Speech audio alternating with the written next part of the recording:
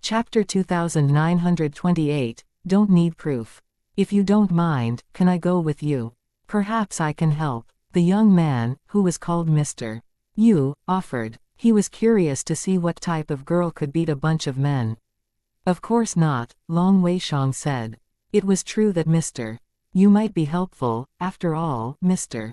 Yu wasn't weak. Although he wasn't scared of the girl who beat all of his subordinates, he had to be careful since the girl was able to do that. He was afraid that he might be no match for her. Nevertheless, he had guns, so he wasn't scared. Afterwards, Mr. Yu went out with Long Weishang, then they saw Ji Yuning. Who are you? How dare you intrude into my manor and injure my people? What do you want? Long Weishang looked at Ji Yuning coldly, his expression filled with anger. I came to see you, Long Weishang, Ji Yuning said arrogantly. What for? Long Weishang asked. About Zhang Quanliang, Ji Yuning replied. Zhang Quanliang was the truck driver.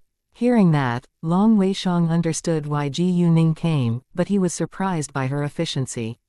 Anyway, since Ji Yuning was already there, she must know that it had something to do with him, so Long Weishang became a little anxious. However, he wouldn't admit it, because it would be troublesome. I don't know what you're talking about. I do know a man called Zhang Quanliang, but we're not familiar. Why did you come to see me regarding him? Long Weishang asked. He didn't deny that they knew each other, but he still wanted to get out of the mess. After all, he didn't think Ji Yuning had evidence. Since I came here, I have naturally already found out that it has something to do with you. If you admit and tell me who the mastermind is, I can give you a lighter punishment, but if you refuse, I'm afraid I can only destroy your gang, Ji Yuning said in a flat tone. She didn't think the Tiger Gang was a big problem. In fact, it couldn't be easier for her to ruin them. You, Long Weishang was furious and shouted, how dare you? He didn't believe that Ji Yuning was able to do that. Although she was very skilled, he didn't think that she could ruin his gang. Mr. Yu had no idea what Zhang Quanliang had done, but he was astonished by Ji Yuning's arrogance. He also refused to believe that she had the ability to ruin the Tiger Gang. Moreover, he disliked arrogant women. I'll prove it to you, if you don't believe me, Ji Yuning continued, provoking Long Weishang. Long Weishang was angry, so he decided to teach Ji Yuning a lesson. Without delay, he drew his gun and pointed at Ji Yuning. He dared to use guns, because this was a private manor. No one else was around, so it wouldn't cause any trouble. Long Weishang moved very fast, and even skilled people might not be able to avoid the bullet, let alone ordinary people. However, in Ji Yuning's eyes, the bullet couldn't be slower, so she wasn't scared at all. When the bullet was shot, Ji Yuning didn't move right away, which made other people think that she was going to be hit by it. Long Weishang was very satisfied. However, right when they believed the bullet would enter Ji Yuning's body, she slightly turned, causing the bullet to miss her. Seeing that, everyone was surprised. They felt that she didn't care about the bullet at all. How was that possible? Long Weishang was reluctant to accept it.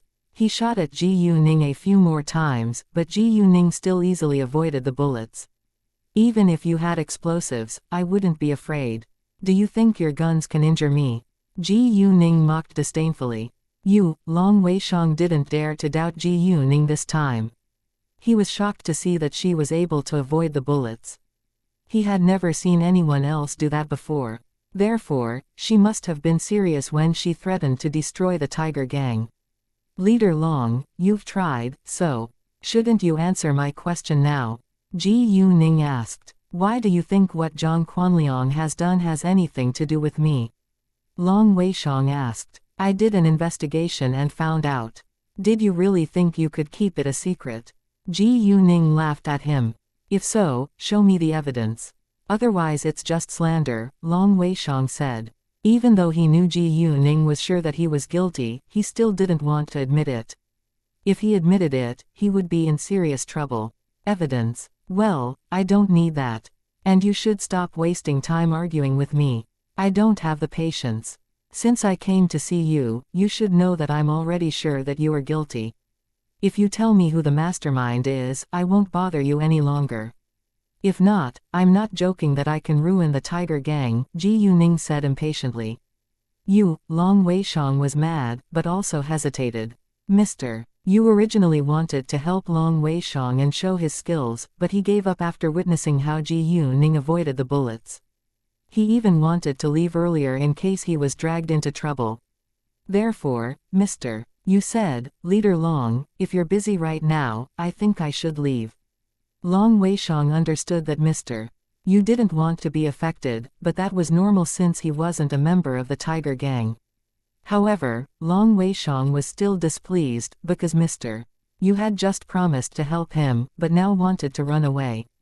Nevertheless, he couldn't force Mr. Yu to stay, so he had to agree. Please, Mr. Yu. Mr. Yu didn't care about his opinion and immediately left with his 2 servants. Ji Yuning didn't stop him, because she could see that Mr. Yu wasn't a member of the tiger gang. Chapter 2929, Time to Pay Back. After Mr. Yu was gone, Ji Yuning turned to stare at Long Weixiong silently, waiting for his response. Long Weixiong suddenly didn't know how to answer Ji Yuning. He was reluctant to give in, but he was left with no choice. Leader Long, if you refuse to tell me, I'm afraid I can only use violence. Long Weixiong remained silent for quite a while, so Ji Yuning lost her patience. Please don't. Long Weixiong finally yielded. It's true that I ordered Zhang Quanliang to do that, but I was paid too. The real mastermind is the heir of the Huang family, Huang Yuan. As for the reason, I have no idea why he wants to do that, Long Weixiong said. The Huang family. What do they do? Ji Yuning asked. She was unfamiliar with major families in City H. They're the richest people in City H, Long Weixiong replied. Do you have evidence to prove it's Huang Yuan? Ji Yuning asked. Of course I do. We always keep evidence when we receive tasks like that in order to protect ourselves if it's exposed, Long Weixiong said.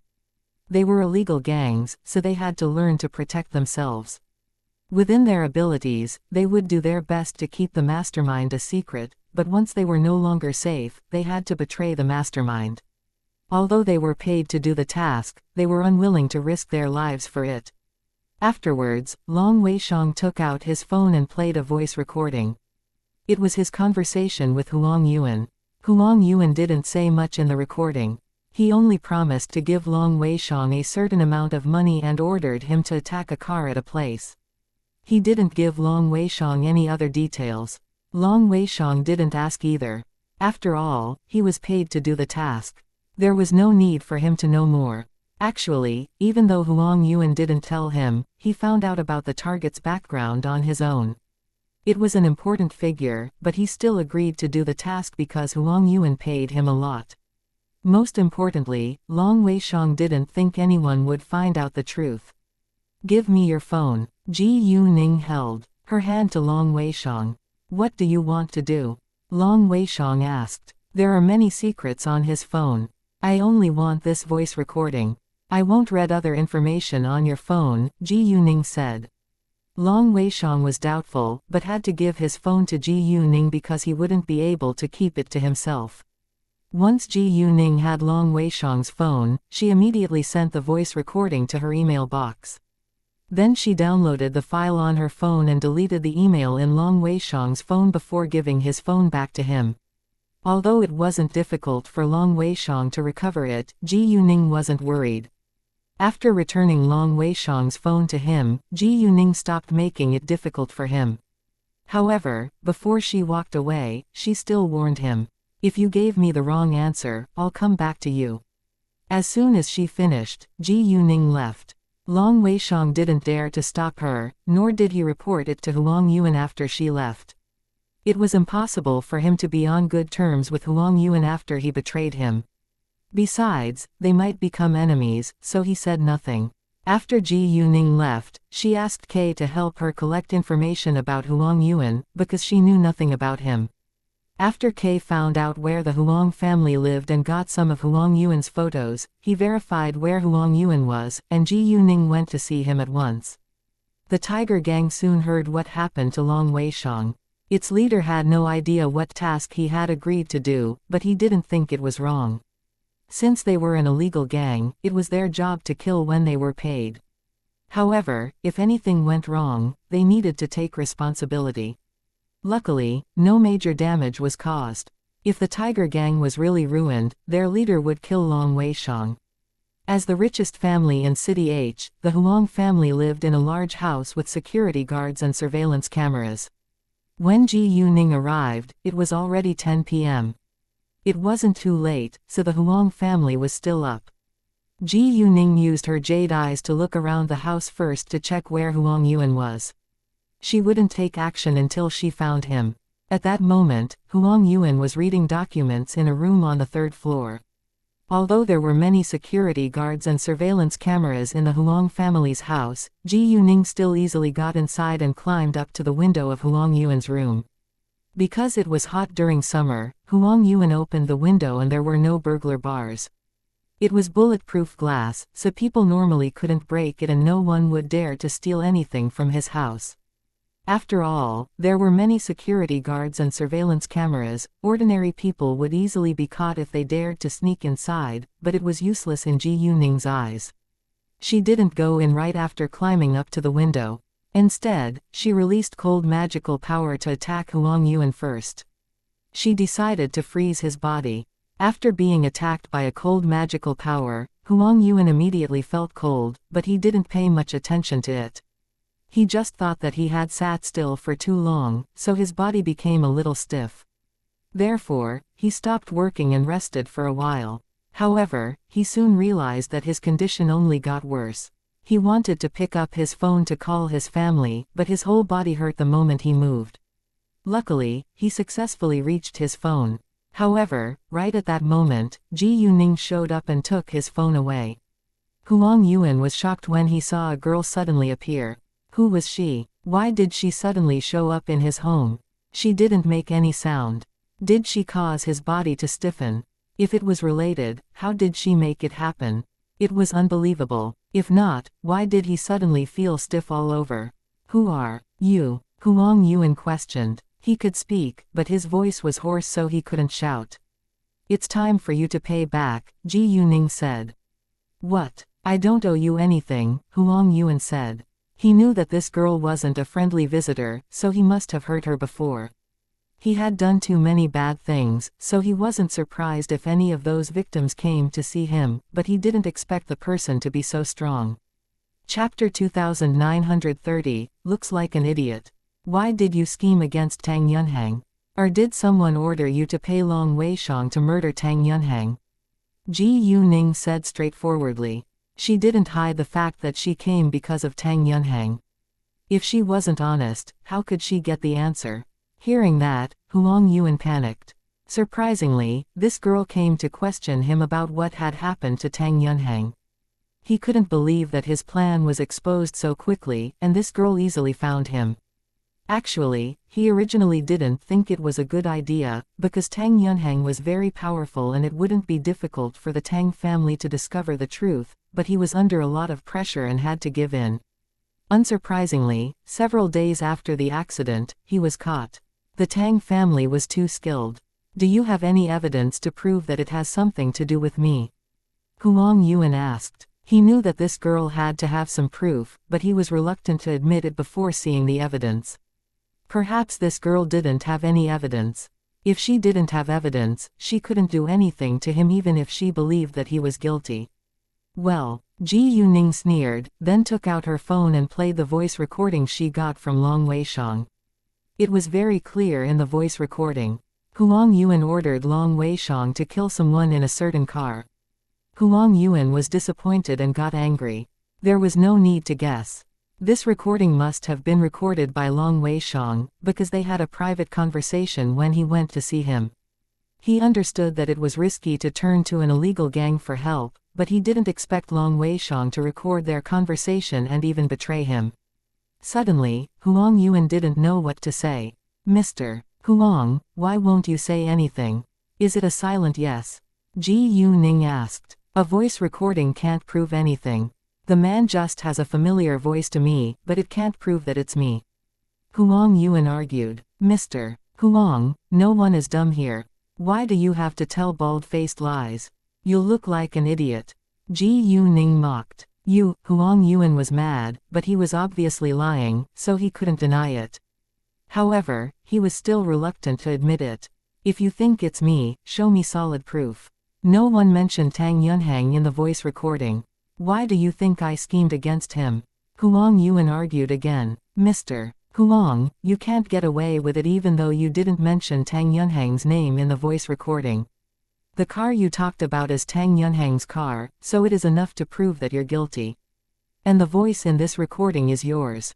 It's an undeniable truth. The police clearly know it, Ji Yuning said, laughing at Huang Yuan. Huang Yuan was silent again. Ji Yuning was right. The car was Tang Yunhang's car, so his purpose couldn't be more obvious even though he didn't mention Tang Yunhang's name. Mr. Huang, I'm running out of patience. Even Long Weishang admitted it, do you think you can deny it? Ji Yuning asked. Hearing that, Huang Yuan was scared. He finally realized that this girl could make Long Weishang confess to the crime. She must be very powerful. Although he was mad at Long Weishang for betraying him, he understood that Long Weishang must have been left with no choice.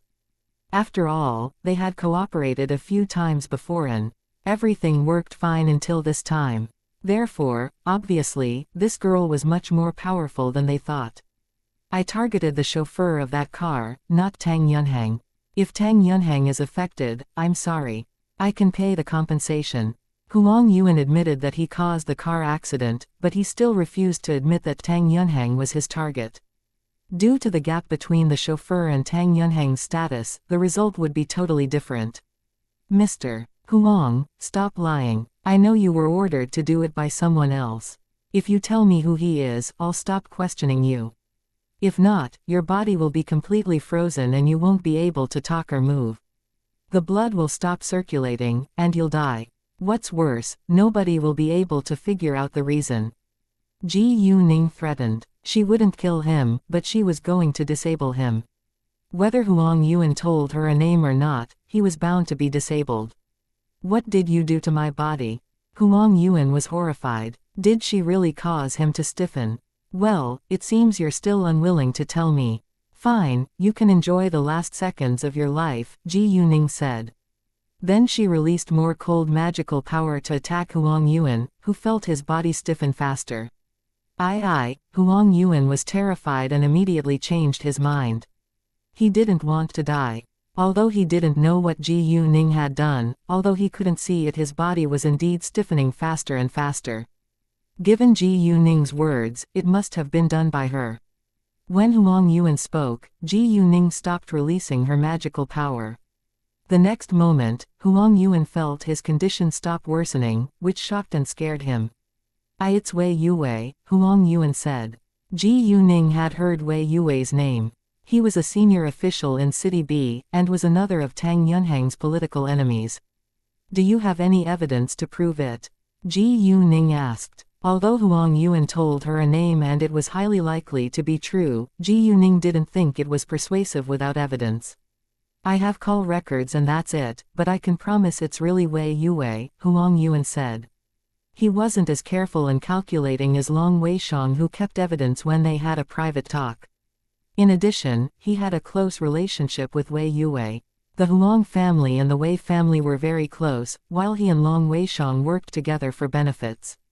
Unfortunately, given the current situation, he couldn't keep it a secret any longer, because he didn't want to die. I'll continue to investigate it. If you didn't lie, I won't cause you trouble again, but if you did, you'll regret it, Ji Yuning threatened, then climbed out of the window.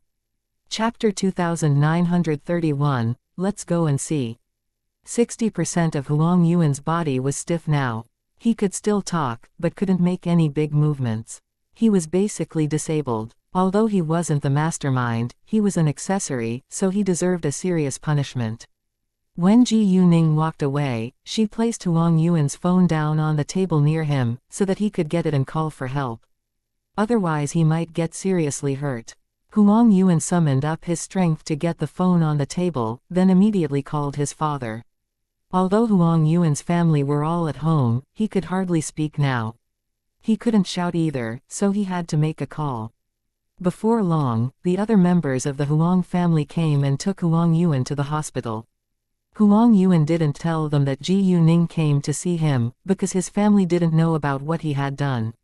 And it would take a lot of energy to explain what had happened, so he simply said that his body suddenly became stiff and he found talking difficult.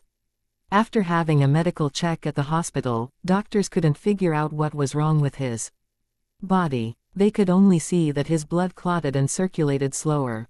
Hearing that, Huang Yuan was even more scared, because it was very strange. After Ji Yuning left the Huang family's house, she called Tang Yunheng and told him what happened. Tang Yunheng wasn't surprised to know that Wei Yuwei was the real mastermind, because he had thought that it had to have been done by his political enemies. Nevertheless, he was still angry. The problem was finally solved, but it was very late now and there was no flight going home, so Ji Yuning went to book a room at a hotel. She decided to go back to City B tomorrow morning. Unfortunately, drama happened at the hotel. A slightly drunk couple came to book a room, but there were no vacant rooms. Right at that moment, Ji Yuning walked over and took out her black card to ask the receptionist whether there were available rooms. The receptionist said there was one left, and the couple became angry and questioned the receptionist. "We asked you whether there is a vacant room. You told us there isn't. Why is there somehow one right now? What do you mean by treating us differently? Do you think she's better than us?" The man angrily shouted at the receptionist. "There are indeed no available rooms, but this miss has a black card, so," the receptionist explained. However, before she finished, the man interrupted her. "What black card? Shouldn't she obey the rules of first come, first served? I don't care. I want this room." The man's words made sense, but there were rules in the hotel, so it wouldn't work. "I'm sorry. This is the rule of our hotel. We must obey it," the receptionist said with determination. She didn't dare to annoy people who had a black card, so she couldn't satisfy the man's wants even if he was born in a rich or powerful family. People who had a black card were either their boss's family members or close friends. "Do you know who I am? How dare you treat me like this? It's your honor that I came to stay in your hotel," the man ranted arrogantly. "Who are you?" Ji Yuning interjected in a flat tone. Whoever he was, she wouldn't be afraid. Hey, why did you pull me?" The man wanted to say who he was, but the woman next to him pulled his clothes, so he was displeased. "If there are no vacant rooms, we can go to another hotel," the woman said, glancing at Ji Yuning in awe. She recognized Ji Yuning, so she knew they shouldn't mess with her. "Go to another hotel." "No, I want to stay here," the man said. He insisted on staying here, not because he liked this hotel, but because he wanted to argue with Ji Yuning and the receptionist. If he gave in right now, he would lose his face. "Sir, I can see that you're slightly drunk, so I can forgive you for your attitude. If you leave now, it will be over, but if you want to argue and shout at me, I can blacklist you right away," Ji Yuning said calmly. "What? You can blacklist me? Who do you think you are? How can you do that? Do it right now if you really can. If you can't, I disdain you." The man provoked Ji Yuning. He refused to believe that Ji Yuning had the ability to put him on the blacklist of the Wangdang Hotel. On the other hand, the staff at the front desk didn't doubt Ji Yuning's words. Even though they were still polite to the man on the surface, they disliked him very much since he wouldn't stop making things difficult for them. Therefore, they didn't think it was wrong if Ji Yuning blacklisted him. Instead, they hoped that Ji Yuning would do it right away. When the man said that, the woman next to him pulled his clothing again, but the man ignored her again. The woman couldn't stop him or explain because she was unwilling to displease Ji Yuning. Great, let's see. Since the man refused to leave and even provoked her, she wouldn't tolerate him any longer. It wasn't a serious problem, and there was no need to cause a sensation, but Ji Yuning felt that she should teach him a lesson. Therefore, she directly took out her phone and called Tang Yunfan. It wasn't early now, but it wasn't 12 a.m. yet, and Tang Yunfan was normally still up at this time. Even if he went to bed, he shouldn't have been asleep for long, so she wouldn't bother him before long. Tang Yunfan picked up. Because he knew Ji Yuning was in City H, he was nervous when he received her call. "Ningning, what's wrong? Dad, I ran into a troublemaker at our hotel in the city center of City H. He doesn't think I can blacklist him, so I want to prove it to him, Ji Yuning explained. Oh, no problem. Wait a second, I can give the order and the hotel manager will go to meet you at once, Tang Yunfan said. He supported Ji Yuning whenever she wanted to do anything. He understood that Ji Yuning was a reasonable girl, and she said that it was a troublemaker, so the man deserved it even if he was put on the blacklist. Chapter 2932, She can stay here whenever she wants. Hearing Ji Yuning's words, the man still refused to believe that she really meant it. He felt that Ji Yuning was just acting and trying to scare him, so he said, "Oh, you called your father. It seems your father is influential. I want to see what your father can do." The man suddenly became bold under the effect of alcohol. He was slightly drunk and was in a bad mood today, so he wasn't afraid of causing trouble. If he was clear-headed, he wouldn't have made it difficult for them. After all, he knew what a black card meant. Only people who had a close relationship with the boss could have one, so he would annoy the boss if he offended those who had a black card. "You'll see," Ji Yuning said with a vague smile. The woman next to the man, however, felt anxious, but she couldn't do anything about it. Within 5 minutes, the hotel manager rushed over.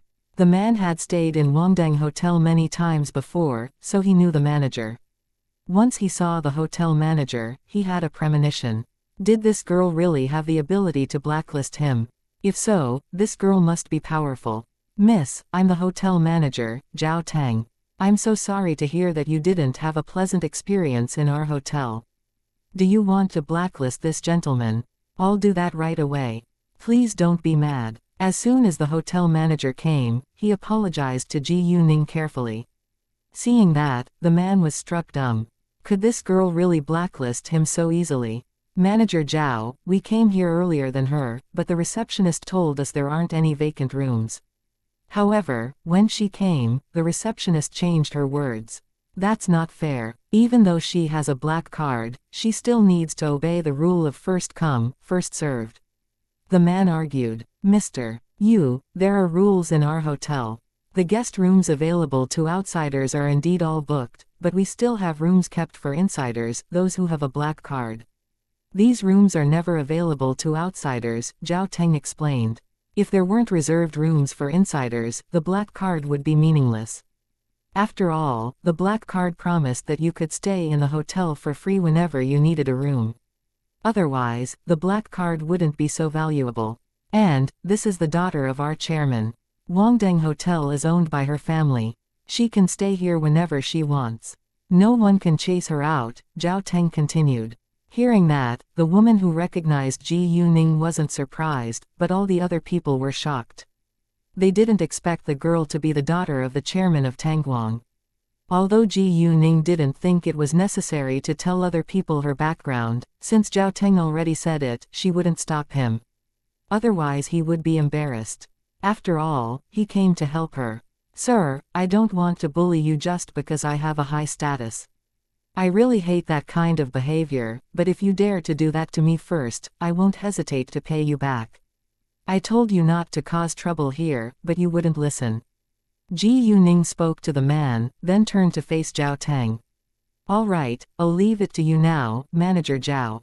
I need to go have a rest." "Of course, be my guest, miss." Zhao Tang responded with a bow. The receptionist immediately handed the room card to Ji Yuning, then she walked away. In that instant, the man sobered up from fright. If the woman didn't support him, he might have collapsed to the ground.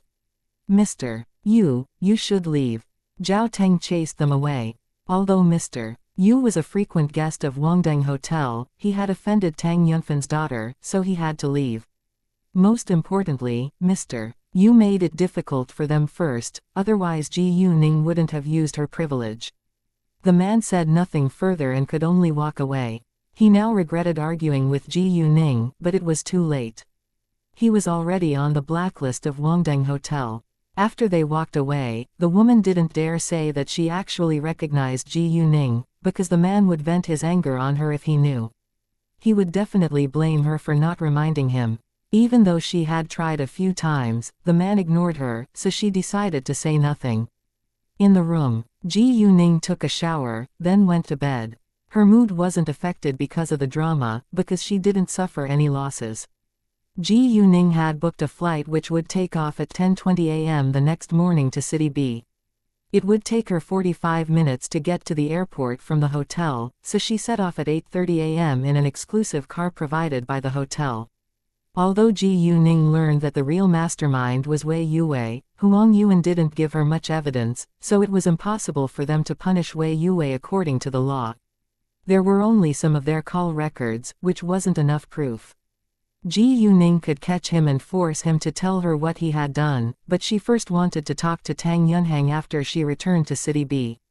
After a 2-hour-long flight, Ji Yuning arrived back in City B and went directly back to the Tang family's house. Only Tang Haifeng and Ji Yuman were at home, since the others had already left for work. Neither Tang Haifeng nor Ji Yuman asked her about her trip to City H, because she had done it after having a private chat with Tang Yunhang. However, Ji Yuman heard Ji Yuning's call with Tang Yunfen last night and knew that something went wrong, so she asked Ji Yuning about it concernedly. "Ningning, what happened at the hotel last night?" Ji Yuman asked. "Did something go wrong at the hotel last night?" Tang Haifeng asked in surprise. "Well, a couple wanted to book a room at Wangdang Hotel last night, but there wasn't any room available for outsiders, whereas I have a black card, so there is a reserved room for me. The man got mad because of that and argued with me. I told him to stop, otherwise I would put him on the blacklist, but he refused. So I called my father and solved the problem," Ji Yuning explained. "How dare he argue with you after you showed the black card?" "He's an idiot," Tang Haifeng said. He didn't think Ji Yuning was wrong, because sometimes it was necessary to teach stupid people a lesson. Chapter 2933, He really dared. He was a little drunk, so he thought too highly of himself. Ji Yuning shrugged. She believed that the man was so rude because of the influence of alcohol. Right, he might forget who he is after drinking. Some people are totally different when they're drunk, Tang Haifeng said. He hated people who turned rude after drinking most. Luckily, the Tang family wouldn't do that. They only drank when it was necessary. After all, alcohol wasn't a good thing. At 6:30 p.m., Tang Yunhang got home. After the meal, Tang Yunhang called Ji Yuning to his study. Although he had been in a car accident, he wasn't seriously injured, so he went back to work. He was busy every day, so he couldn't leave for a long time. After Tang Yunhang learned that the mastermind was Wei Yue, he didn't take action right away, because he didn't have any evidence. He had ordered his people to investigate, but they hadn't found anything yet. Therefore, he still needed Ji Yuning's help. Tang Yunhang needed Ji Yuning to search Wei Yue's home for criminal evidence. He didn't know Ji Yuning was a cultivator, but he knew that she had special skills, so he sometimes needed her help. Tang Yunhang wouldn't force her, so he asked for her opinion first. It couldn't be easier for Ji Yuning, so she agreed. When it was late at night, Ji Yuning left the Tang family's house for the Wei family's house. Before she left, she found out where the Wei family lived. Wei Yue didn't know that Huang Yuan had already betrayed him, because Huang Yuan didn't dare to tell him. So when Ji Yuning arrived at the Wei family's house, it was already 1 a.m. and the Wei family was deeply asleep. The Wei family didn't live together in a large house. Right now, only Wei Yue, his wife, and his 2 kids lived in the Wei family's house. At the front of the gate, Ji Yuning easily damaged it and walked inside. Then she found Wei Yue's study and began to search for criminal evidence. The first thing Ji Yuning searched for was the safe, because people normally put the most confidential stuff in it. Ji Yuning didn't damage it right away, but used her jade eyes to see what was inside. She only saw some cash and gold bars, but there was no criminal evidence. After that, Ji Yuning continued to search around. She looked at drawers, cabinets, and every other place she thought there might be something hidden, but unfortunately she found nothing. Nevertheless, she didn't believe that there wasn't any criminal evidence, because Wei Yue wasn't an upright official.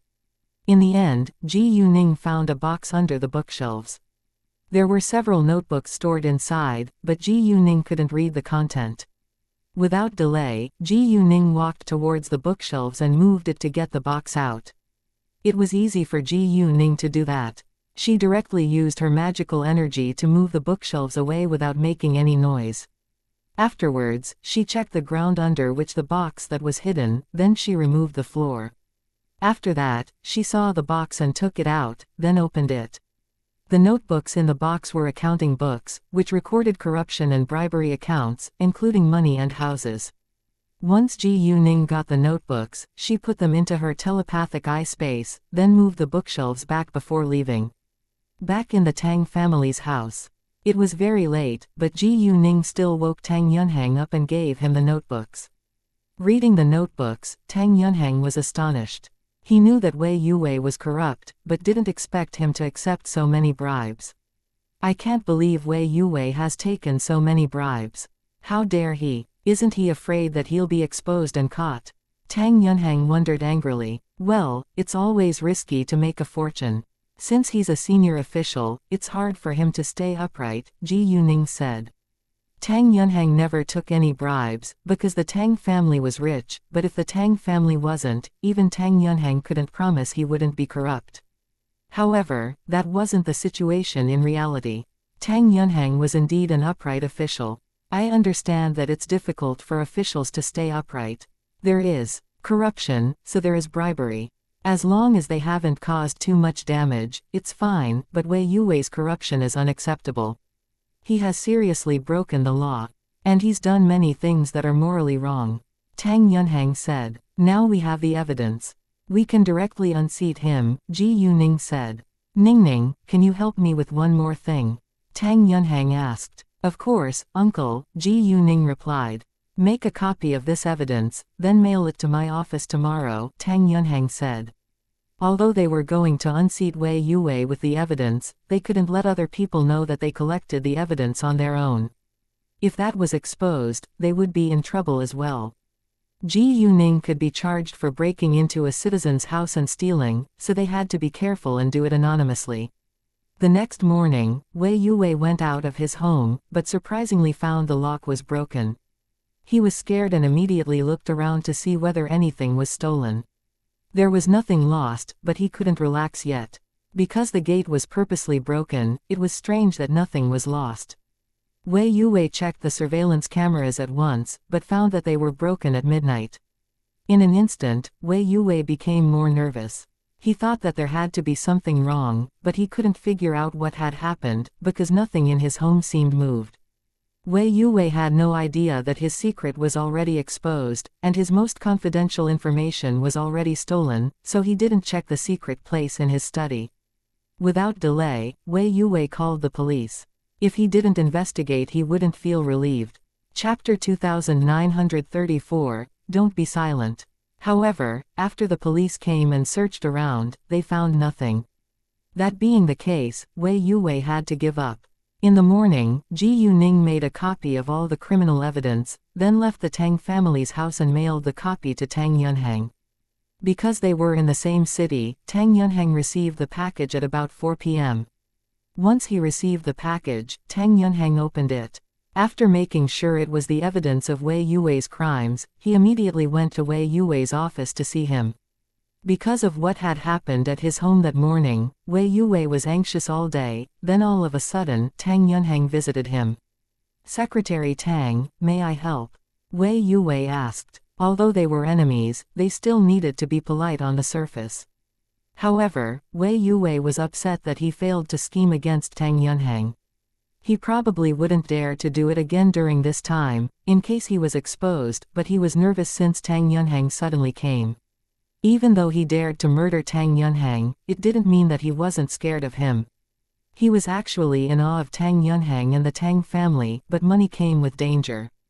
If he didn't get rid of powerful opponents, he couldn't be promoted to a more important position. And he was fully prepared when he decided to carry out his plan. He believed that he wouldn't be exposed. Secretary Wei, I just received an anonymous file. It reports that you've accepted bribes which is worth over 100 million yuan. Can you explain that? Tang Yunhang asked, throwing the file on the table in front of Wei Yue. Wei Yue was stunned. Looking at the file on the table, he couldn't believe his eyes. He didn't open the file yet, so he wasn't sure whether it was really the evidence of his crimes, but Tang Yunheng seemed very confident. Who reported him? Secretary Tang, are you sure? I've been reported. Wei Yue didn't pick the file up right away. He still hoped that he might have good luck and thought that it might be a trap. If he hurriedly picked up the file, he might look guilty. Secretary Wei, why don't you have a look by yourself? You can verify it before you take the next step, Tang Yunheng said meaningfully. Hearing that, Wei Yue immediately picked it up. He was full of horror, because he somehow had a feeling that it was really the evidence of his crimes. Otherwise Tang Yunheng wouldn't come to see him. The moment he read the first page, his hands shook and his body stiffened. He was completely shocked. It wasn't other people's stuff, it was his own notebook. How was that possible? Why did it show up here? Didn't he hide it away well? How was it found? And it wasn't the original file, it was just a copy, which meant the person who reported him had the original file. Secretary Wei, do you know what this is? Tang Yunheng asked. I don't know who sent this to you. The handwriting on it looks the same as mine, but it isn't mine. After all, it's not difficult to copy someone's handwriting. Wei Yue denied. Although he understood that it would be hard for him to get out of this since Tang Yunheng had the evidence, he was unwilling to admit it right away. Really? But the whistleblower took a video and it was found in your study. If it's not yours, you really shouldn't carry the blame. Why don't we inform the Central Commission for Discipline Inspection? We can go to your home to make sure of it, Tang Yunheng said. He didn't argue with Wei Yue, but gave an idea. It was true that Ji Yuning took a video when she found the evidence, but she didn't film when she moved the bookshelves away with her magical energy, because it would shock people. Wei Yue was silent. Furious, he had no idea what to do right now. He hated the person who dared to take it out of his study, but how did the person know the evidence was hidden in his study? Even his family didn't know. Wei Yue remembered that the gate of his house was broken this morning. In that case, it had to be related to the lost evidence, but it was really unbelievable that the person easily stole his notebooks without leaving any traces. Moreover, did it have something to do with Tang Yunheng? Did Tang Yunheng really receive an anonymous mail, or was it his plan? Wei Yue's guess was the truth, but he didn't think it was possible. Secretary Wei, why are you silent? Tang Yunheng asked. Secretary Tang, what do you want to do? Wei Yue asked. Secretary Wei, what do you mean by saying that? Since you've been reported for accepting bribes, as the General Secretary of City B, I have the responsibility to investigate it, Tang Yunheng explained. Will you do that every time someone makes fake evidence? If there is nothing illegal at my home, your actions will damage my reputation. Not everyone will believe that I'm innocent, Wei Yue said, reluctant to give in. Secretary Wei, you're not dumb. As a senior official, I think you can handle it very well. Whether the evidence is true or not, the handwriting on it is yours. I also have a video to prove that it was found in your study. Given that, I have enough reason to conduct an investigation. If you don't want me to do that, I can hand it to the Central Commission for Discipline Inspection, Tang Yunheng said. He didn't need to deal with it in person, he simply came over because he received the file. Once he finished speaking, Tang Yunheng turned around and walked away. Wei Yue completely panicked. He realized that he couldn't avoid the investigation this time because the evidence was directly mailed to Tang Yunheng instead of his people. What should he do now? Did he have to allow himself to get caught, but how could he change the result? He wanted to call his family to tell them to fill the hole if they were home. Chapter 2935, It's a Mistake. However, it was useless, because no one would believe it and it would only make him appear guiltier. Wei Yue was restless as he walked around in his office, but he had no idea what to do. Tang Yunheng, at the same time, went straight to the office of the Central Commission for Discipline Inspection. Afterwards, Tang Yunheng handed the evidence to his people at the Central Commission for Discipline Inspection. It was necessary, because other people might not do their best to help him with the investigation. When Tang Yunheng's people saw the evidence, they were surprised too. They knew Wei Yue was a corrupt official, but they could never find evidence. Now there was solid proof, and it was even written down by Wei Yue himself.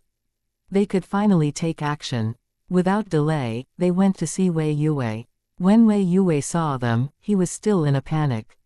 He wanted to resist, but didn't know how, so he had to follow them back home. After searching and checking, the video was indeed taken at Wei Yue's home. After the bookshelves were moved away, there was indeed a hole hidden under the floor, but the stuff inside was already gone. Wei Yue couldn't figure out how his notebooks were found and stolen. After all, he had no idea when it happened. If it really had something to do with the broken lock this morning, how did the person move the large bookshelves away without making any sounds? It was impossible for a person to do alone. If there had been many people who broke into his home, his family should have heard something. Were they drugged beforehand? Thinking of that, Wei Yue thought it must be the answer, otherwise they should have heard something. Secretary Wei, what do you want to say right now? An employee working in the Central Commission for Discipline Inspection asked. Wei Yue remained silent, but it only proved that he knew that he was guilty. If not, he would defend himself. Secretary Wei, please go to the Central Commission for Discipline Inspection with us right now. Because Wei Yue refused to say anything, there was no need for them to waste time asking him. They could directly take him back for interrogation. Wei Yue didn't resist, because it was meaningless. When the staff of the Central Commission for Discipline Inspection took Wei Yue out, his wife saw them and was scared. She immediately asked them what happened. An employee told her the reason, leaving her shocked and scared. She couldn't believe her ears. It turned out that Wei Yue's wife had no idea what he had done, so she refused to believe it was true. No, that's impossible. It's impossible. It must be a mistake. Wei Yue's wife exclaimed. Mrs. Wei, we have solid proof to prove he's guilty. It can't be a mistake, the staff replied. No, I don't believe it. Mrs. Wei still couldn't believe it. Looking at Wei Yue, she wanted to ask him for an answer, but Wei Yue said nothing. All of a sudden, she realized it could be true. In the end, Wei Yue was taken away. The next day, the news quickly went abroad, and everyone was surprised. A few days later, the result was out. Wei Yue was punished according to the law. Because there was solid proof, Wei Yue had to yield, but once he admitted it, many people were in trouble too, because he wasn't the only person who accepted bribes. Afterwards, nothing else happened and they lived a peaceful life again. Ji Yuning and Leng Xiaoting's wedding was around the corner and would be held in 2 weeks. Therefore, Ji Yuning returned to the capital, because she needed to do some things in person.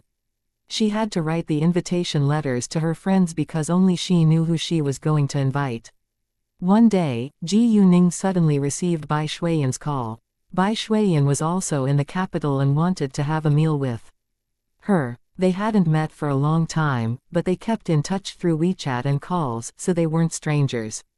Since Bai Shuiyan was in the capital and Ji Yuning was free now, Ji Yuning agreed to dine with her.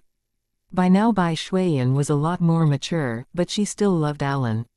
Every time Bai Shuiyan called Ji Yuning, she talked about Alan. Bai Shuiyan and Alan were still friends. Although they were closer than before, they were just friends. At her meeting with Ji Yuning this time, she couldn't help talking about Alan again. Ji Yuning, am I helpless in love?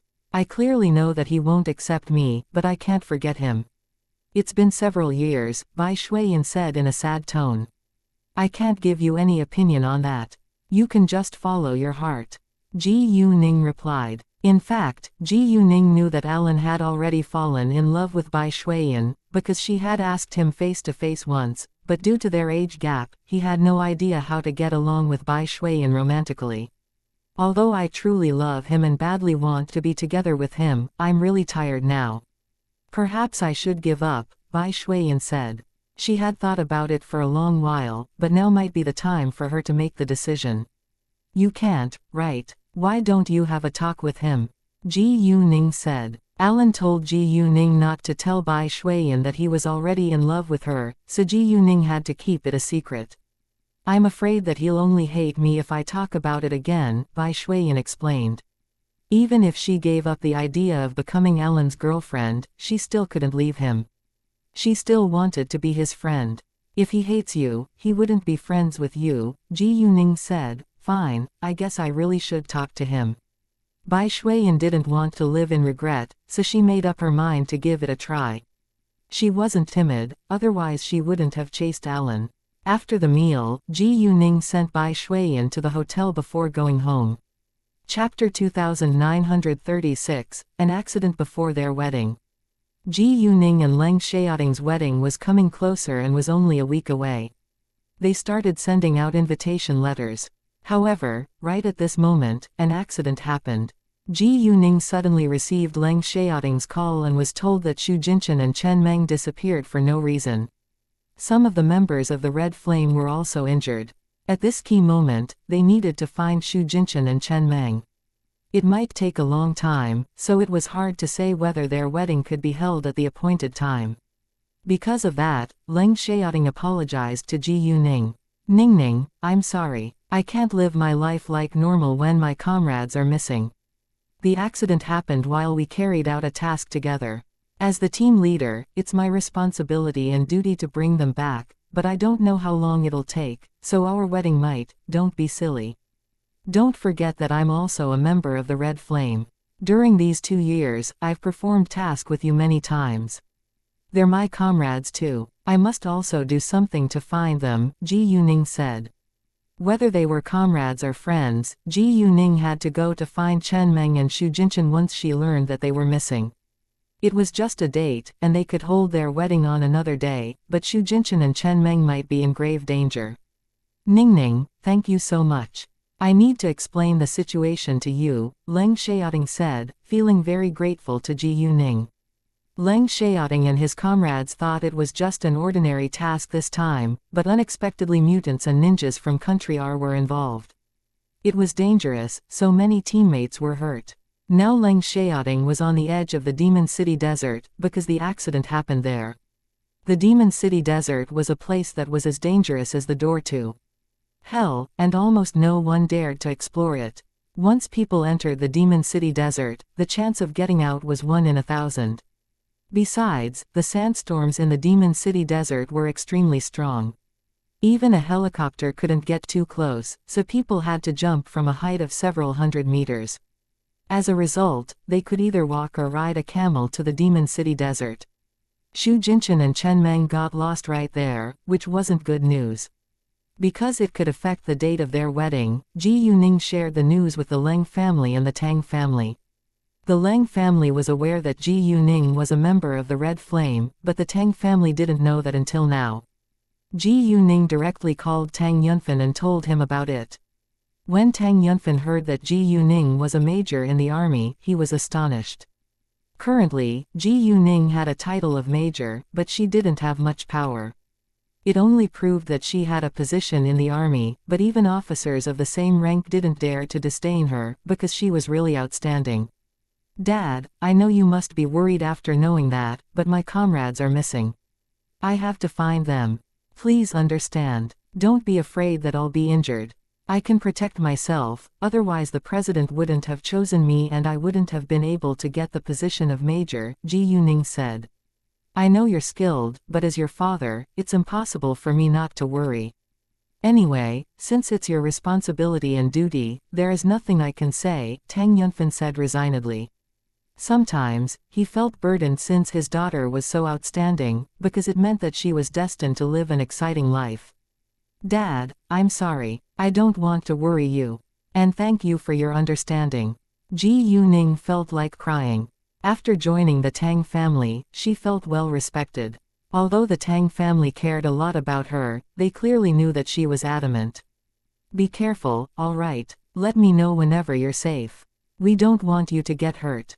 You don't need to tell your grandfather and the other family members. I'll do that, Tang Yunfan said. Tang Yunfan didn't want Ji Yuning to tell Tang Haifeng, Ji Yuman, and other family members in person, because he was afraid that they might affect her mood.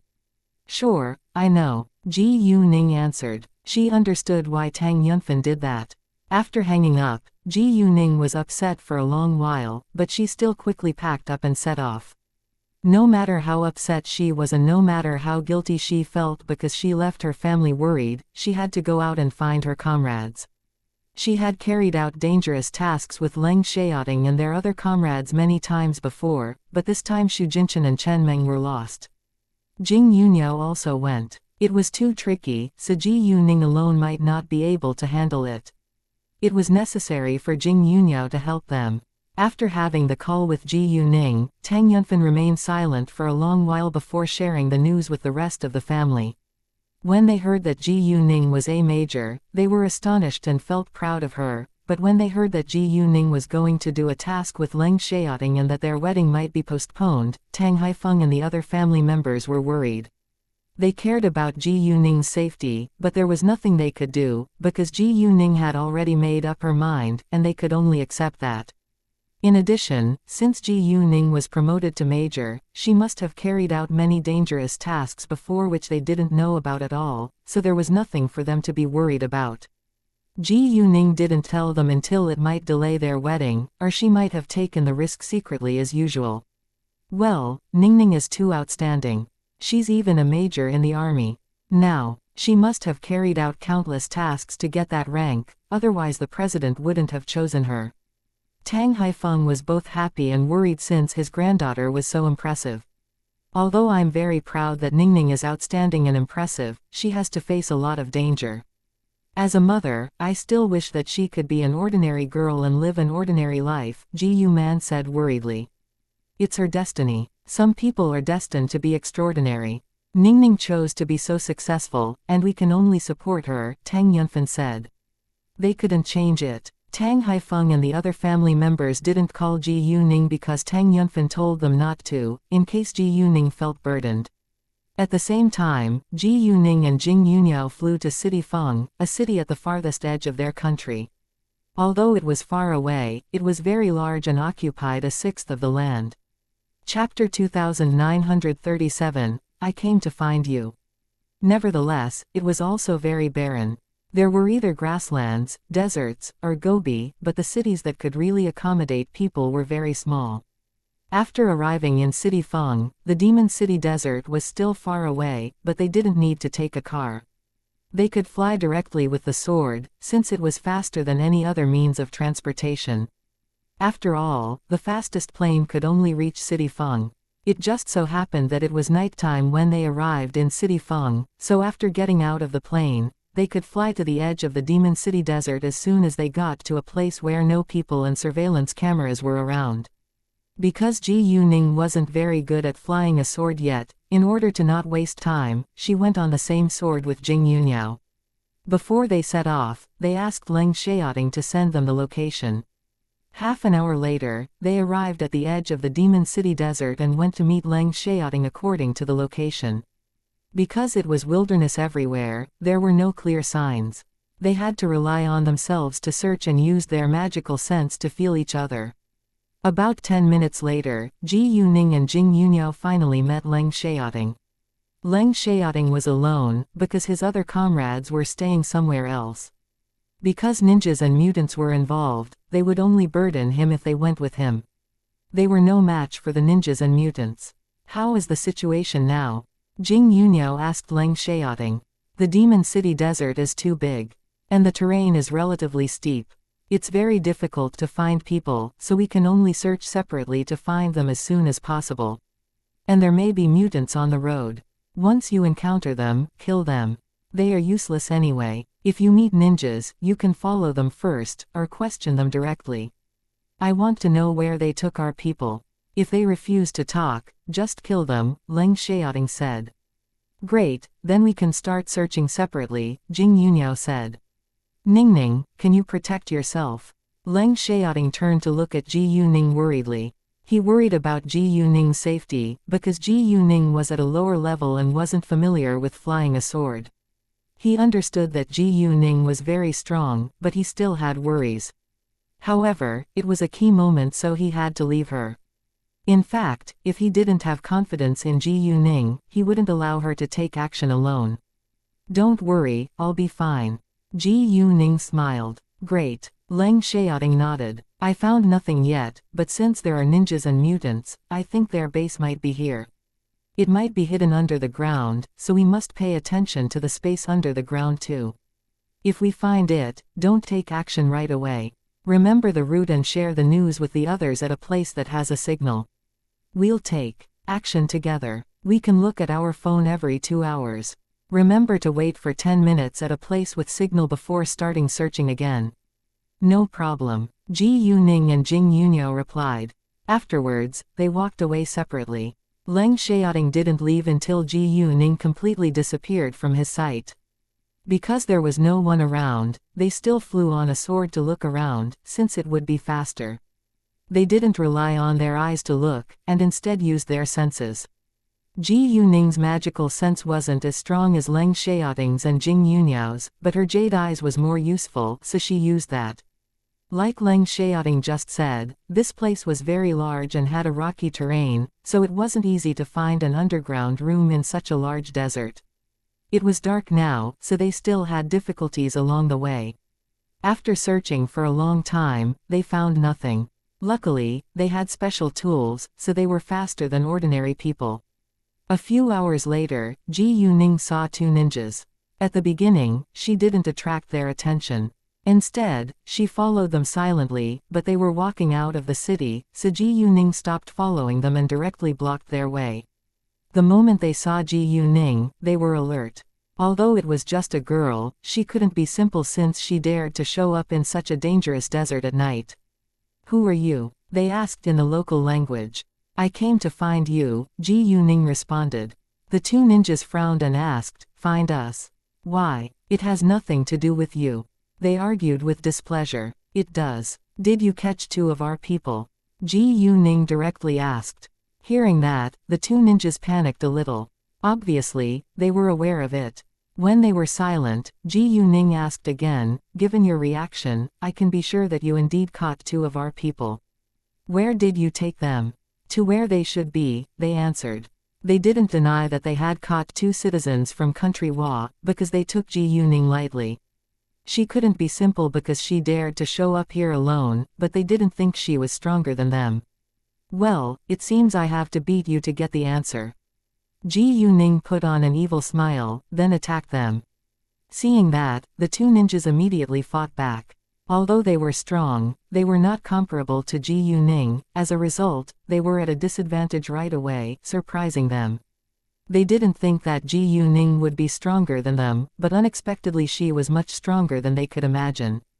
How did she have superpowers? That was the only explanation they could think of, because ordinary people could not fight against them, but Ji Yuning was at an obvious advantage. They did their best to fight back, but unfortunately still lost. In the end, they wanted to run away, but Ji Yuning didn't give them a chance. The moment they moved, Ji Yuning stopped them and beat them. Looking down her nose at them, Ji Yuning asked seriously, "Tell me, where are they right now?" "We don't know," they answered. "You don't know? Do you really think I'd believe it?" Ji Yuning asked. Chapter 2938, No Need to Keep You. "We honestly don't know," they replied, not seeming guilty at all. Ji Yuning frowned slightly. Was it true that they didn't know? She wasn't convinced. "If you don't know it, I don't think I need to keep you. I'll just kill you. Now, you have a last chance. Do you really not know, or are you unwilling to tell me?" Ji Yuning said as she summoned magical energy in both of her hands, then hit the 2 ninjas. Because the 2 ninjas were too weak to avoid it, they were hit. With a sharp pain, they felt as if they were being torn apart. At the same time, they realized how powerful Ji Yuning was, but they still had no idea who she was. They only knew that she had superpowers. "We seriously don't know where they are, because it was not us who caught them," one ninja said. They honestly didn't know. They didn't catch Xu Jinchen and Chen Meng. They only heard the news, and they were actually on their way to catch the other members of the Red Flame. Really? Ji Yuning was mostly convinced, but she didn't stop and hit them with magical energy again. After the second hit, the 2 ninjas were almost dead, but they still insisted on saying that they didn't know. "If so, there is no need to keep you." Ji Yuning believed their answer, but they would still be killed. Therefore, without delay, she killed them with a final hit. Afterwards, Ji Yuning rolled up a gust of sand, buried them directly, then left. She continued to look for Xu Jingchen and Chen Meng. Jing Yuniao and Leng Xiaoting also met ninjas and mutants. When they couldn't get any information from them, they killed them too. As the sky turned bright, they had finished searching many places. By now they were deep in the Demon City desert, and the sandstorms were becoming stronger. It could even lift people up high in the air, but Ji Yuning and the others weren't ordinary people, so they weren't affected. When they reached the Gobi, the sandstorm became weaker, and the Gobi was particularly rugged. For ordinary people, it wasn't easy to walk, and people could easily fall, but Ji Yuning wasn't an ordinary girl, so it was not at all difficult for her. The sand and rocks in the Gobi were the hardest, so Ji Yuning felt that if a base really existed, it might be built under the Gobi. Accordingly, she searched around the Gobi the entire time. It was just a guess, but after searching for more than half an hour, she finally found out that there was indeed a cave under the Gobi, which was about 10 meters under the ground. However, for the time being, she couldn't see what was underneath. Anyway, since she found it, she needed to search for it, so she carefully observed it. The hole that Ji Yuning saw now was a passage. Because she didn't know which side was the main chamber, she could only follow her instincts to find it in one direction. After about 10 meters, Ji Yuning saw a fork in the road. She could only choose one way by listening to her instincts. Ji Yuning wanted to be sure whether those ninjas and mutants were in it before contacting Leng Xiaoting and Jing Yuniao. If they weren't here, it would only waste more time after she called them over. Ji Yuning continued to look around, then saw a large hall under the ground. The hall was lit brightly and there were many people. Those people were ninjas. After Ji Yuning looked deeper, she saw two people tied on an iron frame in another room. The two people were none other than Xu Jingchen and Chen Meng. Their bodies were covered with whip marks, which was very scary. Ji Yuning was mad. Because there were many ninjas, there must be mutants too. Ji Yuning wasn't sure whether she could rescue Xu Jingchen and Chen Meng by herself with the flood dragon and the monster fox. As a result, she had to curb her anger and left to contact Jing Yuniao and Leng Xiaoting first. She was too deep in the desert, so there was no signal. Ji Yuning flew up with a sword into the sky, then took a picture of this place. After that, she tied the camera to her waist and faced the lens to the destination. As she flew away, the camera shot the route, so they wouldn't miss. After all, this desert was too large, so it would be difficult to find the cave. Luckily, the Gobi Desert was a landmark, so it was better than an ocean that had water everywhere if there wasn't a small island. Ji Yuning flew in a straight line for half an hour before arriving at a place with signal. It was also close to the edge of the Demon City desert. When she went to search for their base, she looked around the whole land, so it took a lot of time, but when she left, she went in a straight line, so she was much faster. After reaching a place with signal, Ji Yuning called Jing Yuniao and Leng Xiaoting, but no one answered. Therefore, she sent them a message. Then she waited patiently. Because she had already found the cave, there was no need for her to look around now. After waiting for half an hour, Ji Yuning's phone rang and it was Leng Xiaoting. Xiaoting, I found them. I'll send my location to you. Come to meet me as soon as possible, Ji Yuning said. Sure. Leng Xiaoting was excited and agreed at once. He checked his WeChat and saw the location Ji Yuning sent to him, then rapidly went to meet her. A few minutes later, Jing Yuniao called Ji Yuning back too, and Ji Yuning gave her the same reply. Because they were in an area with signal, they quickly found Ji Yuning. After 10 minutes, Leng Xiaoting arrived and Jing Yuniao was only a few minutes later. Then Ji Yuning briefly told them the situation and they rushed there together. Ji Yuning kept the route in mind and took a video of it, so they arrived at the destination half an hour later. After that, they didn't bother finding the entrance, instead they asked the tree vine to dig a hole above the passage to the hall. The tree vine grew in soil, so it couldn't be easier for it to dig a hole. Therefore, the tree vine dug through a depth of 10 meters. Once it finished, they smelt something rancid from the passage. Obviously, this passage had been sealed for too long and bred unpleasant smells. Without delay, Ji Yuning and the others directly put on a mask. Chapter 2939, Thank you for help. After they went down, Ji Yuning directly took out a night luminescent pearl to light the path. They could see skeletons in the passage once in a while, but they were not affected. Because Ji Yuning had seen and memorized the route, they were easily able to find the right path in the cave. At the end of the passage, there was a stone gate, and there was a room. After entering this room, they needed to go through a passage to reach the main hall. This side of the passage was completely closed, while the other side of it was the ninjas and mutants activity area. At this time, Leng Xiaoting and Jing Yunyo also used their magical sense to feel the situation on the other side of the passage, and they found that there should be about 60 ninjas and mutants. Ji Yuning also used her jade eyes to check. There are many of them. About 60 I think. 20 mutants and the rest are ninjas, Ji Yuning said. They're barely a threat to us. The most important thing is that we must protect Xu Jinchen and Chen Meng from being hurt again, Jing Yunyo said. After we go there, I'll rescue them, while you, the flood dragon, the monster fox, and the tree vine can focus on killing them. Jinchen and Meng are seriously injured, so they have to be treated as soon as possible. The white flood dragon can stay to guard the door, Ji Yuning said. No problem. Leng Xiaoting and Jing Yunyo agreed. That was the best plan. As long as Ji Yuning was here, Xu Jinchen and Chen Meng would recover quickly. Ji Yuning and the others didn't break the door open, but searched for the latch. If they used violence, it would attract their enemies' attention. That wasn't what they wanted, because Xu Jinchen and Chen Meng were being held hostage. Luckily, they successfully found the latch and moved it. Before they opened the door, Ji Yuning used her jade eyes to check whether there were hidden tricks behind it. After making sure that it was safe, they opened the door. In fact, even if there were hidden tricks, they could protect themselves with magical energy. After removing the latch, the stone door moved, making some noise, but there was no one near it, so nobody heard anything. Afterwards, Ji Yuning and the others walked towards the hall. They needed to avoid conflict as much as possible before they saved Xu Jinchen and Chen Meng. However, they had to walk by the hall to reach the room that Xu Jinchen and Chen Meng were being kept in. Most of the ninjas were in the hall, so it was impossible for them to do it quietly.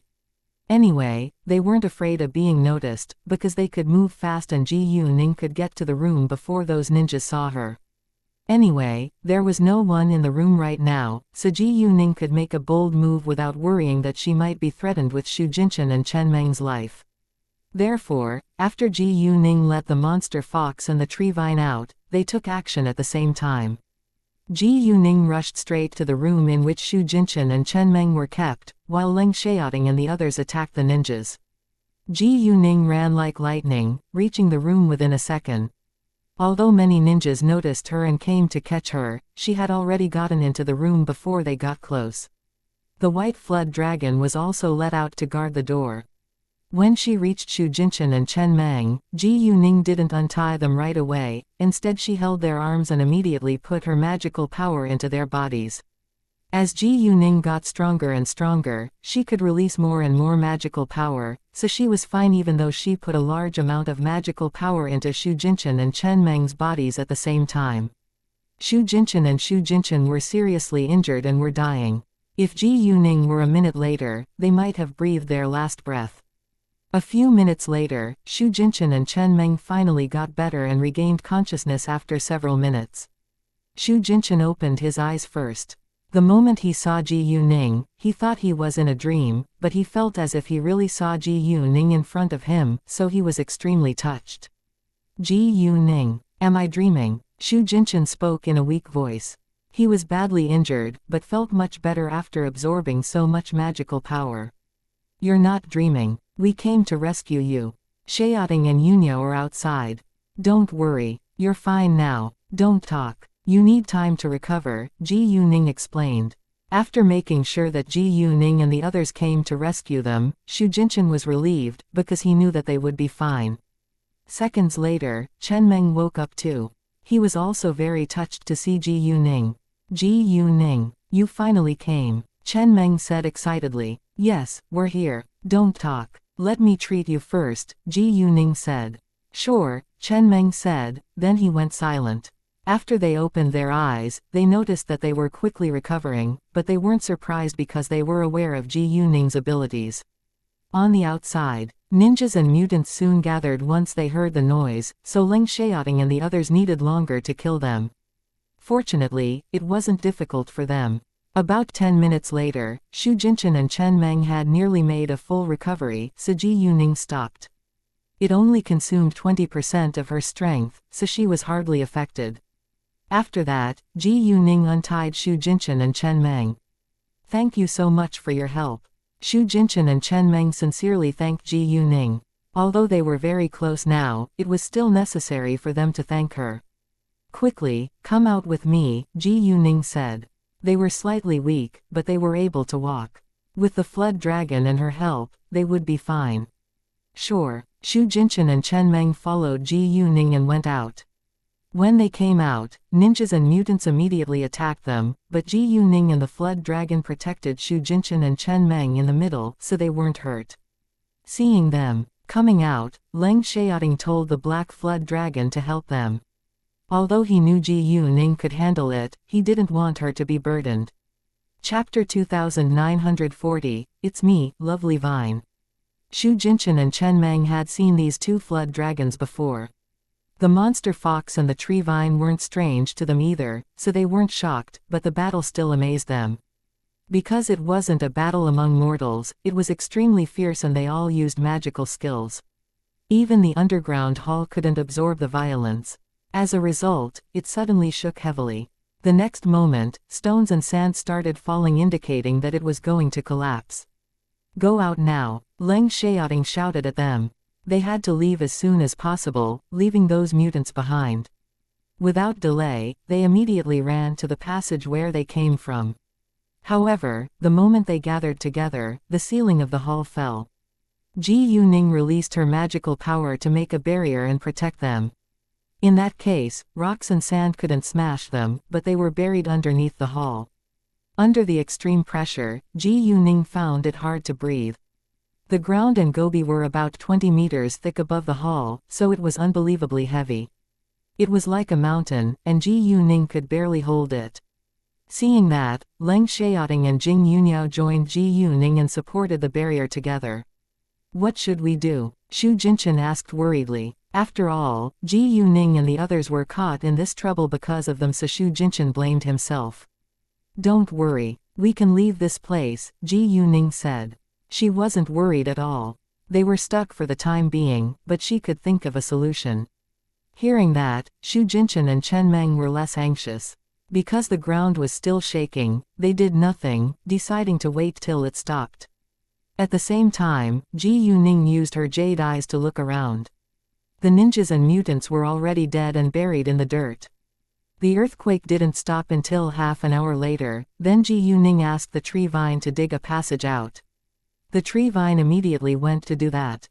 Although there were rocks mixed in the sand and it wasn't easy to dig a way through, it wasn't difficult for the tree vine. However, they were deep, so the tree vine worked for a long time till a passage which could allow a person to pass was made. Afterwards, the white flood dragon went out first, then Ji Yuning. She put the monster fox back into her telepathic eye space before going out. Leng Xiaoting protected Chen Meng, while Jing Yuniao protected Xu Jinchen, when they went out. The back flood dragon was the final one. Because the passage was straight, they didn't climb out slowly, but directly flew outside. Xu Jinchen and Chen Meng felt as if they were taken to the sky by a strong force, so they were scared. They didn't come back to their senses until they had been back on the ground for a long while.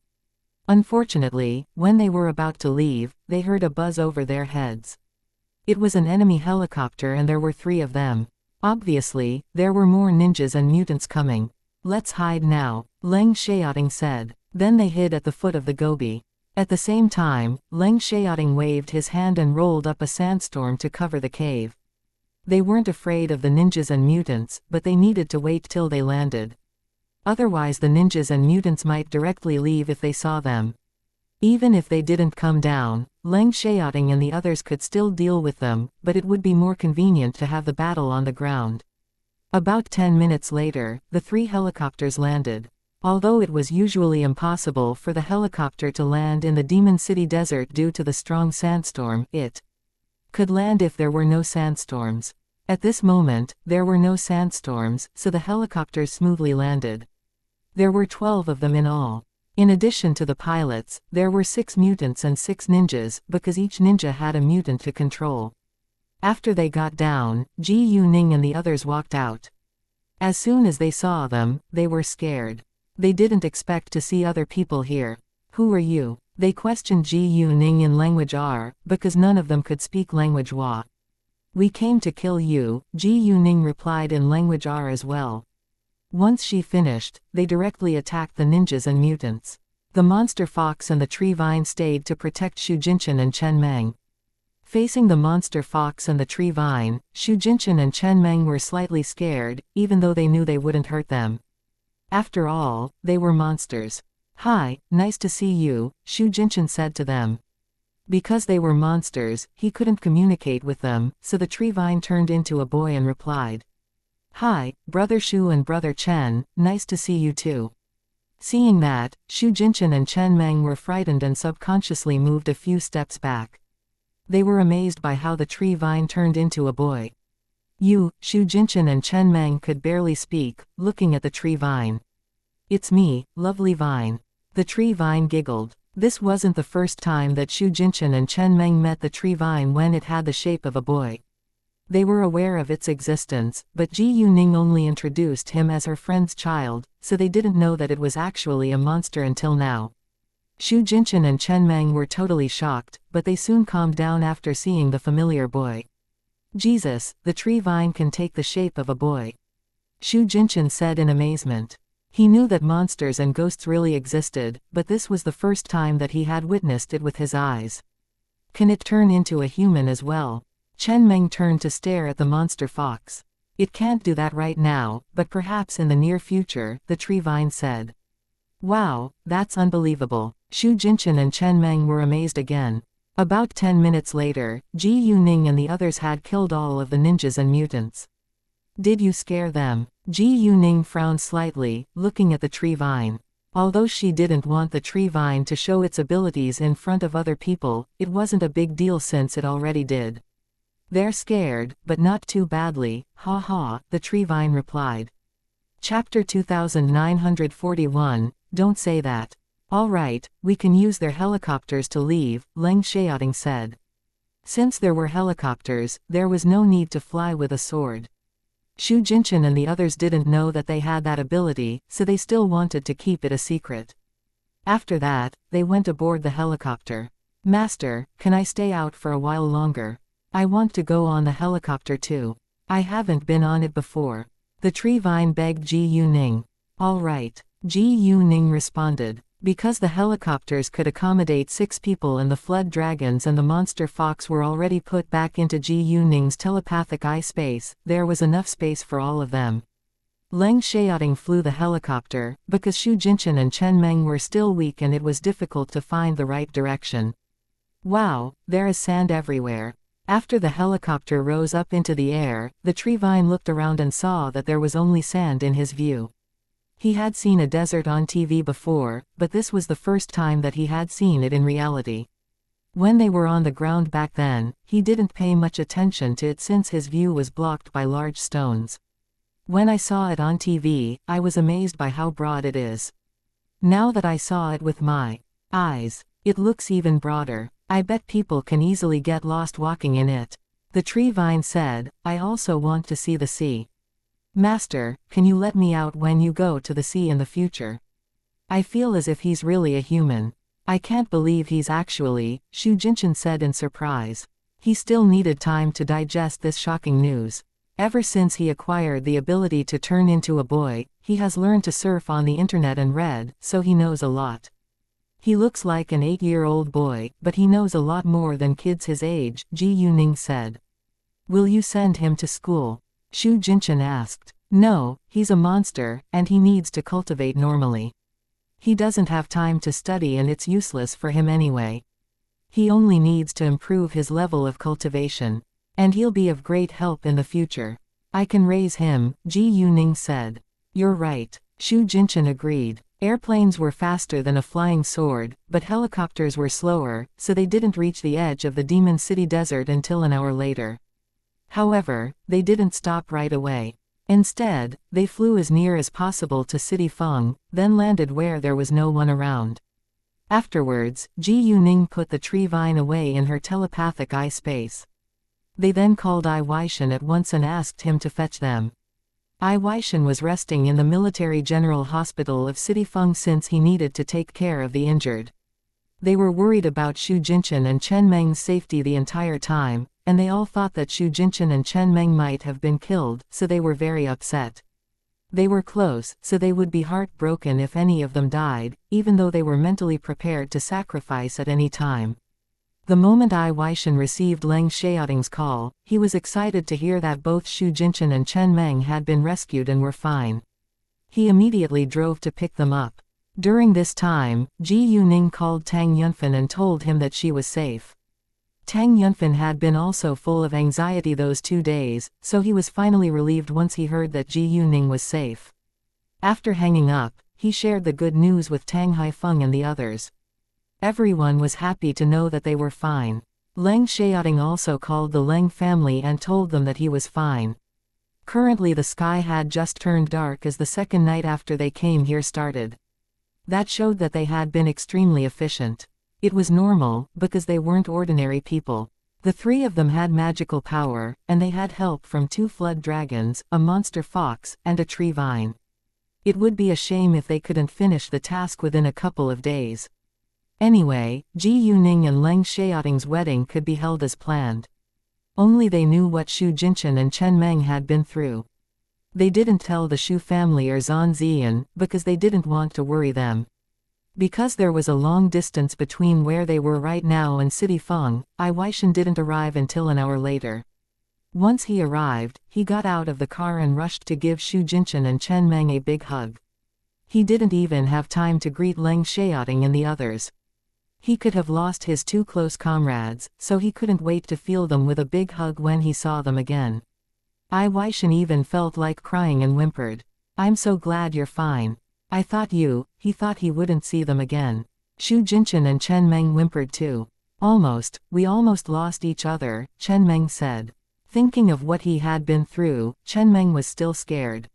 He wasn't afraid of death, but he was reluctant to leave his comrades and family. "All right, we're fine now," Xu Jinchen said to comfort Ai Weishan and himself. After they calmed down, Ai Weishan turned to Leng Xiaoting and the others. "Hi, Xiaoting, Aunt Yunyao, Ji Yuning, thank you so much for your help." "Don't say that. We're brothers. Now let's go back," Leng Xiaoting said, then they got in the car and left. "How are they right now?" Leng Xiaoting asked. "They're much better after taking the pills you gave them," Ai Weishan replied. Leng Xiaoting had given them Ji Yuning's power crystals. "Great." Leng Xiaoting nodded. He understood that they would be fine after taking the power crystals, but he still needed to ask about their condition out of concern. An hour later, they arrived at the Military General Hospital in City Feng and met the other members of the Red Flame. When the other teammates saw Xu Jinchen and Chen Meng, they were extremely excited. They were much better now, but they were still injured, so Ji Yuning gave them more power crystals and poured magical power into their bodies through the air. When it was done, they thanked Ji Yuning. After that, the injured continued to stay in the Military General Hospital, while Ji Yuning and the others went to stay in a hotel, and they would return to the capital tomorrow noon. They successfully finished the task this time, but not completely, because they only destroyed one of their enemies' bases in their country. Perhaps their enemies had other bases, but they didn't know where they were. Country Wa was so large that they couldn't search all around the country little by little. If their enemies weren't dumb, they probably wouldn't find anything even after a few years. Chapter 2942, Shameless. They could force those ninjas to tell them where their headquarters were in Country R, but they couldn't go to Country R and just investigate as they wanted. In addition, Ji Yuning and Leng Xiaoting's wedding was around the corner. No matter what went wrong in the following days, they would have to deal with it after the wedding. The next morning, they left the hospital and went to have a meal before going to the airport.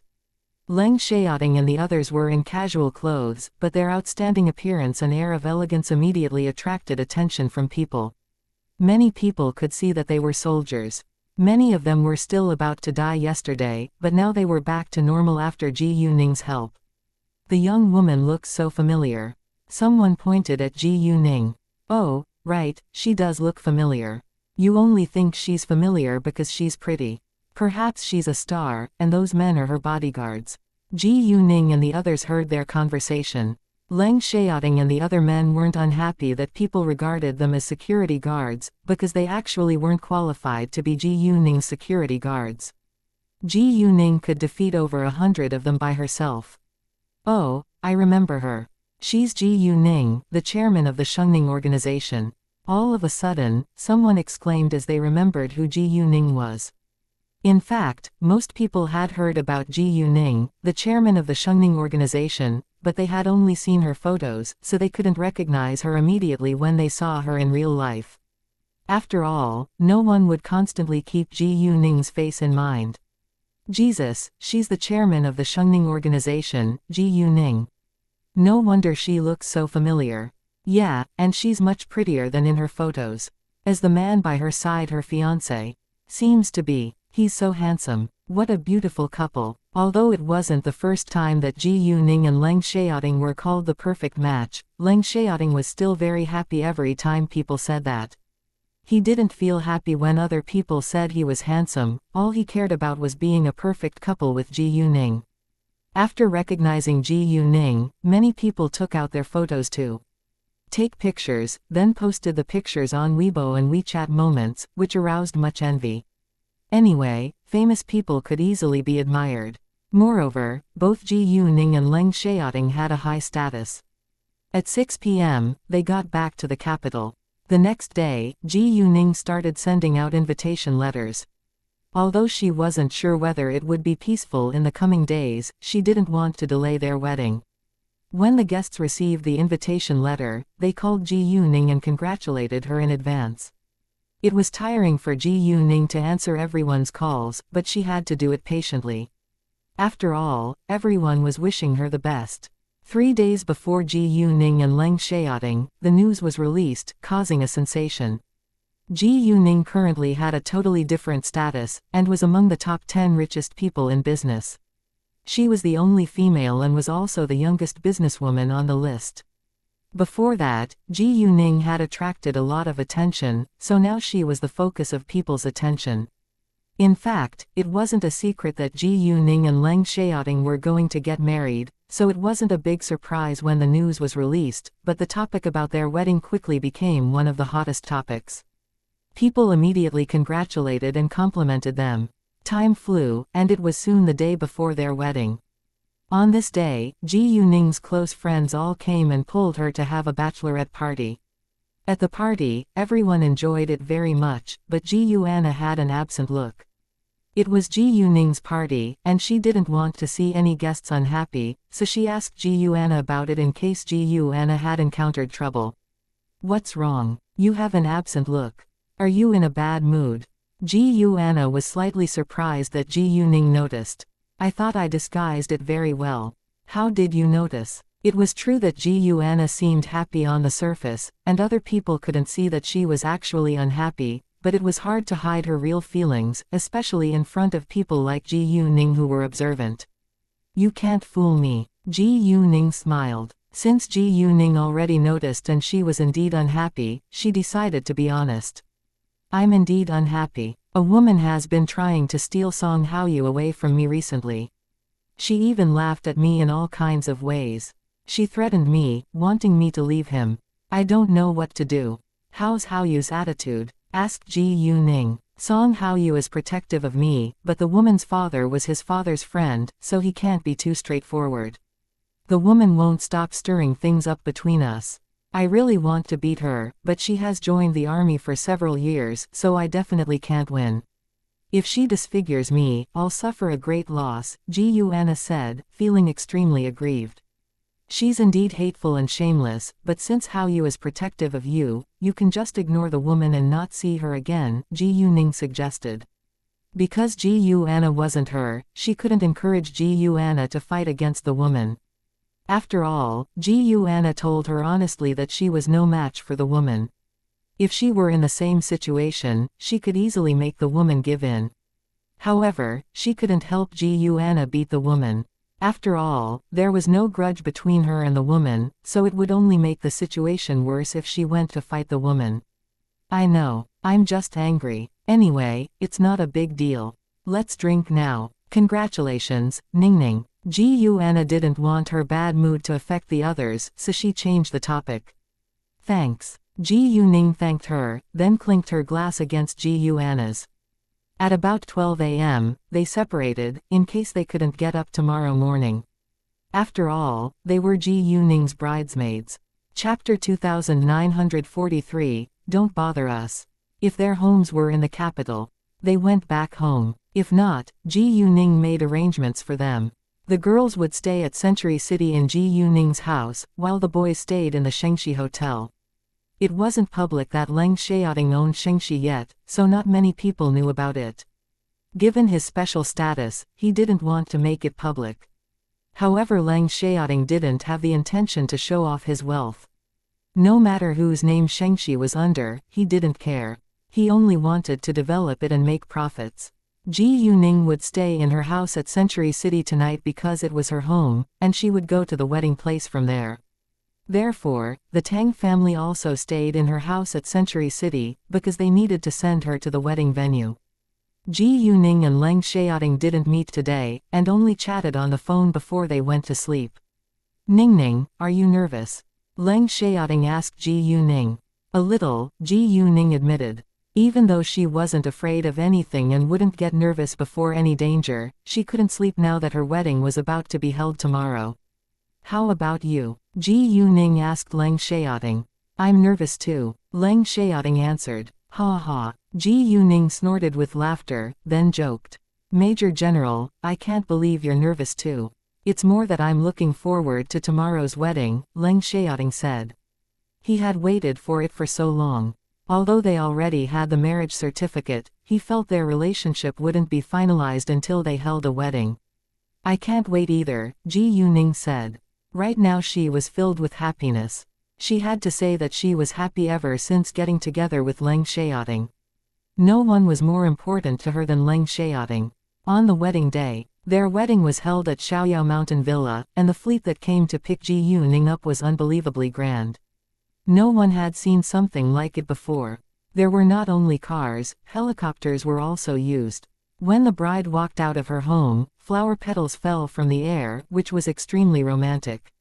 Some reporters were allowed to take a video at the event location, so many parts of the wedding were aired as a live stream. It caused a sensation on the internet again and again. Jesus, it's so dreamy and romantic. Wow, it's so grand. I've never seen a wedding like that before. All the internet users were amazed and envious. At the entrance of the Xiaoyao Mountain Villa, there were two endless lines of armed soldiers. Because of the Leng family's special status, all the guests were important figures, so the security had to be extremely tight. The wedding was like a display of the powerful and wealthy people in their country, because most of the guests were tycoons in politics and business. The importance of the guests shocked the whole country, because nobody had seen so many tycoons at one wedding before. Those important people hadn't even shown up at other tycoons' weddings. This was enough to prove how powerful the Leng family, the Tang family, Gu Ning, and Leng Xiaoting's connections were. Jesus, I'm totally shocked. I've never seen such a grand wedding before. I think all the important figures of our country are present. That's not strange. After all, the Leng family has the highest status in our country, and the Tang family is also very rich. Right, and it's not only the Leng family and the Tang family, Gu Ning is also very influential. Only excellent people and families deserve people and families of the same excellence. What they didn't know was that the most powerful people at the wedding were those cultivators, but they kept a low profile because they couldn't let the public know about their abilities. Shang Guanyang and the other cultivators who had a close relationship with Leng Xiaoting were also present, so no one would be able to cause any trouble today. Gu Ning looked exquisite today. She rarely put on makeup, or only wore light makeup, so she looked unusually stunning at her wedding. There was no girl who wasn't jealous of her. Satu Yi and Chi Tianlin came too, but they were leaders of illegal gangs, so they disguised themselves. Both Satu Yi and Chi Tianlin had admired Ji Yuning from afar, so they were unhappy that she married another man, but they still watched quietly. The wedding went smoothly and nothing bad happened, so Ji Yuning and Leng Xiaoting were relieved. The wedding was such an important event, so they didn't want any accidents to happen. Because Ji Yuning and Leng Xiaoting didn't want to be bothered after the wedding was over, they got all of their close friends drunk at dinner. Ji Yuning and Leng Xiaoting were high-level cultivators, so they wouldn't get drunk no matter how much they drank. Why do I feel Ji Yuning and Xiaoting are getting them drunk on purpose? Xu Qinyan asked, watching everything. Because they're deliberately doing it. Zhan Ziyan was very sure of it. Why? Ji Yuanna couldn't understand it. Perhaps they don't want to be bothered after the wedding is over, Zi Beiying guessed. Fine, I wouldn't like it either, Xu Qinyan said. Upon thinking that a bunch of people kept on joking about the newlywed couple and wouldn't allow the couple to sleep in peace, she was scared.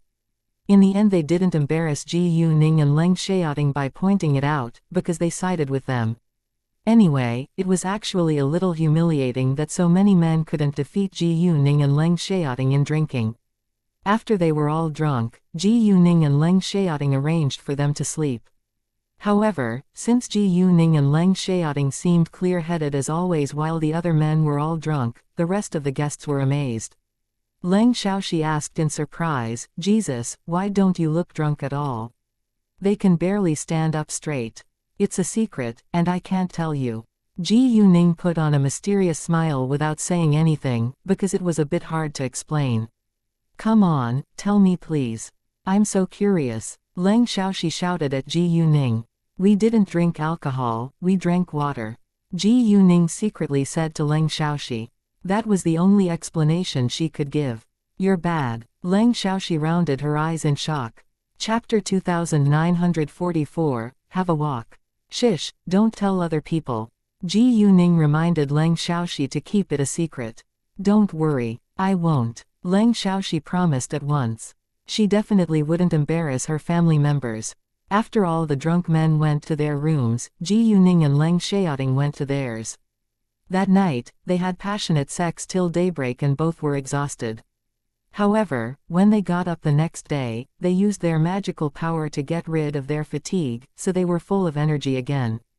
Those drunk men, however, didn't wake up till 2 p.m. They realized that Ji Yuning and Leng Xiaoting did it on purpose, so they criticized them. Anyway, it was already past, so Ji Yuning and Leng Xiaoting didn't care about their opinions. Instead, Ji Yuning and Leng Xiaoting disdained their drinking ability, because the bunch of them got drunk before they did. Those men, who didn't know that they were cultivators, felt humiliated, but their teammates in the Red Flame, who knew about it, couldn't say that Ji Yuning and Leng Xiaoting had played a trick. The next day, after all the guests left, the Leng family visited Leng Yuanan's grave. Leng Xiaoting seriously introduced Ji Yuning to his father. When they came here before, Ji Yuning was his girlfriend and fiancée, but this time she was his wife and Leng Yuanan's daughter-in-law.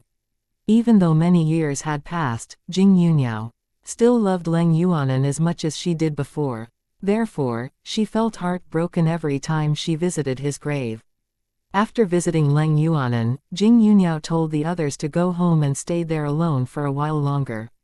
She talked to Leng Yuanan for a long while before she left. On the third day of their wedding, Ji Yuning and Leng Xiaoting went on their honeymoon because everything was done. Their honeymoon lasted for a week, and nothing went wrong after they came back, but Leng Xiaoting returned to their military base to work. When Ji Yuning was alone, she didn't go to stay in their new house, and instead went to the Leng family's house. She was formally a member of the Leng family now. The Leng family didn't change their attitude towards Ji Yuning after she married into the family. Instead, they cared for and loved her as usual. After they had been married for a month, Ji Yuning found out that she was pregnant. Because they were married now, they didn't use any contraception. Everyone was happy to know that Ji Yuning was pregnant. Ji Yuning was always treated as a princess in the Leng family, and she was treated like a queen after she got pregnant. 10 months later, Ji Yuning gave birth to a pair of twins. The boy was named Leng Xiaoran, and the girl was named Leng Xiaoyao. When the kids were born, Sheng Guanyang foresaw their future. The boy would live a peaceful life, but the girl could encounter serious trouble when she turned 18. Sheng Guanyang couldn't see the result, so he didn't know what would happen to the girl after going through the trouble. After knowing that, both Ji Yuning and Leng Xiaoting were very worried.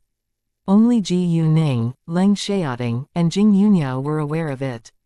They didn't tell other people in case they were worried. 5 years later, Leng Xiaoran and Leng Xiaoyao were 5 years old.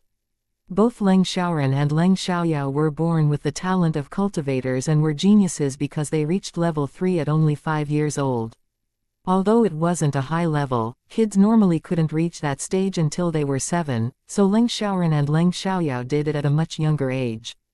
They were little kids, so it was really unbelievable that they had reached level 3 at such a young age. Leng Xiaoran and Leng Xiaoyao weren't just talented at cultivation, they were also good at studying. Although they didn't have a photographic memory like Ji Yuning, they were quick learners. Ji Yuning wanted them to have a normal childhood, so she took them out for fun sometimes. The Leng family thought the two kids had so much talent because of Ji Yuning. Leng Xiaoting spent most of his time at the military base. He would come back, but it was mainly Ji Yuning who took care of the two kids, so everyone believed that Ji Yuning was a great mother. Leng Xiaoran and Leng Xiaoyao were very close, but they fought too. Especially after they cultivated, they fought with each other nearly every day. At the beginning, the Leng family were very worried, but they got used to it later, especially after knowing that the two kids inherited Ji Yuning and Leng Xiaoting's superpowers. The other members of the Leng family didn't know that Ji Yuning and Leng Xiaoting were cultivators, but they were aware that Ji Yuning and Leng Xiaoting had superpowers. Leng Xiaoran resembled Leng Xiaoting, while Leng Xiaoyao resembled Ji Yuning, and both of them were very pretty. Even their character was like their parents. They were a lot more mature than their age, but they were still kids in the eyes of the elders. Because both Leng Xiaoran and Leng Xiaoyao were very smart, they didn't want to go to kindergarten because it was boring. The Leng family respected their decision and allowed them to stay at home. Therefore, before they went to primary school, Leng Xiaoran and Leng Xiaoyao were at home. Not many outsiders knew about them. Leng Xiaoran and Leng Xiaoyao were smart and mature, but naughty too. They often secretly sneaked out for fun. As long as Ji Yuning and Jing Yunyao weren't home, the other people in the Leng family would not really be aware of what they were up to. Therefore, when Ji Yuning and Jing Yunyao were gone today, Leng Xiaoran and Leng Xiaoyao sneaked outside. At the side of the main road, two little kids ambled around hand in hand. Because they were so pretty, they attracted a lot of attention and compliments. Precisely because they were so pretty and there were no adults with them, they attracted attention from bad people too. Leng Xiaoyao, where are we going? Leng Xiaoran asked Leng Xiaoyao. Just taking a walk, Leng Xiaoyao replied. It's boring. Why don't we go to the amusement park? Leng Xiaoran whined. He wanted to go to the amusement park. Although they went there often, he still liked it. How old are you? Why is the amusement park so fun? Leng Xiaoyao rolled her eyes at Leng Xiaoran. At her age, it was really strange for her to say something like that. How old were they? Weren't they little kids? She was a lot more mature than her age. Why? Did you forget that we're just little kids? Leng Xiaoran argued. He didn't like it when Leng Xiaoyao acted more mature than her age. They were little kids. Chapter 2945, The Ending. Fine. Leng Xiaoyao snorted and said nothing further. As they walked, two men suddenly blocked their way. Leng Xiaoran and Leng Xiaoyao weren't ordinary kids, so they immediately realized that the two men were not good, but they weren't afraid. They were now at level 3, so it was easy for them to beat several ordinary men. Oh, look at them. They're so pretty. Where are your parents? One man asked. He needed to find out whether the two kids' parents were nearby before taking action. They went to work. Leng Xiaoyao answered. Where are you going now? Are you going to see your parents? Do you need me to help you? The man asked, seemingly warm-hearted. No need. Our home is nearby, and we're going home now, Leng Xiaoyao replied. Although they knew the two men were bad, they couldn't do anything before they hurt them. After all, they were cultivators, so they couldn't injure mortals casually, unless they were attacked. Actually, they didn't really care much about the rules, but they were reasonable. It's dangerous for you to walk around outside. Let me walk you home. There are a lot of bad people outside, one of the men said. He wanted to appear to be a good person. You're the bad people here, Leng Xiaoran said straightforwardly. Hearing that, the two men were displeased. They didn't expect these two kids to be so difficult to fool. If so, they could only use force. The two men exchanged a glance. Once they reached agreement, they attacked Leng Xiaoran and Leng Xiaoyao. Seeing that, Leng Xiaoran and Leng Xiaoyao immediately fought back. When the two men tried to touch them, they released a strong force and knocked them a few meters away. This instantly frightened the two men as they stared at Leng Xiaoran and Leng Xiaoyao. It was very strange. Leng Xiaoran and Leng Xiaoyao, on the other hand, walked to them. The two men were frightened and moved back at once. At this moment, Ji Yuning came back and saw the scene. She immediately stopped by them and got out of the car.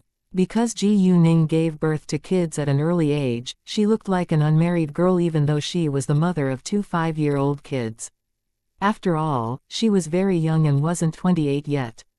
Many girls were still single at her age, let alone got married. And Ji Yuning seemed to be in her early 20s even though she was nearly 30. Leng Xiaoran and Leng Xiaoyao instantly gave up when they saw Ji Yuning and immediately told on the two men. Mommy, these two men are bad guys. They tried to abduct us. When the two men saw Ji Yuning, they were terrified, because they recognized her. Unexpectedly, they had tried to kidnap Ji Yuning's son and daughter. They couldn't bear the result. Why didn't you stay at home? What are you doing outside? Ji Yuning asked harshly. We just took a walk around, Leng Xiaoyao said in a weak voice, because she knew it wasn't right. A walk around? Did you forget you're still little kids? What if you run into someone you can't deal with? Ji Yuning scolded them. Even though Leng Xiaoran and Leng Xiaoyao had magical energy, and no one could hurt them normally, what if they ran into someone who was more powerful than them? They could have been abducted. Mommy, we're sorry. We won't do it again. Leng Xiaoran and Leng Xiaoyao apologized at once. Get in the car right now. Ji Yuning snapped at them. Then Leng Xiaoran and Leng Xiaoyao quickly got in the car. They didn't dare waste time. Afterwards, Ji Yuning turned to look at the two men. The two men were scared and immediately knelt down in front of her. Miss Ji Yu, we're sorry. We won't do it again. If you're caught doing that again, I'll make sure you spend the rest of your life in jail. Ji Yuning coldly threatened them, but didn't bother to punish them, and directly got in her car and left. The two men were really scared, so they didn't dare to do it again. If they were caught by Ji Yuning, they would definitely be put in jail. Ji Yuning said nothing along the way, so Leng Xiaoran and Leng Xiaoyao remained silent, but Ji Yuning put too much pressure on them. They couldn't bear it any longer, so they finally opened their mouths. Mommy, I'm sorry. We won't sneak out again, Leng Xiaoyao said in a weak voice, which melted Ji Yuning's heart. Mommy, don't be mad. If you're mad, you'll look ugly. We promise we won't do that again. We'll let you know before we go out, alright? Leng Xiaoran added. Leng Xiaoran's words convinced Ji Yuning. Although she was mad, she cared about her two kids a lot. After all, it was very dangerous for them to go out like that. Anyway, since they apologized, there was no need for her to be angry with them any longer. They were kids after all, so she shouldn't be too serious with them. Keep your words in mind. Don't sneak out again, understand? Ji Yuning educated them. We won't, Mommy. The two of them answered, and the atmosphere became comforting and relaxing. Oh, Mommy, when will Daddy come home? We haven't seen him for a long time, Leng Xiaoyao asked. Leng Xiaoting had to carry out a task, so he had been gone for half a month. Both Leng Xiaoran and Leng Xiaoyao missed him badly. He'll be home tomorrow. Mommy and Daddy will take you out for fun tomorrow. Where do you want to go? Ji Yuning asked. I want to go to the amusement park. Leng Xiaoran answered at once. How about you, Xiaoyao? Where do you want to go? Ji Yuning asked Leng Xiaoyao, because she knew Leng Xiaoyao didn't like the amusement park very much. Since Xiaoran wants to go to the amusement park, we can go there, Leng Xiaoyao said. Although she was only minutes older than Leng Xiaoran, she was willing to let her younger brother make the decision. Even though Leng Xiaoyao wasn't very interested in the amusement park, she didn't think it was a bad idea. Most importantly, she was happy wherever she went with her parents. Well, we can go to the amusement park in the morning, and Xiaoyao can choose where we go in the afternoon, Ji Yuning said. She wouldn't value her son more than her daughter, so she cared about Leng Xiaoyao's feelings. Leng Xiaoyao was happy to let Leng Xiaoran make the decision because she was a good older sister, but as parents, they couldn't ignore her needs. Leng Xiaoyao was a good girl, so her parents must be fair too. Sure, Leng Xiaoyao beamed, feeling very happy. Chapter 2946, Fail to overcome the serious trouble. Time flew and 13 years had passed. Leng Xiaoran and Leng Xiaoyao were both 18 years old. Leng Xiaoyao had already grown up to be a very beautiful young girl and was no less pretty than Ji Yuning. She even had the same character as Ji Yuning. Leng Xiaoran was also very handsome and closely resembled Leng Xiaoting. Although his character was also like Leng Xiaoting's, he was much gentler. After all, Leng Xiaoting was cold because both of his parents had passed away, while Leng Xiaoran grew up in a happy family with a pair of loving parents. Leng Xiaoyao had reached the peak of the golden core stage at 18 years old. She was about to rise to the next level. She was even stronger than Leng Xiaoran. Both of them had a lot of talent, but Sheng Guanyang had foreseen their future when they were just born and saw that Leng Xiaoyao would encounter serious trouble at 18 years old. Therefore, when she turned 18, Ji Yuning, Leng Xiaoting and her other family were very nervous. They felt it might have something to do with the test when Leng Xiaoyao rose to the next level. However, even if that was the answer, they couldn't do anything about it. It was true that they didn't know what to do. They could only hope that Leng Xiaoyao would pass it smoothly. Leng Xiaoyao had no idea about the serious trouble she was going to face. Ji Yuning and Leng Xiaoting didn't tell her until the day arrived. Although Leng Xiaoyao was full of anxiety and sadness when she heard that, she didn't want to die or leave her parents, but she knew she couldn't avoid it forever, so she digested the news the next few days. She understood that Ji Yuning, Leng Xiaoting and her other family were worried about her for that, so she comforted them and told them to relax. Dad, Mom, Master, don't be too anxious. Perhaps it won't end badly, Leng Xiaoyao comforted. She also said that to comfort herself, because no one knew what would happen. Because the result wasn't out yet, it was hard for them not to be anxious. Ji Yuning walked forward and hugged Leng Xiaoyao. She didn't know what to say because she could do nothing when she clearly knew that her daughter would be in serious trouble. Sheng Guanyang wanted to foresee the result, but he failed no matter how he tried. In fact, even if we don't know the result, it might not be a bad thing. It might not have something to do with the test to the next level either. She could survive, Sheng Guanyang said. He wasn't lying to comfort them, it was the truth. However, everyone was still worried, but they had to face it. Before Leng Xiaoyao was about to take the test to the next level, Ji Yuning, Leng Xiaoting, and Sheng Guanyang went to Kunlun Mountain with her. No matter what serious trouble she was going to encounter, Ji Yuning and Leng Xiaoting had to go with her, but they didn't tell Leng Xiaoran or take him with them. Nevertheless, they were twins and cultivators, so Leng Xiaoran could feel that something bad was about to happen to Leng Xiaoyao. He asked Leng Xiaoyao about it, but Leng Xiaoyao said nothing. She only said that she was nervous to take the test. Although Leng Xiaoran believed her, he felt it wasn't so simple, but he couldn't know the truth if Leng Xiaoyao refused to tell him. He could only feel anxious, without knowing the details. At the Kunlun sect's place, Leng Xiaoyao went to cultivate with mixed emotions. Because she was filled with worries, she couldn't focus and almost made a mistake. The next day, she finally focused. 3 days later, at noon, the sky above the Kunlun sect became densely covered with dark clouds, and thunder could be heard from above the dark clouds at any time. The whole scene and atmosphere were really scary. Leng Xiaoyao would have been calm if she didn't know that she was going to encounter serious trouble at 18 years old, but now she couldn't stay calm. Ji Yuning also wondered whether it was a good thing to tell Leng Xiaoyao about it beforehand.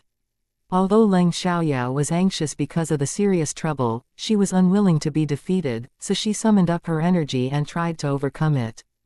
As the dark clouds became thicker, the thunder rumbled louder and louder. Leng Xiaoyao took a deep breath, mentally prepared. Rumble. There was a deafening crash, and then a heavenly thunder shot down. Leng Xiaoyao tried her best to avoid it, but she was still hit. Luckily, it didn't cause much damage. Unfortunately, the next thunder became even more powerful and destroyed everything it hit. Only Leng Xiaoyao was fine. She was still alive, but she was already injured. Ji Yuning and the others were scared to watch it from the side. Finally, it was the last thunder. As long as Leng Xiaoyao was fine after the final thunder, the serious trouble she would encounter at 18 years old wouldn't be this test. If she was hit in the test, she would be in great danger. However, the last thunder didn't come down for a long while, and everyone could feel it growing stronger and stronger, which filled them with anxiety. In the end, the final thunder came down like a flash. Leng Xiaoyao wanted to avoid it, but it was too late, and she was hit accurately. There was a big hole left on the ground afterwards. Leng Xiaoyao could only feel her body falling deep down into the hole, but she could barely see anything. It was dark all around and she seemed to have fallen into a bottomless pit. After the thunder finished, the dark clouds went away, and the Kunlun sect became peaceful again. The pits left by the thunder on the ground were very clear. They could also see Leng Xiaoyao's torn clothing, but Leng Xiaoyao was nowhere to be found. In an instant, Ji Yuning ran to where Leng Xiaoyao just stood and screamed. Xiaoyao. However, no matter how she searched, she couldn't find Leng Xiaoyao. Both Leng Xiaoting and Sheng Guanyang were heartbroken. Ji Yuning felt emotionally injured and passed out. Sheng Guanyang immediately tried to find where Leng Xiaoyao was right now, but surprisingly Leng Xiaoyao was completely lost from this world. If Leng Xiaoyao was dead, he could still find her, so Sheng Guanyang thought of another possibility. Chapter 2947, Travel Through Time. Ji Yuning woke up quickly after she passed out. Without delay, she asked Leng Xiaoting whether they had found Leng Xiaoyao. Leng Xiaoting said they didn't find her yet, so Ji Yuning felt heartbroken. Although she knew it would happen 18 years ago and was mentally prepared for it, she still couldn't accept it when it really happened. After that, Sheng Guanyang shared his thoughts. I can't feel Xiaoyao's existence at all. If she's dead, I would still find where she is. So I think she might have gone through the same thing as you and her soul went into another person's body, or she has traveled to another time. Hearing that, both Ji Yuning and Leng Xiaoting were shocked. Leng Xiaoyao could be in another person's body or might have traveled in time. If so, she must still be alive. Nevertheless, it was hard for her to come back again, so they were still very sad. They only felt a little better when they learned that Leng Xiaoyao wasn't dead. Xiaoyao, my good daughter. Ji Yuning had lived 2 lives, but she had never felt so hurt. She felt her world collapse and didn't want to live any longer. Leng Xiaoting wasn't less sad than Ji Yuning, but he knew that. He couldn't fall, otherwise no one would take care of Ji Yuning. He did his best to calm down. It was the first time that Leng Xiaoting had ever cried during so many years. When Leng Xiaoyao lost, Leng Xiaoran, who was in the capital, suddenly felt a sharp pain in his heart. He could hardly breathe and his heart was pounding unusually fast, as if something bad just happened. Did Leng Xiaoyao fail when she took the test to the next level? Leng Xiaoran was reluctant to think that, but that was the only explanation he could think of, because only Leng Xiaoyao could make him so anxious. Even though Leng Xiaoran understood there wasn't any signal in the Kunlun mountain, he still immediately called Ji Yuning, but unsurprisingly no one answered. After that, Leng Xiaoran directly booked a plane ticket to City Zhe. Leng Xiaoyao was lost, but Ji Yuning and the others didn't leave right away, so they were still there when Leng Xiaoran arrived. Seeing that Ji Yuning, Leng Xiaoting, and Sheng Guanyang were so sad, Leng Xiaoran realized that he had guessed correctly and instantly got upset. Dad, Mom, Master, where is Leng Xiaoyao? Leng Xiaoran asked. Although he guessed correctly, he couldn't accept it nor was he willing to believe it. Xiaoran, Ji Yuning rushed to hug Leng Xiaoran tightly, and felt like crying again. After Leng Xiaoran learned what had happened, he was totally shocked and cried out. They often fought with each other, but they loved one another deeply. He would even be happy to suffer it for Leng Xiaoyao as long as she could come back, but unfortunately it was impossible. Leng Xiaoyao, dizzily, Leng Xiaoyao heard someone call her name. It was a male, and sounded strange. However, when Leng Xiaoyao wanted to open her eyes, she felt as if her eyelids were so heavy that she could hardly move them. Anyway, she was conscious, which meant she was still alive. Leng Xiaoyao was very happy when she realized that. After all, when she was hit by the final thunder and fell into a bottomless pit, she thought that she would die. Leng Xiaoyao, stop acting. Get up now or I'll kick you. The male voice continued, sounding angry. It even shook a little in horror. Is she dead? Another female asked in a trembling voice. If Leng Xiaoyao is dead, will we be punished? Another female voice said in fright. We didn't push her down. Why should we take the responsibility? The first female voice said angrily. Shut your mouth. The male voice snapped at them because he pushed Leng Xiaoyao down, which meant that he would have to take responsibility if anyone was going to be punished. Therefore, he was full of anxiety. Jianan, what should we do now? A female voice asked anxiously. Leng Xiaoyao, the man called Jianan, didn't know what they should do, so he had to keep on calling Leng Xiaoyao's name. Leng Xiaoyao couldn't sleep at all when people wouldn't stop talking by her ears, so she became more clear-headed. Right at this moment, she heard an old voice saying in her mind. Leng Xiaoyao, go back to your world to save yourself, then you can leave. It confused Leng Xiaoyao. What did it mean that she should go back to her world?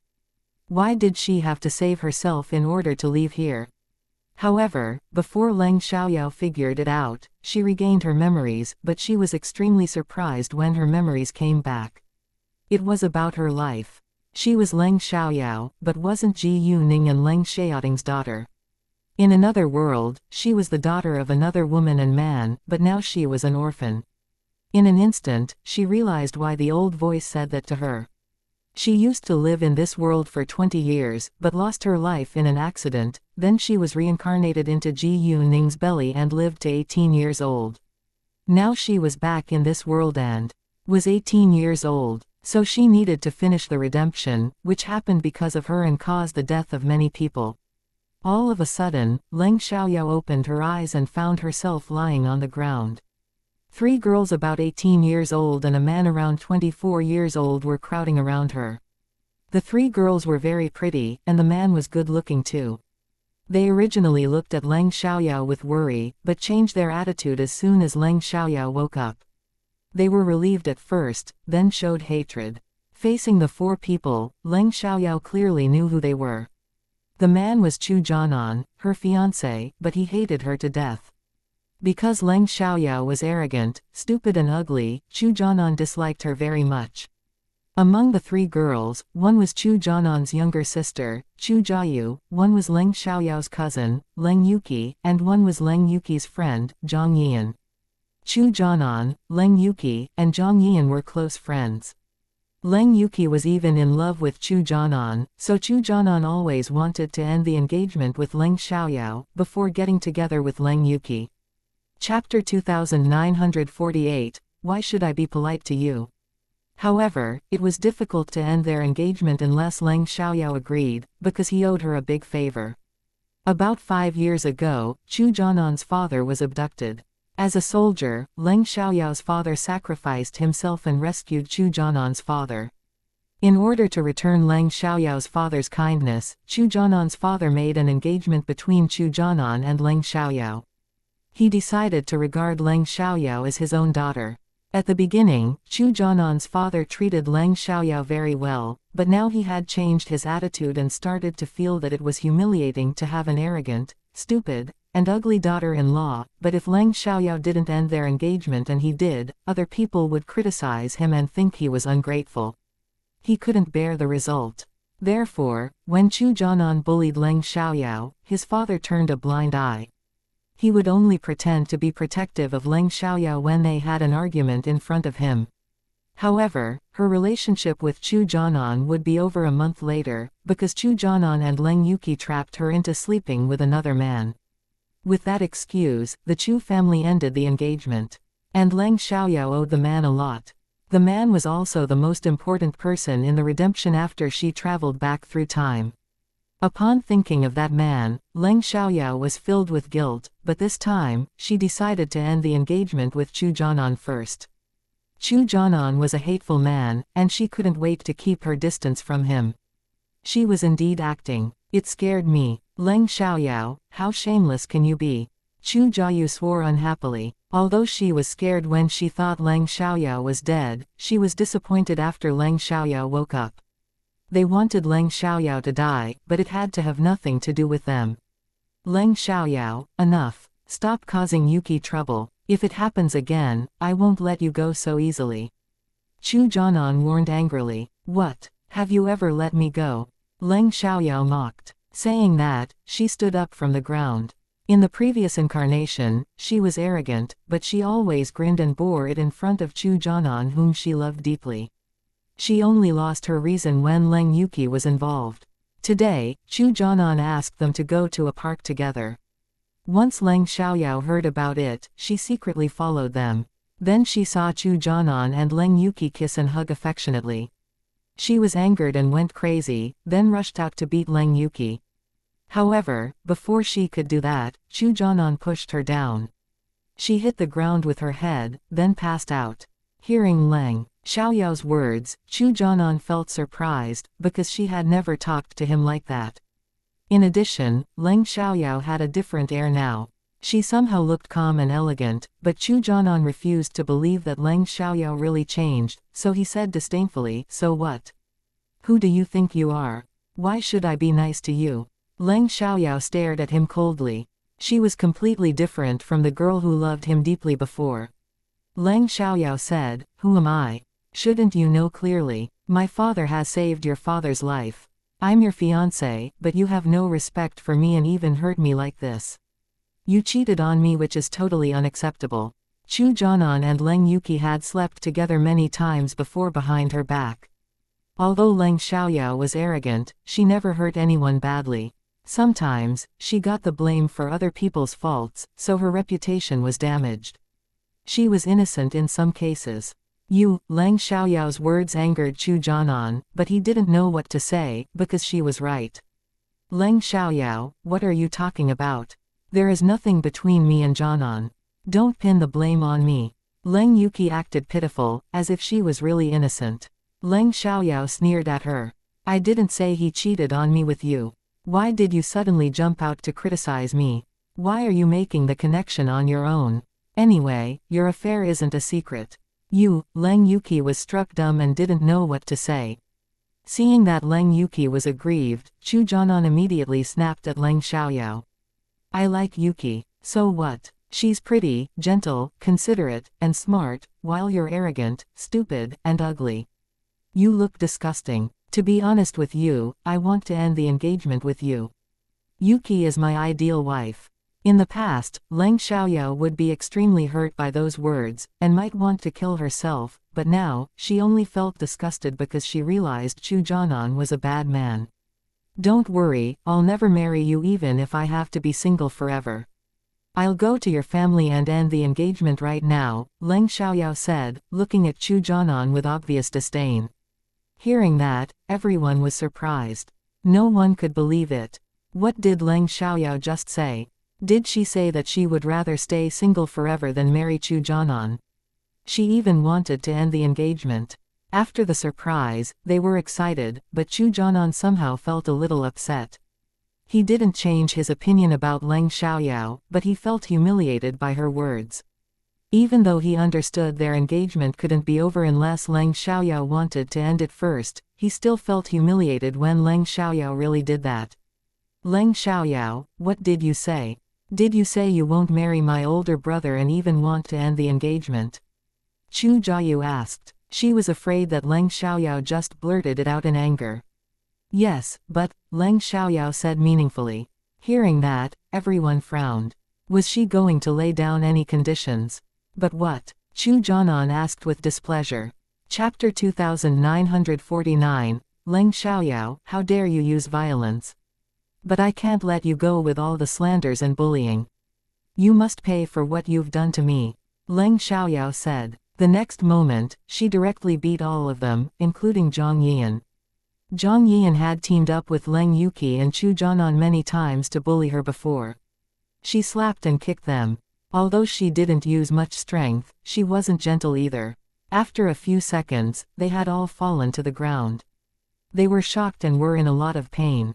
They couldn't believe that Leng Xiaoyao dared to use violence and that she could easily beat all of them. They could barely fight back. Although Leng Xiaoyao was normally arrogant, she was always weak. As long as Leng Yuqi and Chu Jiayu teamed up, they could easily beat Leng Xiaoyao. Anyway, once Leng Xiaoyao used violence, she suddenly found that her abilities were restricted. She clearly felt that she was at a low level. Although it upset Leng Xiaoyao, it was better than nothing. She would try to get back to her real level later, otherwise it would be difficult for her to do what she wanted to do next. Only when she was powerful enough would she not be afraid of anyone. Luckily, her current level was enough to defeat ordinary people, so she wasn't anxious just because her abilities were restricted. Leng Xiaoyao, how dare you use violence? Chu Jianan glared at Leng Xiaoyao and questioned her. At this moment, he couldn't wait to tear her into pieces. How dared Leng Xiaoyao beat him? I already did. Why do you still say something like that? Are you an idiot? If you don't want to accept it, stand up and fight me. Leng Xiaoyao looked down her nose at Chu Jianan, and challenged him. In the past, she was just a paper tiger that wasn't really strong, but now she was a real tiger. Chu Jianan wanted to punch Leng Xiaoyao, but Leng Xiaoyao easily beat them all, so he didn't dare to move. And he could hardly get back to his feet after being kicked so heavily. Leng Xiaoyao, Chu Jiayu cried out in pain. She was a spoiled rich girl, and had never been treated like this before. Leng Yuqi and Zhang Yian also cried in pain, but weren't as loud as Chu Jiayu. They didn't want to ruin their image.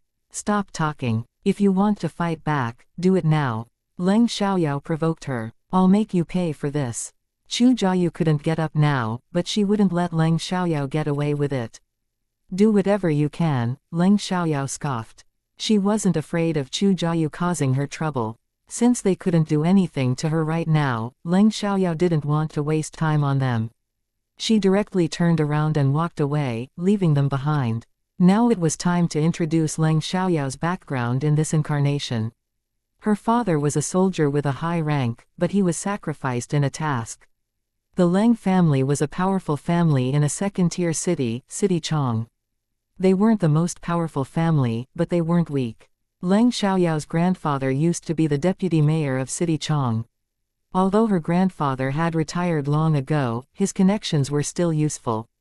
Leng Xiaoyao's uncle, Leng Yehua, who was also Leng Yuqi's father, was a deputy director.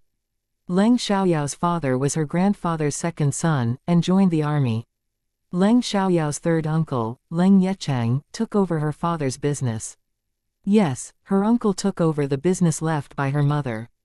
Leng Xiaoyao's mother was an orphan, but had outstanding abilities. She founded a company on her own.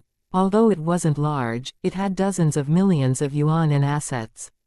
Now it was being managed by Leng Xiaoyao's third uncle and it had over 100 million yuan in assets. Although it was barely anything in City Chong, it was owned by the Leng family, so it was different. Only Master Leng and Leng Xiaoyao's third uncle treated her well in the Leng family. She had become arrogant because she was spoiled by them, but Leng Xiaoyao wasn't unreasonable, and she only acted against those who annoyed her. Therefore, Master Leng and Leng Yecheng didn't hate her. Besides, Leng Xiaoyao completely changed after her parents passed away, so they needed to take care of her. In fact, Leng Xiaoyao was simply straightforward, but sometimes it wasn't welcome.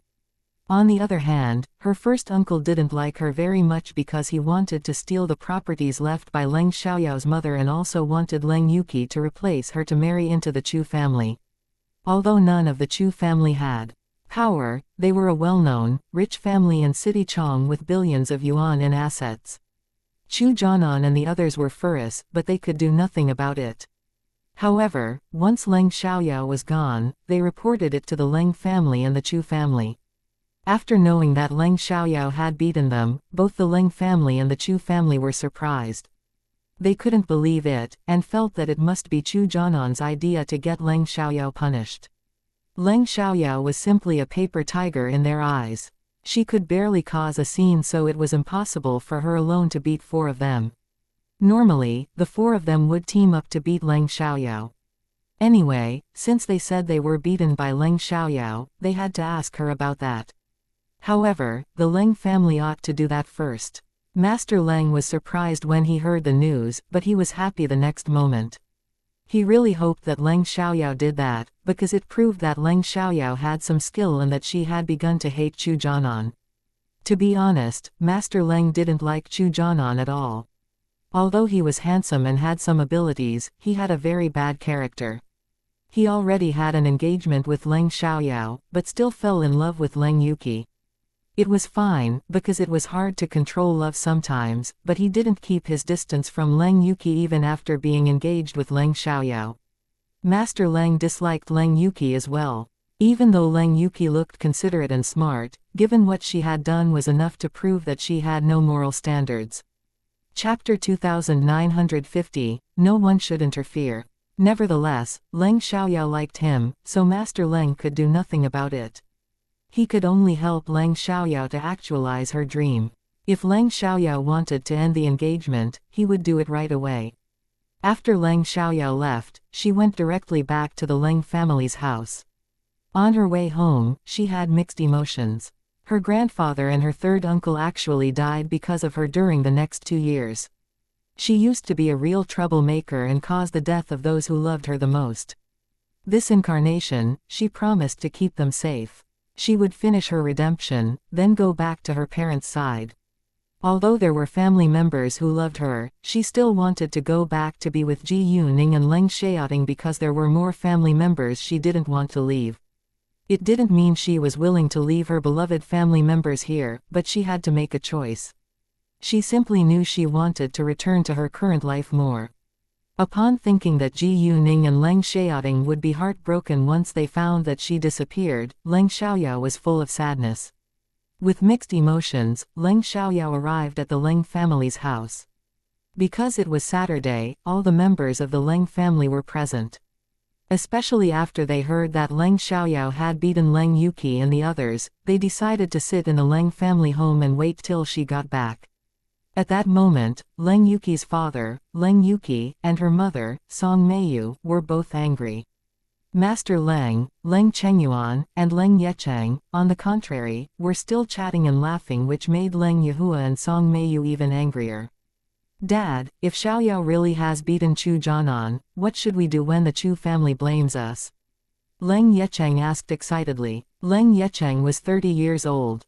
He was handsome, but was still unmarried.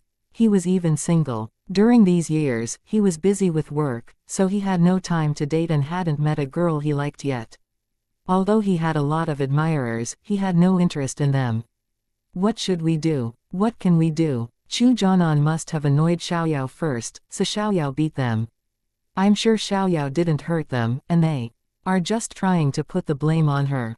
After all, they're notorious for their bad behavior, Leng Chengyuan said. He was also criticizing his own granddaughter. If Leng Yuki had moral standards, she wouldn't have an abnormal relationship with her cousin's fiancé. When he said that, he gave a glance of disgust at Leng Yehua and Song Meiyu. Leng Yehua and Song Meiyu were embarrassed, but also felt dissatisfied. You're right. Leng Yecheng chimed in. Then he turned to look at Leng Yehua and said, Yehua, why don't you educate your daughter? What if the news spreads abroad? The Leng family will be humiliated. Yecheng, what do you mean? Didn't Yuki say that there is nothing abnormal between her and Chu Jianan? It's not what you think. They grew up together, so it's very normal that they're close. Yuki also has a close relationship with Chu Jiayu. Chu Jianan and Chu Jiayu are brother and sister. It's unavoidable that they often hang out together. Leng Yehua argued with displeasure. Although many people were aware of Leng Yuqi's affair with Chu Jianan, Leng Yihua still refused to admit it, because Leng Yuqi denied it and it would be humiliating if they dared to admit it. Even though they had done much more shameless things before, they still cared about their reputation. They wanted to do bad things without being judged. Come on, no one is an idiot. We can see things clearly. I know you have always wanted Yuki to replace Xiaoyao and marry into the Chu family. After all, the Chu family is a well-known, rich family in City Chong. And the Chu family also want Yuki to replace Xiaoyao, because Yuki is prettier, smarter, and more obedient. However, that can't change the fact that it is Xiaoyao who has an engagement with Chu Jianan, so it's Yuki's fault that she has an abnormal relationship with Chu Jianan, Leng Yecheng said.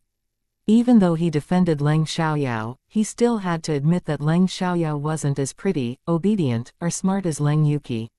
Only if Xiaoyao agrees to end the engagement can Yuki and Chu Jianan get together, Leng Yecheng continued. If it was possible, he really hoped that Leng Xiaoyao would end the engagement with Chu Jianan. He didn't think that Leng Xiaoyao didn't deserve Chu Jianan. On the other hand, it was Chu Jianan who didn't deserve Leng Xiaoyao.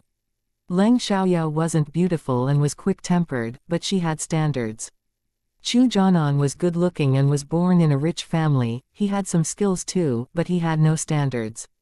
He was pure trash. Chu Jianan hated Leng Xiaoyao very much, so they couldn't be happy together even if Leng Xiaoyao married him. Leng Yihua suddenly didn't know what to say, because Leng Yecheng was right. No one was an idiot and the truth couldn't be more obvious. If he kept on denying it, he would only make himself look like an idiot in their eyes. No matter what, Jianan dislikes Xiaoyao. Even if Xiaoyao insists on marrying Jianan, she won't be happy. I'm afraid it'll only damage the Leng family's relationship with the Chu family in the end, Song Meiyu said. It seemed as if she cared about Leng Xiaoyao, but she actually wanted Leng Chengyuan to make Leng Xiaoyao end the engagement with Chu Jianan. That's Xiaoyao's own affair, and she can make the decision on her own. No one should interfere, Leng Chengyuan said. Song Meiyu was struck dumb for a second, then said nothing. Before long, Leng Xiaoyao got back. Once she walked inside, she cried when she saw Leng Chengyuan and Leng Yecheng. Without delay, she ran towards Leng Chengyuan and threw herself in his arms.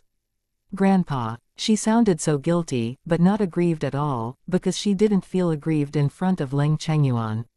Leng Chengyuan had never treated her badly. In fact, he treated her very well. She just felt guilty and missed Leng Chengyuan deeply. However, Leng Chengyuan thought Leng Xiaoyao cried because she was treated unfairly due to what had happened earlier. Don't cry, Xiaoyao. Grandpa is here. Tell me what happened. Leng Chengyuan immediately comforted Leng Xiaoyao. His heart broke seeing Leng Xiaoyao cry so sadly. Chapter 2951, Stop Swearing. Seeing Leng Xiaoyao crying, Leng Yihua and Song Meiyu, however, felt she was making a fuss. After all, she had beaten Leng Yuki and the others. Why was she crying now? Grandpa, Leng Xiaoyao lost control of her emotions, so she couldn't calm down and finish a sentence right away. Song Meiyu, instead, couldn't help but question. Xiaoyao, Yuki said you beat them. Did you do that? Song Meiyu believed Leng Yuki's words most of the time, but normally Leng Xiaoyao was beaten by them, so she was doubtful this time. Can't you see Yaoyao is crying? Why do you have to ask her about that right now? Leng Chengyuan snapped. Dad, Song Meiyu was unhappy, but didn't dare to say anything. Before long, Leng Xiaoyao calmed herself down, then she wiped her eyes and turned to glare at Song Meiyu, which scared Song Meiyu. At the same time, Song Meiyu was surprised. When did Leng Xiaoyao become so aggressive? Right, I beat them. I slapped them twice at first, then heavily kicked their stomachs. They could barely get back to their feet. The four of them didn't dare to fight back at all. And they could only escape and tell on me at home, Leng Xiaoyao said arrogantly. She was always arrogant, but she still seemed different today. No matter how arrogant and aggressive Leng Xiaoyao was in the past, she was merely a paper tiger in their eyes. She could barely cause any damage, but now, she was powerful and aggressive, which immediately shocked all of them. They were stunned and couldn't believe that it was really Leng Xiaoyao in front of them. Song Meiyu was mad, but didn't know what to say. If you want to ask me why I beat them, let me tell you the reason. Because they deserve it. They're my cousin and fiancé, but they ignore me and have an abnormal relationship. It's fine if they just disrespect me, but they won't stop bullying me. Don't you think they deserve it? Leng Xiaoyao asked. Of course they do. Leng Chengyuan supported Leng Xiaoyao at once. He really hoped that they were taught a lesson by Leng Xiaoyao. If that was true, he would only be happier. Of course, Leng Yecheng also agreed. Song Meiyu didn't know how to argue with Leng Xiaoyao, especially after Leng Chengyuan supported her. Don't worry, I have no interest in trash men. Trash men and bitches are a perfect match. So, I'm going to end the engagement with the Chu family tomorrow. Chu Jianan can be the husband of your girl who's a bitch, Leng Xiaoyao said arrogantly. She was full of disdain for Chu Jianan and Leng Yuqi. She was very straightforward and directly said that Leng Yuqi was a bitch, anyway it was the truth. When the others heard that Leng Xiaoyao had decided to end the engagement, they felt happy, but Leng Yehua and Song Meiyu felt humiliated when Leng Xiaoyao said that Leng Yuqi was a bitch. Therefore, even though Leng Xiaoyao was right, they couldn't stay calm. Leng Xiaoyao, mind your words. How could you swear at my daughter like that? Leng Yehua snapped. Do you think I can talk nicely to you after going through what she has done to me? I'm not an idiot, nor am I a coward. If your daughter suffered the same humiliation today, would you talk nicely to me? Leng Xiaoyao laughed at him. She didn't care about his face even though he was her elder. Even if she wanted to save their face, they had done too many shameless things. They didn't even care about their own face. Leng Yehua was struck dumb and didn't know what to say. It's a good idea to end the engagement. Xiaoyao, I'll go with you tomorrow, Leng Chengyuan said. At this moment, nothing could cheer him more than the news that Leng Xiaoyao was willing to end the engagement. He thought it might be a heavy hit for Leng Xiaoyao. After all, she loved Chu Jianan deeply.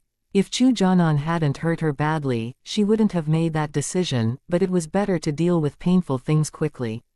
She would only be sad for a while after ending the engagement, but she would be in a lot more pain if she continued to waste time on Chu Jianan.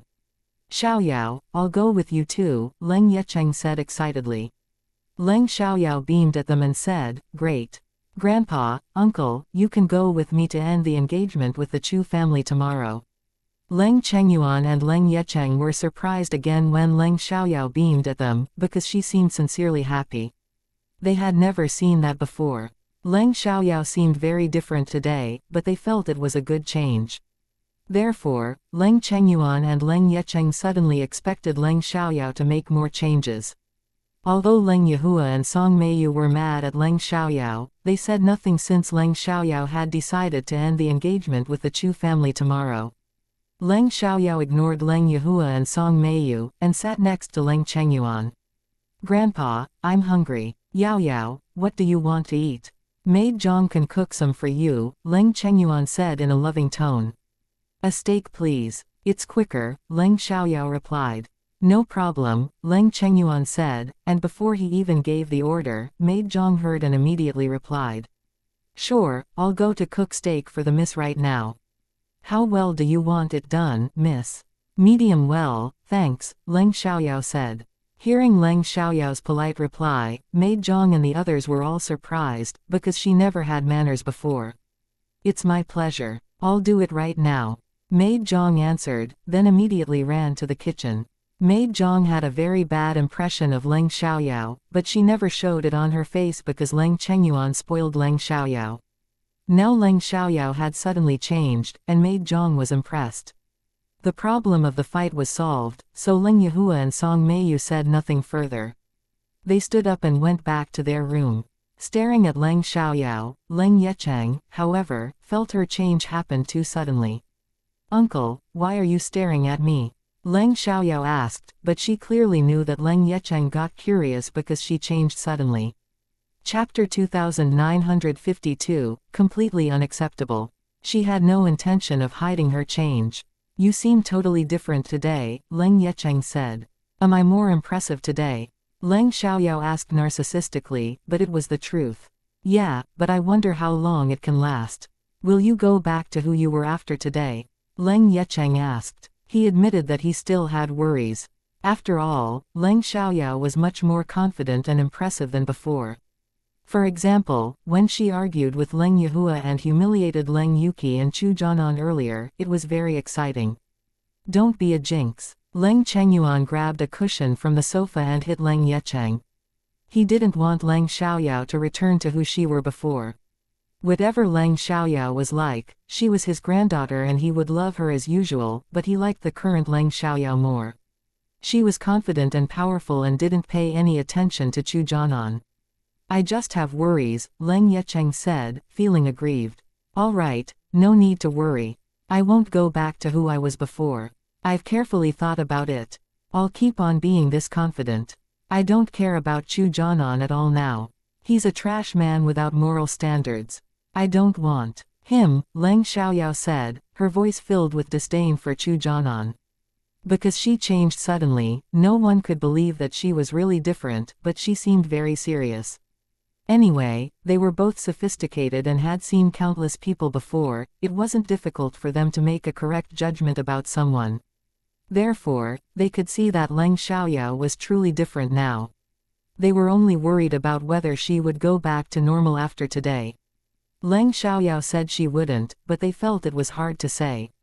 Before long, the steak was ready, so Leng Xiaoyao went to eat. Leng Chengyuan and Leng Yecheng stayed in the living room and quietly talked about Leng Xiaoyao. Dad, do you think Xiaoyao is really totally different? Leng Yecheng asked. I feel it's not that easy. How could an adult change so completely all of a sudden? I wonder what happened today to make Yaoyao change so much. I wanted to ask about it, but felt it was inappropriate, Leng Chengyuan said worriedly. As a cultivator, Leng Xiaoyao heard their conversation, so she directly said, Grandpa, Uncle, you can ask me about anything. No need to be so worried. Anyway, I heard that Leng Yuqi, Chu Jianan, and the others were hanging out together today, so I sneaked out and followed them. I saw Leng Yuqi and Chu Jianan kiss and hug. I couldn't stand it, so I ran to beat Leng Yuqi, but Chu Jianan pushed me down. I passed out and had a long dream. I can't remember what I dreamed about, but I suddenly lost interest in Chu Jianan after I woke up. And his behavior really disgusted me, so I beat them. What? Chu Jianan pushed you down and you passed out. Knowing that, Leng Chengyuan and Leng Yecheng were scared. They abruptly stood up from the sofa. Looking at Leng Xiaoyao, they were obviously angry. Without doubt, they were mad at Chu Jianan. Yeah, but don't worry. I'm not injured. Leng Xiaoyao immediately comforted them once she saw that they were anxious. However, they were still angry. What Chu Jianan has done is totally unacceptable. How dare he hurt Yaoyao? Leng Chengyuan shook a little from the fury. He directly ignored the fact that it was Leng Xiaoyao who tried to beat Leng Yuqi first, causing Chu Jianan to push her down. Because Leng Yuqi's behavior was too unacceptable, they believed that she deserved it even if Leng Xiaoyao really beat her. I can't wait to beat Chu Jianan right now. Leng Yecheng clenched his teeth and fists. It seemed as if he was going to have a fight. I've already taught him a lesson. If he dares to mess with me again, I'll beat him again. Leng Xiaoyao said. Hearing that, Leng Chengyuan and Leng Yecheng finally realized that Leng Xiaoyao had beaten them. Therefore, Leng Chengyuan asked, Oh, Yaoyao, how did you beat all of them? It was unbelievable that she defeated 4 people by herself. I was bullied too many times, so I secretly practiced kung fu. Now it has come to use, Leng Xiaoyao replied. Leng Chengyuan and Leng Yecheng didn't doubt that. Instead, they felt it was a good thing that Leng Xiaoyao could protect herself. How strong are you right now? Leng Yecheng asked. I can defeat 7 ordinary people who don't have any skills, Leng Xiaoyao said. She didn't want to surprise them, so she didn't tell the truth. Although her abilities were restricted now, even professional killers were still no match for her. Leng Chengyuan and Leng Yecheng were shocked and happy. After Song Meiyu got home, she called Leng Yuqi. Leng Yuqi and the others went to the hospital after Leng Xiaoyao left, and the medical result was just released. They weren't seriously injured, but their stomachs were still aching. When Leng Yuqi heard that Leng Xiaoyao wouldn't be punished, she was really furious. Did they have to swallow the humiliation? However, when she heard that Leng Xiaoyao wanted to end the engagement, she was excited. She thought Leng Xiaoyao was lying when she told them that earlier. "Mom, is Leng Xiaoyao really going to end the engagement?" Leng Yuki asked. She was afraid it might not be real. After all, she loved Chu Jianan so deeply, and it was impossible for her to give him up. If she could, she would have done that early on, and wouldn't have waited so long. She said so. "Your grandfather and third uncle also agreed to do it with her tomorrow." "I don't know whether it'll be true in the end," Song Meiyu explained. She was also afraid that Leng Xiaoyao would regret it. As long as they visit the Chu family and ask to end the engagement, it will be ended. After all, the whole Chu family wants to end it, Leng Yuki said. "I know, but I'm afraid Leng Xiaoyao will regret it by then," Song Meiyu said. She hoped that Leng Xiaoyao wouldn't do that. "I hope she won't," Leng Yuki said. Even if Leng Xiaoyao didn't want to end the engagement, Chu Jianan wouldn't marry her. However, if Leng Xiaoyao didn't want to end the engagement, it would be more troublesome. Chapter 2953, Be Smart. If it could be easily solved, no one wanted to face more trouble. After Leng Yuki finished her conversation with Song Meiyu on the phone, she talked to Chu Jianan about it as well. Because Leng Xiaoyao had sworn at him, Chu Jianan was very angry, but he was happy to hear that she wanted to end their engagement. It was amazing that he could finally get rid of this embarrassing fiancé. Afterwards, Chu Jianan called his mother and shared the news with her. Mrs. Chu was very delighted when she heard the news. She had been displeased after Leng Xiaoyao injured Chu Jianan, but now she felt it wasn't a big deal. After all, no matter how much they disliked Leng Xiaoyao, Chu Jianan and Leng Yuki's affair indeed hurt Leng Xiaoyao. Therefore, if Leng Xiaoyao was willing to end the engagement, Chu Jianan could swallow the humiliation. Was it enough? Absolutely not. It was just the beginning. After all, Chu Jianan and Leng Yuki hurt Leng Xiaoyao much more deeply than that, but Leng Xiaoyao had traveled back in time and nothing had happened yet. However, even though she traveled back in time to before they could hurt her deeply, it didn't mean they were innocent. Therefore, Leng Xiaoyao still hated them. Once Mrs. Chu heard about the news, she shared it with the other members of the Chu family. The Chu family were very happy to hear the news, but they didn't contact the Leng family right away. Instead, they decided to wait till the Leng family came. Only when the Leng family did it first, would the Chu family's reputation not be damaged. After all, they didn't want other people to think they were ungrateful. After eating steak, Leng Xiaoyao went to have a nap in her room. Before that, Leng Xiaoyao went to the bathroom first. She looked at herself in the mirror, then saw spots on her face. Honestly, even Leng Xiaoyao disliked herself a little when she saw her face covered in spots. There were too many spots on her face. Even though she had delicate features, they were overshadowed by the black spots. However, Leng Xiaoyao had a way to get rid of those spots. She could directly use her magical energy, but she didn't want to do that right now. She planned to do that after ending the engagement. Leng Yuki got home in the afternoon. When she saw Leng Chengyuan and Leng Yecheng, she felt slightly guilty and didn't dare to meet their eyes, but Leng Chengyuan and Leng Yecheng said nothing. They only looked at her with obvious dislike. Although Leng Yuki felt guilty in front of her grandfather and third uncle, and she knew they disliked her because of her affair with Chu Jianan, she still greeted them politely. "Hi, Grandpa, Uncle." "Hi." Leng Chengyuan coldly responded, but said nothing further. Leng Yecheng directly ignored her. Leng Xiaoyao also didn't even glance at her, as if she didn't exist. Leng Yuki was mad at Leng Xiaoyao, but didn't dare to argue with her right now, because Leng Chengyuan and Leng Yecheng were always protective of her. Besides, Leng Yuki felt guilty. However, she didn't forget that Leng Xiaoyao had slapped her twice and heavily kicked her stomach. She was still in pain. Unexpectedly, Leng Xiaoyao suddenly became so strong and easily knocked all of them down. In that case, Leng Xiaoyao was becoming more and more difficult to deal with. When they had a meal, Leng Chengyuan and Leng Yecheng wouldn't stop putting food into Leng Xiaoyao's bowl and told her to eat more, but they never paid attention to Leng Yuki. Leng Yuki would be lying if she said she wasn't jealous. Although Leng Chengyuan and Leng Yecheng disliked her, they were her close relatives, so she hoped that they could love her as well. At the beginning, they treated her well too, but they changed their attitude after knowing about her affair with Chu Jianan. However, she liked Chu Jianan, so she wouldn't leave him. "Uncle, you're at the age to get married now. When do you plan to have a family?" Leng Xiaoyao asked all of a sudden. She did not say that casually. She knew some things and wanted to make some changes.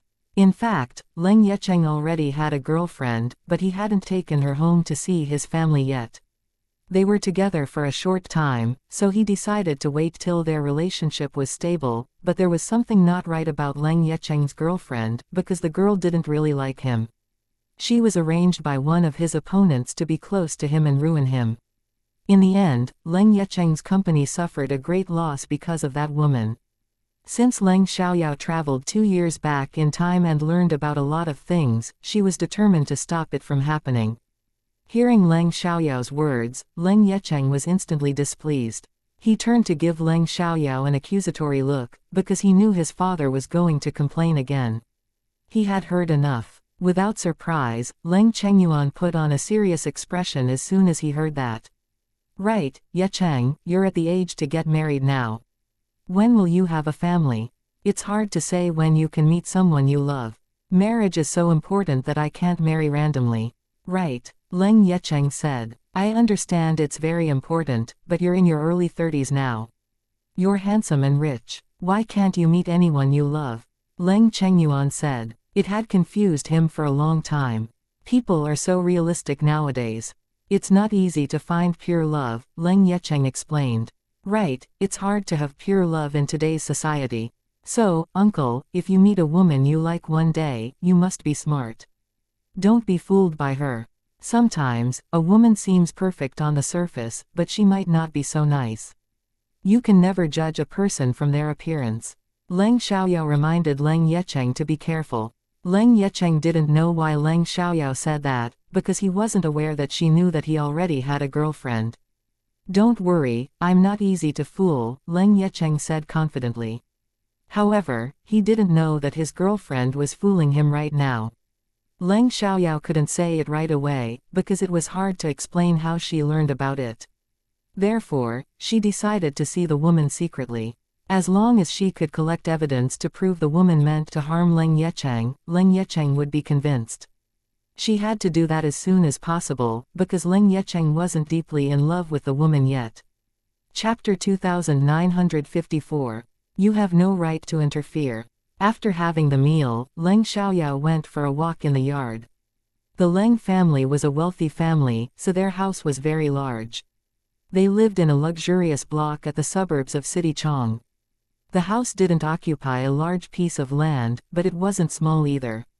Right after Leng Xiaoyao walked out, Leng Yuki followed her. Leng Xiaoyao gave her a cold glance, causing Leng Yuki to stiffen a little.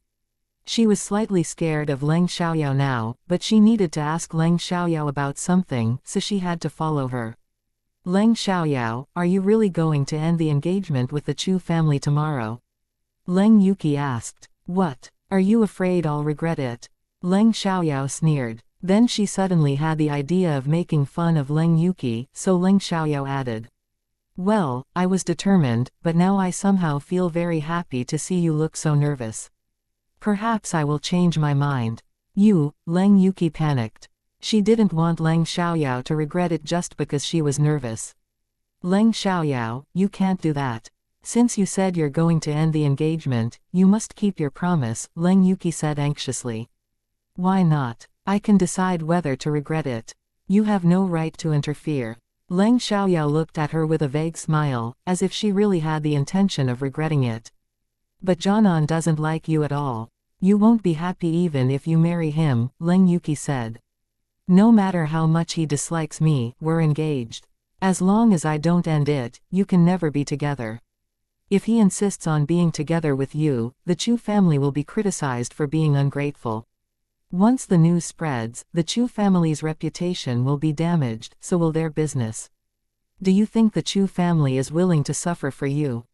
Leng Xiaoyao analyzed. Leng Yuki opened her mouth, but said nothing. She was smart, so she clearly knew the high stakes and was aware that the Chu family wouldn't be willing to suffer for her. Therefore, she panicked at the moment. She was worried that she would never be able to get together with Chu Jianan if Leng Xiaoyao didn't agree to end the engagement. "What else do you want to say to me? If there's nothing, please leave me alone. I'm afraid I might lose control of myself and beat you again," Leng Xiaoyao said. She didn't want to see Leng Yuki, because she was honestly disgusting. Leng Yuki was mad, but didn't dare to annoy Leng Xiaoyao again because she was scared of her. As a result, she had to turn around and leave in anger. Leng Yecheng followed them out when he saw Leng Yuki walking behind Leng Xiaoyao, so he heard everything. Therefore, he was surprised by Leng Xiaoyao's analysis, because she was completely right. He could see that Leng Xiaoyao was lying and was simply making fun of Leng Yuki. Leng Xiaoyao saw Leng Yecheng, but didn't care. On the first day after she came back here, Leng Xiaoyao had many worries. She felt guilty once she realized they would be sad and heartbroken after she disappeared. She wanted to deal with everything well here, and she missed her family in the other time-space badly, but she couldn't go back without solving the problems here, so Leng Xiaoyao had to control herself and calm down a little. That night, Leng Xiaoyao had a dream. She dreamed about going to a party. She didn't want to drink, but still had a glass of juice and suddenly passed out. When she woke up, she was sleeping in a bed in the hotel, and a man was lying next to her. There were many reporters too. The man wasn't an ordinary man, and was also trapped. His hidden illness acted up that day and he lost control of himself. In fact, Chu Jianan arranged for another man to finish his scheme, but his people sent Leng Xiaoyao to the wrong room. It was a mistake, but it caused the same effect, so Chu Jianan was still satisfied. The man was furious once he learned that he was trapped, and he taught the Chu family a serious lesson. As for Leng Xiaoyao, the man understood that she was also innocent, so he didn't vent his anger on her. After all, they had already had sex, so he had to take responsibility even though he disliked Leng Xiaoyao. Leng Xiaoyao wanted to commit suicide when Chu Jianan ended their engagement. Even though the man she slept with was a lot more handsome than Chu Jianan, she didn't care about him at all and wouldn't stop causing him trouble. In the end, the man died because of her. Leng Xiaoyao was scared by the dream and woke up late at night. She couldn't sleep again and thought about the man. "Li Mochen, I won't do that to you this life. If I meet you again, I promise I'll make it up to you." Although Leng Xiaoyao couldn't sleep that night, she was still energetic when she got up the next day. After all, she was a cultivator, and wouldn't get tired easily.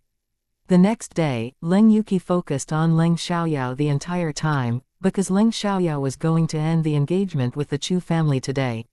She wanted to see when they would go to do that. She couldn't feel relieved until they really went. Leng Xiaoyao, on the contrary, wasn't in a rush. She did what she needed to do slowly. She was going to visit the Chu family today, but needed to wait till she had lunch. She was unwilling to dine at the Chu family's house. In the morning, Leng Yecheng went to his company to deal with business. Although it was a weekend, Leng Yecheng never had free time unless he wasn't busy at work. Leng Yuki couldn't relax at all till Leng Xiaoyao and the others finished lunch and left at 1 p.m.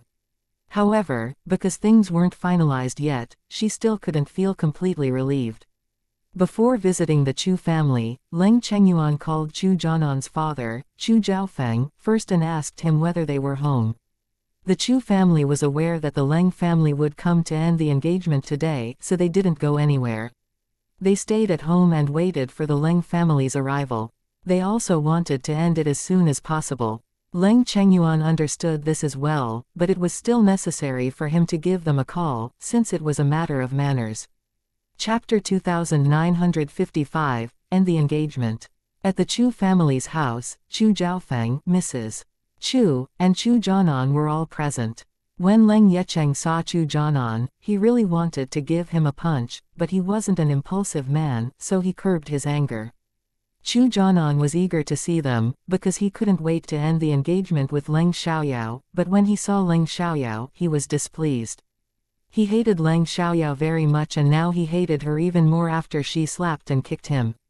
However, he had to stay polite in order to end the engagement. Besides, even if he really wanted to use violence, he couldn't exactly hurt Leng Xiaoyao. Leng Xiaoyao felt nothing when she saw Chu Jianan. Although she harbored grudges against him, she wouldn't show it on her face. The Chu family knew why Leng Chengyuan and the others came, but Chu Jiaofeng still asked them after they were seated. Mr. Leng, is there anything we can help with? Jiaofeng, we're so close that I think we can be straightforward. I understand Yao Yao is bad-tempered. She does nothing but cause trouble every day. I know your family doesn't like her, especially Jianan. So, I don't want to force him to marry her. And Yao Yao has also changed her mind. She wants to end the engagement with Jianan, Leng Chengyuan said directly. Even though Chu Jiaofeng was already aware of it, he still pretended to be surprised when Leng Chengyuan said it aloud. Mr. Leng, Chu. Jiaofeng wanted to say something, but didn't know what to say. It's an agreement between us, not them, so it's normal that Jianan dislikes Yao Yao, but people should have moral standards. Even though Jianan is engaged to Yao Yao, he still has an abnormal relationship with Yuki. It has humiliated Yao Yao and the Leng family. I understand it takes two to tango, so I'm also ashamed of such a shameless granddaughter who has an affair with her cousin's fiancé. As a result, even though Yao Yao is ending the engagement with Jianan, Yuki can't be with Jianan, Leng Chengyuan said. Chu Jianan was anxious once he heard that. If Leng Xiaoyao ended the engagement with him, why couldn't he be together with Leng Yuki? Everyone in the high society of City Chong is aware of the Leng family's engagement with the Chu family. If Yuki gets together with you after Yao Yao ends the engagement with you, people will know that Yao Yao did that because you betrayed her. If you're together with another girl, I won't interfere, but not Yuki. We don't want to be humiliated, Leng Chengyuan explained. Even though Leng Xiaoyao ended her engagement with Chu Jianan, Leng Chengyuan still wouldn't allow Leng Yuki to get together with Chu Jianan. However, he didn't do that for the Leng family's pride, but simply to pay them back for Leng Xiaoyao. Leng Xiaoyao actually didn't care about whether Chu Jianan got together with Leng Yuki after their engagement ended, but she said nothing since Leng Chengyuan was so protective of her. Her grandfather could deal with it as he wanted, while she only wanted to end the engagement with Chu Jianan. It's not that serious, Chu Jianan exclaimed. Precisely because he didn't think it was so serious, he thought that Leng Chengyuan was doing it on purpose. However, Chu Jiaofeng agreed with Leng Chengyuan, so he started to think it was a bad idea. You're not experienced. Don't you know that words can kill? Do you know what people of high status are most afraid of? We don't want our reputation to be damaged, because it can affect our future or business. What's happening between you and Yuki is extremely amoral, Leng Chengyuan said. Even though Leng Chengyuan made it very clear, Chu Jianan still didn't think it was a big deal. After all, he was very young. Grandpa Leng, it won't be as serious as you just described. You're too protective of Leng Xiaoyao, so you don't want Yuki to be together with me, right? Chu Jianan angrily questioned Leng Chengyuan, but that was the truth. Jianan, how could you talk to Grandpa Leng like that? Apologize, now, Chu Jiaofeng snapped. Dad, Chu Jianan was reluctant to do that. Well, Yao Yao is my granddaughter. Shouldn't I protect her when she's been taken advantage of? Leng Chengyuan asked. He denied that he was too protective of Leng Xiaoyao. Yao Yao is quick-tempered, but she wouldn't have injured you if you hadn't betrayed her. Leng Chengyuan stated. This time, Chu Jianan didn't know what to say. He was unwilling to accept it, because he felt he was innocent and his family didn't ask for his permission when they agreed to the engagement with Leng Xiaoyao. Was he wrong? He wasn't wrong, but that didn't mean he could cheat on Leng Xiaoyao. You pushed Yao Yao down on the ground, and she passed out. Why didn't you call the hospital? Did you want her to die? Leng Yecheng questioned at this point. He coldly stared at Chu Jianan, putting pressure on him. What? You pushed Xiaoyao causing her to pass out. Hearing that, Chu Jiaofeng was surprised, because he didn't know that it was Chu Jianan who attacked Leng Xiaoyao first. Mrs. Chu was also extremely surprised, because she didn't know that either. However, she wouldn't blame Chu Jianan, because she believed that Leng Xiaoyao deserved it. She didn't have any sympathy for Leng Xiaoyao, and completely sided with Chu Jianan, but she had the same idea as Chu Zhaofeng after hearing Leng Chengyuan's words. If Chu Jianan really married Leng Yuqi after ending the engagement with Leng Xiaoyao, it would damage the Chu family's reputation and business. Although she liked Leng Yuqi, she cared more about the Chu family's reputation. After all, Leng Yuqi was just an outsider. Chapter 2956, Wait a few years. It was her who wanted to attack Yuqi first, Chu Jianan said, not feeling guilty at all. Hearing his words, Leng Chengyuan and Leng Yecheng were both displeased. Leng Yecheng mocked. Let me be straightforward, Xiaoyao and Yuqi are cousins. It's none of your business if they have a tussle. Why didn't you protect your fiancé, but another girl? Do you think that's right? Chu Jianan was unwilling to do that, because he liked Leng Yuqi, so he only wanted to protect Leng Yuqi. Before he could say anything again, Chu Zhaofeng interrupted. Jianan, shut your mouth. At the same time, he gave him a warning glance. Chu Jianan didn't dare to say anything again, because he was in awe of his father. Afterwards, Chu Zhaofeng turned to look at Leng Chengyuan and Leng Yecheng, then he apologized. I'm sorry, it's completely Jianan's fault. Luckily, Xiaoyao wasn't injured. As his father, I failed to educate him well. Given the current situation, I feel really guilty. If it hadn't been for Yez, I wouldn't have survived. Mr. Leng, even though Xiaoyao is ending her engagement with Jianan today, I promise I still won't spare any effort to help her if she needs it. It wasn't just a courtesy. He indeed felt guilty and was willing to help Leng Xiaoyao if she encountered any trouble in the future. He was snobbish, and felt the Chu family would be humiliated if Chu Jianan married Leng Xiaoyao, so he didn't want them to get together, but in his heart, he was still grateful to Leng Yez. Leng Chengyuan felt Chu Zhaofeng's sincerity, so he was reluctant to argue any longer.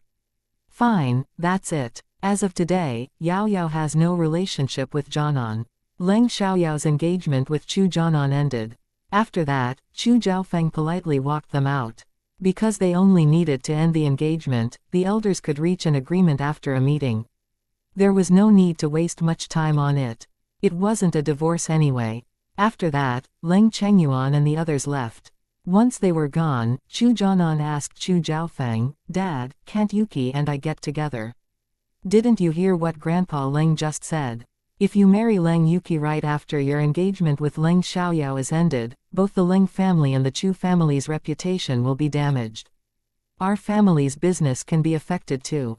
Chu Zhaofeng expected better from Chu Jianan.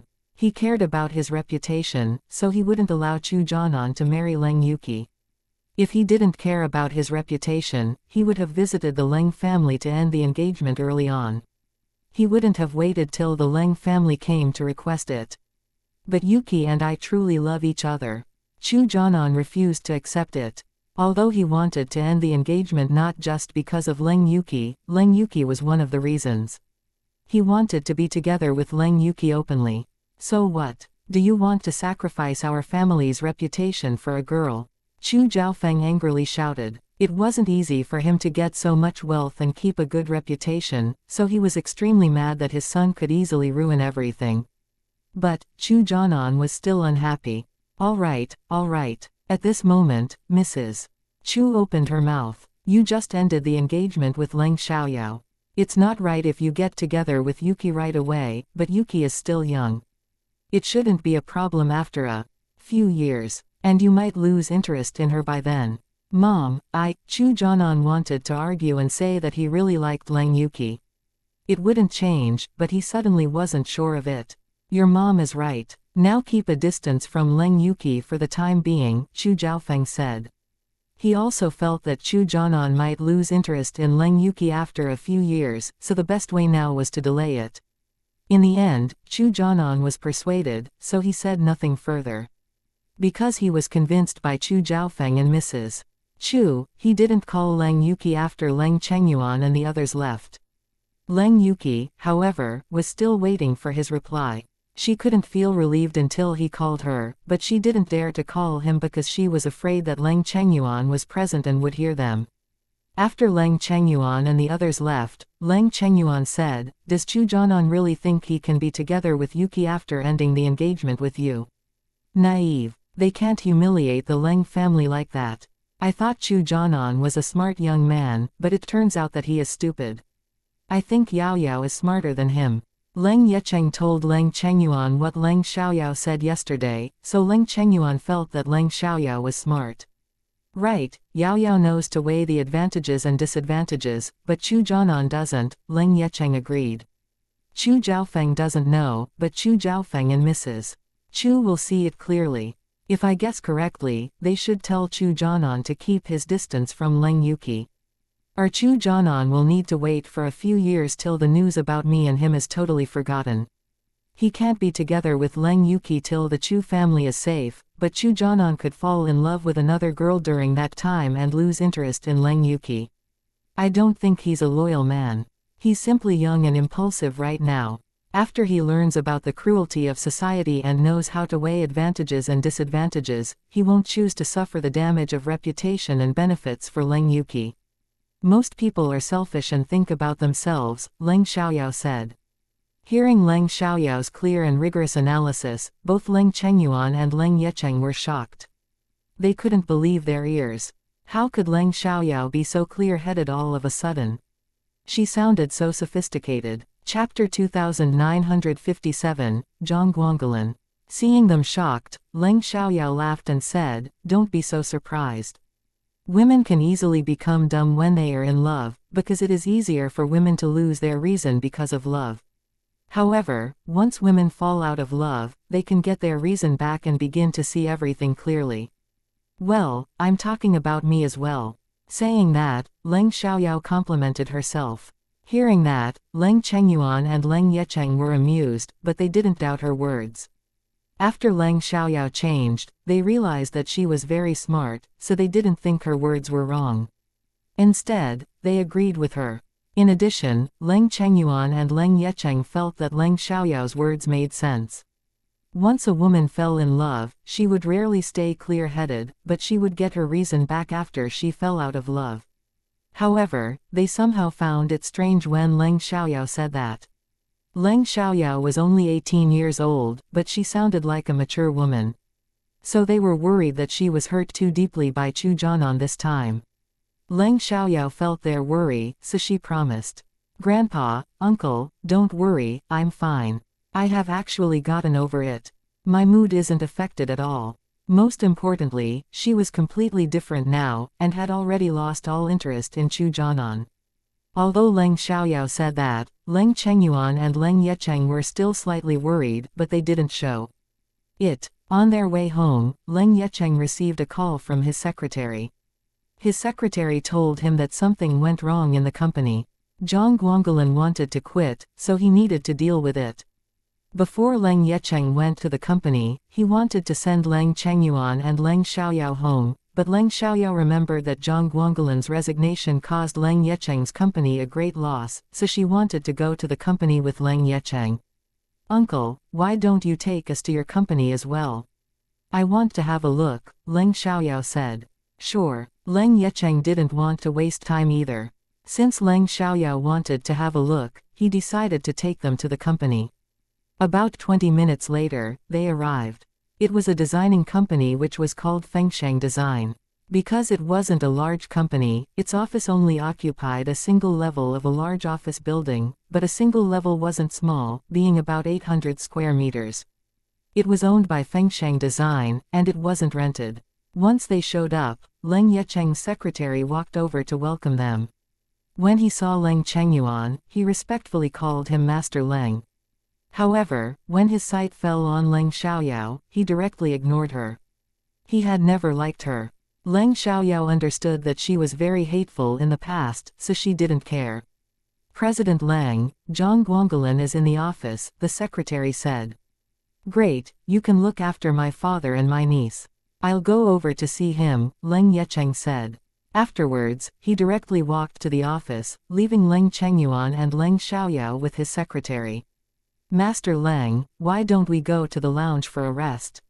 "Thanks." Leng Chengyuan nodded, then walked over with the secretary, followed by Leng Xiaoyao. The staff in the company recognized Leng Chengyuan and Leng Xiaoyao, so they greeted them at once. Today, a senior manager wanted to quit and work in another company. Once he left, some other experienced staffers would go with him, but it wasn't the main reason why Fengsheng Design would suffer a great loss. Normally, the company wouldn't stop employees from quitting. The trouble was that the senior manager leaked an important project of Fengsheng Design after he quit. Fengsheng lost the project and suffered a great loss. Therefore, since Leng Xiaoyao already knew about it beforehand, she wouldn't allow it to happen again.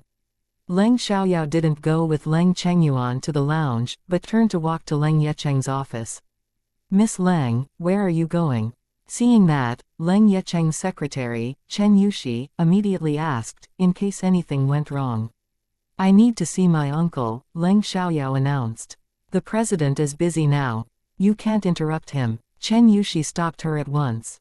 "I must go," Leng Xiaoyao said with determination.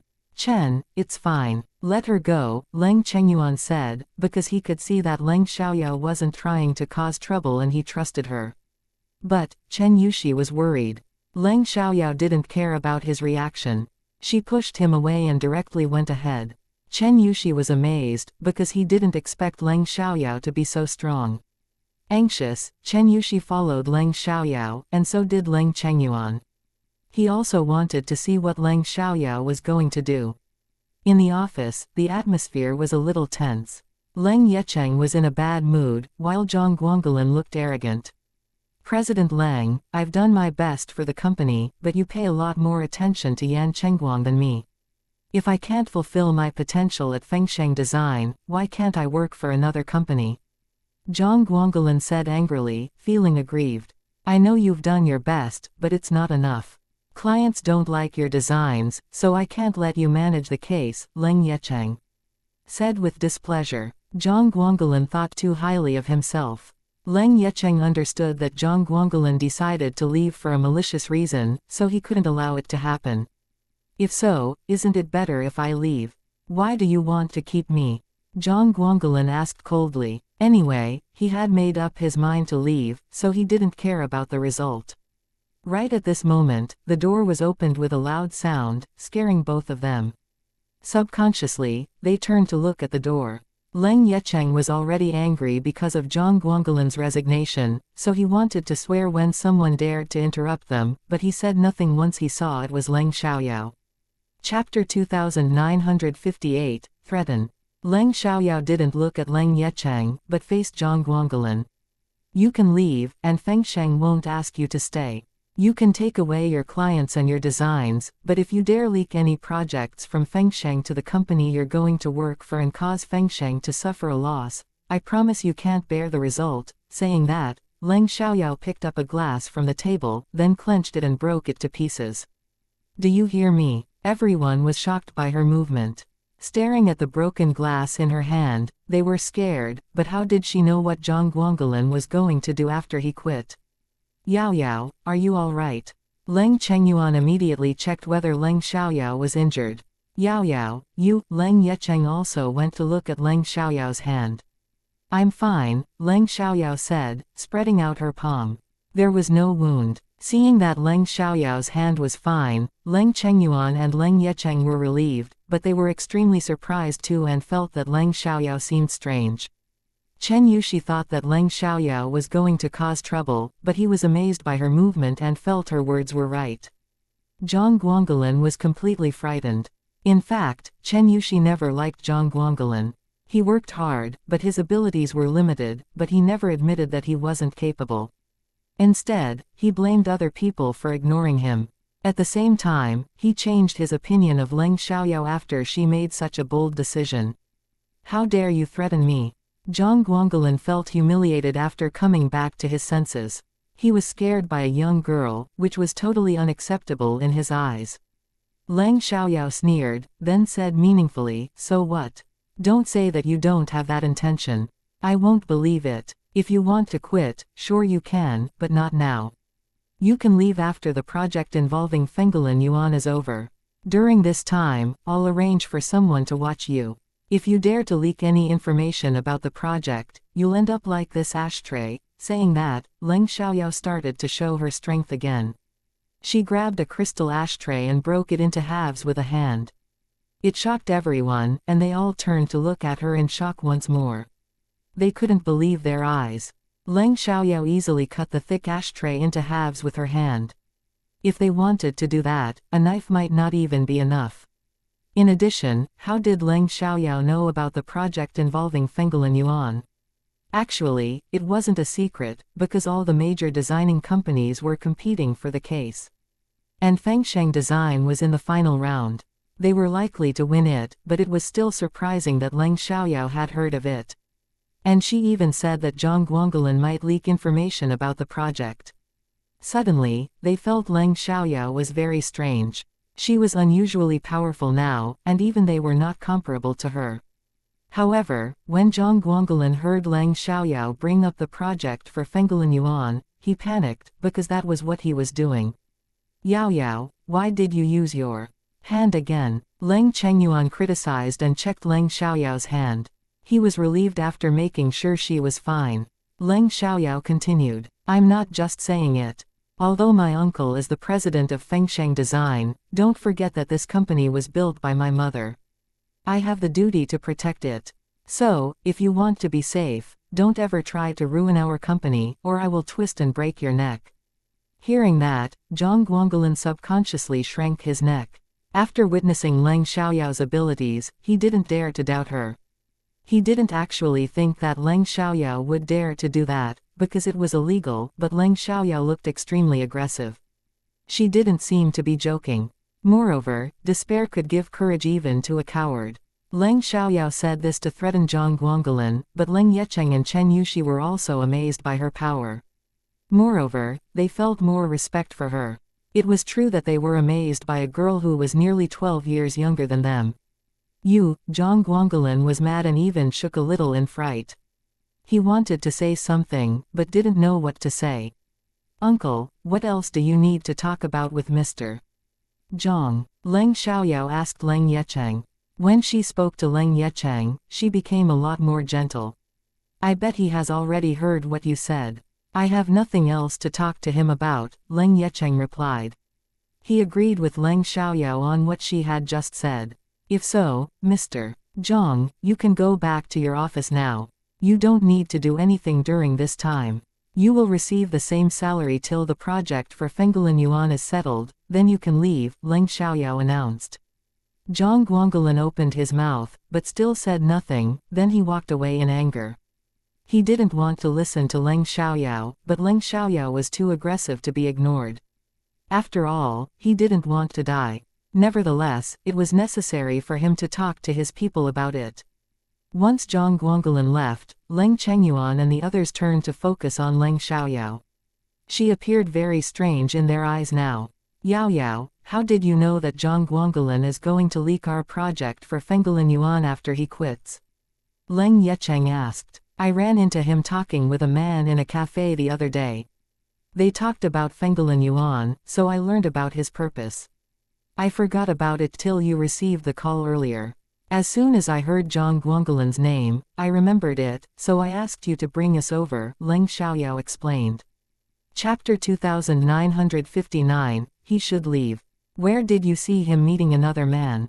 Leng Yecheng asked. I don't remember. After all, I just passed out, so I lost some of my memories, Leng Xiaoyao said. That was a lie, since it didn't happen at all, but she couldn't name a random cafe, otherwise Leng Yecheng would go to investigate it for evidence. By then, she wouldn't be able to cover up the lie. Anyway, she just fell and lost consciousness, so she could use that as an excuse. Since Leng Xiaoyao said that, they didn't doubt it. Instead, they began to worry about her head. What? You lost some of your memories. Will it affect your brain? Do you need to go to the hospital? What if your head is injured? Leng Chengyuan asked worriedly. I'm fine. Grandpa, no need to worry. Leng Xiaoyao comforted him. How is it possible? You even passed out. No, you must go to the hospital to have a medical check with me right now. Leng Chengyuan insisted. He didn't want Leng Xiaoyao to be injured. Right, you must do a check. Let's go. I can drive you there, Leng Yecheng insisted. After dealing with Zhang Guangulin, there was nothing else he needed to do now. Leng Xiaoyao was left with no choice. In order to set Leng Chengyuan and Leng Yecheng's mind at rest, she had to agree. Fine. Before they left, Leng Xiaoyao said to Leng Yecheng, "Uncle, you better send someone to spy on Zhang Guangulin in case any accidents happen. You better pay a hacker to pay special attention to his email box as well. He might leak information through his emails. You better stop Zhang Guangulin from meeting your opponents in business. Don't you have a close relationship with Han Yu? I think he can help you with that." Han Yu was a man who was as good as he was bad. He managed a bar in City Chong, and was a leading businessman in this industry. He knew a lot of people in illegal and legal areas, so it was easy for him to find a hacker and a person who was good at spying. Hearing Leng Xiaoyao's words, Leng Yecheng was astonished. How could she know about Han Yu? Although Leng Xiaoyao didn't have a relationship with Han Yu, she had to be sure that he could do it, otherwise she wouldn't mention him. Anyway, there was no time for Leng Yecheng to think about it. He directly ordered Chen Yushi. "Chen, contact Han Yu and ask him to get me a man who's good at spying." "No problem, President Leng," Chen Yushi said. Afterwards, Leng Chengyuan and Leng Yecheng drove Leng Xiaoyao to the hospital for a check. Watching Leng Xiaoyao's back, Chen Yushi still couldn't digest the shocking news. Leng Xiaoyao totally shocked him today. How could she be so different? Once Leng Yecheng and the others were gone, Chen Yushi called Han Yu. After Han Yu learned about the situation, he did what Leng Yecheng wanted him to do. Given their close relationship, it was just a little favor. Back in his office, Zhang Guangulin called the person who poached him. The person was also mad after hearing about the situation, but they had to give up on Zhang Guangulin since it was already exposed. They mainly poached Zhang Guangulin for the project for Fengulin Yuan. If it couldn't be done, Zhang Guangulin would be of no use to them. After all, Zhang Guangulin wasn't extremely outstanding and it wasn't difficult for them to find someone who was better than him. Besides, Zhang Guangulin betrayed Fengsheng Design because they offered him some benefits, so he could do the same thing to them if other companies gave him more benefits. Disloyal people weren't reliable, but it wasn't the end yet, so they didn't tell Zhang Guangulin that yet. They decided to wait till the final result was out. Zhang Guangulin always believed that he relied on his abilities to win their approval and it was just an additional condition that they wanted him to leak information about the project for Fengulin Yuan. Therefore, he had no idea that they wanted to abandon him. That was proof that Zhang Guangulin wasn't very smart. If he was smart, he wouldn't have been easily persuaded by them. After all, there was no free lunch in this world. In fact, Zhang Guangulin had a high position and a high salary in Fengsheng Design, but he was too ambitious. He thought that he deserved something better, but it actually was beyond his abilities. If he had a clear understanding of himself, he wouldn't complain about his position and salary in Fengsheng Design. Zhang Guangulin wasn't qualified to handle important projects, but he was able to deal with normal projects, so he could become a manager in Fengsheng Design. "Yao Yao, how did you know that Han Yu can help?" On the way, Leng Yecheng asked Leng Xiaoyao curiously. "Didn't you tell me that he knows a variety of people? And I also heard that he has connections in both the legal and legal industries, so it shouldn't be difficult for him," Leng Xiaoyao explained. Hearing that, Leng Yecheng nodded. Although not many people knew that Han Yu had a close relationship with illegal gangs, it wasn't a secret, so it wasn't strange for Leng Xiaoyao to know that. "I hope Zhang Guangulin can behave himself, or it'll be troublesome," Leng Yecheng said. "Hope so," Leng Xiaoyao said, "but I don't think Zhang Guangulin is smart. Perhaps he will be abandoned after those people find out that he's under our watch." "Right, Zhang Guangulin isn't irreplaceable. Those people poached him in an attempt to defeat Fengsheng Design. There are countless skilled people nowadays, but they don't have a good platform. Zhang Guangulin has, but he's too ambitious. He refuses to improve himself, but complains about his treatment," Leng Yecheng said. "It's not a bad thing if he leaves Fengsheng Design," Leng Xiaoyao said. "He should have left earlier on." Leng Yecheng agreed. Chapter 2960, Too Powerful. Before it happened, Leng Yecheng still felt Zhang Guangulin was of some use, but now he felt Zhang Guangulin should leave. Although Zhang Guangulin hadn't had a chance to betray Fengsheng design yet, he had thought of it, and if they didn't stop him, he might have succeeded. Yao Yao, you're so powerful. Even I felt threatened earlier, especially when you broke the glass and ashtray with your hand, Leng Yecheng said with mixed emotions. Grandpa, uncle, I understand that it's hard for you to digest it. I can't tell you much, but I'm very satisfied with my change. No one can bully me in the future, Leng Xiaoyao said. It was really impossible for her to explain. You're right. It's not a bad thing that you're different now. Since you can't tell us much, we won't ask, Leng Chengyuan said. He was curious why Leng Xiaoyao suddenly changed, but everyone had their secrets, so they decided to not ask more about it. Leng Yuki waited for a long while, but Chu Jianan still didn't contact her. Finally, she lost her patience and sent him a message to ask him about the result. Chu Jianan read Leng Yuki's message, but didn't reply to her until a long while later. Chu Jianan, the engagement has ended, but your grandfather and my parents said that it's not appropriate for me to get together with you so soon after the engagement ended. It will affect the reputation of both of our families. So, we should keep our distance for the time being. We can still date if we have time. Chu Jianan only agreed to keep his distance away from Leng Yuki in public, but they could still see each other secretly. Currently he still liked Leng Yuki, so he wouldn't cut off his relationship with her just because of Leng Chengyuan and Chu Jiaofeng's words. As for what would happen in the future, he would make a decision according to the situation then. Reading Chu Jianan's reply, Leng Yuki was slightly disappointed and sad, but she knew that it was right. If Chu Jianan got together with her right after he ended his engagement with Leng Xiaoyao, the reputation of both families would be damaged. Therefore, Leng Yuki agreed to keep her distance from Chu Jianan on the surface, and they could meet each other secretly. Leng Yuki replied, "Fine, we won't hang out together publicly for the time being. Jianan, I love you. I can't wait to be with you openly." Chu Jianan simply replied that he felt the same, then he said nothing further. Leng Yuki shared the result with Song Meiyu. Although the engagement was ended, Song Meiyu was still afraid that Leng Yuki couldn't marry Chu Jianan. After all, it was not only Leng Chengyuan, the Chu family also didn't want to be affected. Nevertheless, no matter how worried they were, they couldn't do anything about it, because it wasn't up to them. Leng Xiaoyao arrived at the hospital and had a medical check of her head. The results showed that there was nothing wrong, so Leng Chengyuan and Leng Yecheng felt very relieved. Afterwards, they went home. Han Yu's people quickly came to Fengsheng Design, and started spying on Zhang Guangulin and his email box. Leng Xiaoyao was 18 years old in this time space, so she was still studying. In fact, she was a senior in high school with a tight schedule. Currently, it was March, so the National College entrance examination was only 3 months away. In this time space, the people were different, but the other things were the same, including knowledge. Therefore, as a straight-A student, Leng Xiaoyao was not worried at all.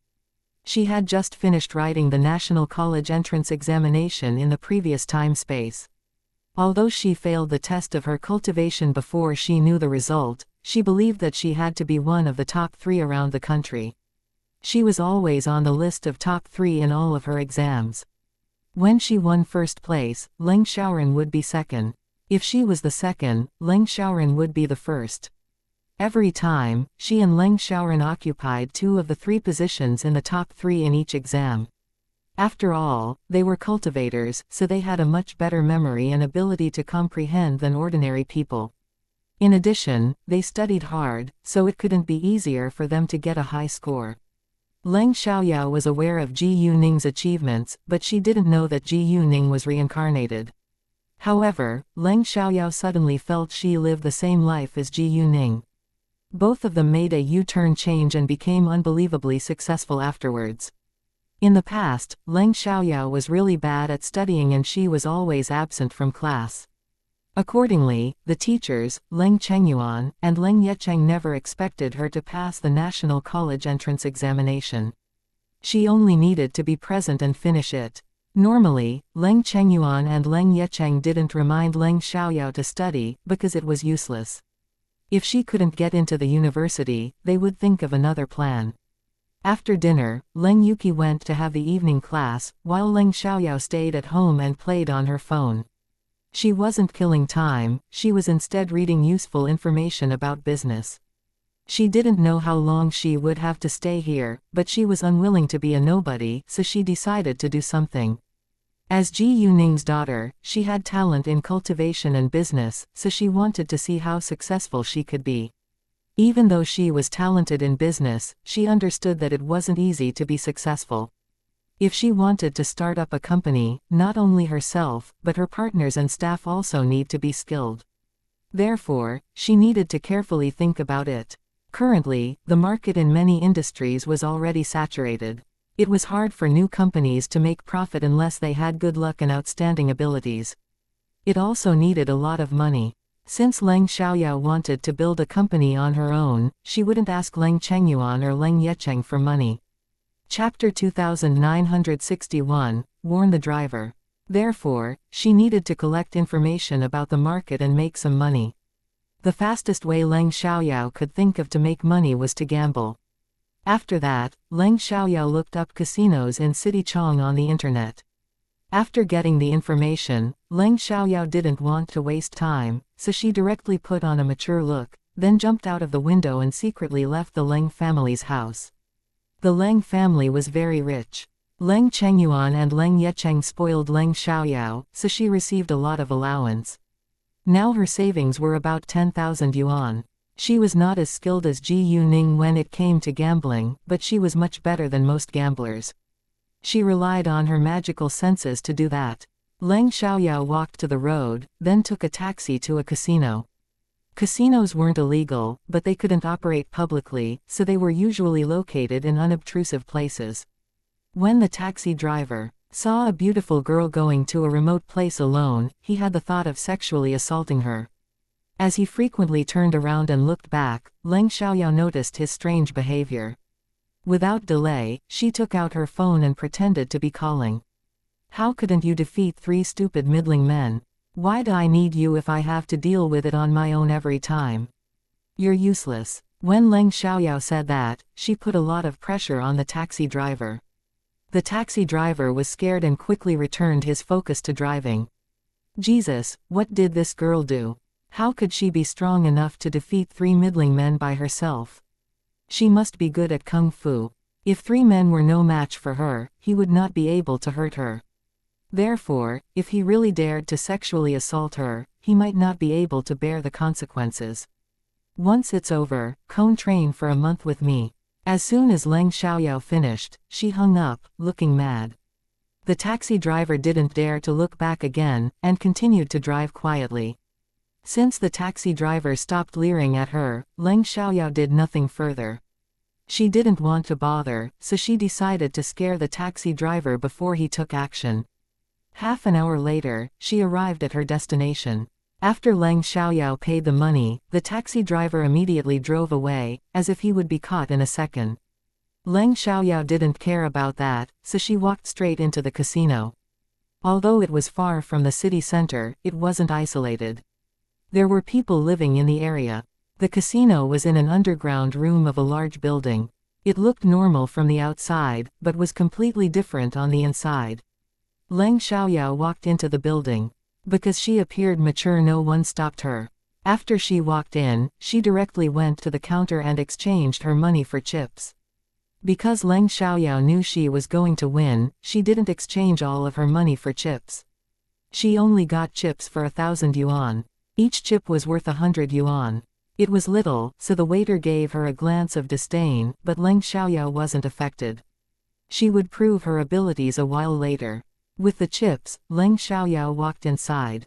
The casino was very luxurious, and looked completely different from its outside, which was understandable, since casinos shouldn't attract too much attention.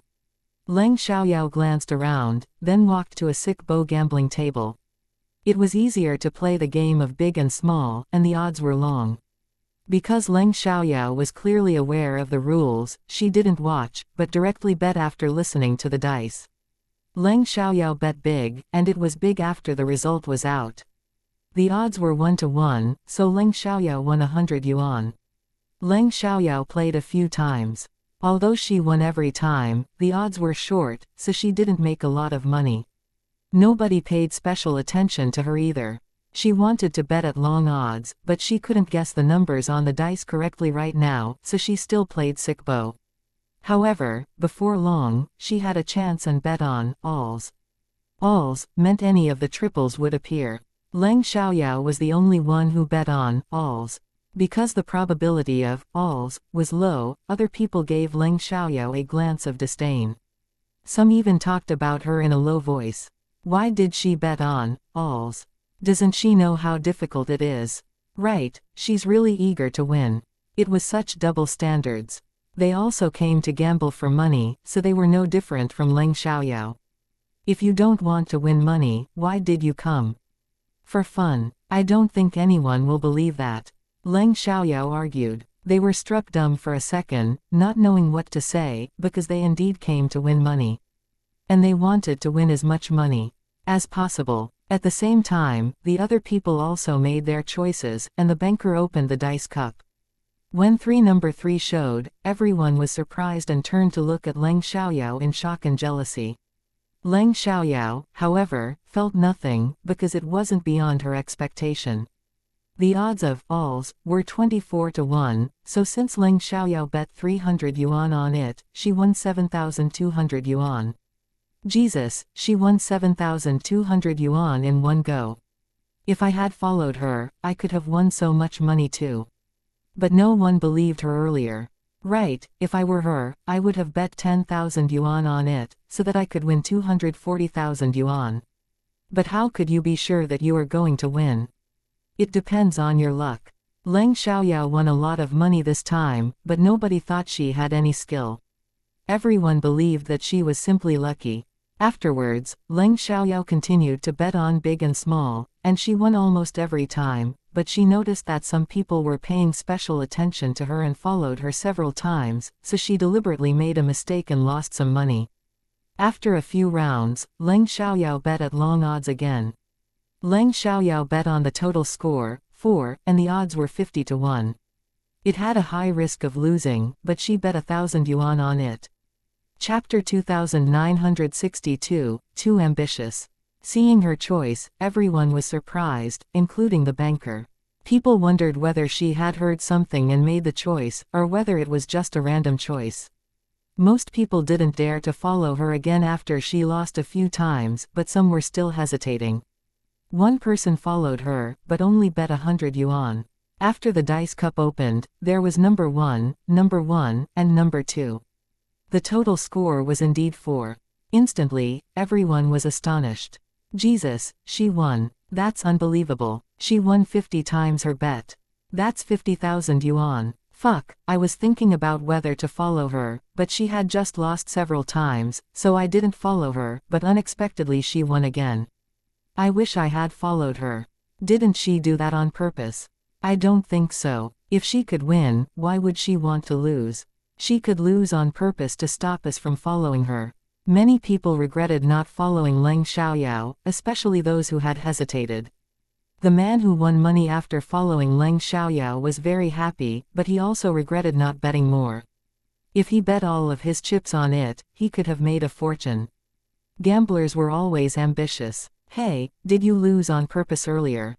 Someone asked Leng Xiaoyao. Leng Xiaoyao sneered and said, "Don't flatter me. If I had that ability, I would be the god of gambling." Hearing that, other people agreed. No matter what, whether it was good luck or skills, Leng Xiaoyao had won twice at long odds. After she won twice, the banker was alerted. In the following rounds, Leng Xiaoyao bet on big and small again. She won and lost some money, but after she won money at long odds twice, many people followed her to bet. Sometimes, Leng Xiaoyao bet at long odds, but she didn't win every time. After all, she wasn't Ji Yuning and didn't have a pair of jade eyes. She wouldn't be accurate every time. Therefore, people with good luck could win a lot of money after following Leng Xiaoyao, while those who didn't have good luck lost a lot. As Leng Xiaoyao won more and more money, a man who won some money by following her reminded her kindly. "Miss, if you continue to win, I'm afraid you won't be able to leave this place later." Gamblers who came here often were aware of the unspoken rule. If they won too much, they wouldn't be able to leave safely. Although it was unfair, they couldn't do anything about it.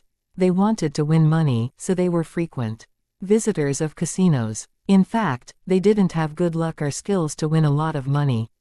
There is no need to be afraid, Leng Xiaoyao said. She knew the unspoken rule, but she didn't care, nor was she scared. If they didn't allow her to leave, she could cause a scene. She didn't believe that they could stop her from leaving. Hearing Leng Xiaoyao's reply, the man said nothing further. Since she was so confident, he would wait to see her result. Other people were also waiting to see Leng Xiaoyao getting in trouble. After all, she had won so much money, so they were very jealous of her. Half an hour later, Leng Xiaoyao had won over 1,000,000 yuan, so she was finally targeted. In an office of the casino, two young men, who were about 30 years old, were smoking on a sofa, watching the picture on the screen. The screen showed a picture of the gambling table that Leng Xiaoyao was at, and they were mainly looking at her. She doesn't seem to be a new hand. She should know the rules, but she is still winning so much. She's bold, one man said unhappily, looking dangerous. She either doesn't know, or is doing it on purpose, the other man replied. If Leng Xiaoyao was here, she would recognize this man, because he was Leng Yecheng's friend, Han Yu. Whether she doesn't know or is doing it on purpose, call her over, the man ordered. Go, tell the woman to come upstairs to room 1 to gamble with me. He ordered his subordinate. Sure. The man's subordinate answered, then walked out. Before long, the man's subordinate found Leng Xiaoyao and said that their manager was inviting her to gamble around. Leng Xiaoyao knew that they would come to see her and them wanting to gamble with her was just an excuse, but she said nothing and left with them. Other people gloated over her misfortune. She shouldn't have won so much money. Now she's in trouble. Right, she's too ambitious. She's going to learn a lesson. She was too ambitious. If other gamblers had her abilities, they would be ambitious too. Leng Xiaoyao followed the man to room 1, but there was no one inside. The man told her to have a seat, then went to inform their manager. After a long while, their manager finally came. The moment Leng Xiaoyao saw them, she placed her sight on Han Yu. She didn't expect him to be here as well, but she was aware that he had a close relationship with illegal gangs, so she wasn't surprised. Anyway, this casino was owned by an illegal gang. Sitting on the chair, Leng Xiaoyao crossed her legs and leaned back slightly. Looking at them, she didn't seem scared at all. Leng Xiaoyao's attitude made those men and Han Yu believe that she came to cause trouble. If so, she was trouble, and they wouldn't disdain her just because she was a woman. They would never take their enemies lightly, unless the person was really weak. In addition to her attitude, they could also feel that she wasn't weak, but they weren't sure how strong she was. Your man said that you want to gamble with me. How would you like to do that? Leng Xiaoyao stared at the man and asked calmly. The man put on an evil smile and asked, "Why are you staring at me? How could you know that it's me?" He asked that, but he wasn't actually astonished, because he knew that Leng Xiaoyao was targeting him. As the man spoke, he walked to sit across Leng Xiaoyao and also crossed his legs. Jie seemed no less arrogant than Leng Xiaoyao. Chapter 2963, Gamble or Not. Because he's Han Yu. I recognized him. Leng Xiaoyao glanced at Han Yu. When Leng Xiaoyao saw Han Yu, she decided not to keep her identity a secret, because she could avoid a fight by doing that. She wanted to leave here safely. Hearing that Leng Xiaoyao knew Han Yu, both the man and Han Yu were surprised. Han Yu had a lot of fame in City Chong, but rarely showed up in public, so not many people knew him, but this woman recognized Han Yu, which surprised them. Looking at Leng Xiaoyao, Han Yu felt she looked familiar, but couldn't remember who she was. Oh, it's surprising that you know Han Yu, the man said. Why, he's my third uncle's friend. I've met him a few times, Leng Xiaoyao said. She directly told them who she was. Therefore, upon hearing Leng Xiaoyao's words, Han Yu realized who she was, but he couldn't believe it. After all, Leng Xiaoyao looked totally different from the impression he had of her. This woman resembled Leng Xiaoyao, but didn't seem to be the same person. Actually, Han Yu didn't have a deep impression of Leng Xiaoyao, otherwise he would have recognized her. Are you Leng Xiaoyao? Han Yu wasn't sure, but still asked. Anyway, she couldn't be Leng Yuki. Yeah, I'm Leng Xiaoyao. Leng Xiaoyao admitted. Han Yu was even more surprised and asked, how did you become like this? No, aren't you a good-for-nothing? When did you become so skilled at gambling? At that moment, Leng Xiaoyao appeared completely different from how she had seemed in Han Yu's eyes, and he was very frank when he said that Leng Xiaoyao was a good-for-nothing. The man didn't know Leng Xiaoyao, but still rolled his eyes when Han Yu said Leng Xiaoyao was a good-for-nothing. There was no good-for-nothing who was so good at gambling. However, obviously Han Yu didn't know how good Leng Xiaoyao was at gambling. Leng Xiaoyao wasn't mad when Han Yu said that she was a good-for-nothing, because she used to be one. Well, even a good-for-nothing can learn to make progress. And I don't tell everyone what I can and can't do, Leng Xiaoyao replied. Han Yu nodded. Does your third uncle know? Han Yu asked. He doesn't, so I hope you can also keep it a secret for me, Uncle Han, Leng Xiaoyao asked. When she called Han Yu uncle, Han Yu was displeased and the man even snorted with laughter. Even though Han Yu was a friend of Leng Xiaoyao's uncle and it wasn't wrong that she called him uncle too, Leng Xiaoyao dressed like a woman in her 20s, so he felt as if he was much older when she called him uncle. Therefore, he said in a displeased tone, why should I help you keep it a secret? Fine, if you don't want to, you don't need to. Leng Xiaoyao shrugged, but then she threatened. But, I know a secret about you. Although it won't kill you, it can harm you. And, I have the ability to help you solve the problem. Hearing that, Han Yu squinted and coldly looked at Leng Xiaoyao. Leng Xiaoyao didn't tell him what secret it was, but Han Yu knew exactly what she was talking about. However, even Leng Yecheng didn't know about it. How did Leng Xiaoyao find out? How did you find out? Han Yu asked. It's not important. Most importantly, I know about it and I can solve the problem. Uncle Han, are you willing to trust me? Leng Xiaoyao said. She refused to tell him how she found out. In fact, she ought to find out about it a year later in this time space. Han Yi had a relapse of his hidden illness and was taken back to the Leng family's house by Leng Yecheng, then Leng Xiaoyao found out. Han Yu was silent. Honestly, he didn't trust Leng Xiaoyao, because she left a very bad impression on him. However, he felt that Leng Xiaoyao should have some ability if she dared to make that promise. When Han Yu said nothing, the man understood that he needed time to think about it, so he changed the topic first. If you know each other, should I continue to gamble or not? This man was the manager of this casino, and his name was Xianxia. He had a close relationship with Han Yu, so he knew the secret. There were rules in casinos, but the situation would be different if a gambler had connections. Leng Xiaoyao turned to stare at Xianxia and said, it's up to you, manager. If you want to gamble, I can play with you.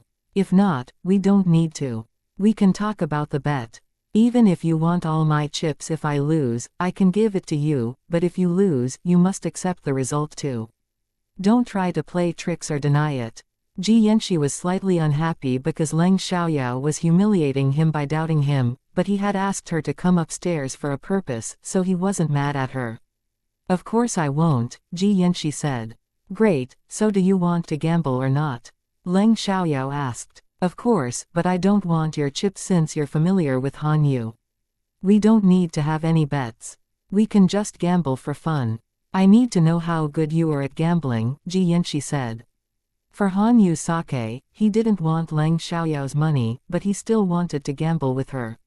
No problem, Leng Xiaoyao answered. How many rounds? 3, Xianxia said. After that, Leng Xiaoyao and Xianxia started gambling. Because there were only 2 of them, Xianxia would shake the dice and Leng Xiaoyao would guess. Then Leng Xiaoyao would shake the dice, and Xianxia would guess. Xianxia shook first. After the dice cup fell, Leng Xiaoyao guessed. Big. This time, she could only tell whether it was big or small. Afterwards, Xianxia opened the dice cup, and it was indeed big. Then it was Leng Xiaoyao's turn to shake the dice cup, and Xianxia needed to guess.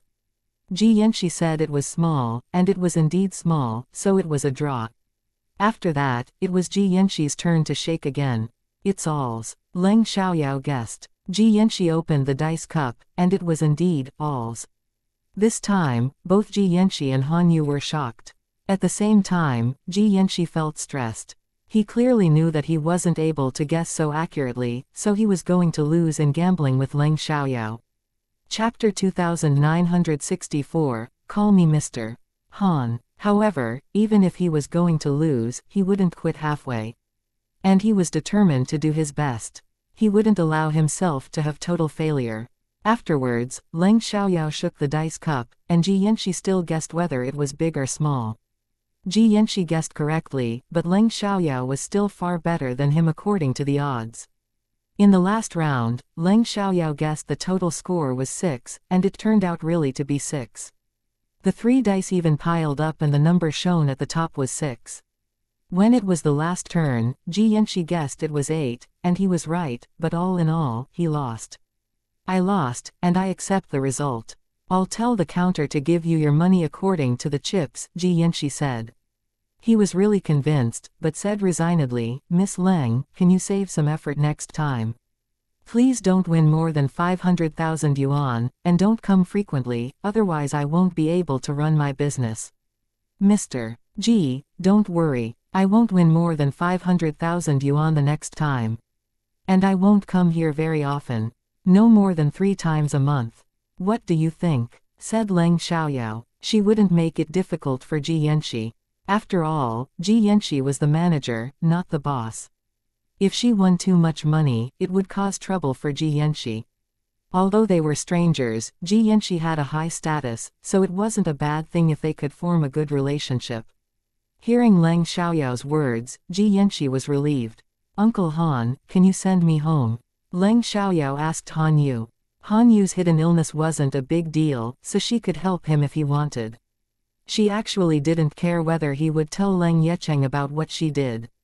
Even if Leng Yecheng knew, it wasn't a big deal. She was willing to help him because he was close to Leng Yecheng and had helped him a lot. Han Yu took a deep breath when Leng Xiaoyao called him uncle, but it wasn't wrong, so he couldn't say anything about it.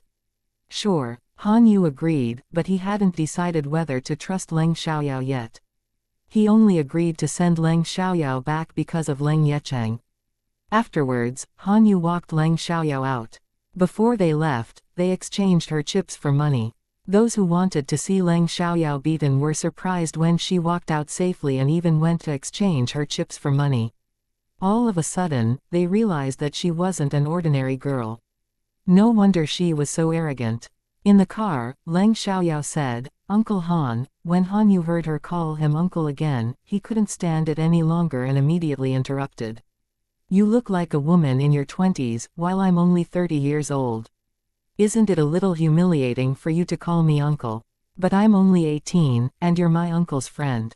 You should be in the same generation. Can't I call you uncle? Leng Xiaoyao seemed innocent, but she actually said it on purpose. Han Yu was struck dumb for a second. Although Leng Xiaoyao was right, he still couldn't accept it. Just call me Mr. Han. Fine, Mr. Han. Leng Xiaoyao didn't continue to call him uncle. In fact, she also found it strange. If it weren't for Leng Yecheng, she ought to call him brother. Mr. Han, I know it's hard for you to trust me. After all, we're not familiar. And I was a good-for-nothing in many people's eyes, but there is no need to rush. You can think about it. Your illness won't affect you too much within a short time. You'll only feel uncomfortable when you have a relapse. In the following 2 months, if you trust me, you can come to see me. Leng Xiaoyao said, Don't worry, you're my third uncle's friend and you've helped him a lot. I won't harm you. Thanks. Han Yu indeed needed time to make sure that Leng Xiaoyao had the ability, so what Leng Xiaoyao said satisfied his need. Although he hadn't talked about it with Leng Yecheng yet, he trusted him. After Han Yu drove Leng Xiaoyao to the wall of the Leng family's house, Leng Xiaoyao told him to stop, because she didn't want to go home through the front door. Han Yu didn't ask and directly stopped the car. Leng Xiaoyao said goodbye to Han Yu, then walked to the wall. After an easy jump, she got inside. Han Yu watched everything, and was surprised. It seemed so easy for Leng Xiaoyao to jump over the wall. Even he wasn't that agile. Leng Xiaoyao confused him because she was totally different. In fact, Leng Xiaoyao deliberately jumped over the wall in front of Han Yu. She wanted him to know that she had skills, which might convince him to trust her. After Leng Xiaoyao got into the yard by jumping over the wall, she climbed up the wall to the window, which was very easy for her. She didn't want to be caught, or she could have directly jumped from the ground using qinggong. Leng Xiaoyao went out at 8 p.m., and it was 11 p.m. when she was back home, so no one knew that she was gone. Before she left home, she told them that she needed a good rest, so no one bothered her. Back in her room, Leng Xiaoyao immediately removed her makeup and changed her clothes, then went to bed, but she couldn't sleep right away, so she thought about what she needed to do next. Currently, she had over 1,000,000 yuan, which was enough to start a small business, but that wasn't enough for her to do something big. Therefore, she must make full use of the 1,000,000 yuan. She thought about the jade industry, because that was where Ji Yuning made a fortune, so she felt it might be a good idea, but she wasn't good at stone gambling. She didn't think she could make money in the real estate industry, because she only had 1,000,000 yuan instead of 100 million yuan. It was impossible for her to build a block in a second-tier city without 100 million yuan. Without connections, she couldn't run an entertainment company either. For the time being, Leng Xiaoyao had no idea what to do, so she stopped thinking about it. Perhaps a good idea would come to mind. That night Leng Xiaoyao slept well. When she got up the next morning, Leng Xiaoyao went to cultivate for a while on the top floor. She didn't know why her cultivation was restricted, but she still needed to cultivate. Chapter 2965, Not Everyone Deserves Kindness. After she finished, Leng Xiaoyao went to have breakfast before going to class. Because her home was far from her school, the Leng family arranged for a chauffeur to send her and pick her up at school. Leng Xiaoyao was bad at studying, but she was still enrolled in the best high school in City Chong, as was Leng Yuqi, but Leng Yuqi was in the best class, while Leng Xiaoyao was in the worst class, which was full of students with connections. Leng Xiaoyao was notorious in their school, and there was a group of girls who often caused trouble with her. Actually, Leng Xiaoyao fought mostly because other people offended them. Upon thinking of the bunch of girls, Leng Xiaoyao felt she could continue to be friends with them and help them become good girls. Because they were all born in rich or powerful families, it wouldn't be a bad thing if she had a good relationship with them.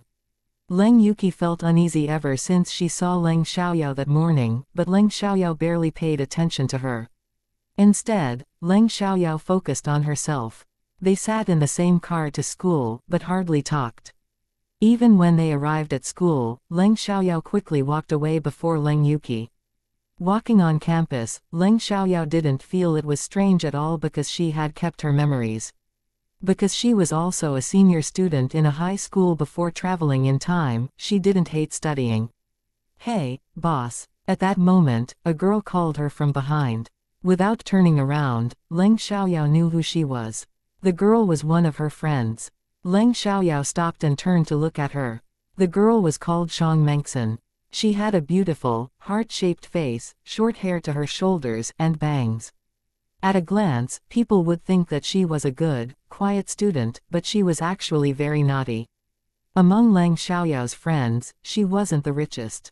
In fact, there were two girls who were born in richer families than her, but because Leng Xiaoyao was very bold, they agreed to call her their boss. Xianxia was one of the two girls. Her grandparents were from the Yi family, a wealthy family in City Chong, and her father was a senior official in the capital. Because Xianxia was too bad at studying and too naughty, the Xiang family sent her to her grandparents' place and asked her to study hard and get back to the capital on her own. However, Xianxia was still lazy. She didn't care about whether she could get back to the capital after the exams, because she felt that she could live an easier life in City Chong. "Boss, the girl from class 3, and Chenmeng, came to see us at the evening class last night. She wanted to have a meeting in the woods this afternoon. Do you want to go?" Xianxia asked. "No," Leng Xiaoyao said. "Why?" Xianxia was surprised. Although she asked Leng Xiaoyao about that, she couldn't believe that Leng Xiaoyao would refuse. "Why should we go as she wants? We won't listen to her. If she wants to meet us, she should come and see us," Leng Xiaoyao said. "She wouldn't be so obedient and go to see the girl." She had no interest in causing trouble, because she was different now. If An Chenmeng really came to cause trouble, she would fight back, but she was unwilling to go to see the girl unless she did something to them, forcing them to do something. You're right. We'll listen to you. If she wants to see us, come and meet us. Xiang Mengxin felt that Leng Xiaoyao's words made sense. She had no idea that Leng Xiaoyao was different now. In the past, Leng Xiaoyao would immediately lose her temper after hearing that, but now she stayed very calm. However, it couldn't prove anything. And Chenmeng was also a spoiled rich girl, and she had a group of friends too. They never liked Leng Xiaoyao and her friends, so they often had conflicts. However, contrary to them, An Chenmeng was good at studying, so the teachers preferred to defend An Chenmeng when she had conflicts with Leng Xiaoyao. As a result, the teachers seemed more protective of An Chenmeng. As they walked, an idea dawned on Leng Xiaoyao. She remembered that Xiang Mengxin's younger uncle was caught in an accident during a car race. Leng Xiaoyao didn't know the details, because she didn't pay much attention to it. She had only heard Xiang Mengxin mention it once. "Oh, little panda, I heard that your younger uncle loves car racing. I suddenly have an interest in it as well. Why don't we go to watch it if he has time?" Leng Xiaoyao said. Little Panda was the nickname Leng Xiaoyao gave Xiang Mengxin, and now they all called her Little Panda. At the beginning, Xiang Mengxin disliked it, but she gradually accepted it. Leng Xiaoyao wanted Xiang Mengxin's younger uncle to take them to watch car racing simply because she wanted to know her younger uncle's condition. If she was really interested in car racing, she could go to watch it by herself, but since Xiang Mengxin was her friend and she knew that her friend's relative was in trouble, she had to do something to help. Although Leng Xiaoyao was as aloof as Ji Yuning, she was born in a happy family, so she was kind and sympathetic. However, she wasn't a saint, and not everyone deserved her kindness. If anyone offended her, she wouldn't hesitate to pay them back. "Sure, I want to watch it too. Oh, I heard that there is a grand competition this Saturday. We can go there at that time," Xiang Mengxin said. Although they needed to attend class on Saturday as senior students in the high school, they didn't care about that. "Great," Leng Xiaoyao said. After they arrived at the classroom, Leng Xiaoyao's friends called her boss at once. In an instant, Leng Xiaoyao felt as if she was the head of a gang and was a little embarrassed. Chapter 2966, Whatever. Leng Xiaoyao had 5 female friends, and they all studied in Class 8 and sat in the same corner, the third row at the back of the fourth group. Leng Xiaoyao gave them a light answer, then sat in her own seat. Then they began to gossip. Leng Xiaoyao couldn't stand it, so she snapped at them. "All right, be quiet." Hearing that, the girls stopped at once and looked at Leng Xiaoyao in surprise as if they had done something wrong. This wasn't the first time that Leng Xiaoyao had shouted at them, and they weren't afraid, but this time, Leng Xiaoyao seemed unusually powerful, so they were all shocked. Right at that moment, their head teacher came and Leng Xiaoyao said, "All right, stop talking now." The other girls remained silent when they saw the head teacher walking over. It was the morning class, but their head teacher asked them to review books. Although students in Class 8 were all terrible at studying, as the teacher, he still needed to teach them. When the head teacher was helping them with the review, not many students were listening. Leng Xiaoyao's friends were either sleeping or drawing randomly on books. The only good thing they did was that they stayed quiet and didn't bother other people. Although they weren't good students, they were very loyal to Leng Xiaoyao, so Leng Xiaoyao didn't want them to waste their time like that. Therefore, Leng Xiaoyao decided to talk to them. If they were willing to listen to her, that would be best. If not, she wouldn't interfere. After all, they were just friends. She could kindly remind them to study hard, but she had no right to judge them. Once they had a break, the girls surrounded Leng Xiaoyao, but they were much quieter this time. "Boss, do you know that An Chenmeng wants to see us?" One girl asked Leng Xiaoyao. Her name was Gao Lele, and she was also born in a rich family. "I know, but we won't go to see her. If she wants to cause trouble, she can come and see us." "Why should we go to see her? Who does she think she is?" Leng Xiaoyao sneered. Hearing that, the other girls agreed. That morning, Leng Xiaoyao had an absent look on her face the entire time. Anyway, she had already acquired all the knowledge, so there was no need for her to focus on it now. And Chenmeng and her friends thought that Leng Xiaoyao and her friends would go to meet them in the woods after the classes were over, so they went there to wait for Leng Xiaoyao, but Leng Xiaoyao and her friends instead went to have a meal. As a result, and Chenmeng and the other girls saw nobody even after waiting for a long time. They were furious, then and Chenmeng ordered one of her lackeys to call Leng Xiaoyao. They knew each other's phone number, so Leng Xiaoyao refused to answer the call. After several declined calls, and Chenmeng was furious. She thought that Leng Xiaoyao must be scared, so she didn't dare to come and meet them, nor did she answer her calls. Even Leng Xiaoyao's friends had the same idea. Boss, if we don't go to see them or answer their calls, will they think we're scared of them? Whatever, I don't care, Leng Xiaoyao said. Hearing Leng Xiaoyao's words, the other girls finally realized that Leng Xiaoyao was different. In the past, she really cared about it if anyone said she was scared, but now it seemed that she didn't care about that at all. Boss, didn't you used to care about other people's opinions very much? Why are you? One girl asked. Her name was Wu Minmin, and everyone called her Little Witch. As soon as Wu Minmin finished speaking, the other girls agreed with a nod. People change. Do you want to be like this forever? Don't you want to change? Don't you think that you have no plans? Will you just live your life like this? Leng Xiaoyao asked, starting to give them some advice. When Leng Xiaoyao said that, the other girls were instantly upset, because what Leng Xiaoyao said was also their worry.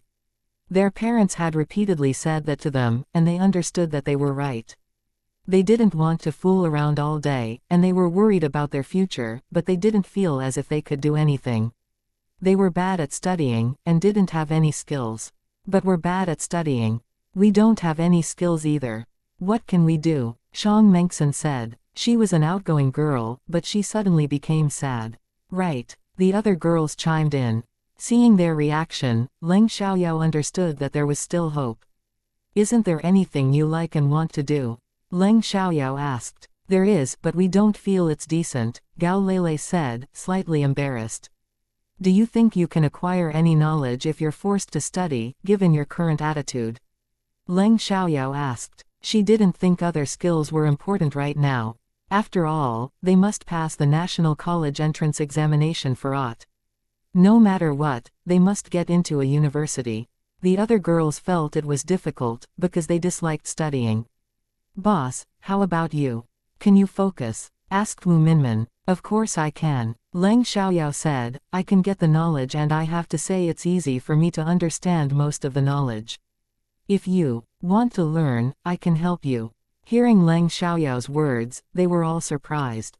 Leng Xiaoyao could understand and remember most of the knowledge and could even help them with that. Wasn't Leng Xiaoyao as bad at studying as them? Actually, Leng Xiaoyao was worse than them at studying. It was YRUE, so Leng Xiaoyao felt nothing when they questioned her. That's because I don't take it seriously. If I want, I can get in the top 10 easily.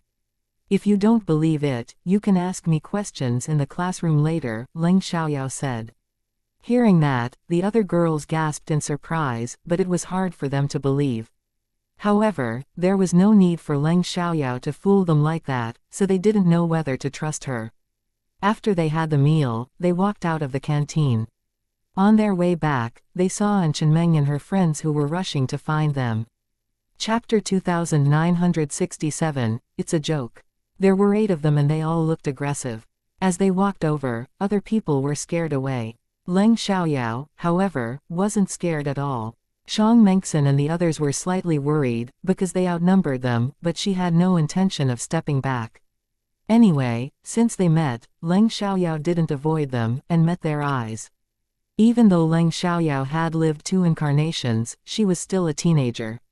Therefore, she could be impulsive and disobedient sometimes. When she faced An Chenmeng and the other girls, she didn't think she was bullying them. An Chenmeng and the other girls immediately stood in their way. Leng Xiaoyao, why didn't you go to the woods to see me? Are you scared? An Chenmeng mocked. Scared? I've never been afraid of anyone. I just don't want to see you. Leng Xiaoyao sneered. Then she said arrogantly, and, who do you think you are? Do you think you can order me to do anything? I won't. If you dislike me or want to cause trouble for me, you can do it. I will fight back. Do you think you can hurt me? Yu and Chenmeng and her friends were angry that Leng Xiaoyao laughed at them. Leng Xiaoyao, don't be so arrogant. You'll only embarrass yourself. One of Chenmeng's lackeys shouted at Leng Xiaoyao. Lin Xiaoxiao, it's you who shouldn't be so arrogant. If you had the ability, you would have overshadowed us long ago. You wouldn't keep on causing trouble. There are 8 of you, but we only have 6 people. Xiang Mengxin was also mad. There were 8 people in Chenmeng's group, while there were only 6 in Leng Xiaoyao's group. Whether they argued or fought, neither of them could win. It was always even or both lost. Precisely because of that, Chenmeng seemed weaker than Leng Xiaoyao. After all, she had more supporters than Leng Xiaoyao. Therefore, Chenmeng and her friends felt humiliated and angered by Xiang Mengxin's words. Yu and Chenmeng wanted to say something, but suddenly didn't know what to say. What do you want? Leng Xiaoyao challenged Chenmeng. Let's have a fight. Chenmeng said, voice filled with hatred. Whenever they met, they always had a fight. No problem, but I can fight against the 8 of you alone. If you lose, don't ever cause trouble for us again. What do you think? Leng Xiaoyao said. Although she wouldn't avoid Chenmeng, she didn't want them to cause trouble for her all the time. It was meaningless to argue with them, and she didn't want to waste time on that. However, the other people were shocked and couldn't believe their ears. What did Leng Xiaoyao say? Did Leng Xiaoyao say she could fight against 8 girls alone? Boss, did I hear correctly? Did you say that you will fight against the 8 of them alone? Wu Minmin asked in shock. Are you serious? Xiang Mengxin and the other girls chimed in. Yes, you heard correctly. I can fight against the 8 of them by myself. I wonder whether they dare to accept this challenge. Leng Xiaoyao said. She stayed calm, but looked arrogant in other people's eyes. Leng Xiaoyao, how arrogant you are. Even the 6 of you can't defeat us. Do you think you can do it alone? That's ridiculous. Chenmeng said. She was astonished by Leng Xiaoyao's words, but she was even more disdainful.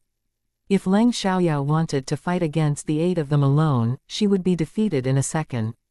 Right, boss, it's not a good idea. Gao Ziyan agreed. Gao Ziyan and Gao Lele were cousins. Gao Ziyan was 5 months older than Gao Lele. Because they always caused trouble together, the Gao family was bothered by their naughty behavior. Boss, what happened to you? Why do you suddenly want to do that? Tong Xiaobei asked. She was a little angry, but she was mostly worried. Don't worry, I won't disappoint you, Leng Xiaoyao reassured. Even though Leng Xiaoyao said that, Xiang Mengxin and the other girls still couldn't relax, because they knew Leng Xiaoyao better than anyone else. Fine, since you asked for it, we can satisfy you. No matter what the result is, you can't tell the teacher, Chenmeng said. Although she didn't think Leng Xiaoyao had the ability to defeat 8 of them alone, since Leng Xiaoyao wanted it, she decided to seize this chance to teach her a lesson.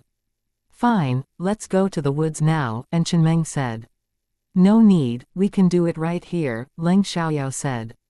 Great, we can do that right here. Chenmeng agreed. All right, you all step back. Leng Xiaoyao said to Xiang Mengxin and the other girls. Boss, Xiang Mengxin and the others were extremely worried and tried to stop Leng Xiaoyao. Just do it, Leng Xiaoyao said with determination. Xiang Mengxin and the other girls had to listen to her, so they stepped back. Afterwards, Leng Xiaoyao turned to look at Chenmeng and the other girls. Let's begin. There was no need for Leng Xiaoyao to attack them. She would give them a chance to attack her, otherwise it would seem as if she was bullying them. Let's beat her together, Chenmeng commanded coldly. The next moment, a group of 8 girls rushed towards Leng Xiaoyao. Seeing that, onlookers were nervous. Only Xiang Mengxin and the other girls were anxious. The onlookers disliked Leng Xiaoyao and Chenmeng. Honestly, they hated both of them, so they wouldn't feel any sympathy if either of them was injured. However, this time, they felt that Leng Xiaoyao was too arrogant and self-centered, so they wanted to see her seriously injured. Precisely because no one thought Leng Xiaoyao could win, the moment Leng Xiaoyao fought against Chenmeng and the other girls, everyone was amazed. The moment Chenmeng and her friends came closer, Leng Xiaoyao beat all of them, leaving them no chance to fight back. Everyone was shocked by the scene, because it happened within a few seconds. It was like a joke. Chapter 2968, were willing to accept failure. And Chenmeng and the other girls were also struck dumb, but the pain all over their bodies reminded them that it was true. They were indeed defeated by Leng Xiaoyao within a few seconds. Jesus, is this real? Did the boss? Shang Mengxin was too shocked to finish a sentence. I can't believe my eyes. Wu Minmin was also stunned. No way. It can't be true. Am I in a dream? Gao Lele and the other girls were amazed too. After hearing their exclamations, other people came back to their senses, feeling that it was really unbelievable. Jesus, Leng Xiaoyao defeated 8 of them by herself. And she did it within a few seconds.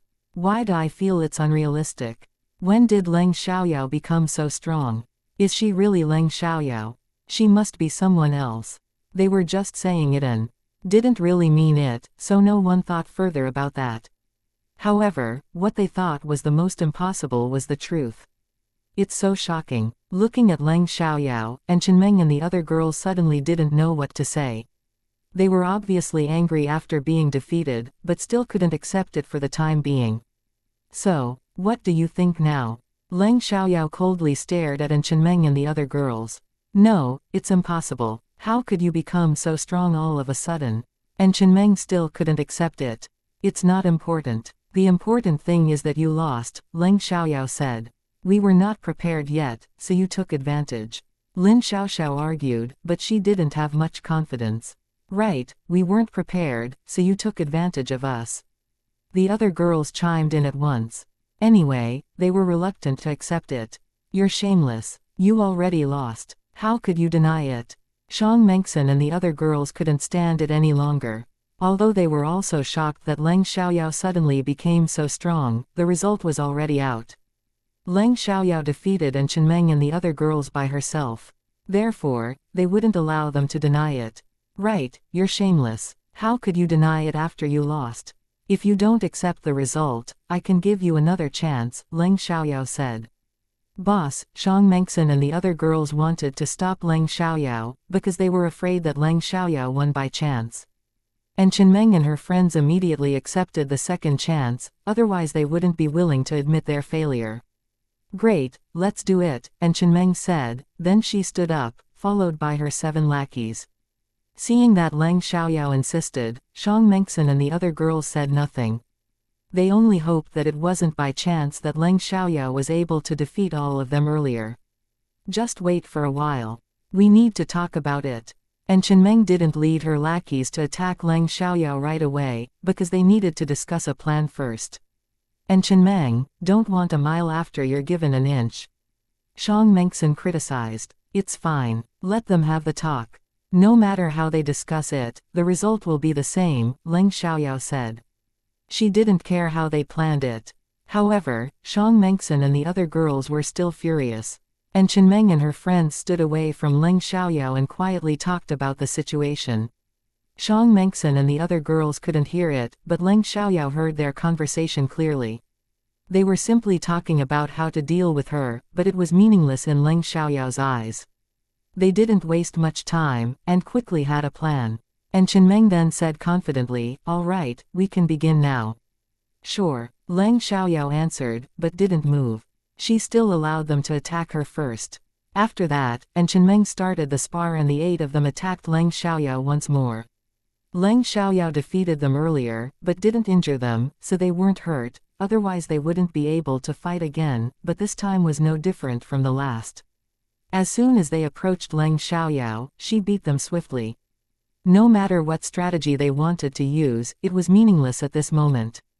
It shocked everyone again. The first time, everyone thought it was a lucky chance that Leng Xiaoyao was able to beat them. They weren't sure whether Leng Xiaoyao took advantage of the girls being ill-prepared. However, this time, and Chenmeng and her friends were all prepared. However, Leng Xiaoyao still easily beat them. It was enough to prove that Leng Xiaoyao had the ability. The result changed everyone's opinion about Leng Xiaoyao, and they started to admire her. Jesus, she's amazing. Right, and Chenmeng and her friends were fully prepared this time, but they were still defeated. Since Leng Xiaoyao is so strong, why couldn't she defeat Chenmeng before? Oh, boss, you're so unbelievable. How did you become so strong all of a sudden? Wu Minmin immediately jumped in front of Leng Xiaoyao and asked her excitedly. Xiang Mengxin asked Leng Xiaoyao as well. Boss, how did you become so skilled? We can talk about it in private later, Leng Xiaoyao said. Hearing that, Xiang Mengxin and the other girls stopped asking. After all, there were outsiders. And Chenmeng and her friends were reluctant to accept the result, but they had to admit that Ji Yuning really had the ability to defeat them. How is it? Can you admit it now? Leng Xiaoyao asked. Sure, we accept failure, but, and Chenmeng admitted it, but she wanted something else. And Chenmeng, what do you want to do? Wu Minmin angrily questioned. Nothing harmful, and Chenmeng said in a deep voice. What is it then? Leng Xiaoyao asked. I want to follow you and you can be my boss too, and Chenmeng said. Even though she was unhappy about the result, she had to admit that Leng Xiaoyao was strong and she admired her. Chapter 2969, Regard Leng Xiaoyao as the boss. They didn't expect that Chenmeng wanted Leng Xiaoyao to be her boss, so they were all shocked. Chenmeng was a self-centered girl, but now she was willing to regard Leng Xiaoyao as her boss. However, given Leng Xiaoyao's abilities, it wasn't strange that Chenmeng had that idea. Looking at Leng Xiaoyao, Xiang Mengxin said nothing, waiting for her reply. Although they didn't want Leng Xiaoyao to accept Chenmeng, Leng Xiaoyao was the boss, so it was up to her. I don't want to fight and fool around all day any longer. I'm going to focus on studying and prepare for the National College entrance examination. I don't need more girls, Leng Xiaoyao said seriously. Hearing Leng Xiaoyao's words, everyone was amazed. Was she going to become a good student? Why was it not convincing? Therefore, Chenmeng felt it was an excuse to turn her down. That's an excuse. The National College entrance examination is around the corner. You're a lousy learner. It's impossible for you to get a high score even if you study hard. And Chenmeng, how could you say that? Xiang Mengxin argued the moment Leng Xiaoyao was disdained. Although she had the same opinion, she wouldn't allow other people to judge Leng Xiaoyao. Right, the National College entrance examination is still months away. Why would you jump to conclusions that our boss can't get a high score? Gao Lele also retorted. In fact, she didn't think it was impossible, because Leng Xiaoyao had just told them that she had remembered most of the knowledge and that she could help them with studying. It sounded unbelievable, but she started to feel that Leng Xiaoyao might really mean it after watching her beat 8 girls by herself. Do you believe it? And Chenmeng argued. She didn't think Leng Xiaoyao would be able to make progress within a few months no matter how hard she studied. Isn't the monthly exam on this Friday? If I can get a higher score than you, you should give up the idea of taking me as your boss and you should stay away from us from then on. If not, I'll accept you as one of us. What do you think? Leng Xiaoyao said. And Chenmeng was in class 3, and she ranked 150 in their grade, while Leng Xiaoyao was in class 8, which was the worst class, and she ranked at the bottom of the list. There was a huge gap between them. As a result, the other people felt that Leng Xiaoyao was telling a joke and they all laughed mockingly. Did I hear it correctly? Leng Xiaoyao wants to compete with Chenmeng on their scores in the monthly exam. I can't believe my ears either. After all, Leng Xiaoyao ranks at the bottom of the list in every test. If she wants to get into the top 400, it might be possible. It's hard to say. Didn't everyone believe that she couldn't defeat 8 of them by herself earlier? But she did. Right, perhaps Leng Xiaoyao is really different now. Although Leng Xiaoyao beat them, it doesn't mean she will be excellent at studying as well. Right, I think Leng Xiaoyao is just bragging. She wants to accept Chenmeng as one of them, but deliberately wants to play tricks. All in all, not many people believed that Leng Xiaoyao could surpass Chenmeng in the exam. They all believed that Leng Xiaoyao was just bragging, including Chenmeng. However, it didn't matter. Chenmeng decided to agree with her on that bet. She didn't think Leng Xiaoyao could be better than her, so she accepted the condition. In any case, she believed that Leng Xiaoyao would have to accept her as one of them. All right, deal. If you can surpass me in the monthly exam, I'll give up the idea of taking you as my boss. And I won't cause you trouble again, but if you can't, you must accept me as one of your girls, and Chunmeng said. There were girls who badly wanted to join a gang. If she didn't join Leng Xiaoyao's group, she could still be the boss of her girls. She could do whatever she wanted to do, as long as she stayed away from Leng Xiaoyao, but Chunmeng always admired people who were good at martial arts, otherwise she wouldn't have teamed up with a bunch of girls and become their boss. Therefore, she didn't want to miss the chance to form a good relationship with Leng Xiaoyao. After that, Leng Xiaoyao walked away with her girls, while Chunmeng and the other girls went to have a meal. Because they had waited for Leng Xiaoyao in the woods for a long time, they hadn't eaten yet. After they separated, Chunmeng's lackey asked, "Boss, are you really going to take Leng Xiaoyao as your boss?" They honestly couldn't accept it. They had fought against each other so many times before. How could they get along? "Right, boss, if you take Leng Xiaoyao as your boss, will you still be our boss? If Leng Xiaoyao accepts you, she won't allow us to call you boss. There are so many conflicts among us. They won't be nice to us." After all, it was hard for them to be polite to Leng Xiaoyao. "All right, I've already made up my mind. There is no point in arguing about it. If Leng Xiaoyao accepts me as one of them, you should call her boss too. She won't allow us to fight against each other," Chunmeng said. She thought it was possible for them to get along well with each other. Since Chunmeng said that, the other girls said nothing, but they weren't fully convinced. Therefore, some girls even had the idea of leaving Chunmeng, because they were unwilling to regard Leng Xiaoyao as their boss or getting along with her. Xiang Mengxin asked Leng Xiaoyao when they walked away, "Boss, are you serious? Do you think you can really be better than her? Or do you actually want to accept her? I know it's hard for you to believe that I'm different now, but I'm not joking. I won't do it if I don't have the confidence. I know I have a bad character, but it doesn't mean that I'm an idiot. I don't want to lose face. If I don't have the confidence, I won't propose a bet. Do you think I'd purposely embarrass myself?" Leng Xiaoyao said seriously. "Of course you won't." Xiang Mengxin and the other girls agreed at once.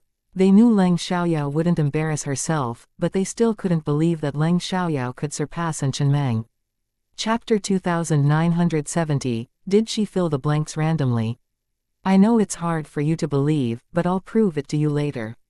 After the class begins in a while, you can point at me if the teacher wants a student to answer the question. You'll see what I can do, Leng Xiaoyao said. Because they had a good relationship with Leng Xiaoyao had the patience to prove it to them.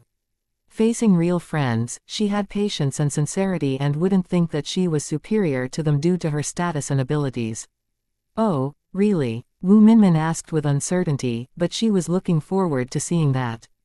"I said we're going to do that, so we'll see," Leng Xiaoyao said. "Great, if the teacher wants a student to answer the question later, we'll point at you." Xiang Mengxin and the other girls agreed. Before the class began, the agreement between Leng Xiaoyao and Chunmeng was already well known to many people and everyone was surprised. However, although they were surprised that Leng Xiaoyao could beat 8 girls by herself, they didn't think that she could surpass Chunmeng in the exams. It was impossible for a terrible student to become excellent within just a few days. Even though Leng Xiaoyao had a big change, nobody would believe in her abilities before she proved herself. After the news about Leng Xiaoyao went abroad, Leng Yuqi heard about it and was also shocked. How was it possible that Leng Xiaoyao beat 8 girls by herself? They had watched and experienced Leng Xiaoyao's skills the day before yesterday, but Leng Xiaoyao seemed even stronger than last time. And Chunmeng even wanted to regard Leng Xiaoyao as her boss, and Leng Xiaoyao proposed to compete with Chunmeng in the exam. She didn't think Leng Xiaoyao would be better than Chunmeng, but she fell into a bad mood since Leng Xiaoyao suddenly became very outstanding. After Leng Xiaoyao and the other girls got back to the classroom, they attracted a lot of attention from other classmates. Everyone was surprised by the news that Leng Xiaoyao beat 8 girls by herself, but no one believed that she could really surpass Chunmeng in the exam. However, they didn't dare to annoy Leng Xiaoyao, so they said nothing. The first afternoon class was math class. Because the math teacher had heard about the agreement between Leng Xiaoyao and Chunmeng, he asked as soon as he walked in the classroom. I just heard what happened between Leng Xiaoyao and Chengmeng from class 3. It's really surprising that Leng Xiaoyao could beat 8 girls, but Leng Xiaoyao, are you serious that you want to surpass Chengmeng in the exam? Are you just saying it, or do you really have the confidence? Although he asked that, the math teacher didn't think that Leng Xiaoyao could do better than Chengmeng. After all, he had taught Leng Xiaoyao for 3 years, so he thought that he clearly knew her abilities. However, since Leng Xiaoyao said that, he was curious to know why she wanted to do that. I'm not just saying it. If I was just saying it, I'd only embarrass myself. I seriously have the confidence to surpass Chengmeng in the exam. Sir, if you don't believe it, you can ask me several questions right now, Leng Xiaoyao said. She didn't need the other girls to point her out to answer the teacher's questions. She could do that right away. Oh, if so, I'll ask you several questions. Hearing that, the math teacher got interested. He wanted to know whether Leng Xiaoyao's confidence really came from her abilities. Without delay, he picked up a chalk and wrote down several questions on the blackboard. The other classmates looked at Leng Xiaoyao with mixed emotions. They weren't as doubtful as earlier, because she asked the teacher to directly test her, which proved she really had the confidence, but it didn't mean that she really had the ability. At least, Leng Xiaoyao's reaction proved that she was indeed different. Did she really become excellent at fighting as well as studying all of a sudden? They soon became full of anticipation too. The math teacher wrote down 3 questions on the blackboard, then asked Leng Xiaoyao to answer them. The 3 questions went from easy to difficult. Some classmates could answer the first and the second, but the last one was the most difficult. Because they were the worst class, it was very normal that they couldn't answer the questions. The questions should be easy for good classes. In their class, most of the students were bad at studying, but not all of them were. Nevertheless, the 3 questions couldn't be easier in Leng Xiaoyao's eyes, so she quickly wrote down her answers on the blackboard. The students who didn't know whether she was right had no reaction for the time being, but those who knew the answers were surprised.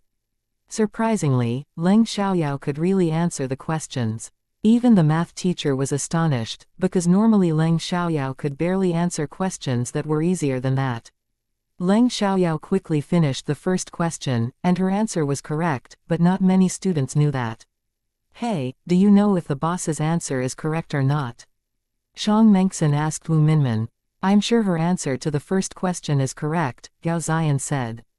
She was the most academically inclined among them. Although she wasn't an excellent student, she was sure that Leng Xiaoyao's answer to the first question was correct. Hearing that, they were all surprised. Jesus, boss really knows the answer. I guess we need to believe our boss.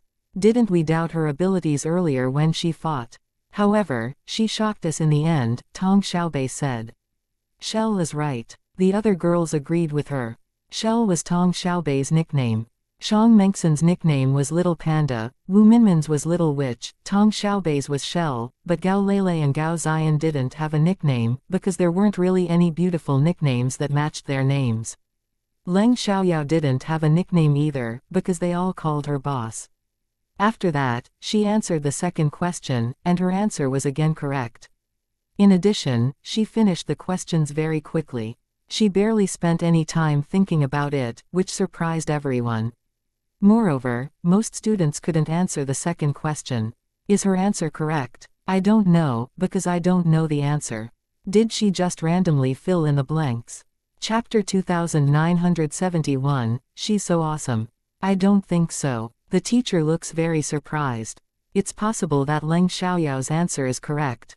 Right, but I still can't believe that Leng Xiaoyao knows the answers. Jesus, Leng Xiaoyao's answers are correct. She could really answer the questions. The students who knew the answers were extremely surprised. Afterwards, Leng Xiaoyao wrote down the answer to the third question.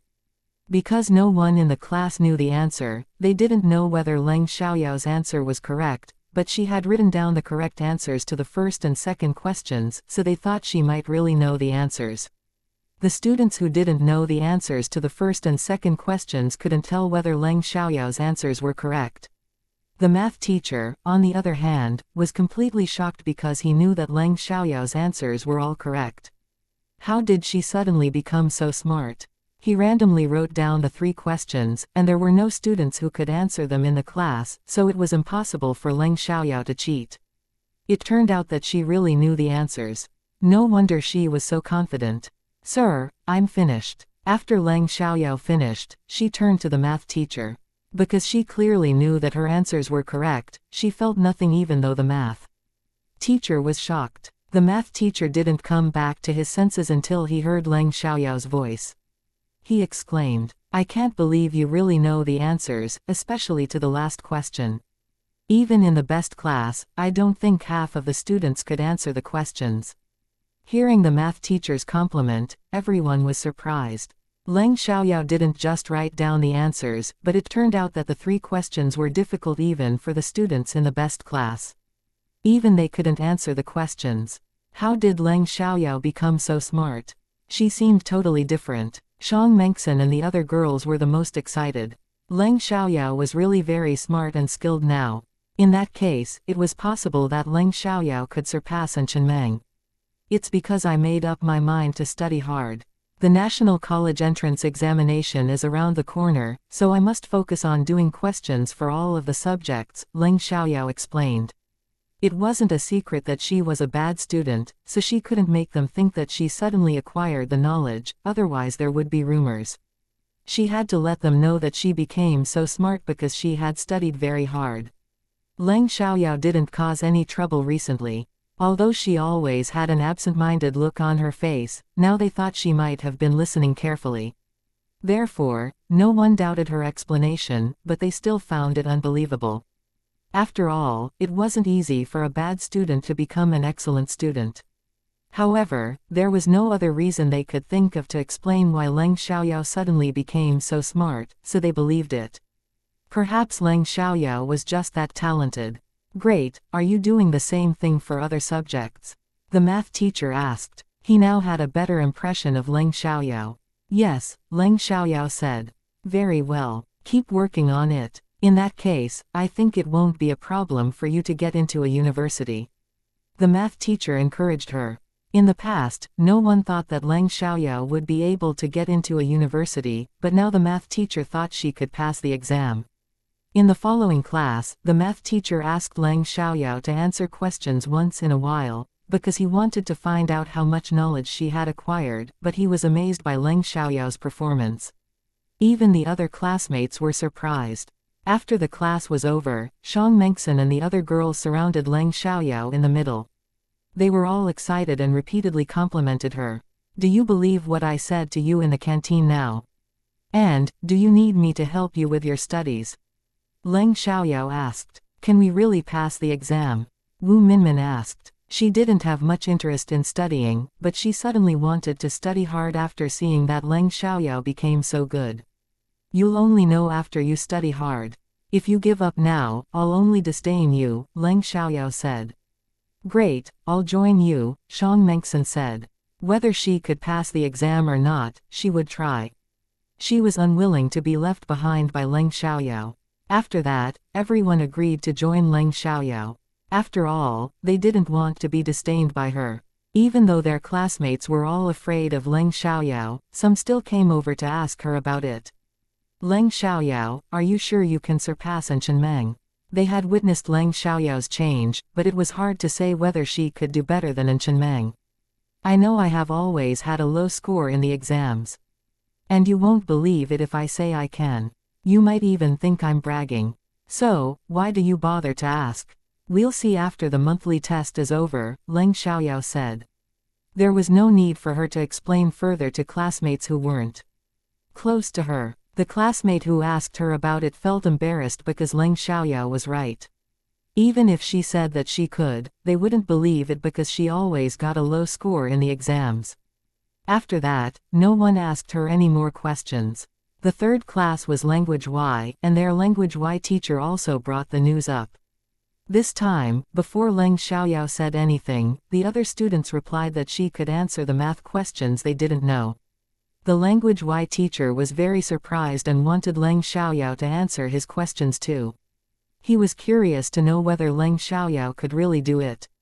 The teacher started with simple questions, but Xiao answered quickly. She could also reply to slightly difficult questions. In the end, the teacher asked Leng Xiaoyao to read an article.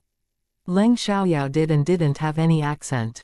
The others would have even thought that there was a local citizen from country Y if they didn't look at her. At that moment, they were more shocked than ever. They even looked at Leng Xiaoyao with great admiration. The teacher couldn't believe it and was stunned for a long while. He directly complimented Leng Xiaoyao. Leng Xiaoyao, you're really amazing. You've done a very good job. Keep on working hard. Although that wasn't enough to prove that Leng Xiaoyao was an excellent student, she was much better than before, so the teacher felt surprised and happy for her. Chapter 2972, I'm willing to. Every teacher wanted his or her students to have a high score, but they couldn't make it happen. Teachers could guide them, but the students had to rely on themselves to study. Besides, in this class, there were only bad students with connections. None of the teachers had any hope for their future. The language Y teacher asked Leng Xiaoyao how she became so excellent all of a sudden.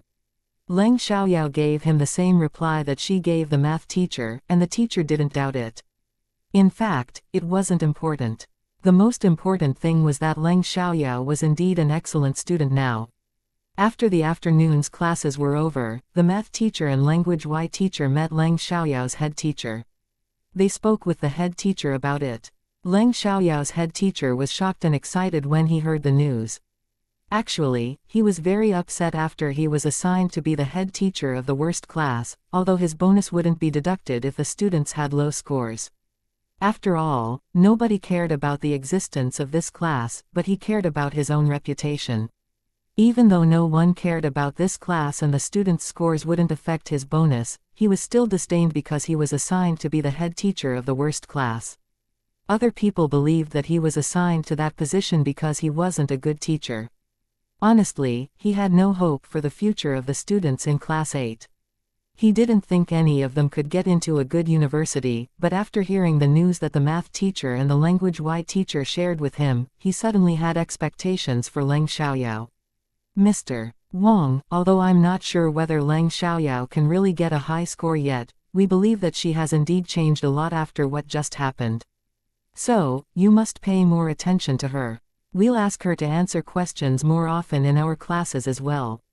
We need to make sure that she's really an excellent student now, the math teacher said. No teacher would dislike good students. Although they weren't her head teacher, they still felt honored if any of their students could get a high score. Right, if Leng Xiaoyao really has changed, we can pay more attention to her, so that it won't be difficult for her to get into a good university, the language Y teacher agreed. Great, I'll check later as well. And please do that in your classes too, the head teacher, Wang Yiming, asked. He was really excited right now, and couldn't wait to see whether Leng Xiaoyao had really changed so much. In the afternoon, more and more people heard about the agreement between Leng Xiaoyao and Chenmeng. There were people talking about them everywhere. How did Leng Xiaoyao become so skilled all of a sudden? She beat 8 girls by herself. It's unbelievable. Right, I heard that they have fought against each other many times before, but it's always been even or all of them got injured, but this time, Leng Xiaoyao defeated 8 of them. Has she been possessed by a ghost? How could she suddenly become so strong? No way. If she has really been possessed by a ghost, it would be very scary. If not, how did she become so strong within such a short time? While they were having a lively discussion about Leng Xiaoyao, they suddenly heard a cold female voice. Then why don't you introduce a master who can help me get rid of the ghost? Hearing that voice, everyone turned to look at her. The moment they saw Leng Xiaoyao, they closed their mouths and didn't dare to say anything. Possessed by a ghost. That's ridiculous. Do you really believe in superstitions? Wu Minmin said with displeasure, but she had actually had the same idea, because Leng Xiaoyao changed too suddenly, and no one could explain her sudden change. However, they wouldn't allow other people to judge Leng Xiaoyao like that. They were very protective of her. Right, our boss doesn't seem possessed by a ghost at all. She's very normal. She just kept a low profile before, Shang Mengxin defended. Why did she keep a low profile before? A boy subconsciously asked. Although he regretted it after he asked, he couldn't take it back now. Because of you, Leng Xiaoyao said. Why? It has nothing to do with me. The boy was surprised, and the other people were also struck dumb. They didn't understand why Leng Xiaoyao suddenly said that. Why did she keep a low profile because of the boy? Since it has nothing to do with you, then shut your mouth. Leng Xiaoyao said. Hearing that, Shang Mengxin and the other girls were amused and snorted with laughter. Leng Xiaoyao just made fun of the boy, which was very interesting.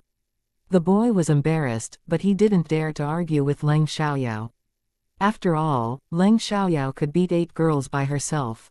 If he went against her, he would easily be defeated. After that, Leng Xiaoyao and the other girls ignored them and went to eat. Let me buy you a meal today. You can order whatever you want to eat, Leng Xiaoyao said. This was the canteen, but there was a restaurant on the 3rd floor where they could order dishes. Hearing that, they excitedly agreed, not hesitating to spend Leng Xiaoyao's money, because all of them had money and they often bought each other a meal. They were very generous towards each other. People who were close to Leng Xiaoyao and her friends didn't dare to talk about her again, but those who were far away from her still discussed her in a low voice. They couldn't figure out why Leng Xiaoyao suddenly became so strong, so they stopped thinking about it. However, they didn't think that Leng Xiaoyao would be able to surpass An Chenmeng in the monthly test. When Leng Yuqi, Chu Jiayu, and Zhang Yian arrived at the canteen, they subconsciously avoided Leng Xiaoyao. In the past, they would dare to go against Leng Xiaoyao face to face, because they knew that she wouldn't fight back because of Chu Jianan, but now things were different. Leng Xiaoyao ended her engagement with Chu Jianan and became extremely strong all of a sudden, so they didn't dare to mess with her. Leng Xiaoyao saw them, but didn't pay much attention to them. Leng Yuqi didn't tell Chu Jianan what had happened today and forbade Chu Jiayu from telling Chu Jianan. She didn't want Chu Jianan to know that Leng Xiaoyao had become so incredible now. Chu Jiayu wasn't as sophisticated as Leng Yuqi, so she was easily convinced by her. Chapter 2973, Nearly All the Knowledge. Chu Jiayu and Zhang Yian weren't in the same class as Leng Yuqi. They were in class 2, because they weren't as good at studying as Leng Yuqi. Honestly, they were unwilling to accept the fact that Leng Xiaoyao was totally different now, but they could do nothing about it. Yuqi, Leng Xiaoyao has already ended her engagement with my older brother, so you can be with my older brother openly now. Anyway, you're the only sister-in-law I will accept, Chu Jiayu said to please Leng Yuqi.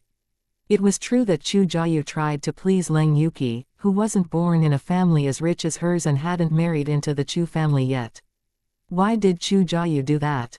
She obviously did it for a reason. The Chu family valued boys above girls, so Chu Jianan would take over the Chu family's wealth. Therefore, Chu Jiayu wanted to form a good relationship with Chu Jianan's future wife in order to have a good life in the Chu family.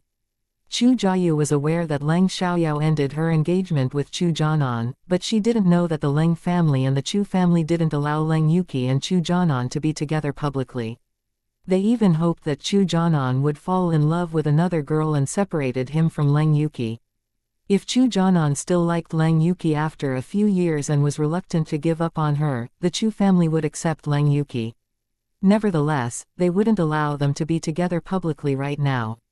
Hearing Chu Jiayu's words, Leng Yuqi was unhappy, but she still acted considerate. Leng Xiaoyao just ended her engagement with Jianan. It isn't right for me to be together with Jianan publicly right away. The Leng family and the Chu family might be affected if we do that. We can only meet secretly for the time being. We'll see what we can do in the future. Why are you so afraid? It's Leng Xiaoyao who ended the engagement with my older brother. It wasn't my older brother's idea. Chu Jiayu didn't think it was a big deal. Hearing that, Zhang Yian blinked and had an absent look on her face. It seemed she was thinking about something. But it's because of me that Leng Xiaoyao had to end the engagement with Jianan. Therefore, if my relationship with Jianan goes public right now, we can be criticized. My grandfather and Chu Jianan's parents have the same opinion. So, stop talking about Jianan and I from now on. Just leave it to us, said Leng Yuqi. She was a little mad at Chu Jiayu since she seemed very careless. In fact, she was unwilling to keep their relationship a secret at the beginning, but she agreed to do that after hearing Chu Jianan's explanation. After all, she cared about her reputation, even though she had done shameless things. Fine. Since Leng Yuki said that, Chu Jiayu wouldn't bring it up again, but she still felt it wasn't a big deal. However, if it was her parents' idea, she wouldn't dare to go against it. As senior students in the high school, they had a very tight schedule. Normally, before the evening class began, students would start reviewing in the classroom. Only a few still hung around outside. They wouldn't go back to the classroom until it was time for the evening class. After Leng Xiaoyao and her friends finished the meal, they didn't go back to the classroom right away. Instead, they went for a walk on the football field. "Boss, when will you begin to help us with our studies?"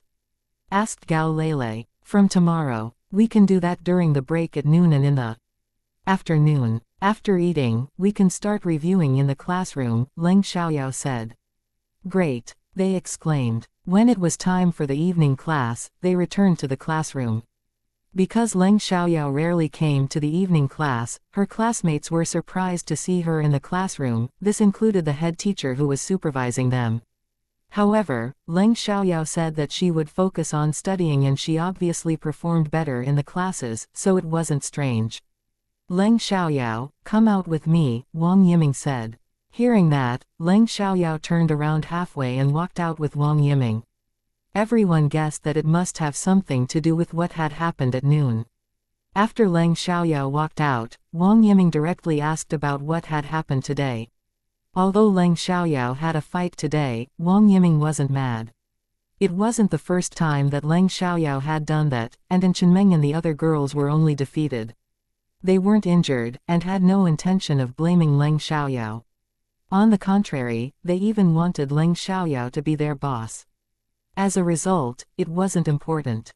In addition, he cared more about Leng Xiaoyao's score, which suddenly improved. Facing Wang Yiming's shock and confusion, Leng Xiaoyao explained, "I spent too much time fooling around. And I was distracted by a romantic relationship.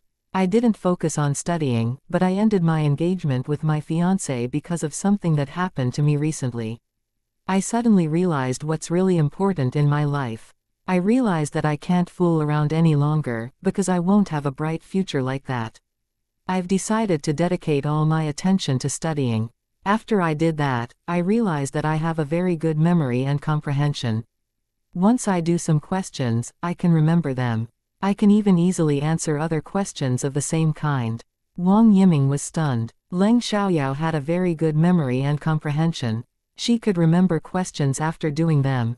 She could even easily answer other questions of the same kind. It sounded as if she was a genius. "You didn't happen to know the answers to the question today?" Wang Yiming asked. "Of course not," Leng Xiaoyao answered. "Have you acquired knowledge of other subjects as well?" Wang Yiming asked. Although he wasn't sure yet, he was already shocked. If so, Leng Xiaoyao must have completely changed. "Yes. Actually, I've obtained nearly all the knowledge of the 3 years in high school. I just challenged Chunmeng in the monthly test, and I have confidence that I will do better than her." "Mr. Wang, I understand that I seem totally different right now. It must be hard for you to believe, but I'll prove my abilities to you after the monthly test," Leng Xiaoyao said. She understood that Wang Yiming wouldn't believe it before she proved herself. Therefore, she decided to talk about it again after the monthly test. Chapter 2974, Don't Regret It If You Lose. Hearing Leng Xiaoyao's words, Wang Yiming was surprised again. She had learned nearly all the knowledge of the 3 years in high school. And she even had the confidence to surpass Chunmeng in the monthly exam. If so, Leng Xiaoyao would have to get into the top 150 in their grade. In that case, Leng Xiaoyao had an extremely high potential. "You're right. It's indeed hard for us to believe in you after you become so excellent suddenly, but I'm willing to trust you and I hope you really mean what you just said. Leng Xiaoyao, your change really surprised us, but it's a good thing. If you can keep on doing that, I believe that it won't be a problem for you to enroll in a prestigious university. Go for it," Wang Yiming encouraged. He didn't think Leng Xiaoyao was lying. She really seemed to have the confidence, so he chose to believe her for the time being. "Thanks, Mr. Wang, I'll do my best," Leng Xiaoyao said. After that, Wang Yiming told Leng Xiaoyao to go back to the classroom. He was in a good mood and really looked forward to seeing Leng Xiaoyao's score in the monthly test. Because students who didn't live in the dormitory could go back home after the evening class was over, Leng Xiaoyao left school at 9 p.m. Leng Yuqi was in a terrible mood today, and she was even unhappier when she saw Leng Xiaoyao. Leng Xiaoyao, on the contrary, paid little attention to her as usual. Finally, Leng Yuqi couldn't stand it and asked Leng Xiaoyao, I heard that you're going to compete with An Chenmeng in the monthly test. Aren't you afraid that you'll only embarrass yourself? If I was afraid, I wouldn't have proposed the bet. If you want to join, you can compete with me too, Leng Xiaoyao said confidently.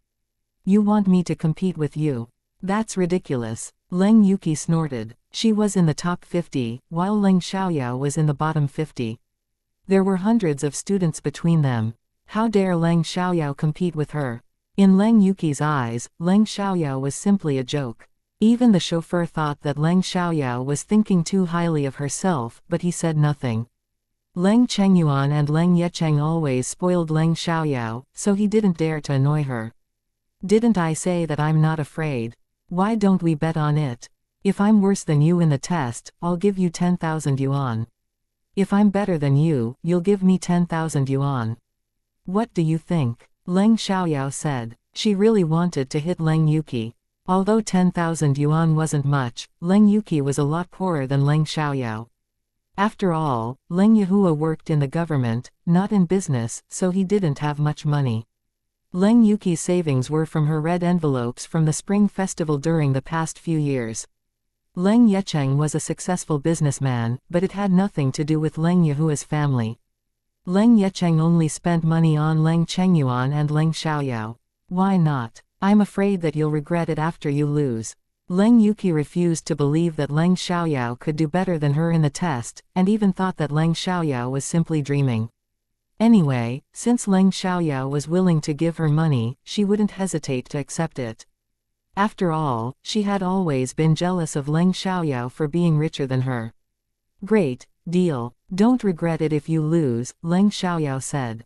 Don't be ridiculous. I'll keep my word. Leng Yuqi was angry that Leng Xiaoyao doubted her, because she felt as if Leng Xiaoyao was humiliating her. Great, Leng Xiaoyao said. Actually, she wasn't afraid that Leng Yuqi would regret it, because she had already recorded their conversation. Leng Yuqi would only embarrass herself if she tried to deny it. When Leng Xiaoyao studied at school, she was first or second in their grade, so she didn't think it was difficult for her to get into the top 50. Even if something happened and she lost, she wouldn't feel embarrassed. After all, she was a bad student in many people's eyes, so it was normal if she lost. Even though it sounded cunning, she didn't care. Anyway, it was Leng Yuqi who had messed with her. That night, Leng Yecheng met Han Yu, but Han Yu didn't tell him what Leng Xiaoyao had done. He was still thinking about the idea Leng Xiaoyao proposed, but he seemed worried while meeting Leng Yecheng. You, what's wrong? Why have you looked absent all night? Leng Yecheng asked. Nothing, I'm thinking about something else, Han Yu said. He didn't want many people to know that he had a hidden illness. However, he was confused about how Leng Xiaoyao found out about it.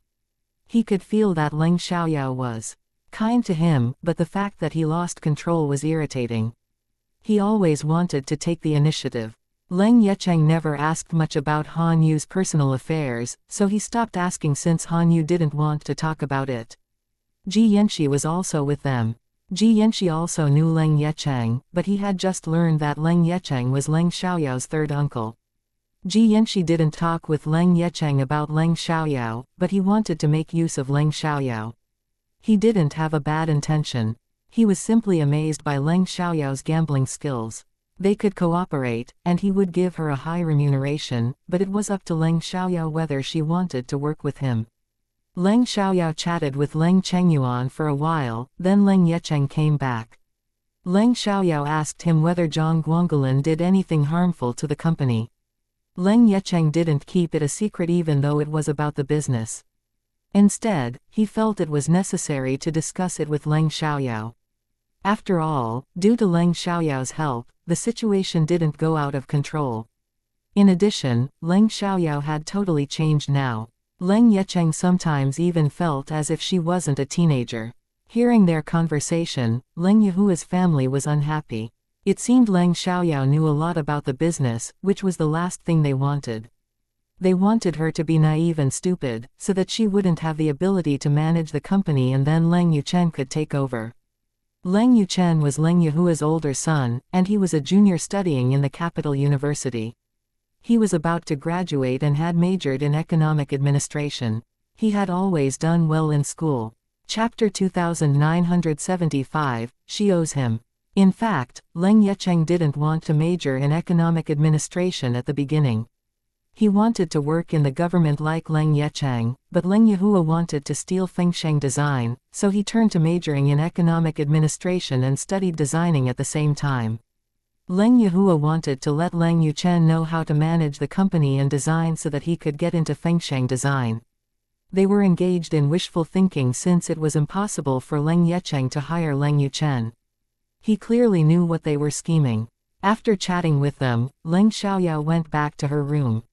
She didn't tell Leng Chengyuan what had happened at their school today.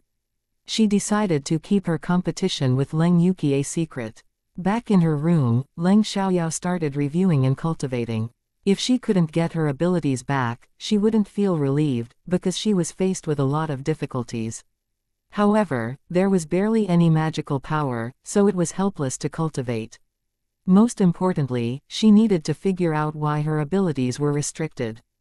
Unfortunately, she failed to make any progress even after 12 a.m., so she had to stop and go to bed. Leng Xiaoyao couldn't sleep, and kept on thinking about Li Mochen. In this incarnation, since she already knew that she was going to be trapped, she wouldn't sleep with Li Mochen, but she wondered how she could stop it from happening. She learned later that Li Mochen had a hidden illness. He suffered from a relapse once a month. Every time he suffered a relapse, he would lose control of himself and might hurt people if there was anyone by his side. However, she didn't know the details. Could she calm Li Mochen down by pumping magical energy into his body when he lost control? That was the only way she could think of right now. Leng Xiaoyao didn't fall asleep until it was very late at night, but she still got up early the next morning to go run in the yard. Although she still had some skills as a cultivator, she had a different body now, so it was necessary for her to keep on exercising. Leng Chengyuan was old, and was a light sleeper. Therefore, shortly after Leng Xiaoyao got up, he left his bed too, then saw her running in the yard. Because he had witnessed Leng Xiaoyao's change, he didn't think it was strange that she started running in the morning now. Anyway, he was happy to know that she had become diligent and strong. Leng Chengyuan didn't know that Leng Xiaoyao was also better at studying yet. Actually, even though she was bad at studying, as long as she behaved and learned to be smart, he would be satisfied. Because Leng Xiaoyao had done many bad things before, he didn't have high expectations for her. After all, her current change had already shocked them. Leng Xiaoyao ran for nearly half an hour that morning. She had a different body now, so it was actually quite tiring, but she only felt tired. She wasn't exhausted. If she had an ordinary body, she would have been worn out within 10 minutes. Yao Yao, you've run for a long time. Have some water. Leng Chengyuan waved his hand at Leng Xiaoyao. He had just asked Maid Zhang to pour a glass of water for Leng Xiaoyao. Thanks, Grandpa. Leng Xiaoyao walked over and took the glass from Leng Chengyuan's hand. No need to say that. Leng Chengyuan acted displeased, but he was happy to see that Leng Xiaoyao was being polite. Of course it's necessary. Grandpa, you should be happy that I have manners. Leng Xiaoyao held Leng Chengyuan's arm and acted cute. At that moment, she suddenly remembered Leng Weihua who spoiled her too. She wondered whether her grandfather was hurt after she disappeared. Upon thinking of that, Leng Xiaoyao was very sad, but she didn't show it in front of Leng Chengyuan. Ha ha, of course, I'm very happy that you're different now, Leng Chengyuan said happily, then he joked. But I somehow feel you're not like my granddaughter. Leng Xiaoyao was also Leng Xiaoyao in the previous incarnation, so she didn't feel guilty when she heard that. Well, people grow up, so it's not strange that I've changed. Grandpa, if you think I'm not like your granddaughter, I will be heartbroken, Leng Xiaoyao said, pretending to be sad. All right, I won't say that again. It's my fault. Leng Chengyuan immediately gave in and comforted Leng Xiaoyao. At that moment, Leng Yuqi walked downstairs. Watching Leng Xiaoyao being so close with Leng Chengyuan, she was filled with jealousy. However, she still obediently greeted Leng Chengyuan. Good morning, Grandpa. Morning. Leng Chengyuan replied in a flat voice, and stopped talking. His attitude towards Leng Yuqi and Leng Xiaoyao was totally different. Leng Yuqi understood that Leng Chengyuan disliked her because of her affair with Chu Jianan. She knew that she was wrong, but was reluctant to accept it. After breakfast, they went to school. Leng Xiaoyao rolled down the car window, gazing into space. Suddenly, a black Maybach passed by her. This wasn't Leng Xiaoyao's main concern. She saw the man sitting in the back seat of the car through the window. Although the man's appearance wasn't so clear because of the car window blocking it, Leng Xiaoyao could still recognize him. It was Li Mochen. Surprisingly, they met again, although Li Mochen quickly passed in a car. Even though Leng Xiaoyao recognized Li Mochen, she did nothing. After all, Li Mochen didn't know her yet. In the near future, they would meet, but Leng Xiaoyao remembered his car. It wouldn't be a bad thing if she could meet Li Mochen earlier. She owed him in the previous incarnation, so she made up her mind to return it to him. If not, she couldn't get back to her parents' side. In the Maybach, the man sitting in the back seat was Li Mochen. Li Mochen felt someone staring at him when he passed by Leng Xiaoyao's car. It was nothing, but he somehow had a feeling that the glance was unusual. Chapter 2976, Leng Xiaoyao, don't be so arrogant. Therefore, Li Mochen couldn't help but turn around to glance at Leng Xiaoyao's car, where he saw her pressing herself to the car window. It was the unfamiliar face of a girl, so Li Mochen didn't think further and withdrew his gaze. When Li Mochen turned around, Leng Xiaoyao met his eyes. She had to admit that he had acute senses to notice her gaze through the car window. It was true that Li Mochen was very outstanding. At the age of 25, he had chiseled features and was quite handsome, but his cold, profound eyes made people stand in awe of him. Sir, what's wrong? The man sitting in the front passenger's seat noticed Li Mochen's reaction. Nothing, Li Mochen answered in a hoarse voice. If so, the man on the front passenger's seat said nothing further. Because Leng Xiaoyao's car was driving in the same direction as Li Mochen's and she was behind, she focused on Li Mochen's car, looking at the back of his head. Leng Xiaoyao didn't do it on purpose, she was simply distracted. Li Mochen could feel that the gaze was still there, so he thought that the girl must be paying special attention to him. He wondered why. However, he did nothing. When they reached the fork at the front, the two cars separated. Li Mochen felt that he might have thought too much about the look, because there seemed to be nothing wrong with that girl. Perhaps it was just a coincidence that her gaze fell on him. Li Mochen was alert because he was in a dangerous situation. People in his circle were all good at acting, so he had to be careful even if someone looked innocent. At the school, Leng Xiaoyao got out of the car first and went inside before Leng Yuqi.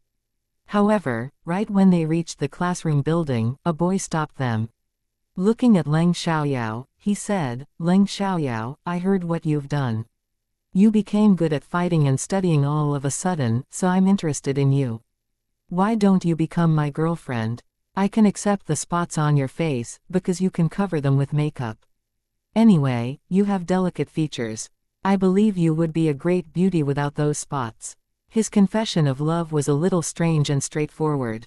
He heard that Leng Xiaoyao had suddenly become excellent at studying from her classmates. After all, it happened in their class, not outside, so not many people knew about it. Hearing the boy's confession of love, other students walked over. Although they were surprised, they didn't think it was strange. Actually, this boy wasn't a good student and was no less notorious than Leng Xiaoyao. Therefore, everyone felt they might be a perfect couple. However, he wasn't bad at studying either. He was in the top 100 and studied in class 1. Moreover, he was born in an influential family, so the teachers turned a blind eye to his actions. This boy was called Xing Yuanyang. He was tall, strong, and good-looking. He was famous for his basketball skills and was very popular among the girls in their school. Unfortunately, because he often fought with others, many girls had to keep their distance from him. Since you know I can be a great beauty without those spots, why do you think I'd be interested in you? I don't think it's difficult to remove the spots from my face. I just don't have time right now. And, I don't like boys who can't defeat me.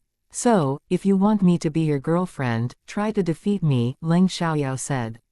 Honestly, she had a good impression of Xing Yuanyang, but it had nothing to do with love. She just felt he wasn't a bad guy. He often fought with other people and had a quick temper, but he only fought with those who angered him. He wouldn't hurt other people for no reason, which was the same as Leng Xiaoyao. However, she had no intention of having a boyfriend in this incarnation because she might return to her original life anytime. Even if she wanted a boyfriend, she wouldn't choose Xing Yuanyang who wasn't useful. She preferred Li Mochen who was mature and outstanding. Speaking of Li Mochen, Leng Xiaoyao didn't know anything about his background. She only knew that he was a very important figure and was very successful. However, in order to rescue her, he fell into his enemy's trap and died in the end. Upon thinking of that, Leng Xiaoyao was filled with guilt. She promised that she was going to help him get rid of his enemies this time. In this incarnation, she wouldn't be a weak woman. She was a cultivator and no mortal was comparable to her. Hearing that Leng Xiaoyao asked him to defeat her first if he wanted to be her boyfriend, Xing Yuanyang was upset, because he didn't think he could win. Although he often fought, Leng Xiaoyao had beaten 8 girls alone, and he couldn't do that. Leng Xiaoyao, don't be so arrogant. It's your honor for Yuanyang to be interested in you. How dare you ask him to do anything? A boy interrupted at this moment. He was Xing Yuanyang's lackey. My honor. That's ridiculous. I don't care about him at all. If I punch you, would you think you deserve it? Leng Xiaoyao coldly looked at the boy. She even moved a step towards him, which scared the boy back. Obviously, he didn't want to be punched by Leng Xiaoyao. Ha ha. Seeing that, Leng Xiaoyao snorted with laughter, then said disdainfully, "Are you scared?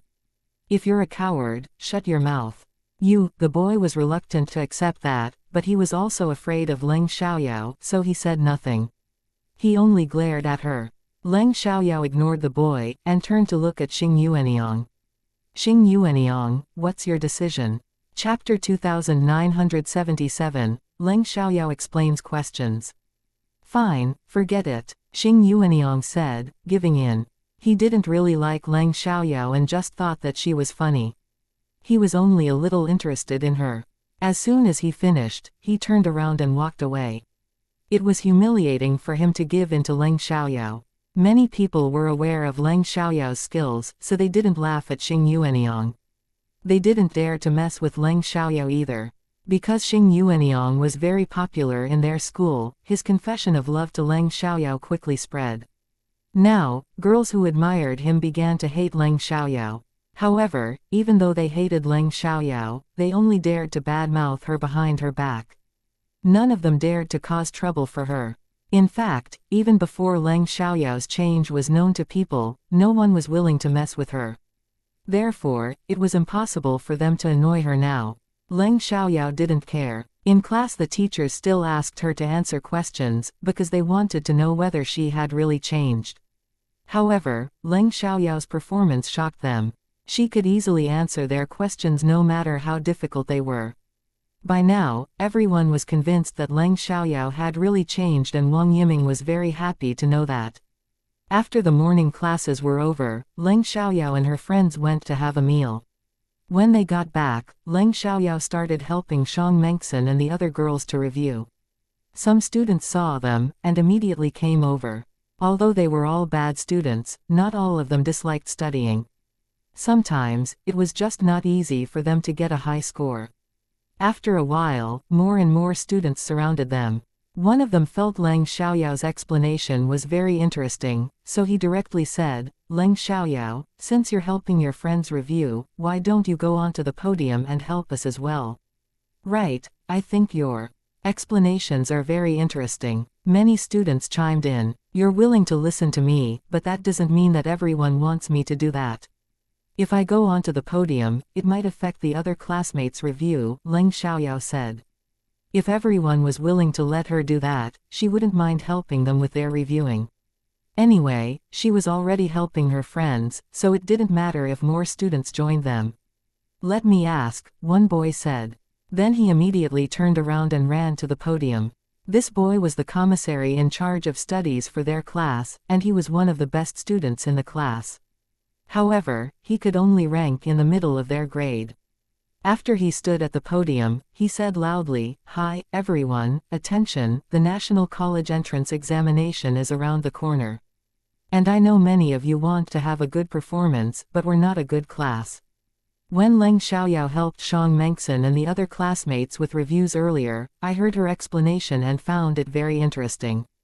So, some of us want Leng Xiaoyao to help us too, but we need your opinion, because Leng Xiaoyao doesn't want to interrupt other people who don't want to listen. So I need you to show me your attitude. If you don't mind, please raise your hand, thanks. Hearing that, the students exchanged glances, but no one did anything. They didn't doubt Leng Xiaoyao's abilities, because she had already proved herself. A while later, some students raised their hands one after another. Although not all of them wanted to listen, they didn't mind if Leng Xiaoyao was willing to help them. If they felt it was noisy, they could just leave. Only students who wanted to study still stayed in the classroom after the classes were over, while those who wanted to hang around were outside. There were 42 students in Class 8 and only half were still in the classroom. I don't mind. Everyone showed their attitude, and the boy was satisfied. Leng Xiaoyao, please, he said to Leng Xiaoyao afterwards. Great. Seeing that they all agreed, Leng Xiaoyao stood up and walked to the podium. I won't force you to listen, and I'm glad that you don't feel bothered. I believe that you want to understand the knowledge since you are still in the classroom right now, but please allow me to give a short speech first. Something happened to me recently and I suddenly realized that I can't fool around all day, otherwise my future will be ruined. I don't want that to happen. Most of you were born in rich or powerful families. You can rely on your parents to live in the lap of luxury, but your parents will grow old.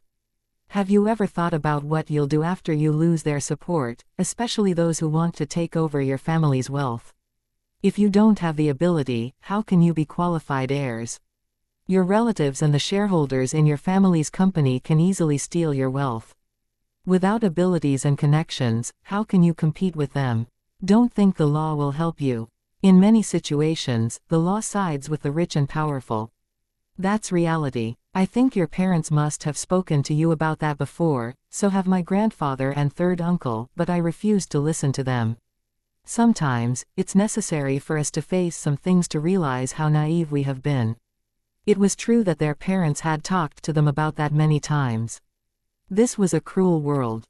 Without abilities and skills, they couldn't make a living on their own.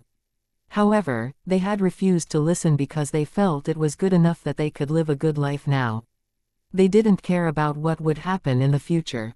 However, they were moved by Leng Xiaoyao's speech. Chapter 2978, more interesting than the teacher's classes. Even Leng Xiaoyao, who fooled around every day, had decided to change. There was no excuse for them to stay the same.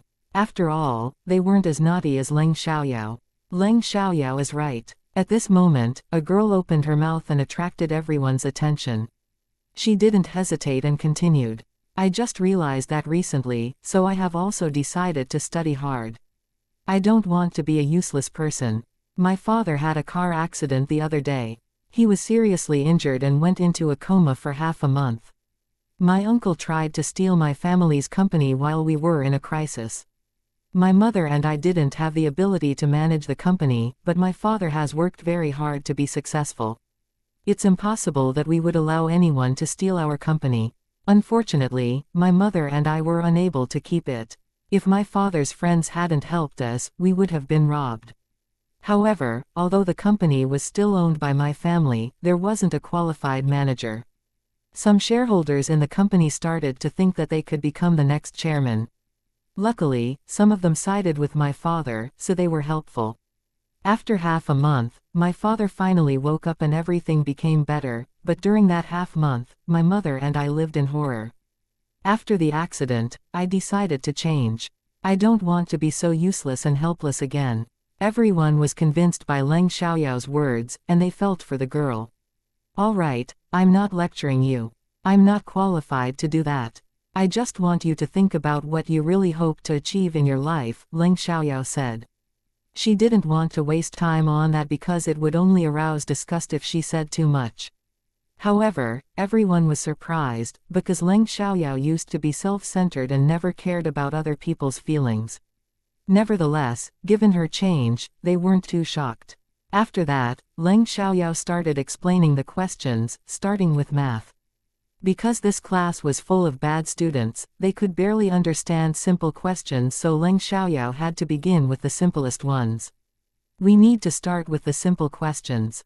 Whether you know the answers or not, I hope you can focus. If you can't understand the knowledge, you can start acquiring it right now, Leng Xiaoyao said, then she wrote down the questions on the blackboard.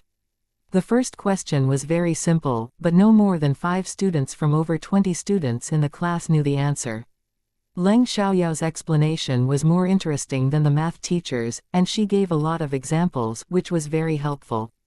Therefore, those who found it boring started to show interest in it too. When the head teacher came and saw the scene in the classroom, he was stunned. Leng Xiaoyao had the ability to explain the questions, but strangely the students in the classroom listened carefully. Moreover, although it wasn't strange that Leng Xiaoyao had the ability to explain those questions, her explanations were very interesting. The students were fully focused on her. Wang Yiming was also interested. He didn't realize what he was doing until some students saw him and greeted him. The students who came back later were surprised to see Leng Xiaoyao explaining questions at the podium, but they said nothing. As more and more students walked into the classroom, they were also interested by Leng Xiaoyao's explanation. Some of them even asked her some questions when they had doubts. Leng Xiaoyao answered their questions one by one and won their trust. As time went by, it was soon time for the evening class. Leng Xiaoyao couldn't use the teacher's time, so she stopped. When Wang Yiming stood outside of the classroom, Leng Xiaoyao saw him, but he didn't come in and interrupt her, so she didn't stop right away. All right, that's all for today. If you still want to hear my explanation of the questions, we can start from 1 p.m. till it is time for the afternoon classes and 6:30 p.m. till the evening class. If you don't want to listen or find it a bother, please feel free to let me know, Leng Xiaoyao said, then she walked down from the podium and went back to her seat. Although some students didn't want to listen, they wouldn't stop Leng Xiaoyao from doing it. After all, most of the students were willing to listen. Because Leng Xiaoyao's explanation was very interesting, they could understand what they failed to absorb normally. Leng Xiaoyao, I think you've done a very good job. It's very interesting. I'm willing to listen. Right, me too. I hope you can continue to help us with reviews. At that moment, Wang Yiming walked into the classroom, and everyone fell silent. Looking at Leng Xiaoyao with great excitement, Wang Yiming said, Leng Xiaoyao, I'm impressed. I have to say that you are even better than the teachers. It was a very high compliment, but it was also the truth. Afterwards, he turned to look at the other students and continued. The National College Entrance Examination is only 2 months away. I know most of you aim to get a high score, and I could see that you're more devoted to studying right now, but you didn't pay much attention to it in the past. It might be hard for you to make progress. However, after listening to Leng Xiaoyao's explanation, I feel you might be able to make a big change if you listen carefully. So, if Leng Xiaoyao is willing to help you, you better all listen to her. If any of you don't want to listen, I hope you won't stop her from doing it. After all, I also want you to get high scores in the exam. Although college students aren't the only group that can be successful, it is more likely for college students to succeed. After all, a college diploma is required by many companies. It's a prerequisite for many jobs. Without it, you will struggle to get a job. Hearing Wang Yiming's words, everyone was silent because they were all convinced by him. Chapter 2979, Talk about the condition. It wasn't the first time that Wang Yiming had said this to them, they just refused to listen before. However, they had already been convinced by Leng Xiaoyao's speech. You all, will you do your best for the National College Entrance Examination? Wang Yiming asked. We will, they answered loudly. Great, then I'll leave the evening class to Leng Xiaoyao. If she's willing to explain questions to you, she can use the evening class, but we can't force her. After all, it'll take a lot of energy. So, it's totally up to her, Wang Yiming said. He hoped that Leng Xiaoyao could help the students with their reviewing, but he wouldn't force her. Hearing that, everyone turned to look at Leng Xiaoyao with anticipation. Leng Xiaoyao replied, if you all agree, I can do that. There was no conflict between her and the other students in Class 8. Although they sometimes bad-mouthed her behind her back, they never had any conflict with her face-to-face. Therefore, they didn't mind if she were willing to teach them. Leng Xiaoyao wasn't a saint, but she was willing to share with others, so it wasn't a bad thing to be needed. Great, now let's applaud Leng Xiaoyao to thank her. Wang Yiming was very happy and led the applause. The next moment, there was thunderous applause. After that, Wang Yiming let Leng Xiaoyao take the time of the evening class, so she continued to explain the questions for the other students. Wang Yiming felt that Leng Xiaoyao was like a shining, rising star. She was too captivating to ignore. In fact, he still couldn't digest the fact that Leng Xiaoyao suddenly became so excellent, but it wasn't important. Most importantly, Leng Xiaoyao changed and became an excellent student, and now she was leading their class to make progress.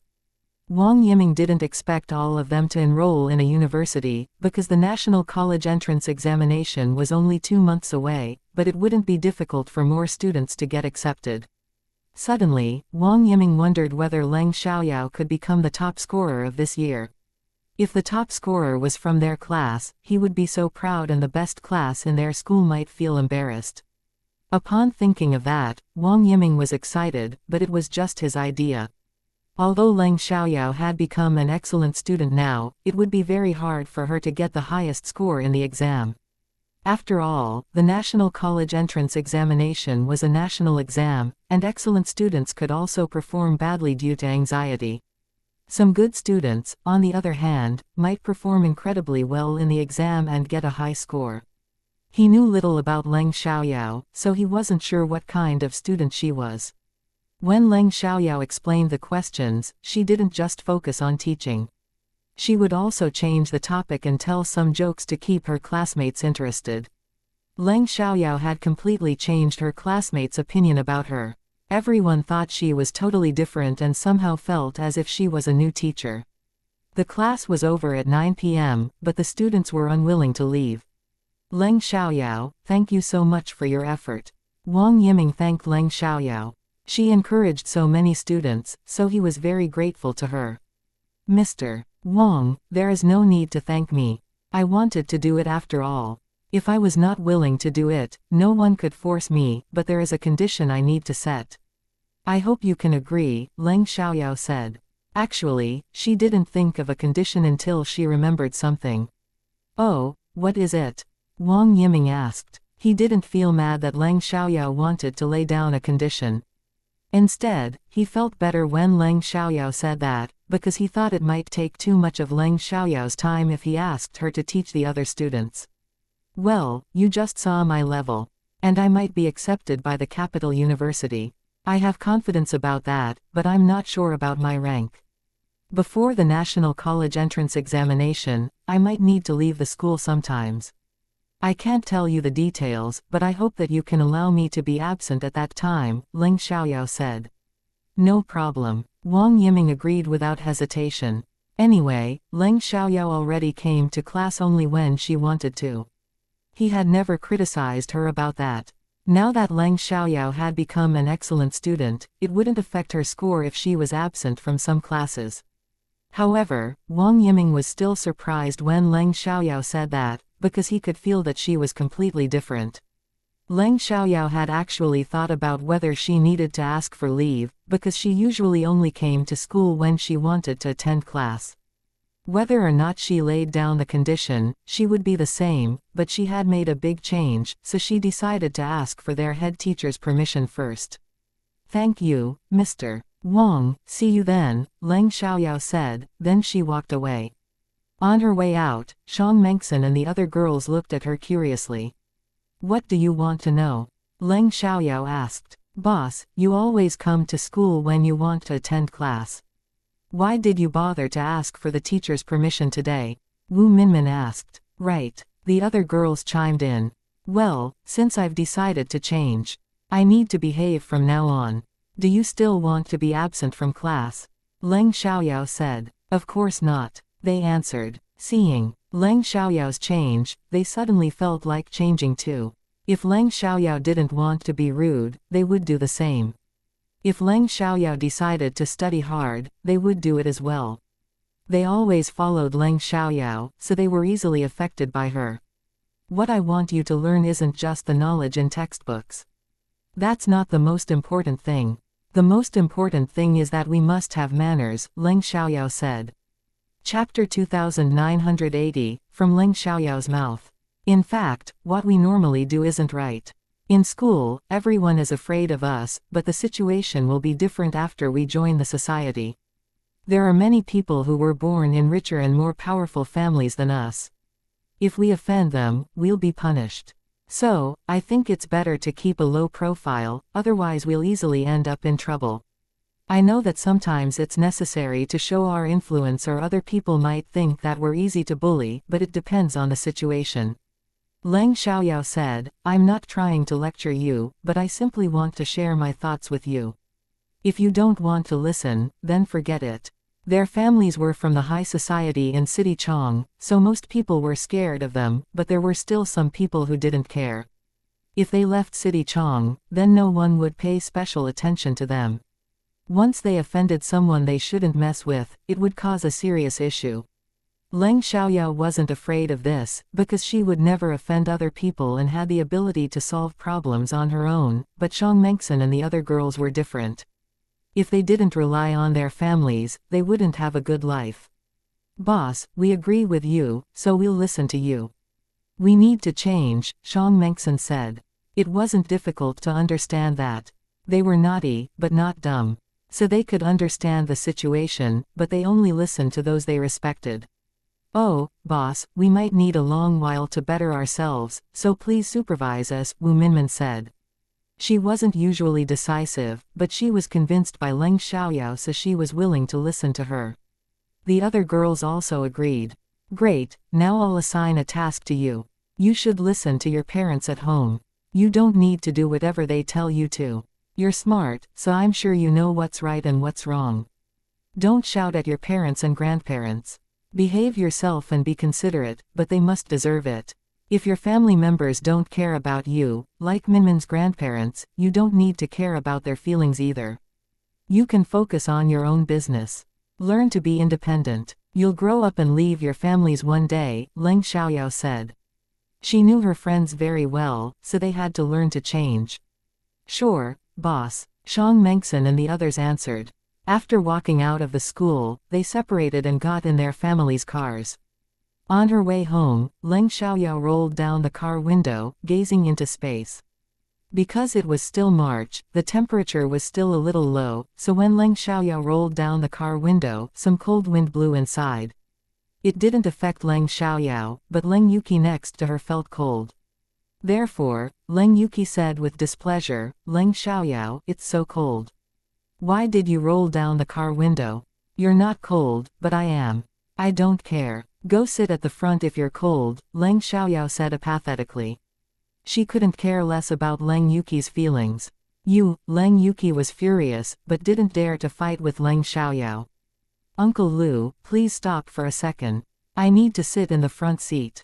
Leng Yuki couldn't stand it any longer, so she had to move to another seat.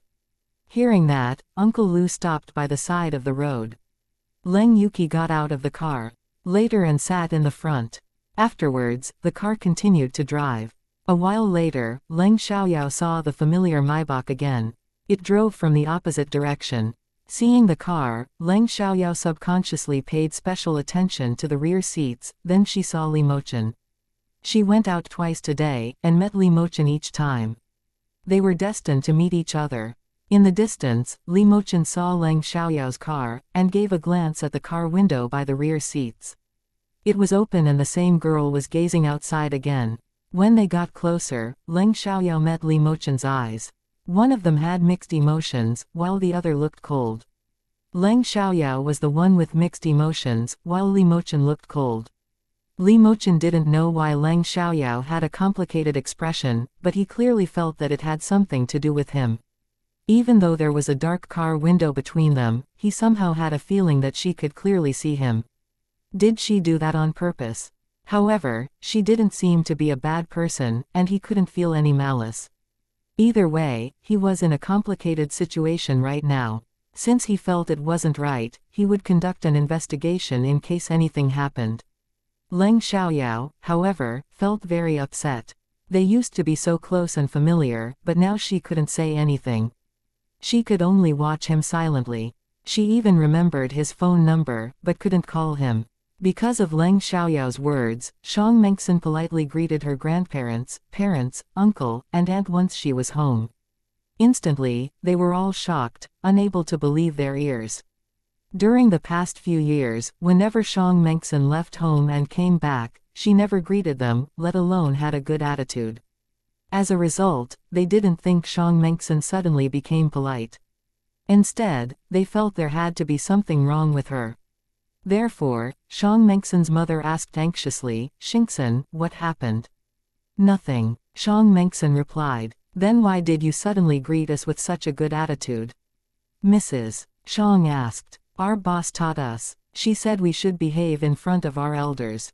We shouldn't shout at you and we can't forget our manners," Xiang Mengxin explained. They obviously knew who Xiang Mengxin's boss was, and had heard about Leng Xiaoyao, so they were shocked after hearing Xiang Mengxin's reply. It was Leng Xiaoyao who told Xiang Mengxin to behave and not to forget her manners. Jesus, was that true?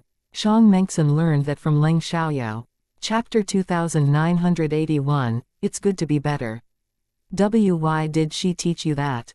Asked old Mrs. Xiang. Our boss is completely different now. She's so excellent at fighting and easily beat 8 girls by herself. That included An Chenmeng. She's also good at studying and has correctly answered our teacher's questions. Oh, she helped us with reviewing too. Her explanation is a lot more interesting than our teacher's. Our head teacher even let her use the evening class to teach us. She told us that we need to be independent and learn to live without our parents' support, Xiang Mengxin said. Hearing that, everyone was astonished. Leng Xiaoyao beat 8 girls by herself. They had heard about An Chenmeng, because both Xiang Mengxin and An Chenmeng were born in rich families, so it was unbelievable that Leng Xiaoyao beat 8 girls by herself. They hated fights among students, but they had to say that it was good that they could protect themselves from being bullied. Moreover, Leng Xiaoyao helped them with reviewing. All of this shocked them.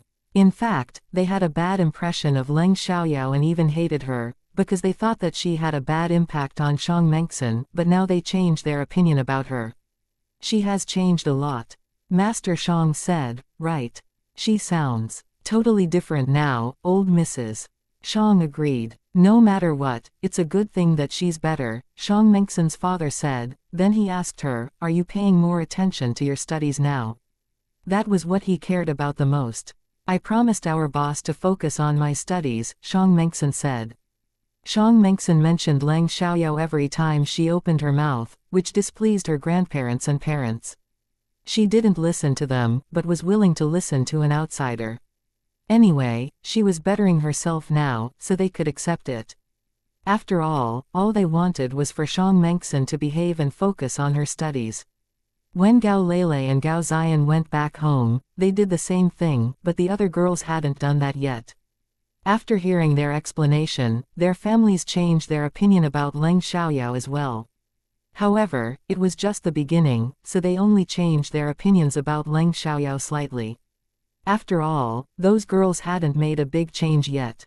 Leng Xiaoyao chatted with Leng Chengyuan for half an hour, before she returned to her room. It was nearly 10 p.m. now, so Leng Chengyuan needed to sleep. Right after Leng Xiaoyao got to her room, she received a call from a strange number. Even though it was a strange number, Leng Xiaoyao still answered it. This is Han Yu said on the phone. Uncle Han, it's late now. Did something go wrong? Leng Xiaoyao asked. Although she asked, she guessed that Han Yu must have carefully thought about her words and decided to accept her advice, otherwise he wouldn't call her. After all, there was no connection between them. Upon hearing Leng Xiaoyao call him uncle, Han Yu was displeased. "Call me Mr. Han," Han Yu corrected. "Oh, sorry, I forgot it. Mr. Han, why did you call me so late at night? Have you made your decision?" Leng Xiaoyao asked. She didn't actually forget, she did it on purpose. "Yeah, I'm having a relapse of the injury right now. It's really uncomfortable," Han Yu said. Many years ago, Han Yu was shot. Because the bullet was stuck in a very dangerous part of his body, he didn't remove it. As a result, the injury hurt him every once in a while. In the past few years, he could tolerate the pain, but it was becoming more and more uncomfortable.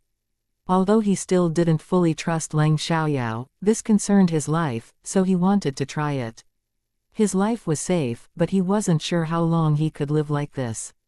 In addition, he had learned about what Leng Xiaoyao had done recently. She wasn't only good at gambling and fighting, but was also excellent at studying. It even made him think she might not be the same girl he knew before, but she was indeed Leng Xiaoyao. Therefore, Han Yu thought perhaps Leng Xiaoyao hid her talents until she ended her engagement with Chu Jianan. Why she did that, Han Yu didn't know. Only Leng Xiaoyao knew. "Do you need me to treat you right now?" Leng Xiaoyao asked. "You can come over and have a look first. I'm in the casino, the same private room," Han Yu said. Leng Xiaoyao mentioned that he had a hidden illness that day, but didn't mention any details, so he wasn't sure whether she knew how he was injured. He decided to trust her after she treated him. "Great. Please wait for a while. I'll be right there." Leng Xiaoyao agreed. Although it was late, it was the same as the day in her eyes. "I'll arrange for someone to pick you up," Han Yu said. After all, he needed her help, and he wouldn't take it for granted. "No need, I'll take a taxi," Leng Xiaoyao said. "Great." Since she said that, Han Yu didn't insist. "My secretary will wait for you at the door. You've met him." Without connections, outsiders couldn't go to the VIP private rooms, so Han Yu needed to send someone to meet her.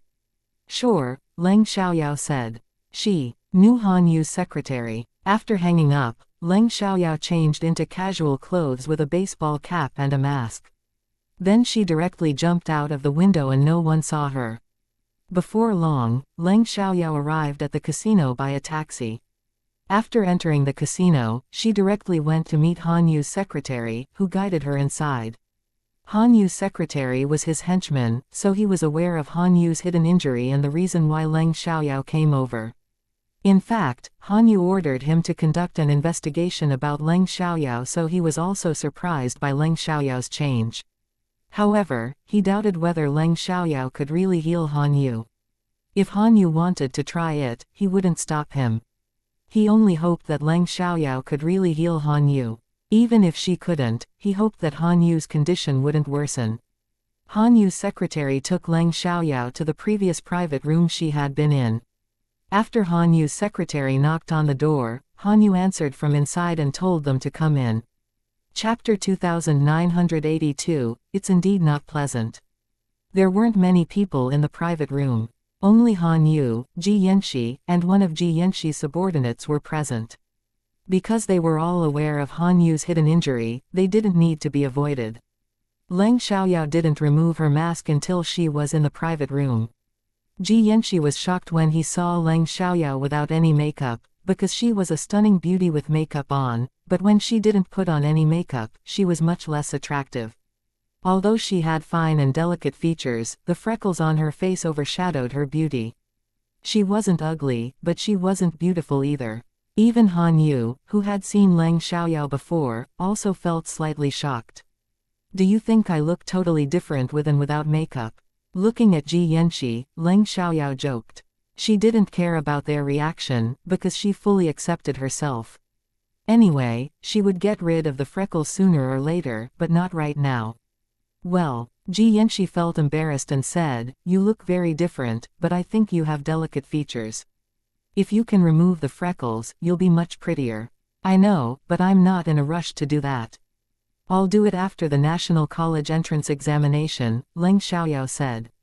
She sat down on the sofa across from them, but no one judged her.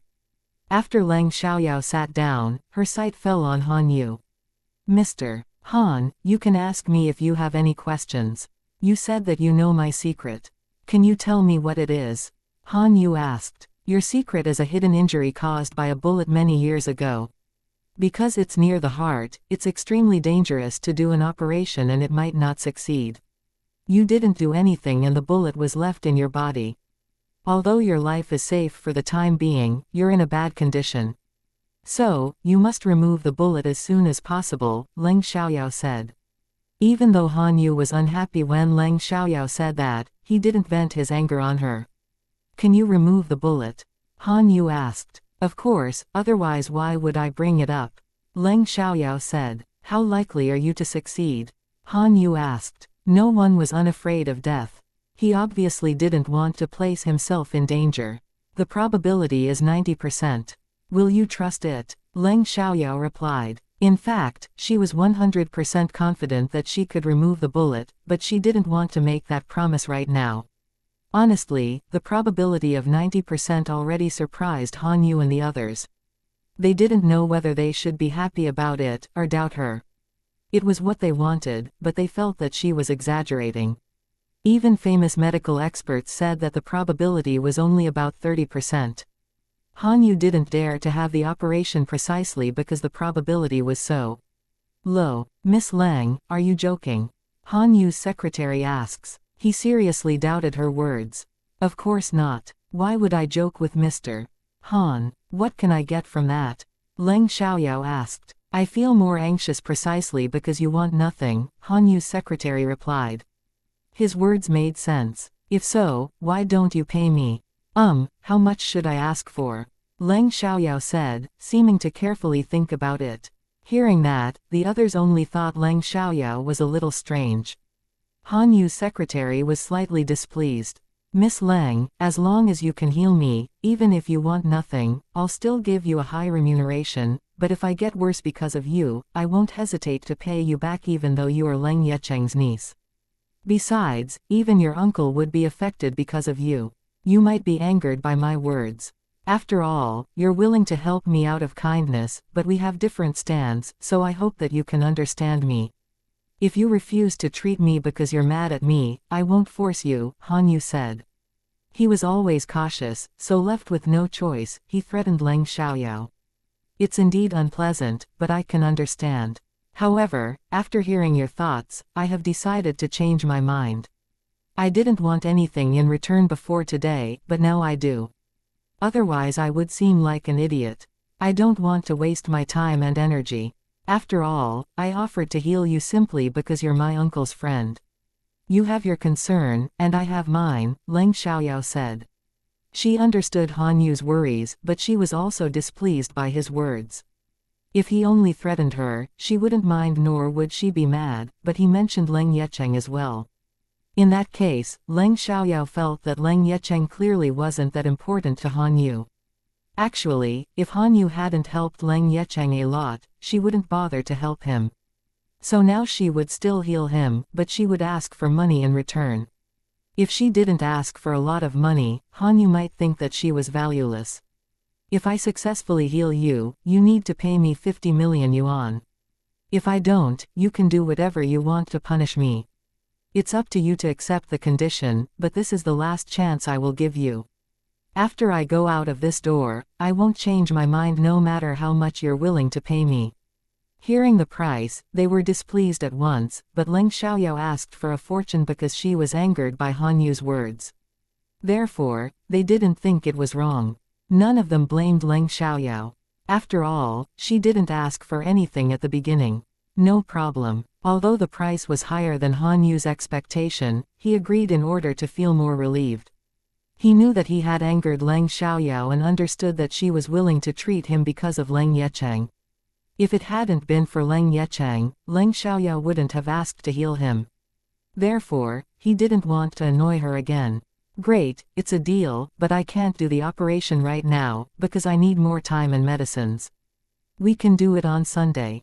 What do you think? Leng Xiaoyao said. Chapter 2983, Han Yu apologies. Sure. Han Yu answered. If Leng Xiaoyao had time right now, he would have done it right away, to prevent any accidents. Great, see you on Sunday then. Remember to give me a call. Oh, please prepare a set of scalpels as well. It's not convenient for me to buy it because of my age. I don't want to attract too much attention either, Leng Xiaoyao said.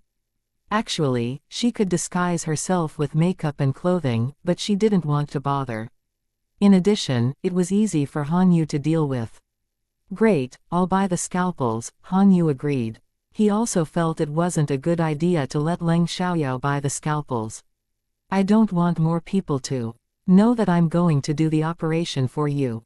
There is nothing wrong with that, but I want to avoid trouble. If other people learn that I can heal you, they might turn to me for help as well. I'm not a doctor, nor am I a saint. I only rescue people according to my mood and relationship to them, Leng Xiaoyao said. Hearing that, Han Yu and xianxia thought that she was already bragging before she successfully healed Han Yu, but she was right, so they agreed. Of course, we won't tell anyone, Han Yu said. Great, now I should go. Leng Xiaoyao stood up and was ready to leave. However, after turning around, she suddenly stopped and turned back to look at Han Yu. You look uncomfortable right now. Let me help you relieve the pain, Leng Xiaoyao said, then she walked to Han Yu. Seeing that, the others were a little nervous. They were afraid that Leng Xiaoyao would hurt Han Yu, but they only watched and no one did anything, because they didn't think Leng Xiaoyao would really do anything. After all, they were all present. If Leng Xiaoyao dared to do anything to hurt Han Yu, they would stop her right away. Standing behind Han Yu, Leng Xiaoyao reached out her hands and placed them on his back. Then she massaged his injury, but she was actually putting magical energy into his body. Before long, Han Yu felt the pain go away, which really surprised him. He couldn't believe that she so easily helped him get rid of the pain by massaging him. Although he had many doubts, he was convinced that Leng Xiaoyao had the ability to heal him after this. He was even looking forward to the operation. Seeing Han Yu's surprised look, the others realized what happened and were also astonished. A few minutes later, Han Yu was much better, so Leng Xiaoyao stopped. How do you feel now? Leng Xiaoyao asked. The pain has gone away, Han Yu replied.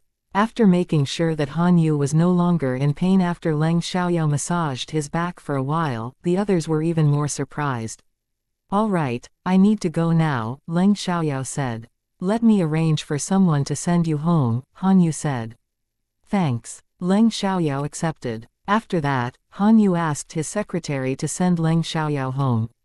Although Han Yu's secretary just argued with her, it wasn't a big deal, and neither of them took it seriously.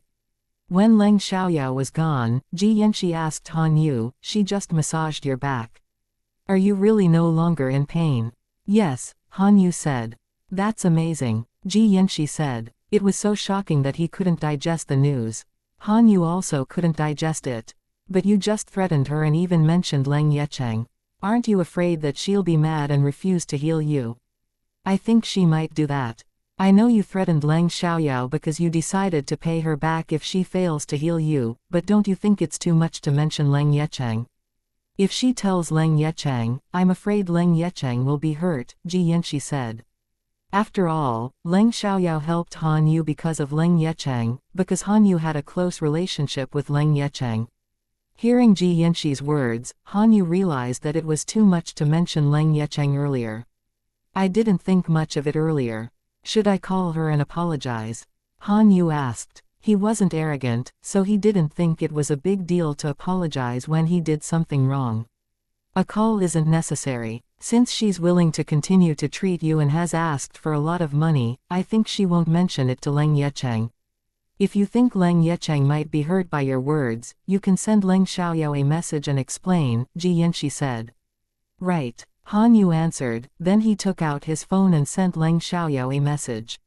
Right after Leng Xiaoyao got into the car, she received Han Yu's message. Han Yu, Miss Leng. I'm sorry, I shouldn't have used your uncle to threaten you. After all, your uncle is my close friend. I cherish him very much. Even if you can't heal me, I won't hurt him. Leng Xiaoyao replied, great. Actually, if you hadn't helped my uncle a lot, I wouldn't have bothered to treat you. If I fail to heal you, you can punish me as you want, but I hope no one else will be dragged into this. Because Leng Xiaoyao understood Han Yu's feelings, she didn't harbor a grudge against him for threatening her with Leng Yecheng. Moreover, Han Yu apologized now, so she forgave him. Anyway, people made mistakes. He said that when he was anxious, so he didn't really mean it. Reading Leng Xiaoyao's reply, Han Yu was impressed and thought that Leng Xiaoyao had a strong sense of honor. She didn't want her own business to affect other people. In fact, he was the same kind of person as Leng Yecheng was, but he subconsciously mentioned Leng Yecheng when it involved his life. Leng Xiaoyao told Han Yu's secretary to stop when they were a few meters away from the Leng family's house, then she got out of the car and walked back on her own. If Han Yu's car went closer and was seen by Leng Yecheng, it would be troublesome. Leng Xiaoyao didn't want Leng Yecheng to know about it yet. This time, she still went back in by climbing over the wall, then got back into her room through the window. Nobody saw her when she sneaked out. When she got back to the Leng family's house it was already 11:30 p.m., so the other members of the Leng family were all asleep, and no one saw her coming back. Leng Xiaoyao didn't go to bed right away. Instead, she bathed, then took out her textbook and began to review. Chapter 2984, Did You Do That on Purpose? Although she had acquired a lot of knowledge, the knowledge was from her previous incarnation. In her memories, the knowledge was basically the same, but she still needed to review in order to make sure she could have a good performance in the exam. There might be different knowledge, so she had to be prepared. Luckily, most of the knowledge was the same. Even if there was a difference, only the questions were different, and the solutions stayed the same. At the same time, Li Mochen's subordinate quickly collected information about Leng Xiaoyao. Li Mochen first ordered his subordinate to investigate the car, because they could find out who the owner was. Afterwards, he learned that the girl he saw was called Leng Xiaoyao. He also learned about her past, her change, and her current life. Li Mochen was surprised after he learned about Leng Xiaoyao's situation, because she had completely changed. How did it happen? He didn't know, nor could he figure it out. Therefore, Li Mochen thought perhaps Leng Xiaoyao used to disguise her real self. However, he only found out about Leng Xiaoyao's change, and there was nothing wrong with her, so he stopped being suspicious of her. Nevertheless, he still felt it was strange upon thinking about how Leng Xiaoyao focused on him. It didn't seem to be a coincidence, but he couldn't think of another explanation. Because Leng Xiaoyao stared directly at Li Mochen twice, she successfully left a deep impression on him. Normally, Li Mochen wouldn't bother to pay much attention to women. Honestly, he hated women to some extent and tended to keep his distance from them. It was related to his family. The next day, at noon, the news that Leng Xiaoyao helped the students in Class 8 review soon spread and aroused everyone's surprise. Although they subconsciously felt Leng Xiaoyao wasn't qualified to do that, other classes and teachers verified that it was real, so they were all amazed. Leng Yuki and her friends also heard their discussion at the canteen, so they were shocked. No way. How did Leng Xiaoyao become so excellent all of a sudden? She even helped her classmates review. Chu Jiayu exclaimed in surprise. That's impossible. Leng Xiaoyao is so bad at studying, Zhang Yian said, refusing to believe it. If not, why is everyone talking about it? Chu Jiayu said. She was reluctant to believe it, but it was highly likely for it to be true since everybody said that. Then she turned to look at Leng Yuki. Yuki, did you know that? How could I know? I heard about it yesterday like you did, Leng Yuki said in annoyance. If she had known about it earlier on, she wouldn't have agreed to compete with Leng Xiaoyao in the monthly test. At this moment, Leng Yuki was angry and jealous. Leng Xiaoyao was always terrible at studying. How did she suddenly become so excellent? No, it couldn't be true. It wasn't true. Leng Yuki didn't believe it at all, hoping that it wasn't true. She couldn't accept that Leng Xiaoyao was better than her. Besides, they were going to compete in the monthly test. If Leng Xiaoyao surpassed her, she wouldn't just be humiliated, she would also have to give Leng Xiaoyao 10,000 yuan. Damn Leng Xiaoyao. No wonder Leng Xiaoyao asked to compete with her. She did that on purpose. However, if Leng Yuki wasn't willing to do that, Leng Xiaoyao wouldn't have forced her. So, she had asked for it herself. When Chunmeng heard the news, she was shocked, then worried. If Leng Xiaoyao was really as excellent as everyone said, it was possible that Leng Xiaoyao could surpass her in the monthly test. In that case, she wouldn't be able to join Leng Xiaoyao's group. Thinking of that, Chunmeng was upset and had to spend more time and energy on studying. Even though the monthly test was tomorrow and there was only a day left, she still wouldn't give up. And Chunmeng wasn't mad that Leng Xiaoyao suddenly became so excellent, because that was Leng Xiaoyao's business. She didn't have the same complaint as Leng Yuqi, nor did she think Leng Xiaoyao did it on purpose. She only felt that Leng Xiaoyao proposed to compete with her in the monthly test for a reason. So it could be seen that Chunmeng had better values than Leng Yuqi. In fact, Leng Xiaoyao didn't hate Chunmeng, but she hated Leng Yuqi very much. Because the news about Leng Xiaoyao quickly spread, many more students came to Class 8 to watch her teaching her classmates. Normally, only a few students stayed in the classroom during the break, but today there were nearly 40 students in the classroom. Only a few students were still enjoying themselves while most of the students listened to Leng Xiaoyao explaining questions. That scene shocked everyone who knew how bad Class 8 was. And they gradually became interested in Leng Xiaoyao's lesson. They felt her way of explaining questions was indeed interesting. It seemed that the news was true. Leng Xiaoyao really made a big change. Some people even thought that she might have a twin sister. After verifying it, the news about Leng Xiaoyao was known to more and more people. Nearly all the senior students in their school were aware of it, and many people who were still doubtful were gradually convinced. Therefore, when the other head teachers had a class, they complimented Leng Xiaoyao in class. After all, Wang Yiming had told them that it was true. That afternoon, many people looked at Leng Xiaoyao differently. They used to dislike her, but now they all admired her. Some were even jealous of her. She was well known as a terrible student in their school, but suddenly she was the pride of every teacher. It was hard for them not to feel jealous of her. They wondered whether they could be complimented by the teachers as well if they became excellent too. However, that was only their thoughts, and it wouldn't come true, so they were very envious of Leng Xiaoyao. After the evening class was over, Leng Yuqi directly questioned Leng Xiaoyao once she saw her. Leng Xiaoyao, did you deliberately ask to compete with me in the monthly test? Chapter 2985, She's Ugly. Leng Xiaoyao understood why Leng Yuqi said that, so she sneered. I did it deliberately. Don't put the blame on me. I wouldn't do that just because of you. It's you who disdained me first. I simply wanted to prove you wrong. You agreed, didn't you? If you didn't agree, I wouldn't have forced you to do it. In fact, Leng Xiaoyao did it on purpose, but Leng Yuqi deserved it. If Leng Yuqi hadn't disdained her, she wouldn't have challenged her. Leng Yuqi was mad, but didn't know what to say, because Leng Xiaoyao was right.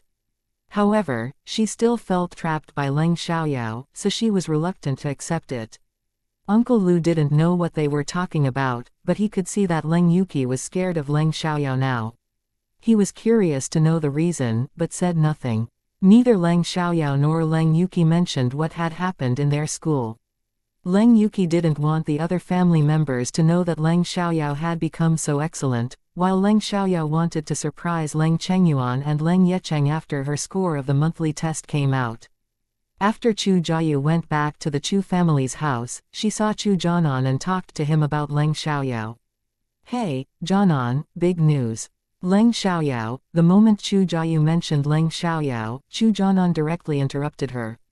Why are you bringing her up? I don't want to hear anything about her. Chu Jianan hated Leng Xiaoyao, because it was extremely humiliating when she beat him. Fine. Since Chu Jianan didn't want to listen, Chu Jiayu didn't continue. What happened? Chu Jiaofeng asked instead curiously. Leng Xiaoyao has completely changed. She isn't just good at fighting, but is also excellent at studying now. She even helped her classmates review.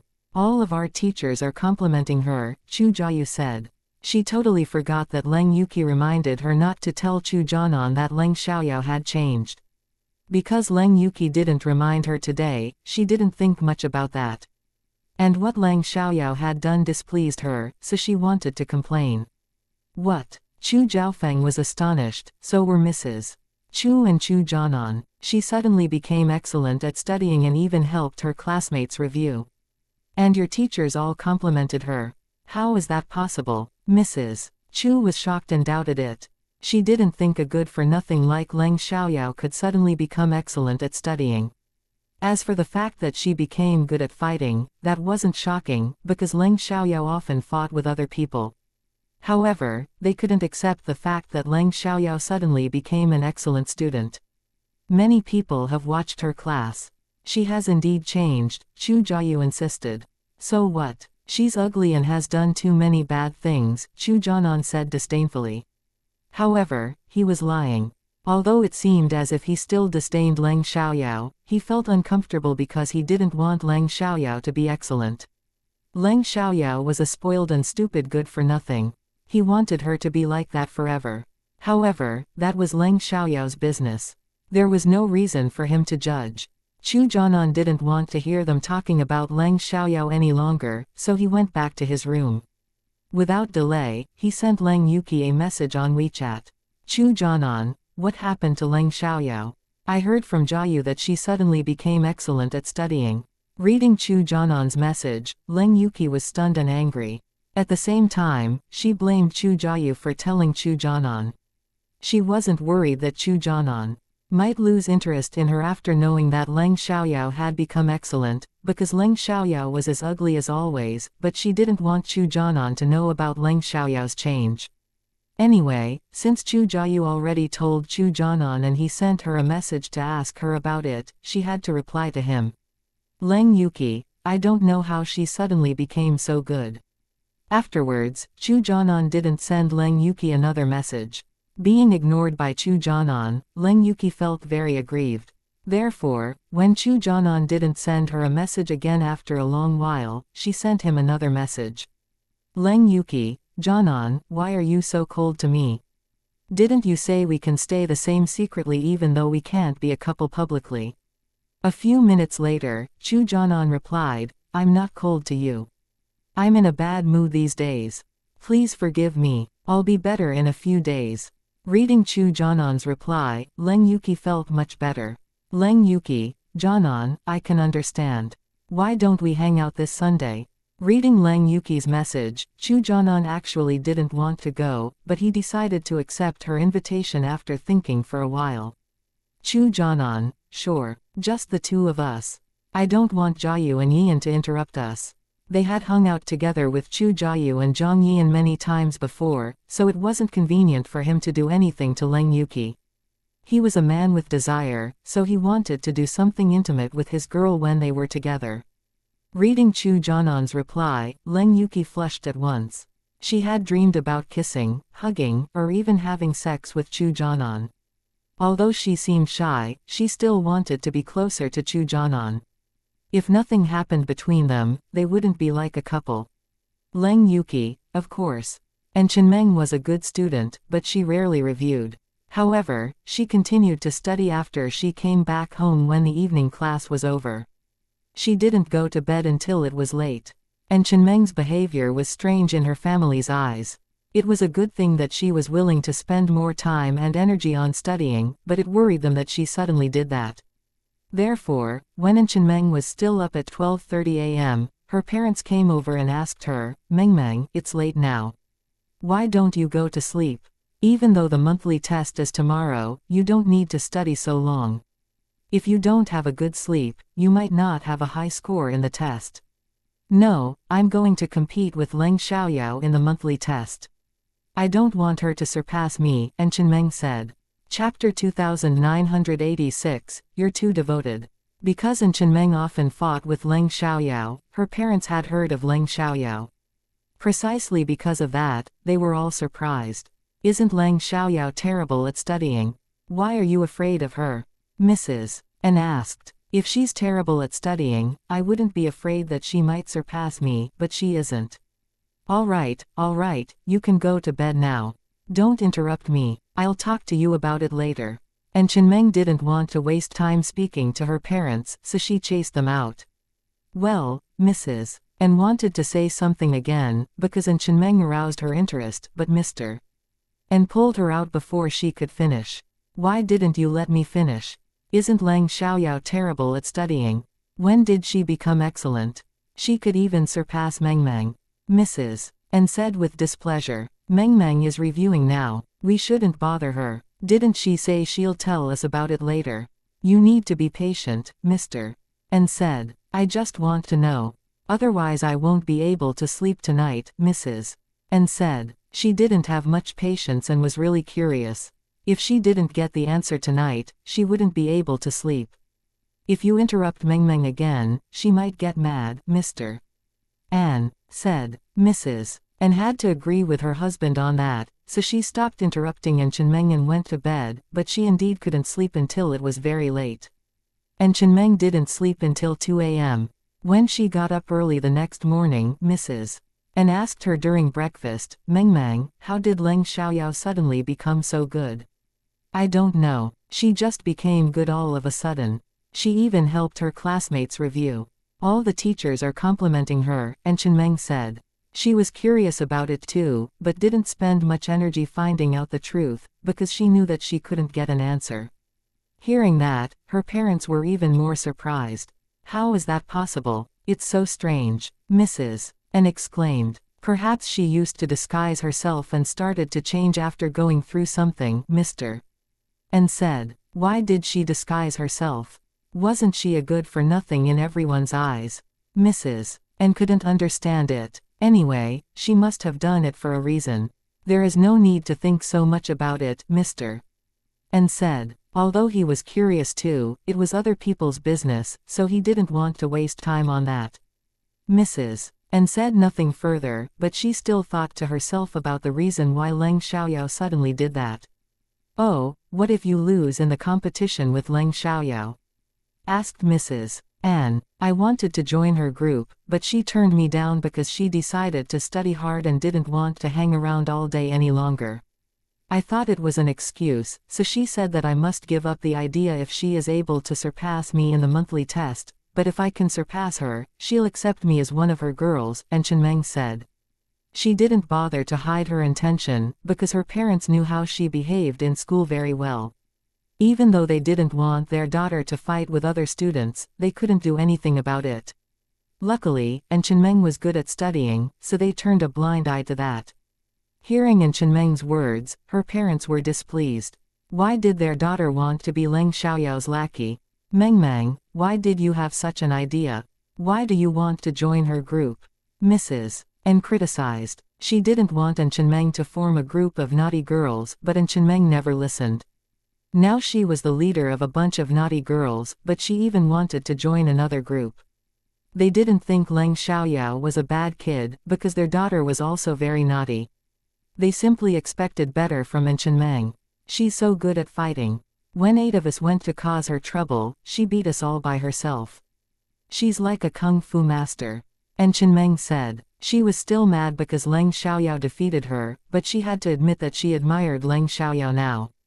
What? She beat 8 of you? Mr. And Mrs. And were shocked. Were you injured, Mrs. And asked nervously. She didn't want An Chenmeng to get hurt. Not at all. She didn't injure us. She just beat us to the ground, An Chenmeng said. At this time, she finished her breakfast, so she rapidly got up. All right, I'm done. I need to go to school now. Saying that, she ran outside where the chauffeur was already waiting for her. Well, Mrs. And wanted to say something again, but An Chenmeng was already gone, so she had to give up. However, Mrs. And felt uncomfortable, so she could only turn to talk to her husband about it. Honey, did you hear what Mengmeng said? She badly wants to be Leng Xiaoyao's lackey. It's ridiculous. All right, Leng Xiaoyao might not accept Mengmeng as her lackey.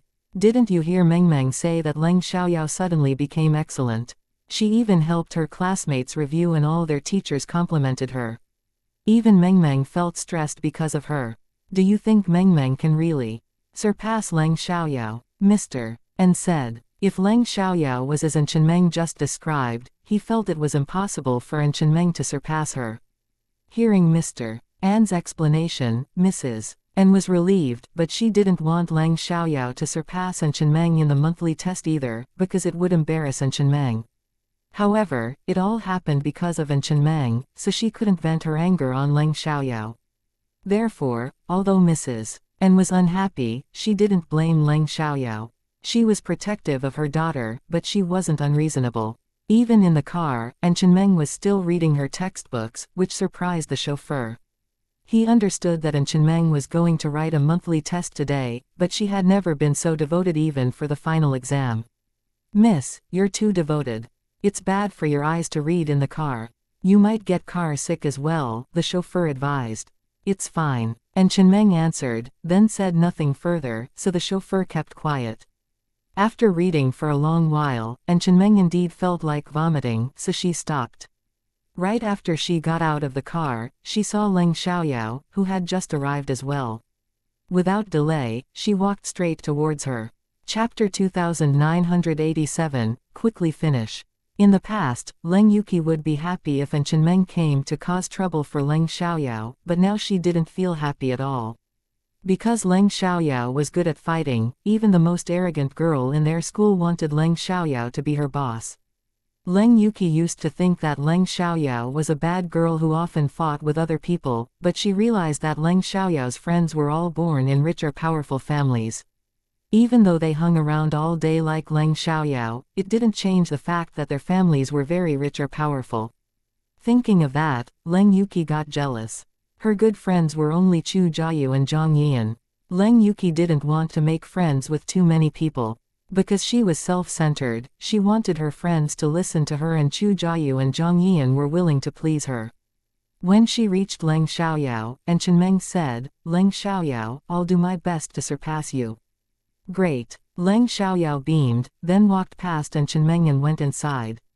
The monthly test started from the first class, so they were still reviewing in the morning. However, the students in Class 8 all asked Leng Xiaoyao to help them with it. Their head teacher thought it was a good idea, so Leng Xiaoyao went onto the podium to help them understand and solidify the knowledge in their mind. She had taken part in the monthly test and the National College entrance examination in the previous incarnation, but she didn't have much interest in study back then, so she didn't have a deep impression of the questions. Anyway, she still remembered some of them, so she explained important questions to her classmates. However, within only 2 days, she couldn't explain too many questions, so they might not make great progress in this monthly test. If they wanted to make obvious progress, they needed to wait till the next monthly test. At the first class, the test began. After getting the paper, Leng Xiaoyao gave it a glance, then started filling in the blanks. In slightly more than 20 minutes, Leng Xiaoyao finished and directly handed the paper in within half an hour. Although everyone knew Leng Xiaoyao was totally different now, they were still surprised by how fast she finished the paper.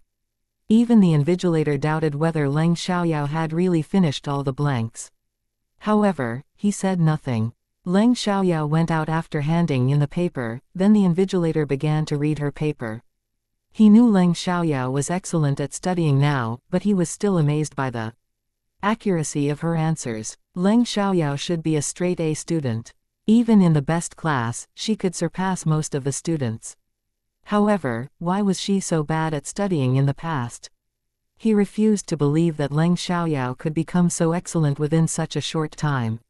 Without enough acquired knowledge, she couldn't make a big change so suddenly. When Leng Xiaoyao walked out, many people saw her and were surprised.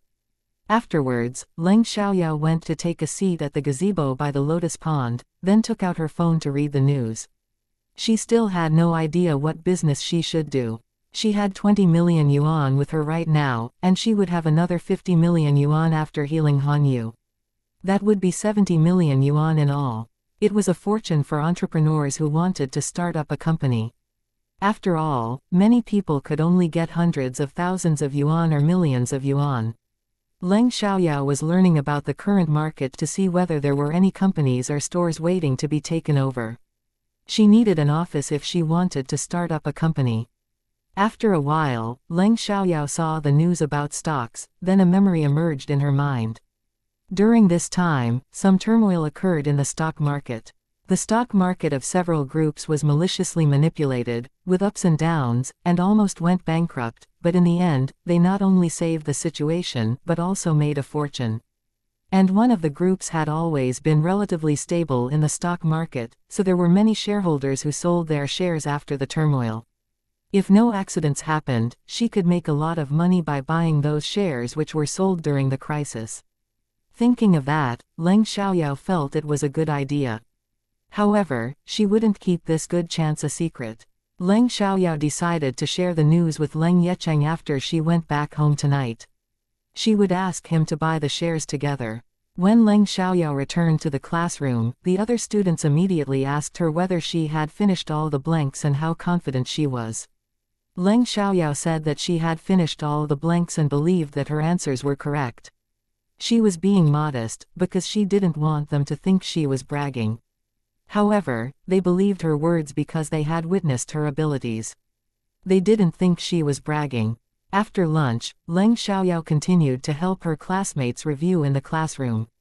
She mainly explained questions about the test of the next subject. Although Leng Xiaoyao had only helped them review for 2 days and most students didn't make much progress, it was very useful for some students. That day, Leng Xiaoyao finished the paper of each subject within half an hour, so the news quickly spread. Some people doubted whether Leng Xiaoyao had finished the papers, but more students believed that Leng Xiaoyao did. After all, the news about her these days had proven her abilities. However, no one knew whether she would have a high score. Hearing the news about Leng Xiaoyao, Leng Yuqi and Chenmeng were very anxious. Leng Yuqi ranked among the top 50 in their grade, and she finished nearly all the questions of this test, but there were some questions she didn't know the answers to. In addition, she spent 2/3 of the time on it, then checked her answers. Afterwards, the time was over. And Chenmeng didn't finish the paper until the time was over, and there were some questions she didn't know the answers to. Therefore, they were jealous of Leng Xiaoyao because she finished the test within half an hour. After the evening class was over, Leng Yuqi asked Leng Xiaoyao on their way back home, "You handed the papers so fast. Did you leave many blanks empty?" "You can guess," Leng Xiaoyao said. Leng Yuqi was angry. She knew that Leng Xiaoyao refused to tell her, so she stopped asking, but she was really curious. Anyway, Leng Xiaoyao looked calm and confident. Chapter 2988, Give you an answer tomorrow morning. Leng Yuqi was irritated, but she could do nothing about it. If she regretted it now, she would be humiliated. However, if the result was out and Leng Xiaoyao indeed surpassed her, she would still be extremely embarrassed. Seeing Leng Xiaoyao being so calm, while Leng Yuqi being so anxious, the chauffeur, Uncle Lu, asked Leng Xiaoyao, "Xiaoyao, why are you so confident all of a sudden? Did you become excellent at studying?" Leng Xiaoyao understood that Uncle Lu disliked her, but had no bad intention, so she answered with a good attitude. "Yeah, after I ended the engagement, I suddenly found that I'm actually talented at studying. I realized that my future was being damaged by a bad guy. After I dumped him, I became clear-headed." Although Uncle Lu disliked Leng Xiaoyao, he disapproved of Chu Jianan's behavior as well. Therefore, he had a bad impression of Leng Yuqi. She was obedient and was academically inclined, but she tried to steal her cousin's fiancé. On the contrary, Leng Xiaoyao was much lovelier now. When Leng Xiaoyao disdained Chu Jianan, Leng Yuqi was mad, but couldn't defend him. Back at home, Song Meiyu asked Leng Yuqi, "Chi-Chi, how was the monthly test?"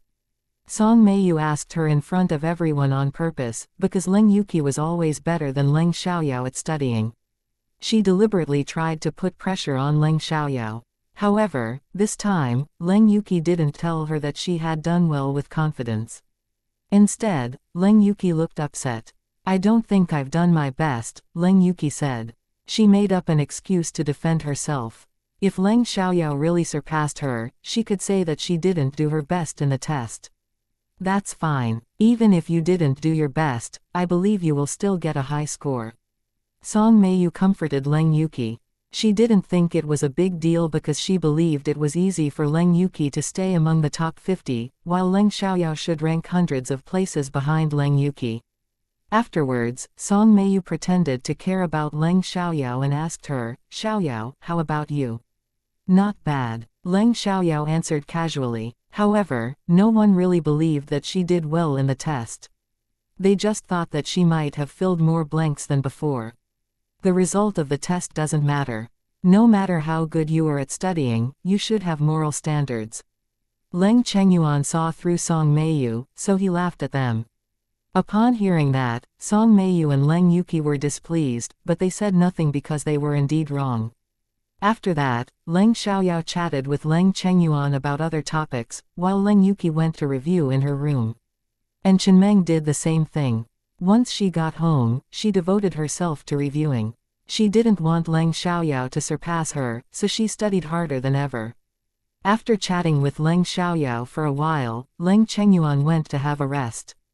Leng Xiaoyao told Leng Yecheng that she wanted to have a private talk with him in his study. Leng Yecheng thought Leng Xiaoyao was going to talk about the company with him, so he became serious at once and took Leng Xiaoyao to his study. In the study, Leng Yecheng spoke right away. "Yao Yao, what do you want to talk to me about?" Seeing that Leng Yecheng was so nervous, Leng Xiaoyao comforted him. "Uncle, don't be so nervous. It's not a bad thing I'm going to tell you." Hearing that, Leng Yecheng relaxed. "Uncle, do you speculate in stocks and shares?" Leng Xiaoyao asked. "Yeah, but I'm not good at it," Leng Yecheng admitted. "That's not important. To be honest with you, I have decided to buy some shares. And I have the confidence to win a fortune. Since there is a good opportunity to make money, I obviously decided to share it with you. You can follow me and invest in it. When I buy in, you can buy in as well," Leng Xiaoyao said seriously. She didn't want Leng Yecheng to think she was joking. Leng Yecheng didn't think she was joking, but was extremely surprised and could barely believe his ears. "What? You want to buy shares and even have the chance to win a fortune? When did you learn to speculate in stocks and shares?" "I can't tell you much, but you're my uncle. I won't harm you," Leng Xiaoyao said. "I know you won't harm me, but I can't just accept it all of a sudden," Leng Yecheng said. He believed that Leng Xiaoyao would never harm him. "Uncle, if you trust me, you can follow me to buy shares. Don't ask more about it. No matter what happens in the future, don't worry and just follow me. If you have any worries and don't want to follow me, then forget it. After all, it requires a lot of money. After all, it's a huge investment," Leng Xiaoyao said. She wouldn't explain it to him. If he trusted her, they could make money together. If Leng Yecheng had his worries, she wouldn't force him. Leng Yecheng was silent for a while, and didn't give her an answer right away. He had watched Leng Xiaoyao's changes, and he understood that she must have confidence since she dared to say that. Therefore, although he indeed had worries, he still wanted to try. "Uncle, if you need time to think about it, you can do it, but please don't waste too much time thinking about it," Leng Xiaoyao said. She wouldn't urge Leng Yecheng to give her an answer right now. "Great, I'll give you an answer tomorrow morning," Leng Yecheng said. It wasn't easy for him to make the decision immediately. "Sure," Leng Xiaoyao answered, then returned to her room. That night, Leng Yecheng thought carefully about what Leng Xiaoyao had told him. In the end, he made up his mind to follow Leng Xiaoyao. Therefore, after he got up the next morning, he told Leng Xiaoyao that he had decided to follow her in buying the shares. Then Leng Xiaoyao told Leng Yecheng what shares they were going to buy. Although Leng Yecheng still had his doubts, he didn't ask further about it since Leng Xiaoyao told him not to. "How much should I pay for it?" Leng Yecheng asked. "About 1,000,000 yuan at first. If we need to buy more, I'll tell you at that time," Leng Xiaoyao said. "No problem," Leng Yecheng said. 1,000,000 yuan wasn't much, so he could accept it. Chapter 2989, I don't think it's too much. After writing the test of the second subject, Leng Xiaoyao left school to apply for an account in the stock market. She would go back home at night to deal with it. She had learned a lot of information technology skills from K. Although she was hardly comparable to K, she had learned about 2/3 of his abilities. Today, no matter what the subject was, Leng Xiaoyao handed her paper in after half an hour as usual.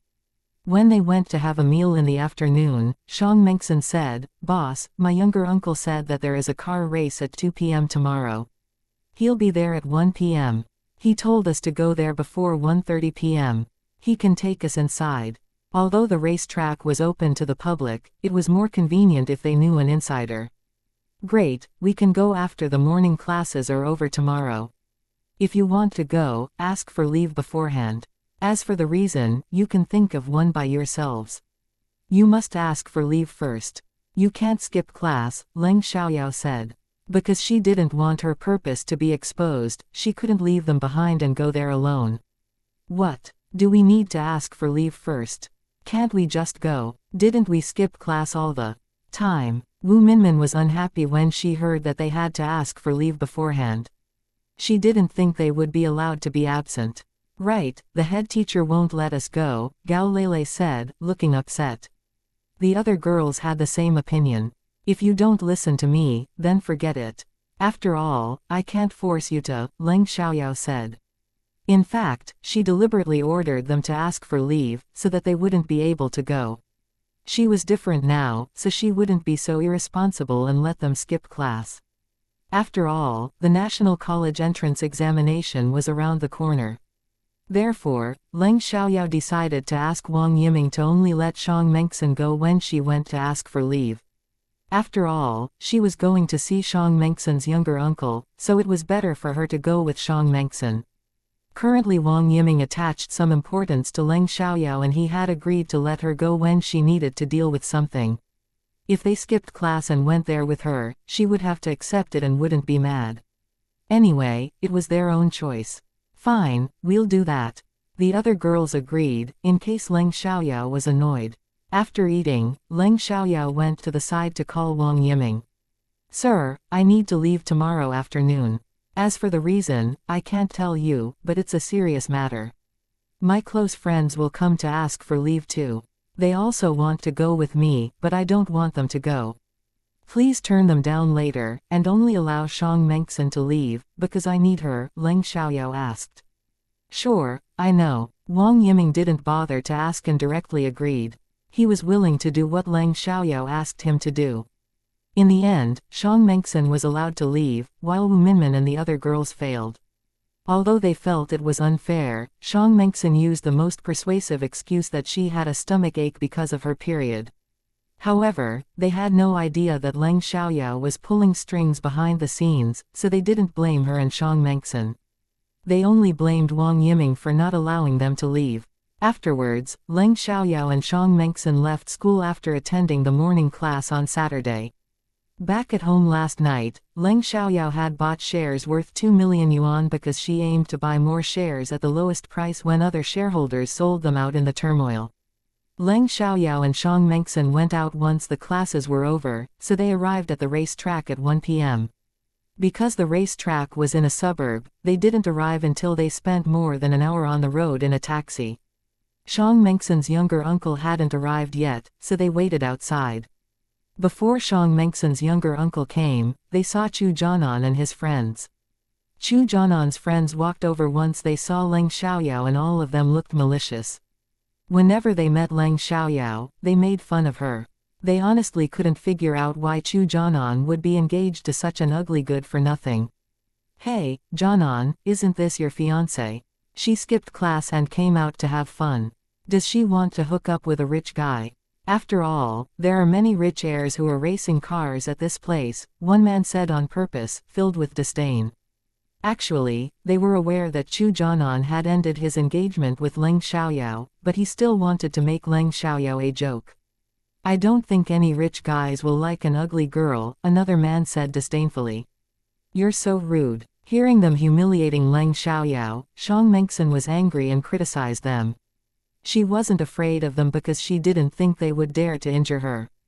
After all, their families were equally rich, so they wouldn't be willing to cause a scene. Even if they were going to have a fight, she wouldn't be afraid, because Leng Xiaoyao could easily beat them. "Really? I don't think so," one man said airily. Xianxia was angry. She immediately turned to look at Leng Xiaoyao, feeling aggrieved. "Boss, little panda, don't be so mad. They're not talking about me." After all, I've already ended my engagement with Chu Jianan, so I'm not his fiancé. Perhaps they're talking to the air. Oh, only crazy people will talk to the air, so we must stay away from them, Leng Xiaoyao said. She wasn't mad at all that they tried to humiliate her, but she wouldn't grin and bear it. Ha ha, ha ha. Xiang Mengxin snorted with laughter. Those men were embarrassed too. One of them angrily pointed at Leng Xiaoyao and shouted, Leng Xiaoyao, how dare you? How could you say we are crazy? If you're not crazy, why don't you use your common sense? Please stop attacking other people for no reason. Only dogs bark at people. Leng Xiaoyao seemed as if she meant every word she just said. Hearing that, the man was even angrier and wanted to beat them, but they were girls, so he gave up. Chapter 2990, Stir Things Up.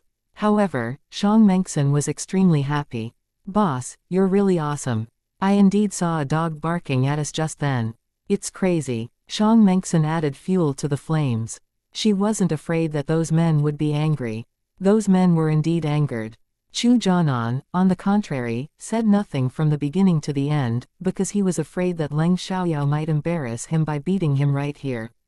He knew how skilled Leng Xiaoyao was, but he didn't stop his friends from humiliating her. He wanted to see whether his friends could succeed. All in all, Chu Jianan was selfish and ruthless. In order to achieve his goal, he wouldn't hesitate to make use of his friends.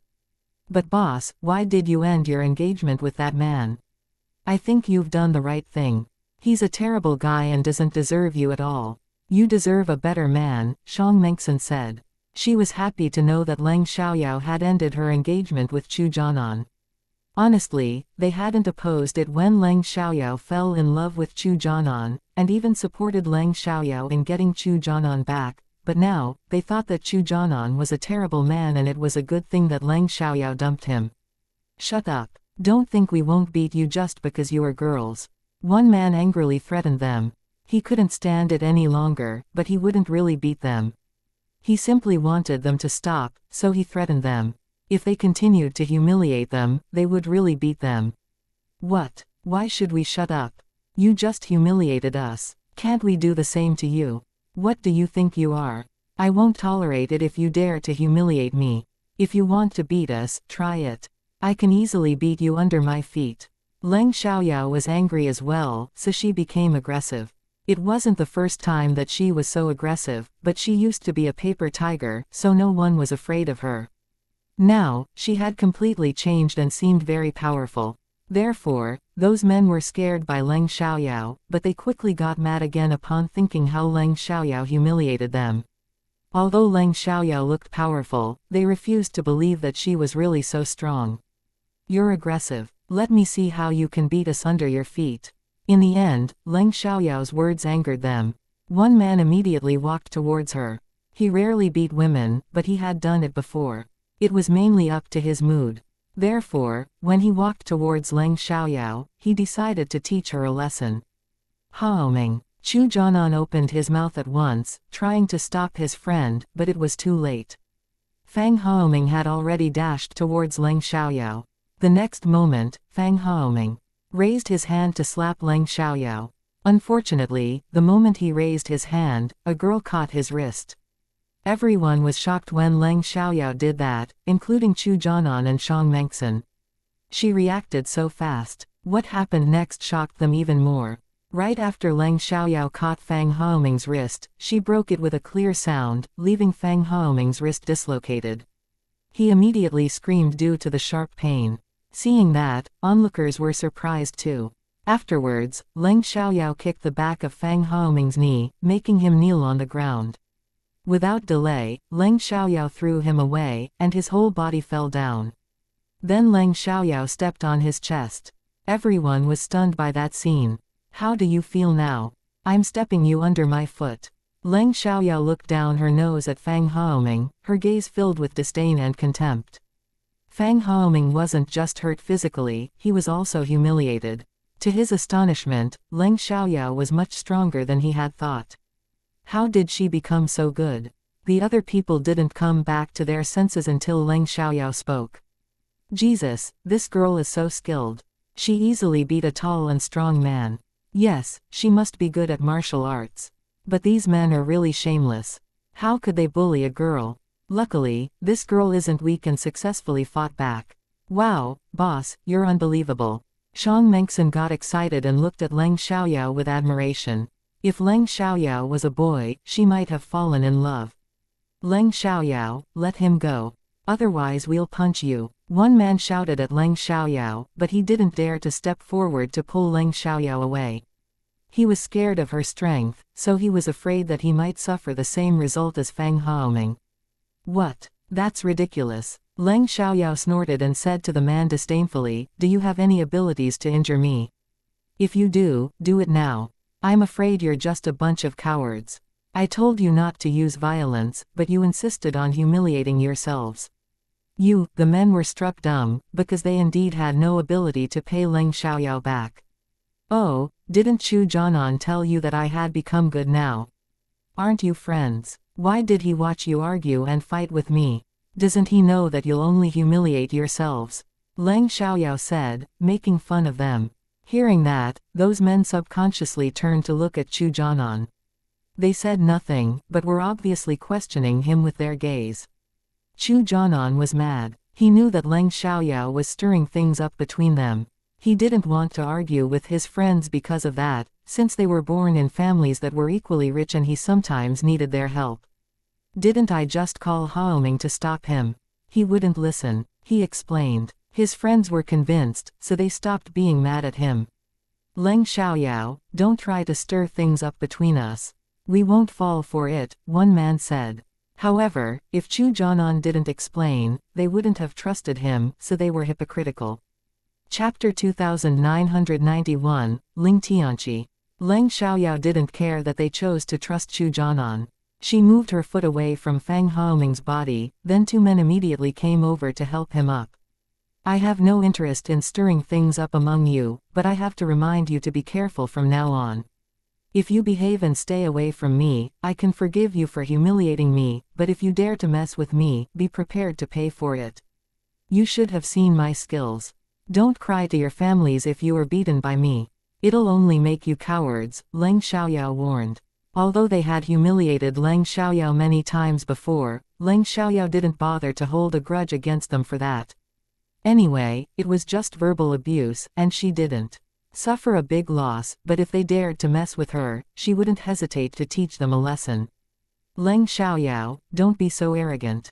One man was furious. Although he was scared of Leng Xiaoyao's skills and didn't dare to fight with her, he hated that Leng Xiaoyao was so aggressive. So what? If you don't like it, challenge me. Leng Xiaoyao became even more arrogant, which made them furious. They didn't want to give in, but they didn't dare to challenge Leng Xiaoyao. Right at that moment, a lazy male voice sounded.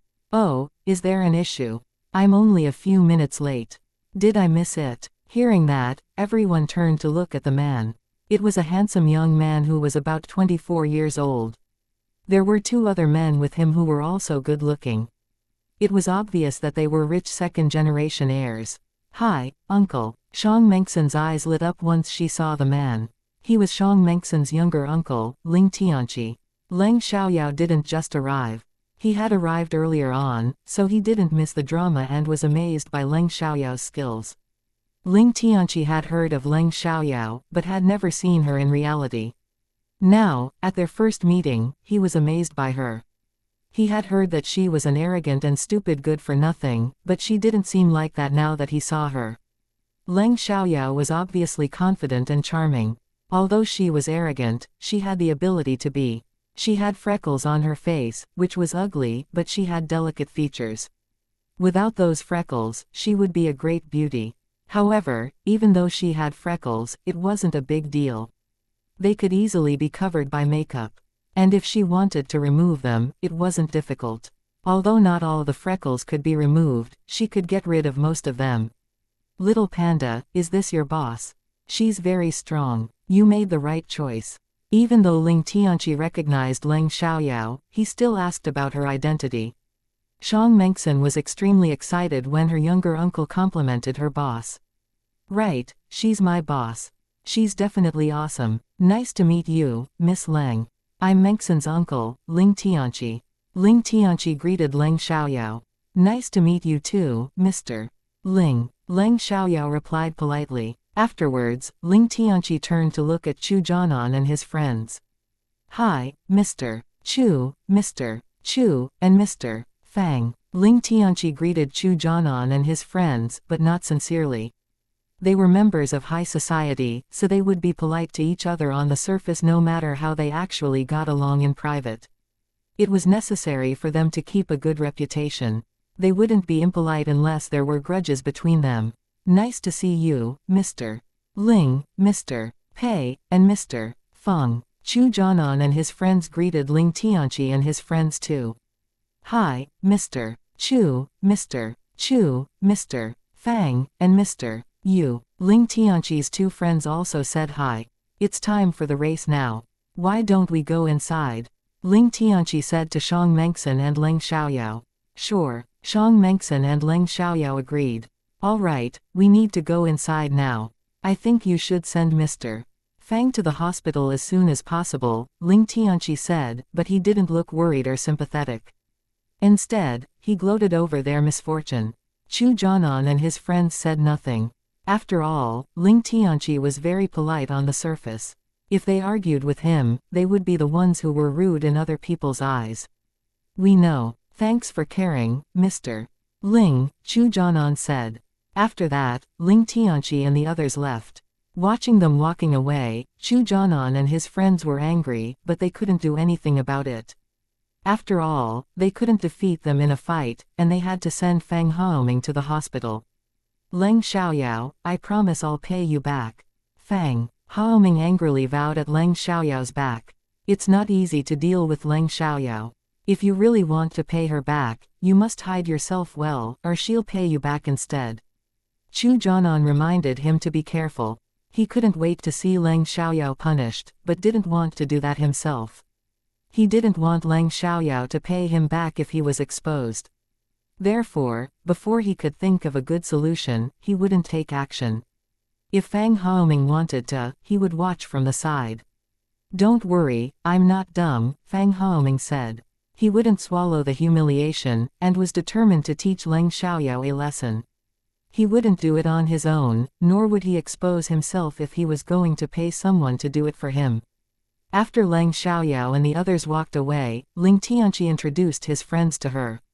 Miss Leng, let me introduce you, these two are my friends. This is Mr. Pei Heron, and this is Mr. Feng Rui. The Pei family was a rich family in City Chong, while the Feng family was a family of power. Feng Rui's father was the mayor of City Chong. Therefore, Leng Xiaoyao politely greeted them. Nice to see you, Mr. Pei, and Mr. Feng. No need to be so polite to us.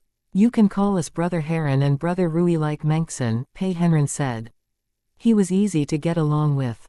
Chapter 2992, Too self-centered. In fact, Pei Heron didn't want to be close to strangers. He was normally aloof, but he had a good impression of Leng Xiaoyao after he saw her skills. Moreover, Leng Xiaoyao embarrassed Fang Haoming by beating him, which pleased them, so they were willing to be nice to her. They had never liked Chu Jianan and his friends. In other words, they didn't get along, but they didn't have serious conflicts yet. Great, Brother Heron, and Brother Rui. Leng Xiaoyao quickly got used to it. As long as they were nice to her, there was no need for her to argue with them. In addition, they were all born in rich families and were easygoing. It would be a good thing if they could be helpful in the future. Since you call them brothers, you can call me Brother Tianqi too. I won't call you Miss Leng again. You're very young, so I will just call you Xiaoyao, Ling Tianqi said. He had a very good impression of Leng Xiaoyao, so he was willing to get closer with her. Most importantly, Leng Xiaoyao was Shang Mengxin's close friend, so he accepted her. No. The moment Ling Tianqi finished, Shang Mengxin interrupted Leng Xiaoyao. You're my uncle. Xiaoyao is my boss. If she calls you brother, she'll become your sister. How should I deal with her then? We're not related by blood. Why do you care about that? Ling Tianqi rolled his eyes. Hearing that, Shang Mengxin agreed and stopped thinking about it.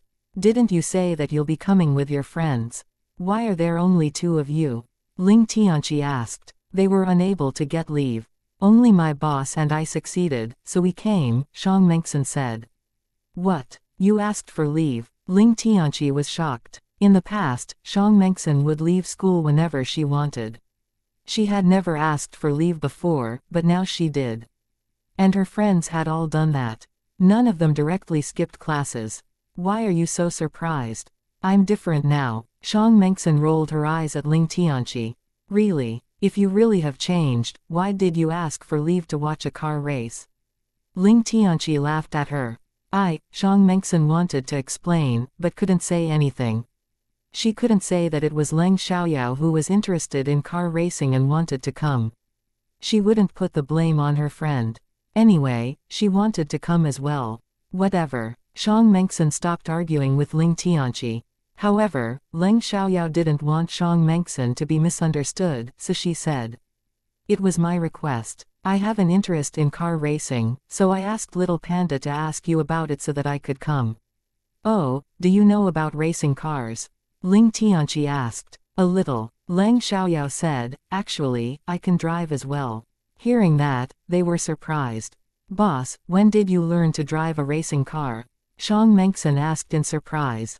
She didn't know that Leng Xiaoyao could drive a regular car, not to mention a racing car. I've been learning for a while, Leng Xiaoyao said. Have you driven a racing car before? It's totally different from a normal car, Ling Tianqi said. Yes, I think I'm good at it, Leng Xiaoyao said. In her previous incarnation, she had done all kinds of exciting activities, including car racing. Ling Tianqi and the others were stunned and couldn't believe it, but they remembered what she had done earlier, so they thought that she might not be lying. Boss, why don't you give it a try later? Xiang Mengxin asked excitedly. She had complete trust in Leng Xiaoyao, so she believed that she could really do it since she said she could. She wasn't worried at all. Little Panda, don't be naughty. Car racing is extremely dangerous. If any accidents happen, it can cause a terrible result. Ling Tianqi criticized. He didn't think Leng Xiaoyao could really do it, so he was worried about her safety. He brought them here after all, so he would feel guilty if anything bad happened to them. Don't worry, brother Tianqi, I won't risk my life. I didn't only come to watch the race. I'd like to try it too, Leng Xiaoyao said. If she didn't try it, she wouldn't be able to earn Ling Tianqi's trust. If Ling Tianqi didn't trust her, she wouldn't be able to stop the accident, or scheme from happening. Therefore, Leng Xiaoyao was determined to join the car race. But it's too dangerous. Ling Tianqi still thought it wasn't a good idea. Brother Tianqi, do you dare to compete with me for a round? If you win, I won't join the car race again. And I can do one thing for you as long as it's legal and moral, but if I win, you must do one thing for me. What do you think? Leng Xiaoyao said. She didn't think it was a big deal. Hearing Leng Xiaoyao's words, they were astonished. What? She wanted to compete against Ling Tianqi in car racing. Did they hear that correctly? Ling Tianqi was a very skilled racer. Boss, do you want to compete with my uncle? Even Xiang Mengxin couldn't believe her ears. She trusted Leng Xiaoyao, but she was still worried about her. After all, her younger uncle was very good at car racing. Xiaoyao, do you know how good Tianqi is at car racing? Pei Heron asked. At that moment, his opinion about Leng Xiaoyao changed because she was a little arrogant. I don't care. Since I dare to compete with him, I have confidence. Why do you question me when you barely know me? Because of my age are the rumors about me, or do you disdain me because I'm a girl? Leng Xiaoyao asked openly, why do you think I can't do it just because I'm beyond your knowledge? If so, you're very self-centered. Hearing that, they were struck dumb for a second, but they were convinced by her. If they were self-centered and refused to believe that she could do it, it would be their fault. After all, Leng Xiaoyao clearly said that she could do it. Chapter 2993, Whoever loses pays the bill today. Sorry, we shouldn't have said that. Pei Heron immediately apologized, because he was the person who questioned her. I know you're worried about me, but I really have confidence, so please relax, Leng Xiaoyao said. She wasn't blaming them for questioning her, because they did it out of concern. Xiang Mengxin wanted to ask Lang Xiaoyao about it, but she understood that she should trust her after hearing her reply. She was still slightly worried, but she was full of anticipation as well. She wanted to see a different Lang Xiaoyao. Brother Tianqi, what do you think? Lang Xiaoyao asked. What if I don't agree? Asked Ling Tianqi. It's fine if you don't agree, because I can compete with other people, Lang Xiaoyao said. Fine. Ling Tianqi gave a sigh. He actually wanted to persuade Lang Xiaoyao to give up, but she was insistent on having a competition. If she competed with other people, they might force her to a dead end, but he wouldn't do that. Therefore, Ling Tianqi agreed in the end. Fine, I'll compete with you. There are tracks of 3 levels. The simplest one is inside the circle. The second one is 30 kilometers of intermediate runway. The third one is a twisting mountain road of 60 kilometers. However, the car race will be held inside the circle, so we can only choose between the second and the third one. How about the second racing track? Lang Xiaoyao suggested. Although the third one wasn't difficult in her opinion, she didn't want to put Ling Tianqi in danger. Ling Tianqi was skilled, but he wasn't a professional racer, so it was possible that he might be injured if they raced on the third track. No problem. Ling Tianqi agreed. He was also worried about Lang Xiaoyao's safety, so the second track was a good choice. Let's go over now. After that, they went to the service center. On their way over, Lang Xiaoyao reminded Xiang Mengxin not to tell Wu Minmin and the others that they had raced. Why not? Xiang Mengxin was confused. She wanted to talk about it in their WeChat group. There is no reason. Just listen to me, Lang Xiaoyao said. Fine. Xiang Mengxin agreed and didn't ask. The race tracks were half open to the public, because only people with a membership could come and race here. It required money and skills to join the membership, but members could rent the tracks and racing cars. However, a member could take only one non-member inside. If they caused damages to rented racing cars because they weren't skilled enough, they would need to pay for it. If any accidents happened when they raced, the owner of the circuit wouldn't take any responsibility, to prevent anyone from deliberately asking for compensation. All of this was written in the agreement before they had a race, so it was legal. Although there were many people who came to race, it wasn't crowded. Therefore, they quickly finished the formalities after they reached the service center. After that, they went to choose their cars. It was not only about the appearance, they also needed to test the engine or even test drive it. Before long, Lang Xiaoyao chose her car, but she finished very quickly, so she seemed to be careless. Ling Tianqi and the others saw that, but they said nothing. Since Lang Xiaoyao said that she could do it, it shouldn't be a problem for her to choose a good car. Right at that moment, Lang Xiaoyao felt as if someone was looking at her, but she didn't turn around right away. Slowly she glanced at the person. After the glance, she was surprised. Right next to the window on the 3rd floor, there was a man, and that man was Li Mochen. Because Lang Xiaoyao only gave him a glance, Li Mochen didn't know that she had already noticed him. Li Mochen didn't expect to see Lang Xiaoyao here, so he was curious to know what she was doing. When she went to pick a racing car, he subconsciously focused on her. Chen, what are you looking at? At that moment, a young and handsome man walked over from behind Li Mochen. I'm looking at the racing cars, Li Mochen replied. Why don't we have a try? I haven't competed with you for a long time. It should be fun, the man said. No need, you're no match for me. We can just watch them from here, Li Mochen said. Due to Lang Xiaoyao's sudden big change, he wanted to see what else she could do. After being heavily hit by Li Mochen's insult, the man was displeased, but he gave a glance from the window when Li Mochen said that he wanted to watch the race. It's just a girl and a man. Why is it interesting? I don't think it's exciting. Can't I watch it? Li Mochen asked, staring at him coldly. The man was scared and explained at once. Of course you can. I'll turn it on right now. After that, the man ran to turn on the monitor in the lounge. The monitor was connected to the cameras along the track, so they could watch the game. Why don't we bet on it? The man asked Li Mochen after turning on the monitor. How? Asked Li Mochen. I bet that the man can win, and you can bet that the girl will win. Whoever loses should pay the bill today.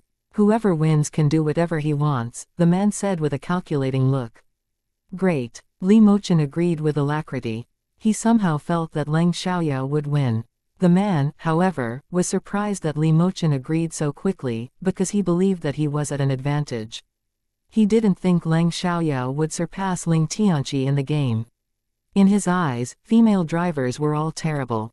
The man didn't find it unfair, because Li Mochen was very rich. It wasn't a big deal if he spent some money on him. After both Leng Xiaoyao and Ling Tianqi chose a car, they drove to the starting line of the second track. Once the game began after the gunshot signal, they dashed out. Ling Tianqi wouldn't limit his own abilities to let Leng Xiaoyao feel better. He would just not force her to a dead end. On the other hand, Leng Xiaoyao wanted to defeat Ling Tianqi, so she did her best. There was a gap between their skills, so Leng Xiaoyao soon left him behind and stayed a distance ahead of him. Chapter 2994, Break the Record. Honestly, no one thought that Leng Xiaoyao could defeat Ling Tianqi, so they were all surprised when Leng Xiaoyao directly left Ling Tianqi behind and even kept a distance ahead of him. Wow, boss is so awesome. Xiang Mengxin exclaimed excitedly. She admired Leng Xiaoyao more than ever now. Jesus, Leng Xiaoyao directly overtook Tianqi from the very start. I thought Tianqi could overtake Xiaoyao, Pei Heron said in surprise. It was really beyond his expectations. It seems we thought lightly of her, Feng Rui said. Although it was just the beginning and the race wasn't over yet, normally the racer at the front would win in the end. After all, it was a car race, and even a second could make a big difference. How is that possible? The man who bet with Li Mochen couldn't believe it either. Even Li Mochen was slightly surprised. In the beginning, they thought it must be due to luck that Leng Xiaoyao could overtake Ling Tianqi, so they focused on the game and waited for Ling Tianqi to overtake Leng Xiaoyao. Even Ling Tianqi had the same opinion. Unfortunately, no matter how fast Ling Tianqi drove, he still couldn't overtake Leng Xiaoyao and the distance between them only grew. As for their skills, Ling Tianqi was obviously worse than Leng Xiaoyao. At the turn, Leng Xiaoyao didn't slow down, but drove steadily the entire time. It didn't seem dangerous to her. Ling Tianqi, on the other hand, had to slow down or he would hit the safety rails. Watching that, everyone was surprised by Leng Xiaoyao's skills. Jesus, Leng Xiaoyao is so good. She's like a professional racer. Feng Rui exclaimed. Perhaps she's even better than professional racers. She didn't even slow down at the turn. And she drives so steadily. She's so good. I feel embarrassed for doubting her abilities, Pei Heron admitted. Ha ha, I knew my boss could do it. I'm in love now. Xiang Mengxin admired Leng Xiaoyao more than ever and even fell in love with her. In the lounge, I didn't expect this girl to be so skilled at car racing. I was really wrong, the man said. He was extremely impressed by Leng Xiaoyao, who completely changed his impression of women. Chen, did you agree to bet with me because you noticed her abilities? He didn't really believe that, because he only bet for fun and didn't care about the result. No, I didn't, Li Mochen said. Do you think she's better than you? The man asked. He couldn't tell whether Leng Xiaoyao or Li Mochen would be better at racing.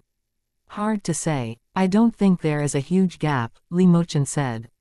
He agreed that Leng Xiaoyao was very skilled. Because there wasn't a huge gap, he couldn't say that he would win. But if they competed, he thought that there was a 50% probability that he would win. Well, that's a high compliment. I think I need to make friends with that girl.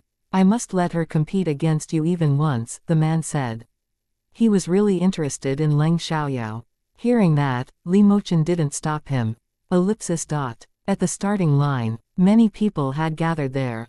Watching the game on the monitor, they were all astonished, but they could only see the cars, and couldn't see the people inside, so they didn't know that the winner was a young girl. If they knew, they would be even more surprised.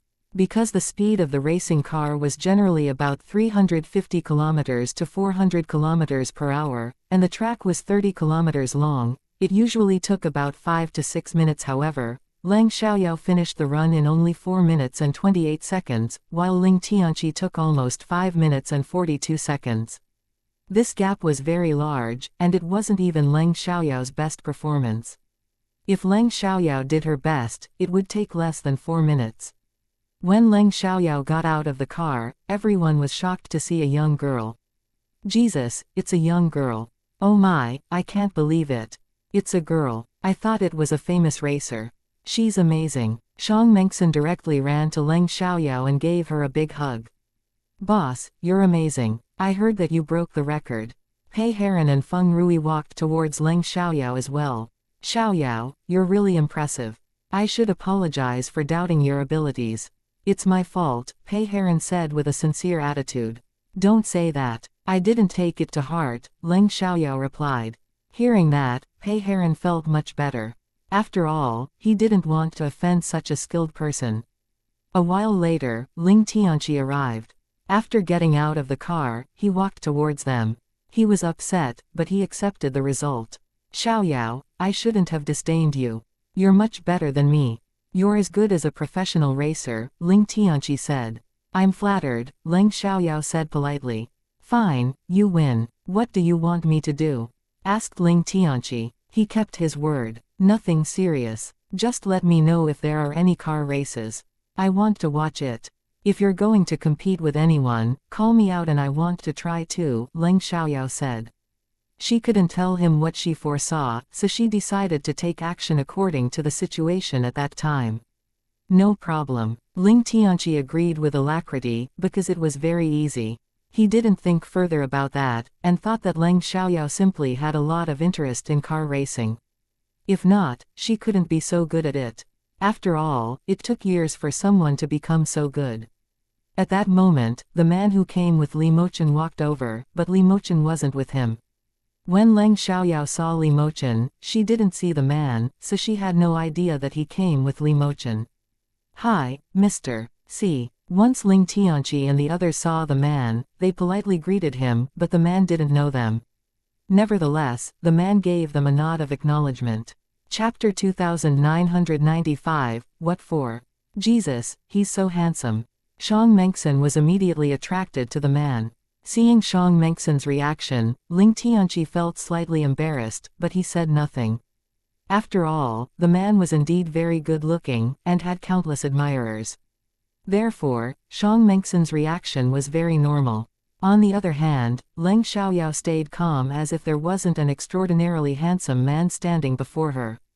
In Leng Xiaoyao's opinion, the man was indeed ordinary, because he wasn't as handsome as Li Mochen. After greeting Ling Tianqi and the others, the man turned to look at Leng Xiaoyao and said politely, Miss, nice to meet you, I'm a shareholder of this circuit. My name is Si Yiki. I saw your unbelievable skills at car racing, so I hope that we could become friends. Will you do me the honor? Hearing that Si Yiki wanted to make friends with Leng Xiaoyao, everyone was surprised. In that case, Leng Xiaoyao must have won Si Yiki's approval with her abilities. After all, Si Yiki was a professional car racer. Moreover, although they were unfamiliar with Si Yiki, they had heard that he was always aloof. Therefore, it was shocking that he walked over to say hi to Leng Xiaoyao. What do I get if we are friends? Leng Xiaoyao asked. She wasn't making it difficult for him, but she didn't know him, so she wouldn't just become friends with him when he asked. Even though she needed to build connections, she had to be careful. At least, she needed to know more about him. Although this was her first meeting with Ling Tianqi and the others, she didn't need to care much about their feelings since she and Xiang Mengxin were close friends. Hearing Leng Xiaoyao's reply, Ling Tianqi and the others were astonished. It seemed she didn't hesitate to embarrass Si Yiki and even bargained with him. If they were her, they would be more than willing to be friends with Si Yiki, because it wouldn't do them any harm. Si Yiki was surprised by Leng Xiaoyao's answer as well. He was struck dumb for a second, then smiled. Of course you can benefit from that. You can come and enjoy yourself at this circuit anytime you want. If there isn't a race, you can use the cars for free. They were envious of Leng Xiaoyao, not because Si Yiki allowed her to use the tracks and cars for free, but because Si Yiki was being very nice to her. There is no free lunch in this world. It feels a bit unreal, Leng Xiaoyao said. She wasn't persuaded at all. Well, it's not really free, because there is one condition, Si Yiki replied. Leng Xiaoyao raised her eyebrow, but wasn't surprised. Oh, what is it? Please have a competition with my friend who is also skilled at racing. It's better if you can defeat him. Even if not, it doesn't matter. I simply want to see him lose, Xianxia explained, showing a schadenfreude expression. It was true that Xianxia wanted to see Li Mochen lose. It wasn't because he didn't see Li Mochen as a real friend, but because Li Mochen always seemed better than everyone else and he hoped to see him defeated once. What else? Leng Xiaoyao asked. Nothing else, Xianxia said sincerely. Fine, we can be friends, but if you dare to have bad intentions, I will pay you back, Leng Xiaoyao warned. She didn't completely trust Xianxia, but felt it wouldn't be bad to form a good relationship with him given his status. If she found out that he was a bad guy or that he had bad intentions, she would stay away from him. Sure, no problem, Xianxia answered. Then he took out his name card and handed it to Leng Xiaoyao. This is my name card. If you want to have fun here, you can directly contact me. I don't come here often, but I can arrange for someone to treat you. Thanks. Leng Xiaoyao took his name card. Oh, may I know your name? Can I have your phone number? Xianxia asked. My name is Leng Xiaoyao. My phone number is XXXXXX. Leng Xiaoyao answered. When she told him her phone number, Xianxia took out his phone to enter her into his contacts. Well, Leng Xiaoyao is a very good name and suits you well. It's impressive. Xianxia complimented, and it wasn't just a perfunctory reply. He really thought it matched Leng Xiaoyao's air of confidence.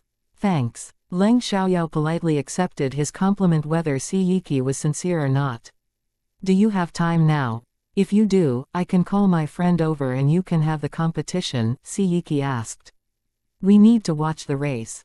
If he wants to compete, we can do that after the race is over. Leng Xiaoyao replied. Although her purpose was to compete with Ling Tianqi, since she was already here, she wanted to watch the race as well. Great, the race will soon begin. Why don't you go to watch it in a private room? Xianxia suggested. Thanks, Mr. Xi, Leng Xiaoyao replied. No problem at all. Please wait a second, Xianxia answered, then gave a call. A short while later, a private room was prepared. Afterwards, Xianxia called a person over and asked him to take Leng Xiaoyao and her friends there. I need to treat my friends now. You can enjoy yourselves. After the game is over, I'll contact you, Xianxia said. Great, Leng Xiaoyao answered. After that, Xianxia excused himself and walked away. After they walked into the private room, a waiter served desserts and tea. Because Xianxia's people were still there, they said nothing until they were alone in the private room. Oh my, I can't believe that we got such good treatment, Feng Rui said. I heard Mr. C is always aloof, and it's hard to talk to him, but now he somehow wants to make friends with Xiaoyao, Pei Heron said. Because Xiaoyao is so outstanding, even Mr. C is attracted, Ling Tianqi said. I have little interest in this race right now. I can't wait to see Xiaoyao's competition with Mr. Cis friend. It seems that Mr. Cis friend is better than him, Pei Heron said. I had the same thought, Feng Rui agreed. At that time, Xianxia returned to his private room. Looking at Li Mochen, he smiled with great satisfaction. I talked to her. She agreed to compete with you after this race is over. Honestly, I'm just looking forward to seeing you lose. Xianxia didn't bother to hide his intention. Even before the race began, he imagined how Li Mochen would react after losing. If Xianxia competed with Li Mochen and wanted to win, Li Mochen wouldn't hesitate to upset him, but Li Mochen wasn't sure that he could win if Leng Xiaoyao competed against him. Li Mochen wasn't unhappy when he heard that Xianxia asked Leng Xiaoyao to compete with him without his permission, because he wanted to have the competition as well. Why don't we bet on it?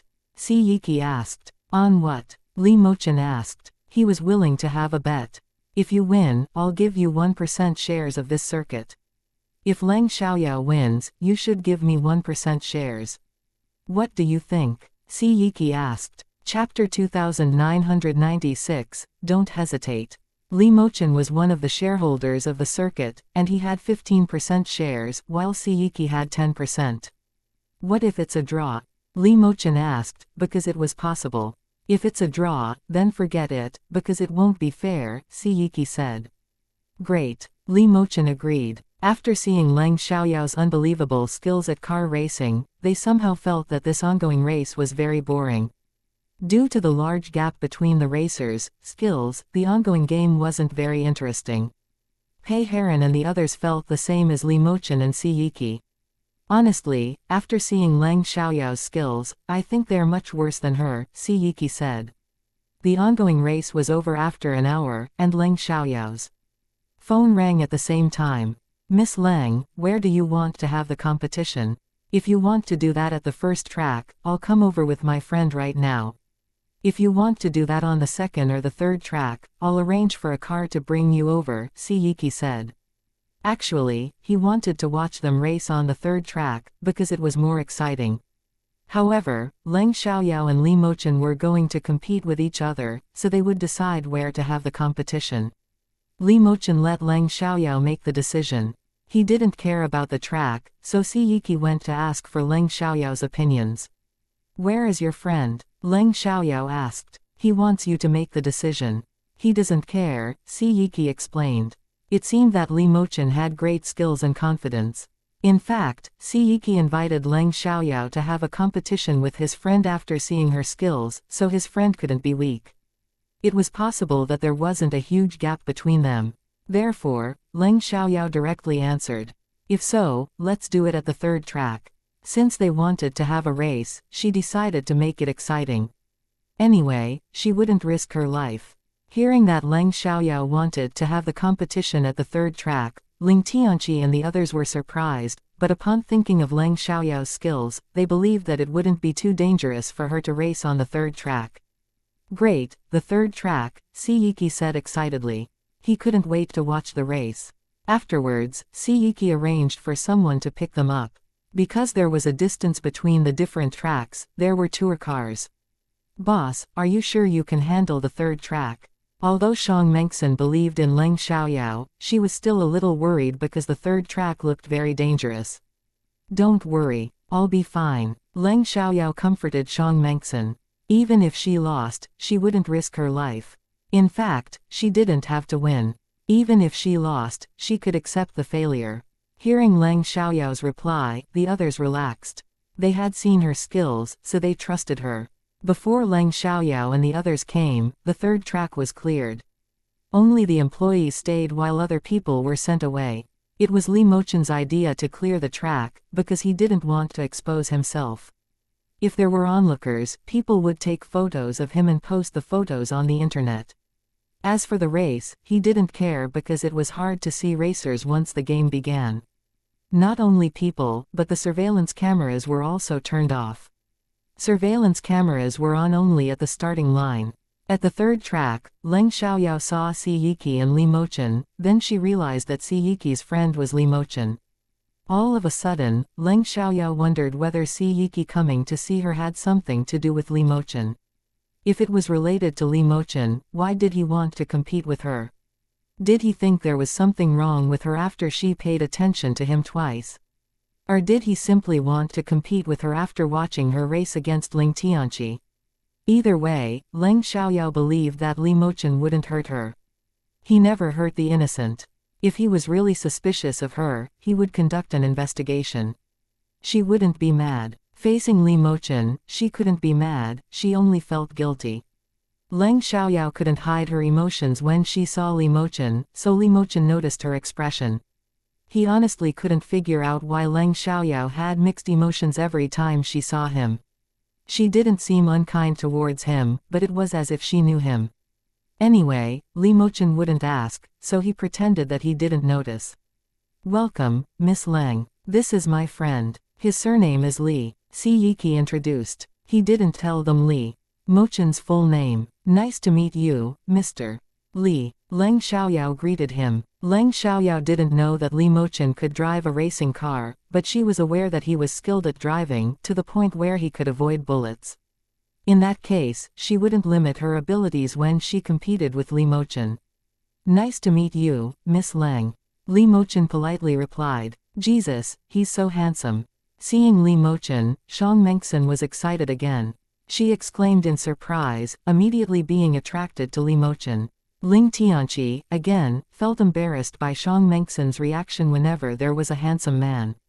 He slapped the back of Xiang Mengxin's head and snapped at her in a low voice. Can't you behave? Why, he's indeed extraordinarily handsome, Xianxia said unhappily. Hearing that, Ling Tianqi and the others put on a resigned look.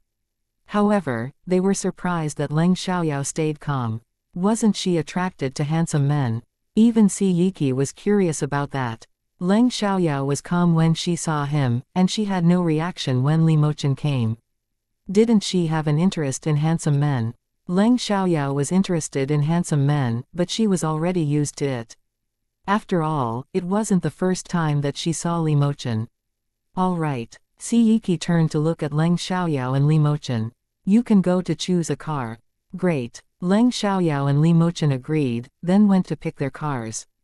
Chapter 2997, I Can't Win. During that time, Ling Tianqi approached Xianxia's ears and quietly said, Doesn't Leng Xiaoyao have any interest in handsome guys? Why is she so calm? Hearing that, Xianxia guessed. Perhaps she can't forget her ex, but I don't think that's the reason.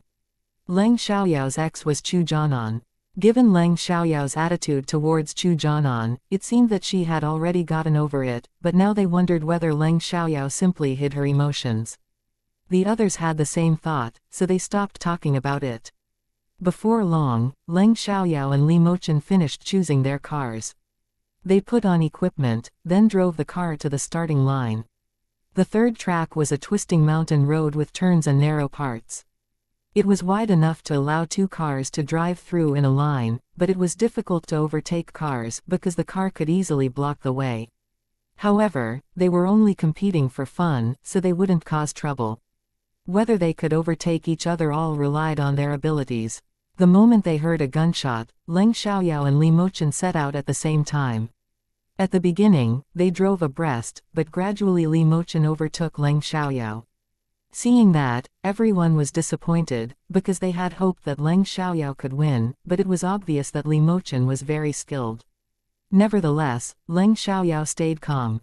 After the cars were far away, the others could only watch the game on the monitor. Both Leng Xiaoyao and Li Mochen were extremely skilled, so the competition was expected to go down the wire. Neither of them slowed down at turns. Luckily, no accidents happened and they drove steadily. Although Li Mochen overtook Leng Xiaoyao wasn't left far behind. She was only a few meters behind. In that case, she could overtake Li Mochen anytime.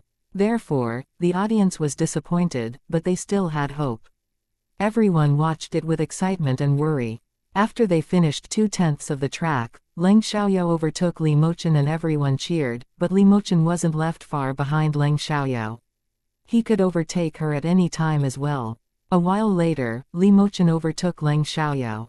As they competed with each other, they were nearing the ending. Wow, they're basically at the same level. Could it be a draw? Si Yiki exclaimed. He didn't want it to be a draw, because he hoped that Leng Xiaoyao could win. I don't think so. Ling Tianqi felt it was impossible. After all, being even half a meter behind would be considered a loss. Pei Heron and Feng Rui also believed it was impossible.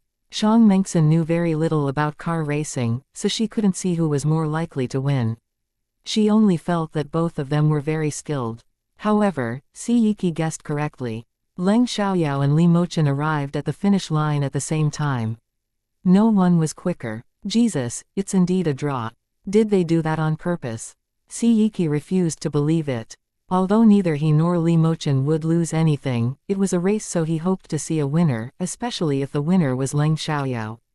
Ling Tianqi and the others felt it was unbelievable too, because they really arrived at the finish line at the same time.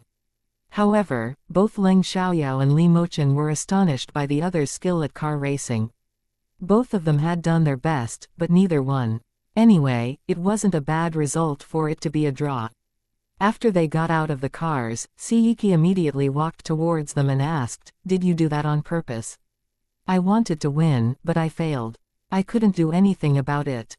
Leng Xiaoyao shrugged. Although she didn't have to defeat Li Mochen, she really did her best. Li Mochen didn't explain, but he also did his best. Fine. Si Yiki was unwilling to accept the result, but it was reality. Anyway, a draw was enough to prove that they were both very skilled. And they had broken the record for the shortest time on that track. Even in an international competition, not many racers were a match for them. It's late now. If you don't mind, why don't we dine together? Xianxia suggested. It was a sincere invitation. He only had a deep impression of Leng Xiaoyao, but he would treat her friends politely. Sure. Leng Xiaoyao agreed right away. If Li Mochen wasn't there, she might turn Xianxia down, but she wanted to go since Li Mochen was present. She could only get familiar with him after spending more time together. Ling Tianqi and the others said nothing. Instead, they were more than willing to become familiar with Xianxia. They had high status too, so they wouldn't try to flatter Xianxia, they just wanted to form a good relationship with him. Therefore, if Xianxia was reluctant to make friends with them, they wouldn't bother him. After all, they had their pride. After that, they went to a restaurant. There were restaurants of different levels around the circuit. Since Xianxia would pay the bill, they went to a luxurious restaurant. Along the way, Leng Xiaoyao didn't pay special attention to Li Mochen, nor did she talk to him, because Li Mochen wasn't talkative. He rarely talked to strangers. Xianxia, on the other hand, was talking to Leng Xiaoyao the entire time. He asked her for basic information about her, like her age, whether she was a student, where she studied, and which grade she was in right now. It wasn't a secret, so Leng Xiaoyao told him everything. While Xianxia spoke to Leng Xiaoyao, he didn't ignore Ling Tianqi and the others, so he chatted with them once in a while too. During the chat, Xianxia learned about their identities. After knowing that they were members as well, he felt that he could make friends with them too. Business people needed connections the most. Therefore, Xianxia gave them his name card. Ling Tianqi and the others exchanged name cards with him. After they arrived at the restaurant, Leng Xiaoyao deliberately sat next to Li Mochen. Li Mochen didn't care, because Leng Xiaoyao did it naturally. It didn't seem deliberate at all. After they sat down, a waiter came over with menus for each of them. Please order whatever you want to eat. No need. To save money for me, Xianxia said. Chapter 2998, I'm not bad.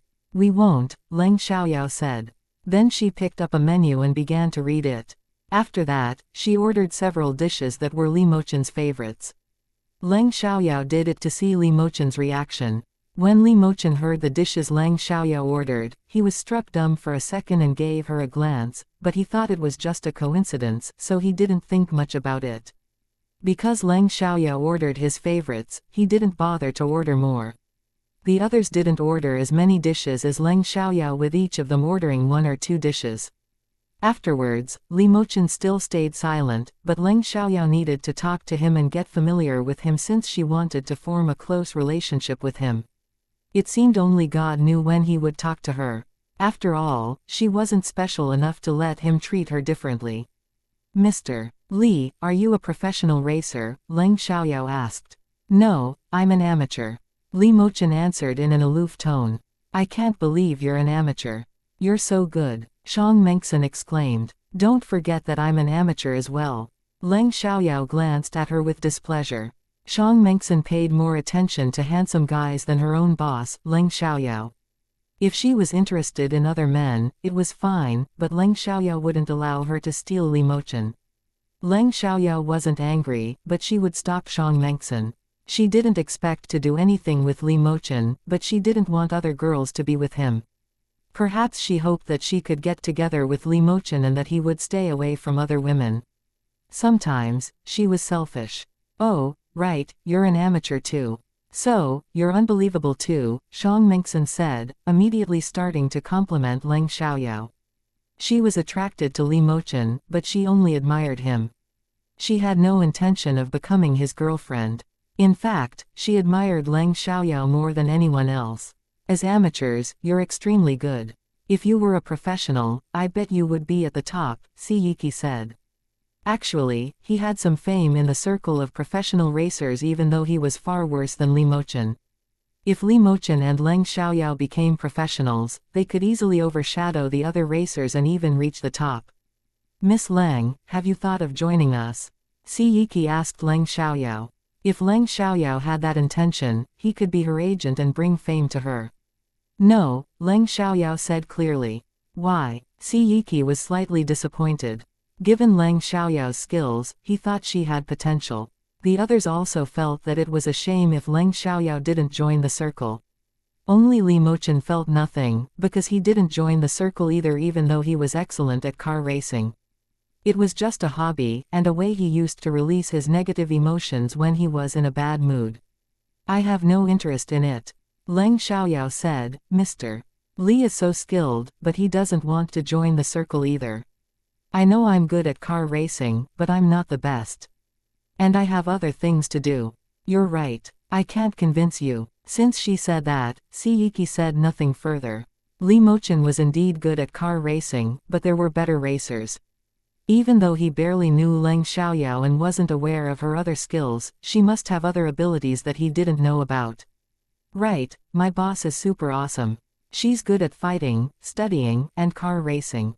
I don't know what else she can do, but I'm sure she has many other abilities, Shang Mengxin said, showing her admiration.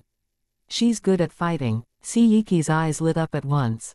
Yes. Shang Mengxin nodded. She wanted Xianxia to trust her, but Li Mochen was already aware of that, so he wasn't surprised. How good is she? Xianxia asked. I don't know, but she's really strong, Shang Mengxin said. In her eyes, Lang Xiaoyao was the best. Ling Tianqi and the others agreed on that. If Lang Xiaoyao wasn't strong, she wouldn't be able to injure Fang Haoming so seriously. Miss Lang, have you learned Kung Fu? Xianxia asked Lang Xiaoyao. Yes, I have. Lang Xiaoyao replied. I've learned it too. Miss Lang, can we spar for fun? Xianxia asked. He felt that Lang Xiaoyao shouldn't be dilettantish one, showing frivolous or superficial interest, amateurish, and she must have skill. Hearing that Lang Xiaoyao had so many abilities, he was quite interested in her and wanted to know more about her. If it's possible, I hope that I can spar with Mr. Li, Lang Xiaoyao said. Hearing that, Li Mochen gave Lang Xiaoyao a glance of confusion. Why? Xianxia asked. Did Lang Xiaoyao think Li Mochen was worse than him? Li Mochen was better than him. Whenever they had a competition, Li Mochen could easily defeat him within 10 minutes. Because I feel that Mr. Li is better than Mr. C. I prefer to compete with a master, Lang Xiaoyao said. It sounded arrogant, but she didn't disdain Xianxia. She simply wanted to seize the chance to get familiar with Li Mochen. Xianxia was displeased. He thought that Lang Xiaoyao assumed that Li Mochen was worse than him, so she wanted to compete with Li Mochen, but unexpectedly, Lang Xiaoyao felt that Li Mochen was stronger and so wanted to compete with him. Xianxia felt slightly insulted. Li Mochen was calm as usual, but he somehow felt that Lang Xiaoyao wasn't ordinary. He started to wonder whether she was doing it on purpose. It was true that Lang Xiaoyao had the intention of forming a close relationship with Li Mochen, but she didn't want to hurt him. Miss Lang, I'm not bad either. I'm a master too, Xianxia argued. If Lang Xiaoyao directly turned him down, he wouldn't insist, but Lang Xiaoyao's reply aroused his desire to win, so he decided to see how good she was. Lang Xiaoyao thought for a while. She felt that Li Mochen might refuse to compete with her if she only challenged him. Given her knowledge of him, it was highly likely to happen. Chapter 2999, Nothing to Do. Therefore, Lang Xiaoyao changed her mind and said, sure, we can have a competition, but Mr. Li must compete with me too if I defeat you. Hearing Lang Xiaoyao's words, Xianxia was annoyed because he had confidence in himself. He didn't think Lang Xiaoyao could defeat him, but since she laid down that condition and he wanted to compete with her, he had to ask for Li Mochen's agreement. Can you? Sure. Li Mochen agreed because he also wanted to know how good Lang Xiaoyao was. Hearing Li Mochen's answer, Xianxia was relieved and said, great, we can do that after eating. Miss Lang, why do you think he's better than me? Xianxia asked curiously, because Lang Xiaoyao was right. Just my instinct. It is one of a master's skills, Lang Xiaoyao said. Xianxia was struck dumb for a second. In that case, she meant he wasn't a master because he didn't have that ability. Xianxia was reluctant to accept it, so he asked Li Mochen, can you feel how strong she is? I can't, Li Mochen replied. He was very honest. He couldn't even see any hints of Lang Xiaoyao's kung fu skills, so he couldn't tell how strong she was. Therefore, he had to carefully think about Leng Xiaoyao's answer to Si Yiqi's question. Did she really know that he was better than Si Yiqi by instinct, or was she aware of it already? Li Mochen couldn't see that Leng Xiaoyao was good at kung fu, because her abilities didn't come from her physical body but her soul as a cultivator. Suddenly, Leng Xiaoyao wondered whether her abilities were limited because her body hadn't completely mixed with her soul. Thinking of that, Leng Xiaoyao felt that might be the answer. Hearing that, Si Yiqi was astonished. Is it possible that she's even better than you? The others had the same opinion after hearing Si Yiqi's words. Even Li Mochen had that guess. However, although Si Yiqi had that guess, he didn't think it was very likely. Li Mochen just might not be willing to tell him. Before they had the competition, it would be useless no matter how much he thought about it. They wouldn't know the result until the competition was over. Therefore, Si Yiqi stopped thinking about it. Mr. Li, may I know what you do? Leng Xiaoyao asked. She knew that Li Mochen had invested in many industries, so he was very rich. In the previous incarnation, he gave her a bank card with no limit to it. She could spend the money as much as she wanted. She accepted the bank card, but didn't spend much money. She simply paid the bills when she hung out with her friends. She had no interest in luxuries, so she didn't spend much money on clothing or bags. There were still freckles on her face, but she learned to put on makeup to cover them. As a result, she became very pretty and had many admirers, but she only loved Chu Jianan, so she ignored all of them. Back then, she had already become Li Mochen's fiancé, so her behavior was restricted. There was no room for her to resist. Moreover, Li Mochen was very good at fighting, but he always carried out secret tasks. She had no idea what he was really doing. Now she felt he was similar to Leng Xiaoting, so she wondered whether he was also a high-ranking soldier who was involved in dangerous tasks. Leng Xiaoyao felt it was possible, but she couldn't be sure of it without evidence. I have nothing to do. I have just invested in some companies and receive a dividend every year, so I usually travel around, Li Mochen said. That was true, but it wasn't everything. After all, this was his first meeting with Leng Xiaoyao, so there was no need for him to be honest. Leng Xiaoyao didn't ask him to know everything about his job, she merely wanted to chat with him.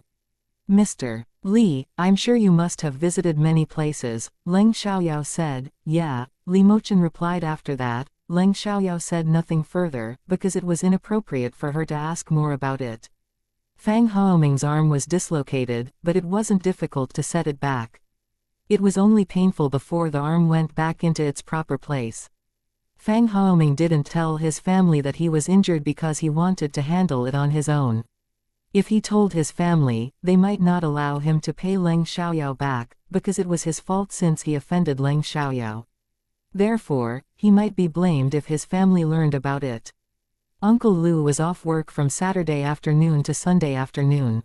After picking up Leng Xiaoyao and Leng Yuqi on Saturday afternoon, he went home and would only come to send them to school on Sunday afternoon. When he was off work, he normally spent his time at the Leng family's house and didn't go home until night. After driving Leng Xiaoyao and Leng Yuqi home on Saturday afternoon, Uncle Lu could directly go home. However, on Sunday afternoon, he should arrive at the Leng family's house before their evening class and send them to the school. Today, because he didn't need to pick up Leng Xiaoyao, he only drove Leng Yuqi back home. After Leng Yuqi was home, Uncle Lu was supposed to go back to his home too, but when he saw Leng Chengyuan in the yard, he remembered something and went to talk to him. Master Leng, is Miss Xiaoyao getting better at studying? Uncle Lu asked. Hearing that, Leng Chengyuan was struck dumb for a second, then asked, Why do you ask?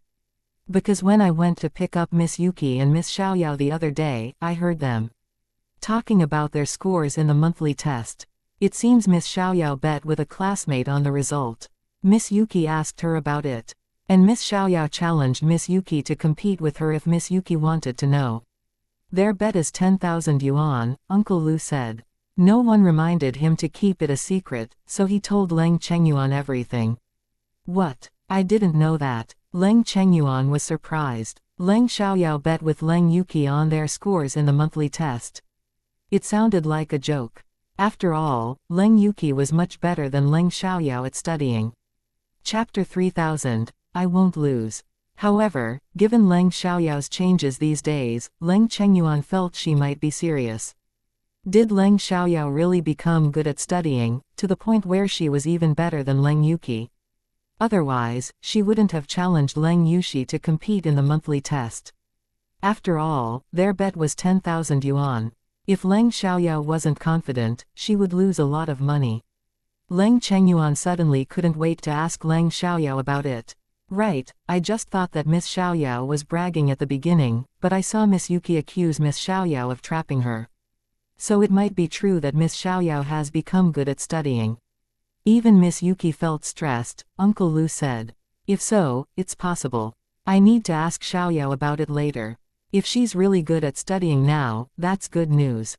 Leng Chengyuan wasn't sure of it yet, but he was already filled with happiness.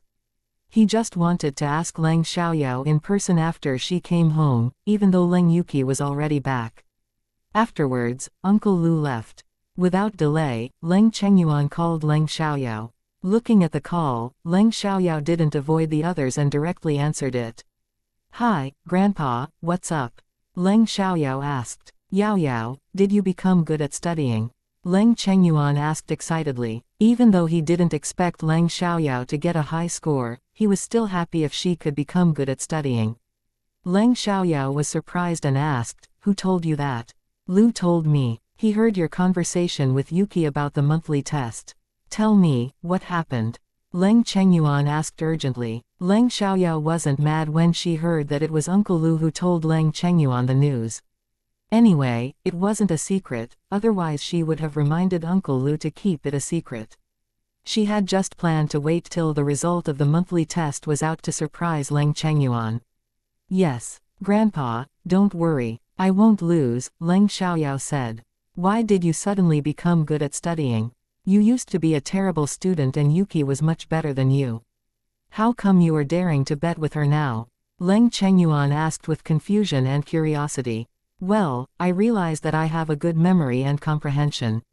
I'm actually a quick learner. Anyway, I'll talk to you about it when I'm home later. I'm currently eating with my friends now. I can't talk for too long, Leng Xiaoyao said. All right, we can talk about it later. Leng Chengyuan didn't want to bother Leng Xiaoyao.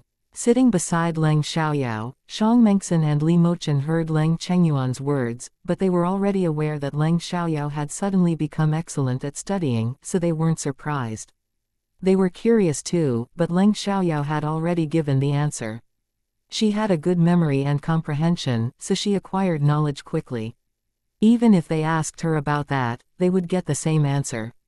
Boss, I believe many people will be shocked when your score in the monthly test comes out, Shang Mengxin said. She was looking forward to Monday now. Perhaps. Leng Xiaoyao agreed, but she was really confident.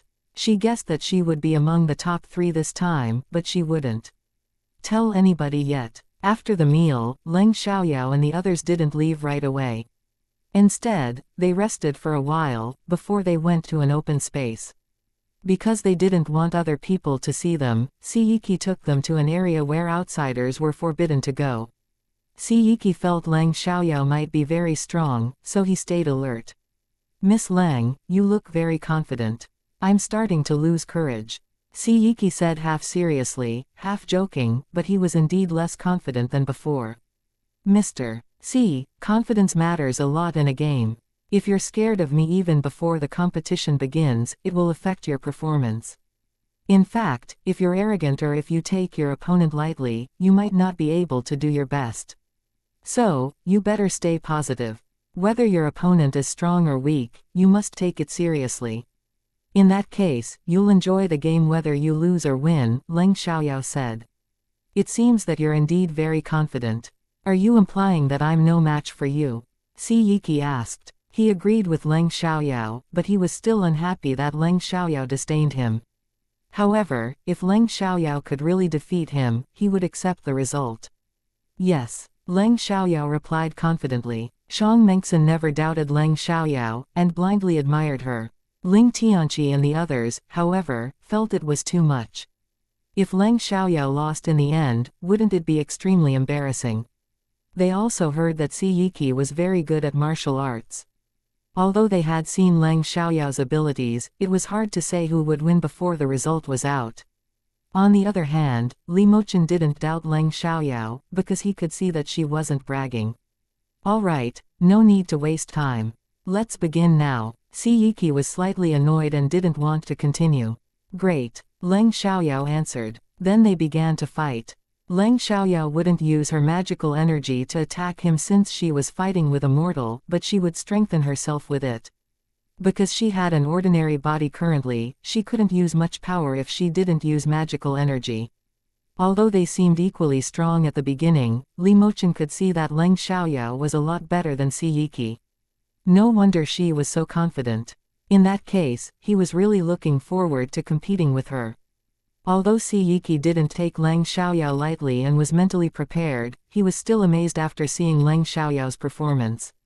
He realized that Leng Xiaoyao was so confident for a reason. Gradually, Si Yiki felt the game becoming more difficult, but Leng Xiaoyao was still at ease, which proved the gap between their abilities. However, at that moment, only Li Mochen and Si Yiki could see the difference. In other people's eyes, it was still a draw. Chapter 3001, Leng Xiaoyao loses. However, they were still surprised. Unexpectedly, Leng Xiaoyao was indeed very skilled. A while later, Si Yiki was obviously at a disadvantage. At this time, Ling Tianqi and the others finally realized that Leng Xiaoyao was better than Si Yiki. They had to admit that Leng Xiaoyao was really impressive. Wow, Xiaoyao is awesome. Xiang Mengxin jumped in excitement. She totally forgot about the handsome guys and focused on Leng Xiaoyao. After a few minutes, Si Yiki was beaten to the ground by Leng Xiaoyao. Although he could still fight back, he had already lost, so there was no need for them to continue. They only needed a winner since they didn't want to hurt each other. After that, Si Yiki got back to his feet and looked at Leng Xiaoyao with great respect. I lost. Miss Leng, you're indeed very skilled. I accept this loss. Thank you for your compliment. Leng Xiaoyao replied politely. Wow, boss, you're unbelievable. You're my idol. At that moment, Xiang Mengxin ran towards Leng Xiaoyao and gave her a big hug. Although Ling Tianqi and the others were surprised that Leng Xiaoyao won, they didn't say that.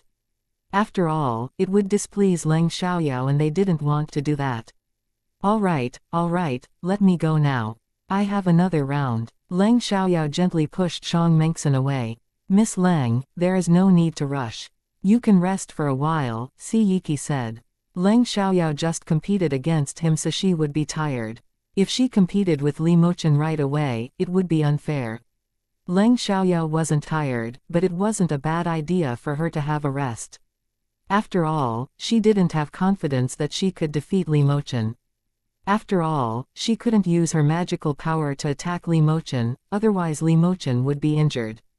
Anyway, she didn't care about the result, she simply wanted to compete with him. Besides, Li Mochen was very skilled. About 5 minutes later, Leng Xiaoyao was energetic again, so she could compete with Li Mochen. Before they began, Leng Xiaoyao said, Mr. Li, I don't have the confidence to defeat you, so can we stop once there is a winner? No problem, Li Mochen agreed. Li Mochen wasn't fully convinced by Leng Xiaoyao's words when she said she didn't have the confidence to win. After all, she might do it on purpose to make him underestimate her. Why don't you have the confidence to win? Si Yiki asked. When he fought against Leng Xiaoyao, he felt it was just as difficult as when he fought with Li Mochen, so he believed that there shouldn't be a big gap between their abilities. However, he couldn't tell which of them would be the winner. It's my instinct, Leng Xiaoyao said. Fine. Si Yiki said nothing further. Leng Xiaoyao always said it was instinct, which was a perfunctory answer in his opinion, but he couldn't force her to tell him the actual reason. Afterwards, Leng Xiaoyao began to compete with Li Mochen. Because they roughly knew each other's abilities, they didn't hesitate to do their best from the very beginning. Once the competition began, they were basically at the same level. Both of them used more and more energy as the game became tense. Because Leng Xiaoyao and Li Mochen were both more skilled than Si Yiki, the competition between them was more exciting. Jesus, boss is incredible. Xiang Mengxin acted like a fan of Leng Xiaoyao. She admired Leng Xiaoyao more than ever now. Ling Tianqi and the others weren't professionals, but they could still see how the game progressed between Leng Xiaoyao and Li Mochen. It was much more tense than the competition between Leng Xiaoyao and Si Yiqi. This time, Leng Xiaoyao left a deeper impression on them, so they were even more respectful to her. A long while later, there was still no winner, but gradually Leng Xiaoyao ended up at a disadvantage. However, there wasn't a huge gap. Only Si Yiqi could see that Leng Xiaoyao was slightly worse than Li Mochen, while the others couldn't see the difference. However, Leng Xiaoyao wasn't at a disadvantage all the time. Sometimes, she was at an advantage. When the competition was almost over, Leng Xiaoyao was finally at an obvious disadvantage. Right afterwards, Leng Xiaoyao still couldn't win. Another while later, the competition was over with Leng Xiaoyao losing. I lost. Leng Xiaoyao admitted it at once. What? Boss lost. Why can't I see it? Xiang Mengxin exclaimed. She felt it was strange, because she didn't know much about Kung Fu. Ling Tianqi and the others couldn't see it either, but they knew that they were outsiders. Since Leng Xiaoyao said she lost, it must be the truth. Nevertheless, Li Mochen didn't win by a big margin. Miss Leng, I'm happy to have sparred with you, Li Mochen said politely. Although he won, he didn't think he was much better than Leng Xiaoyao. He only won since the game didn't last long. If they continued, he might not have been able to win, because he felt that Leng Xiaoyao had a very explosive power. Although Li Mochen was calm on the surface, he was really amazed. He didn't expect an 18-year-old girl to be so strong and skilled. He was talented, but he had trained for many years to reach today's level. Leng Xiaoyao was much younger than him, so she must have experienced more danger than him. To be honest, he was respectful to her, but he wondered whether it was a coincidence or a scheme for them to meet. He felt that he shouldn't be suspicious of Leng Xiaoyao, because it was Si Yiqi who proposed to have a competition. However, Leng Xiaoyao gave him a very strange feeling. Although Miss Leng lost, I'm really impressed by your abilities. And you're so young. I believe you can be even better in a few years. Si Yiqi complimented. He was sincerely impressed by Leng Xiaoyao. Leng Xiaoyao was basically at the same level as Li Mochen in car racing and fighting. Now he was more convinced that it wasn't a bad thing to form a close relationship with Leng Xiaoyao. He didn't know what had happened between Leng Xiaoyao and Li Mochen. If he knew, he would be more suspicious of Leng Xiaoyao than Li Mochen was. Chapter 3002, Just Say It. Thank you for your compliment, Mr. C. Leng Xiaoyao said politely. Miss Leng, you're too modest. At such a young age, you must have been through hard training to become so skilled. Si Yiqi said. It's never easy to practice Kung Fu, but no pain, no gain. I have to suffer a lot in order to become strong, Leng Xiaoyao said. You're right, Si Yiqi answered. He knew that very well, because he had the same experience. He had said that because Leng Xiaoyao was a young girl, so he felt that she must have been through a lot more than him, but Leng Xiaoyao had a very positive attitude, so he thought that she must be extraordinary. Mr. Li, it's late now. We should go back. Thank you so much for your treatment today, Leng Xiaoyao said to Si Yiqi and Li Mochen. Even though she wanted to form a close relationship with Li Mochen, she needed to be patient, otherwise Li Mochen might think that she wanted to harm him. She guessed that Li Mochen must have noticed her odd behavior, but she didn't care. It was normal for him to be alert. It's my pleasure, Miss Leng. If you want to enjoy yourself here, you can come anytime, Si Yiqi said. Thanks, Leng Xiaoyao said. Afterwards, Leng Xiaoyao and the others left. Looking at Leng Xiaoyao's back, Li Mochen suddenly felt a little upset. It was really hard for him to understand Leng Xiaoyao. What? Are you interested in her? Seeing that Li Mochen was focusing on Leng Xiaoyao's back, Si Yiqi joked. Li Mochen rarely paid special attention to a girl, but Si Yiqi didn't actually think that Li Mochen liked Leng Xiaoyao. Instead, he thought that Li Mochen must want to know more about her. After all, Leng Xiaoyao wasn't just young, she also had a plain face. She had delicate features, but the freckles on her face were too obvious. She couldn't really attract men. He wasn't looking down on Leng Xiaoyao, but it was the truth. On the other hand, Leng Xiaoyao's abilities interested many people, including him. Don't think too much. I just feel it's hard to understand her. She's very mysterious. Li Mochen explained. Si Yiki was also alert, so he immediately changed his tone and asked seriously, "Do you mean there is something wrong with her?"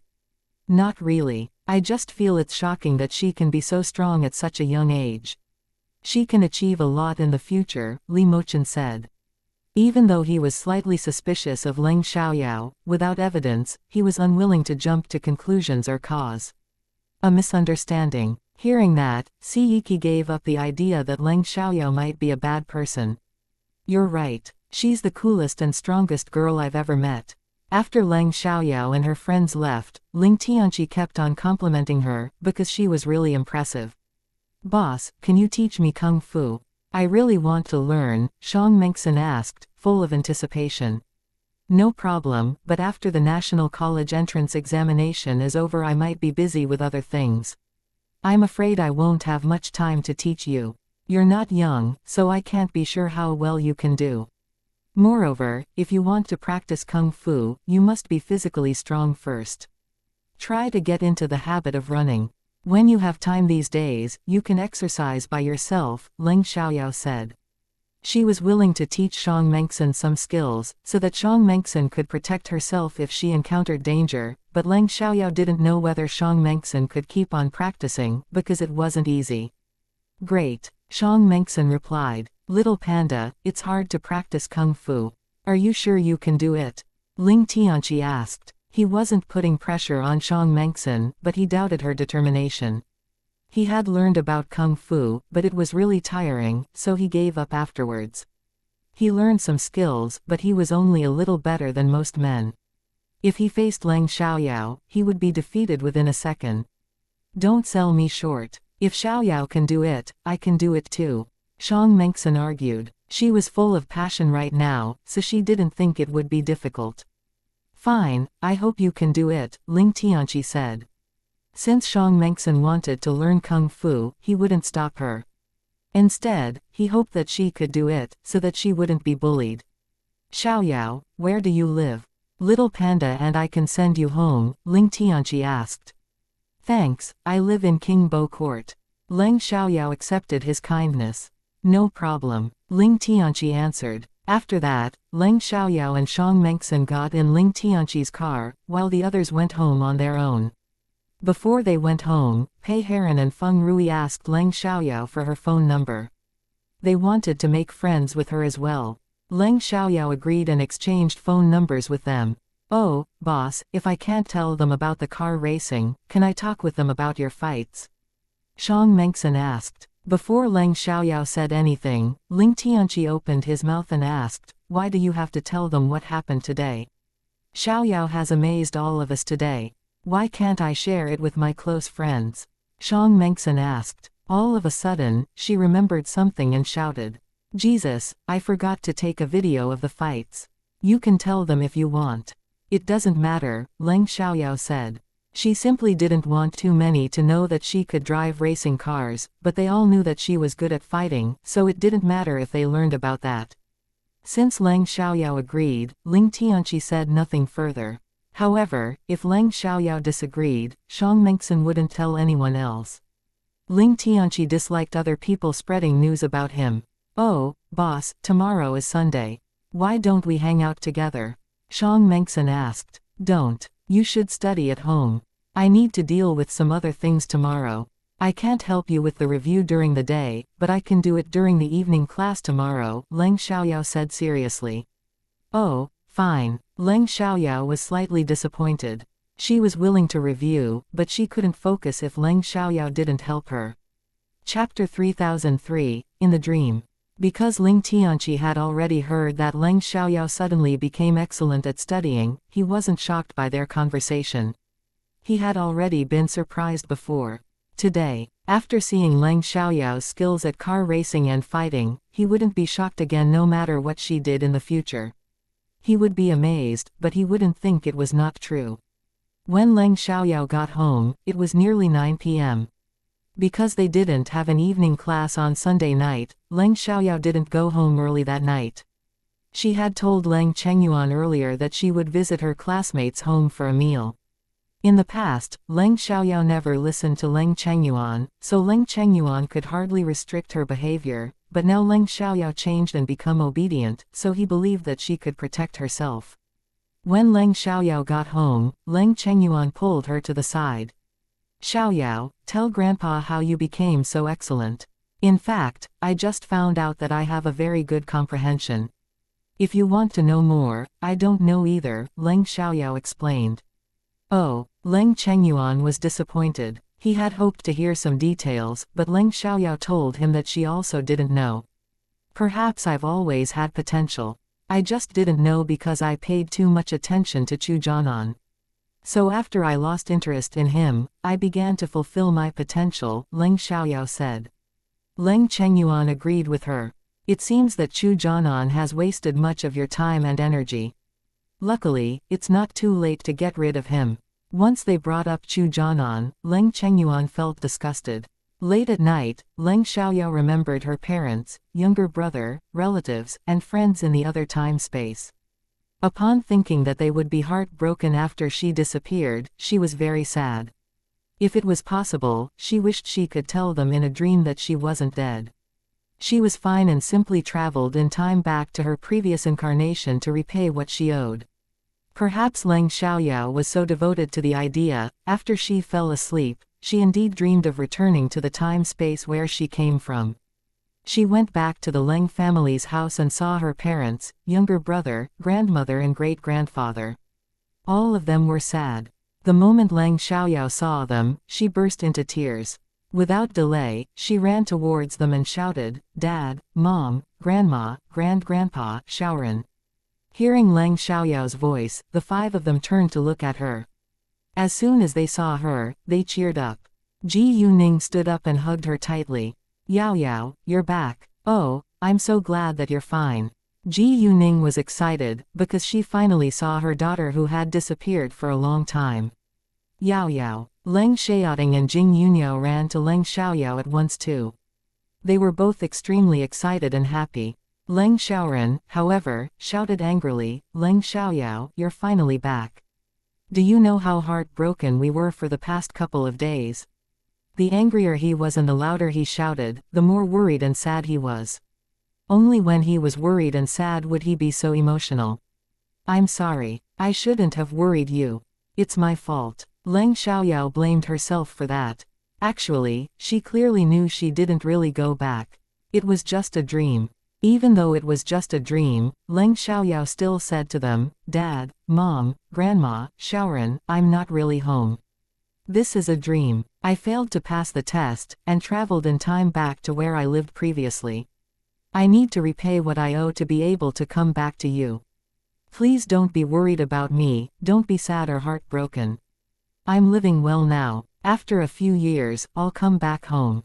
After Leng Xiaoyao finished, she felt her consciousness being drawn out of her body. The next moment, she abruptly opened her eyes in bed and woke up from the dream. She remembered the dream. Although it was just a dream, she still hoped that she had really gotten into her family's dreams and told them everything. After waking up from the dream, Leng Xiaoyao couldn't sleep any longer. With eyes wide open, she looked as the sky turned bright. When Leng Xiaoyao woke up from her dream, Leng Xiaoting, Ji Yuning, Jing Yunyao, and Leng Shaoran experienced the same thing. They had the same dream and dreamed that Leng Xiaoyao was back. To be specific, they dreamed that Leng Xiaoyao talked to them in their dream.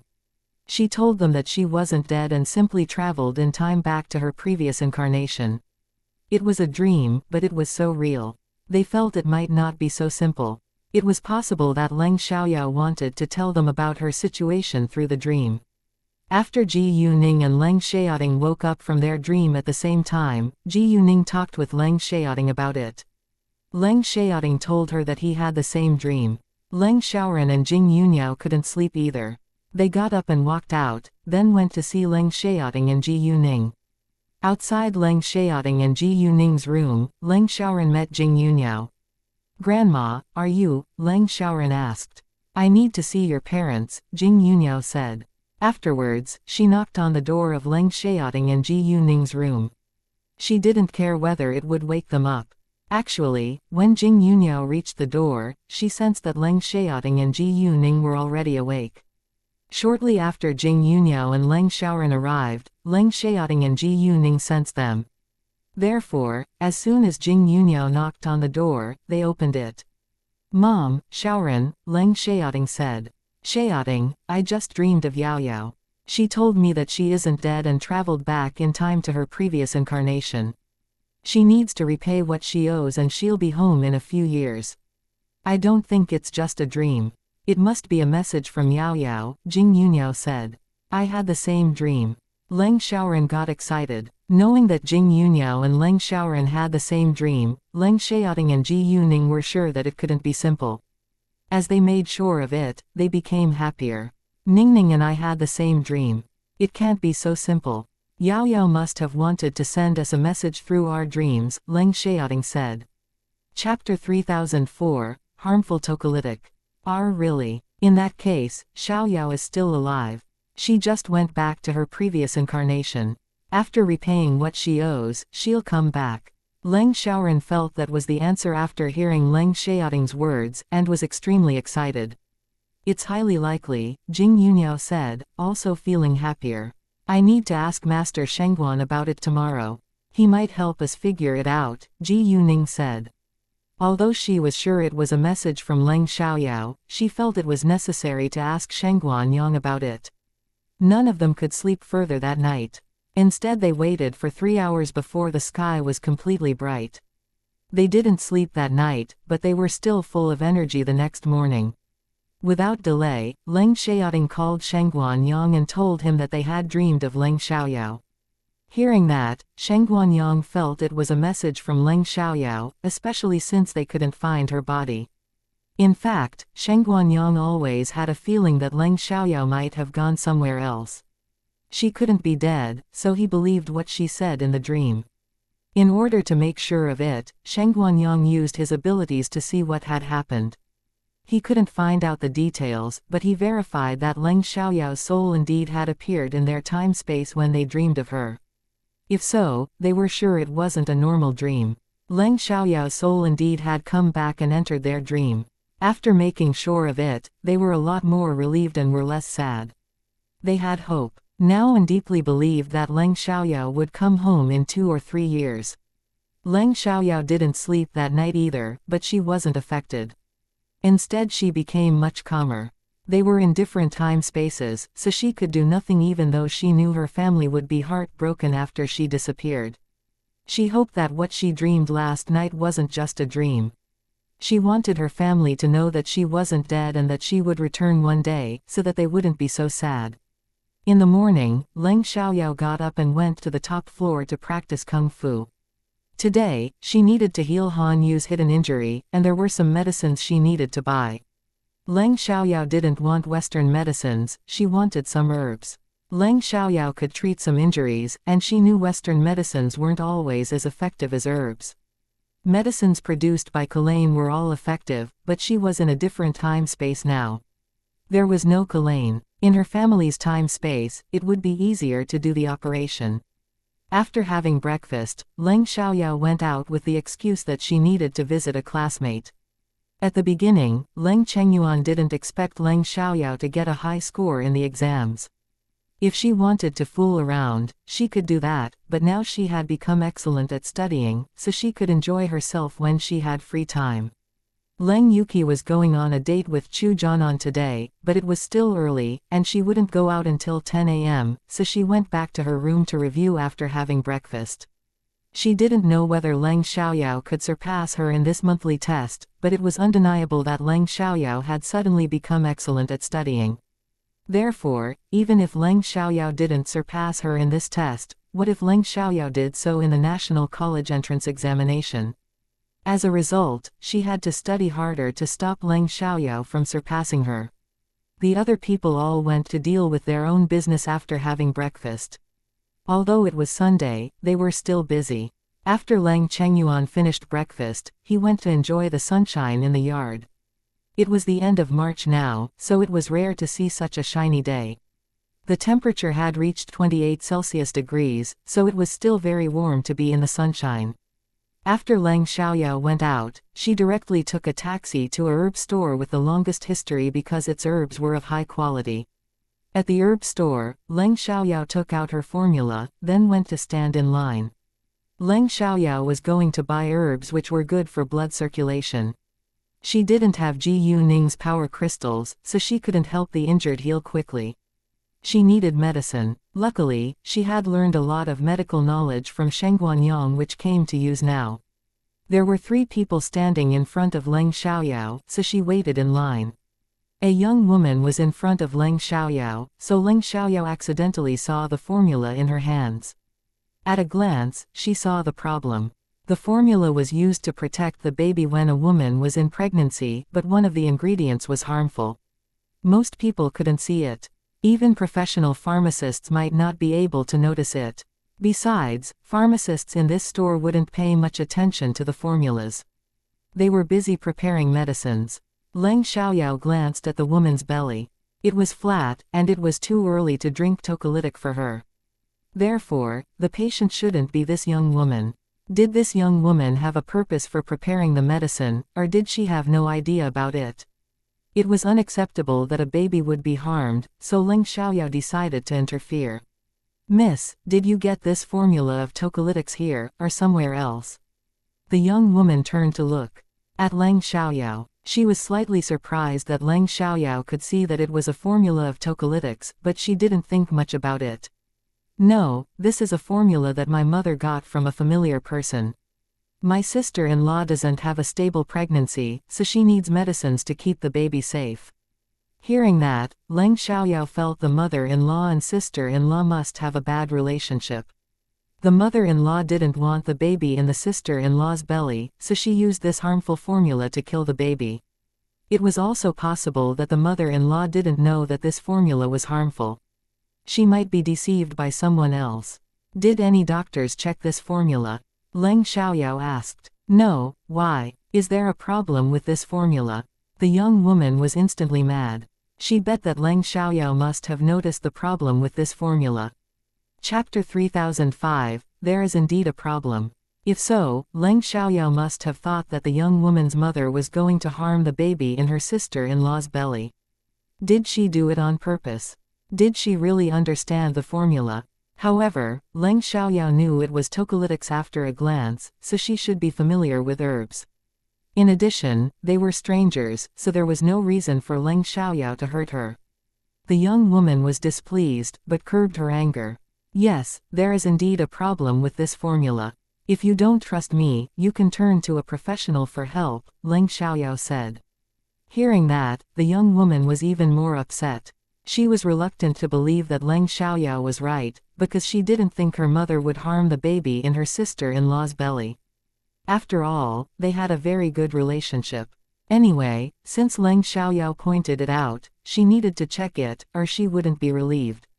"Thanks, I'll go to see a pharmacist, but can you go with me?" Because you pointed the problem out, the young woman asked. If there was indeed a problem with this formula, she would thank Leng Xiaoyao for pointing it out. If not, she wouldn't allow Leng Xiaoyao to make fun of her like that. No problem. Leng Xiaoyao didn't care about that. Anyway, they would do it in this herb store, so it wasn't troublesome. Afterwards, Leng Xiaoyao followed the woman to see a pharmacist. The young woman immediately told the pharmacist to check the formula. After reading the formula, the pharmacist didn't see the problem, but somehow felt it wasn't right. Then he carefully read it again, then finally saw the problem. Therefore, the pharmacist was shocked. There is an ingredient that shouldn't be added to this formula. It's fine alone, but it's harmful when it's mixed with the other ingredients. It doesn't protect the baby, instead it will only hurt the baby. What? The young woman was surprised to know that there was indeed a problem with this formula. Did her mother really? No, that was impossible. The young woman refused to believe that her mother would do something like that. She believed the person who gave her mother this formula was wrong. Thinking of that, she believed it was the answer. "What ingredient is it? Please take it out," the young woman asked. Sure, the pharmacist said, then crossed it out and returned the formula to the young woman. The young woman took the formula back. Looking at Leng Xiaoyao, she was embarrassed. Miss, thank you so much. Otherwise my mother might harm my sister-in-law without even knowing it. I'm sure it has nothing to do with my mother. It must be the fault of the person who gave this formula to my mother. Hope so, Leng Xiaoyao said. Because it was other people's family affair, she shouldn't interfere too much. No, she pointed it out, but she could do nothing if they still gave the pregnant woman the same formula. Therefore, it was still up to the pregnant woman's luck to keep her safe. Did you see the problem with this formula? The pharmacist heard the young woman's conversation with Leng Xiaoyao and felt surprised. Yes, Leng Xiaoyao answered. Do you know about medicines? The pharmacist asked. I learned about it when I was little, so I know some, Leng Xiaoyao explained. The pharmacist was very surprised. After all, there were barely any people who knew about herbs, and Leng Xiaoyao looked so young. Did you write this formula in your hands by yourself?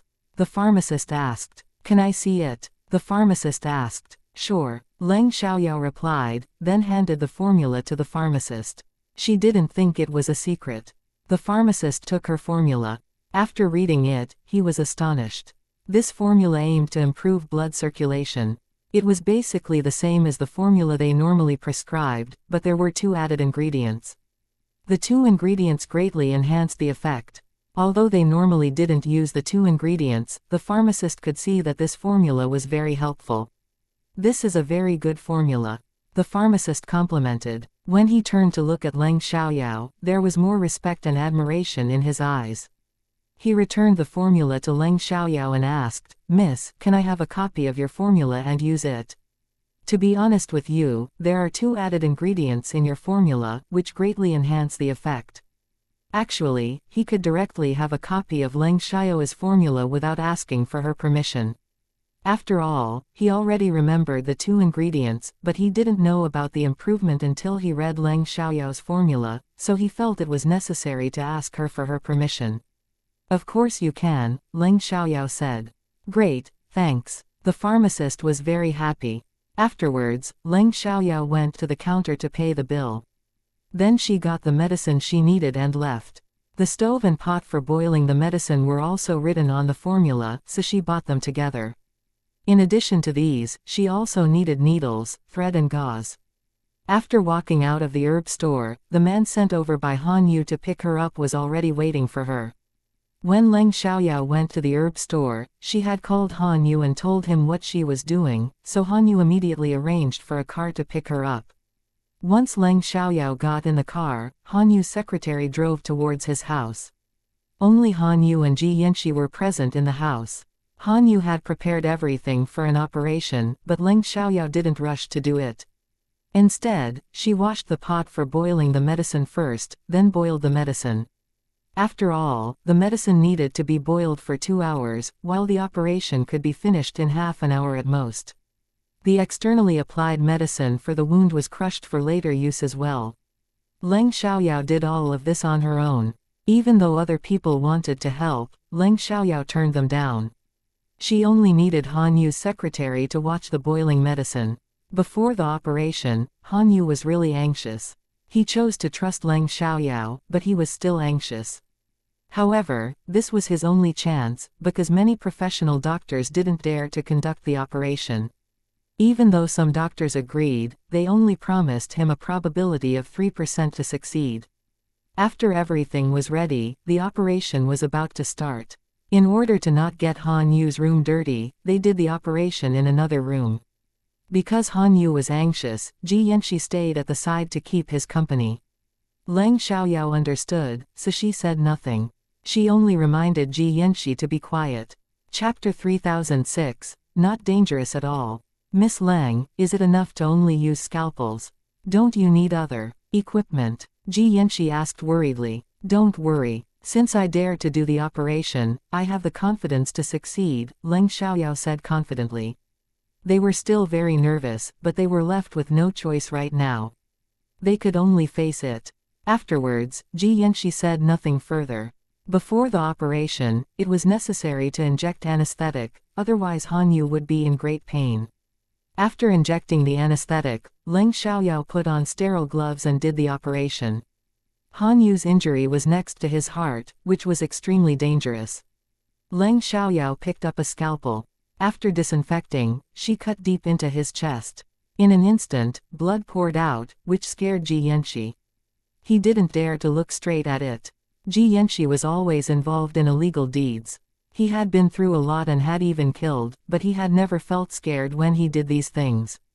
However, when he saw the scalpel cut into Han Yu's body and the blood immediately pouring out, he felt extremely nervous. After all, Han Yu was his close brother.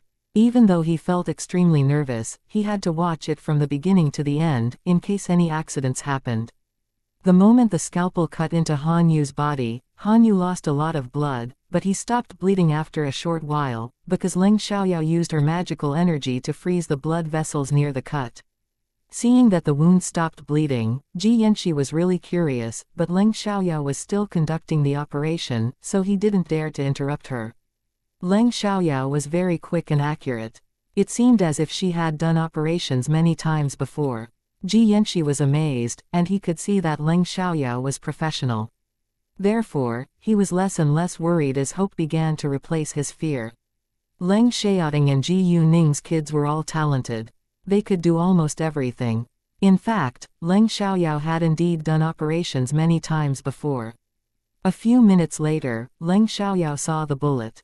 Without hesitation, she withdrew it. Seeing that, Xianxia had his heart in his throat. The bullet was smoothly taken out and no accidents happened. Afterwards, Leng Xiaoyao cleared the wound, then treated it and stitched it up. Leng Xiaoyao stitched it up perfectly, but she had cut Han Yu's body open, so there would obviously be a wound. It wasn't important. Most importantly, Han Yu survived. After stitching the wound, Leng Xiaoyao applied herbs to the wound and wrapped it up with bandages.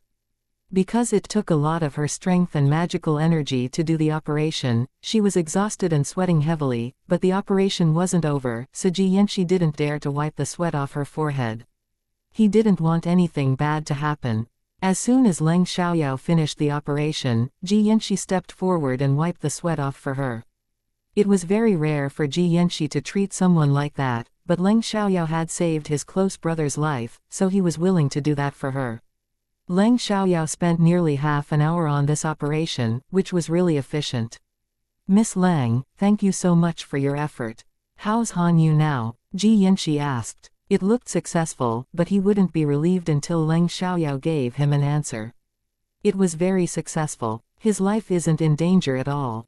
After an hour, he should wake up. Then you can help him take the medicine. I believe that he can make a full recovery in a few months.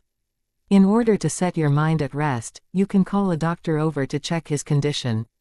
I won't leave until he's awake, Leng Xiaoyao said. Sure, Xianxia answered. Even if Leng Xiaoyao didn't say that, he would still call a doctor over to check Han Yu's condition. So if Leng Xiaoyao stayed until Han Yu woke up, it would be for the best. All right, I need to see how the medicine is now, Leng Xiaoyao said, then walked out. You just finished the operation. Don't you need to have a rest? Xianxia asked with concern. He could see that Leng Xiaoyao was tired. I'll rest after making sure the medicine is fine. You can call a doctor that you trust to come over now, Leng Xiaoyao said, then she went out. After that, Xianxia called his close friend who was a doctor. The man also had a close relationship with Han Yu, so he was aware of Han Yu's condition. Although he was skilled too, he only promised Han Yu a 50% probability that the operation could be successful. Leng Xiaoyao had reminded them to keep the operation a secret, so they didn't tell other people. If other people heard about it, they would stop the operation from happening. They didn't want Han Yu to lose the chance to survive, which would be a great loss. It was Han Yu's decision, so he would insist even if other people wanted to stop it, but there were still worries. What if other people angered Leng Xiaoyao and she changed her mind? When Xianxia called his close friend, he didn't say that Han Yu had already accepted the operation. He only told his friend to come over and check on Han Yu's physical condition. Once his friend heard that Han Yu needed a medical checkup, he thought Han Yu was in danger, so he hurriedly came over with the stuff he needed. The young woman who met Lang Xiaoyao by chance called her mother out to talk about the formula once she got home. She didn't think her mother would want to hurt the baby in her sister-in-law's belly, because her mother had a good relationship with her sister-in-law. And they had long looked forward to seeing the baby. It was impossible that her mother would have the intention of killing the baby. However, there was indeed a problem with the formula, so she must make it clear. She didn't want any mistakes to happen again. "Mom, where did you get this formula?" the woman asked. "Your aunt helped me get it from a familiar person. She said this medicine is good for the baby. Your cousin has used it and it's helpful. What happened? Is there anything wrong with this formula?" The young woman's mother wasn't dumb and realized that there might be a problem when her daughter asked to have a private talk. "There is indeed a problem with it," the young woman said, staring straight at her mother. She didn't believe her mother would harm the grandchild, but it was her mother who told her to prepare the medicine. Therefore, she had to make sure. Chapter 3007, What if it goes wrong? What? How is it possible? The young woman's mother was shocked and couldn't believe it, but she didn't seem guilty. She had no idea that there was a problem with the formula, and she hadn't changed the formula either. Seeing her mother's reaction, the young woman was relieved. Then she said, "When I went to prepare the medicine, I met a girl. The girl told me that this formula is harmful for the baby. I went to see a pharmacist afterwards, and there was indeed a problem with this formula. An added ingredient in this formula can kill the baby." "What? How is that possible?" The young woman's mother was scared and unable to accept it. She didn't know why there was a problem with the formula. She didn't want to be suspicious of her sister, because they were biological sisters. She didn't think her younger sister would hurt her grandchild. However, she didn't think the person who gave the formula to her older sister was bad either, because they were strangers. Why would the person do such an evil thing? From her mother's reaction, the young woman figured out that her mother was innocent. "All right, Mom, there is no need to think much about it. The ingredient isn't in the formula now. We should directly go to the hospital if we encounter any problems in the future." Half an hour later, Xianxi's friend arrived. It was a man about 30 years old. He was 1.8 meters tall, with a strong build and a good-looking face. Once he walked inside, he saw Lang Xiaoyao sitting on the sofa in the living room and he rounded his eyes in shock. Who was this girl? What was she doing here? There were rarely male guests at Han Yu's home, let alone female guests. Was this girl Han Yu's relative? Lang Xiaoyao saw him too. Although she didn't know him, she understood that he was the doctor that Xianxia called over. "Dr. Tai, nice to see you. Mr. Ji and Mr. Han are waiting for you in the guest room on the right side of the second floor," Han Yu's secretary said at once. "Great," Tai Junli answered. Then he gave Lang Xiaoyao another glance and asked Han Yu's secretary, "Lu Lin, who's she?" "This is Miss Lang. She's a guest of Mr. Han." Lu Lin, Han Yu's secretary, answered. Because he wasn't sure whether he should tell Tai Junli that Lady Ning had just saved Han Yu's life, he didn't mention it. "Oh." Tai Junli nodded, then he greeted Lang Xiaoyao. "Hi, Miss Lang." "Hi, Dr. Tai," Lang Xiaoyao replied. "Miss Lang, please excuse me now," Tai Junli said. Before Lang Xiaoyao could say anything, he went upstairs to see Han Yu. In the guest room, Tai Junli saw Han Yu lying in the bed with a pale face. What happened? He was frightened. He thought Han Yu was only suffering from the pain of the injury, but unexpectedly Han Yu seemed to be in a more dangerous situation. Xianxia was afraid that Tai Junli would touch Han Yu's wound, so he immediately said, "Don't panic. You just underwent an operation. I didn't tell you, because Han Yu didn't want you to stop him. Now it's done, so we wanted you to have a look." "What? He had an operation? Who did it? It's so serious. Why didn't you tell me? What if it went wrong? How could you have the operation at home? There is no medical equipment. Do you know how dangerous it is?" Tai Junli was scared and angry. He questioned Xianxia and checked Han Yu's condition at once. He didn't want anything bad to happen to Han Yu. It was Yu's decision. "I couldn't stop him," Xianxia said. He wasn't just talking about himself, but Tai Junli as well. Although Tai Junli cared about Han Yu, sometimes it was bothersome. For example, if Tai Junli interfered and stopped Leng Xiaoyao from healing Han Yu might miss this chance to survive. Hearing Ji Yanxi's words, Tai Junli was silent. It was true that it was Han Yu's decision, so he couldn't blame any of them. Without another word, Tai Junli immediately checked Han Yu's body. After removing the quilt, Tai Junli smelt herbs and frowned a little. There was disdain in his eyes and he was slightly angry. It was a stupid operation in his eyes. He didn't have a bias against Chinese herbs, but he felt it was outdated and not effective. He preferred Western medicine. Tai Junli wanted to unwrap it, but Ji Yanxi stopped him. "What are you doing? You can't unwrap it. How can I see the wound if I don't take it off?" Tai Junli asked. "The wound is stitched. You can't see anything. Do you want to open the wound and see the inside? Do you want to kill you? Just check his physical condition for now. I just want to make sure he's alive," Ji Yanxi said in annoyance. He was aware that Tai Junli disliked herbs, but after watching Leng Xiaoyao do the operation, he was convinced by the effect of the herbs. If Tai Junli had better abilities, he could have healed Han Yu earlier instead of being wise after the fact. Tai Junli wanted to argue, but said nothing in the end. He needed to check Han Yu's condition right away. After the check, he was totally surprised. Han Yu was fine, but he was very weak now. "Did you watch the operation?" Tai Junli asked Ji Yanxi. "Yeah, I watched it from beginning to end. She's very skilled and the whole process of withdrawing the bullet was smooth. Nothing went wrong in the middle. She only spent slightly more than 20 minutes. She didn't waste a second," Ji Yanxi said. There was obvious admiration on his face, because he was really amazed by Leng Xiaoyao. Leng Xiaoyao was indeed amazing. Hearing that, Tai Junli was astonished. "Who did it?" Tai Junli asked. "A girl," Ji Yanxi replied. Tai Junli was even more surprised and immediately thought of Leng Xiaoyao in the living room. "A girl? Do you mean the girl sitting in the living room?" "Yes," Ji Yanxi said. Tai Junli was stunned. Was it really the girl in the living room?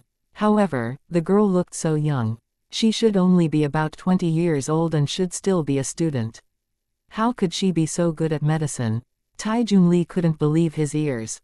Chapter 3008, Wake Up Quickly. But the girl looks so young. She should be a student, right? Tai Junli asked. "Yeah, she's only 18 years old, Ji Yanxi replied. He pretty much ignored Leng Xiaoyao's age because she behaved a lot more maturely than her age. "How dare you? She's only 18 years old.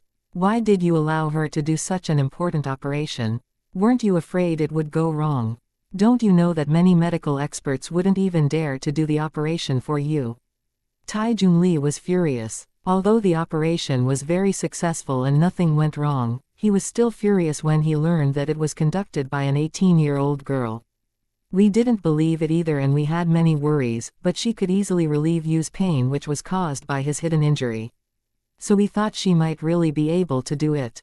And she's Leng Yecheng's niece. Given Leng Yecheng's close relationship with Yu, there is no reason for her to hurt him," Ji Yanxi explained.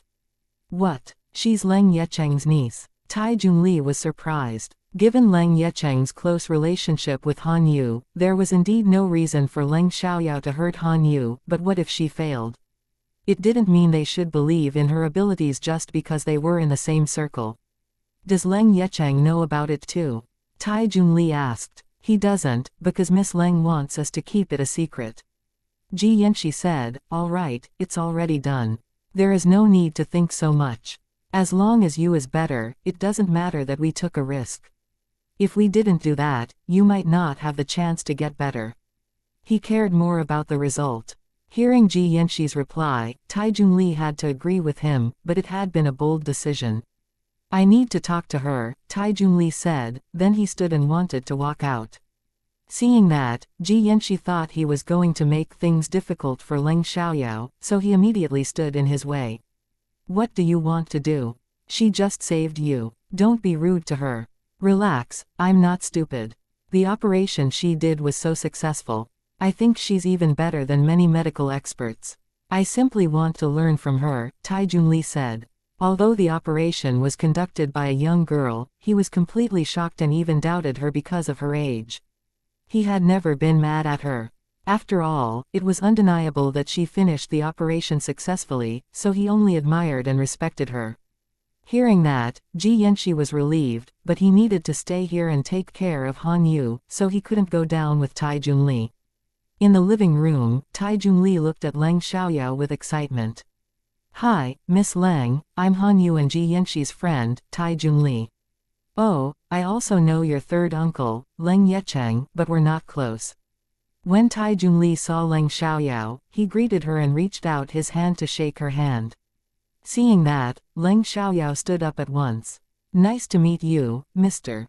Tai. I just heard that you did the operation for you. It's really amazing. I can't believe that you're so skilled at medicine at such a young age." "I have to say that I definitely couldn't do that," Tai Junli said sincerely. He admitted that Leng Xiaoyao was better than him since she was able to do the operation.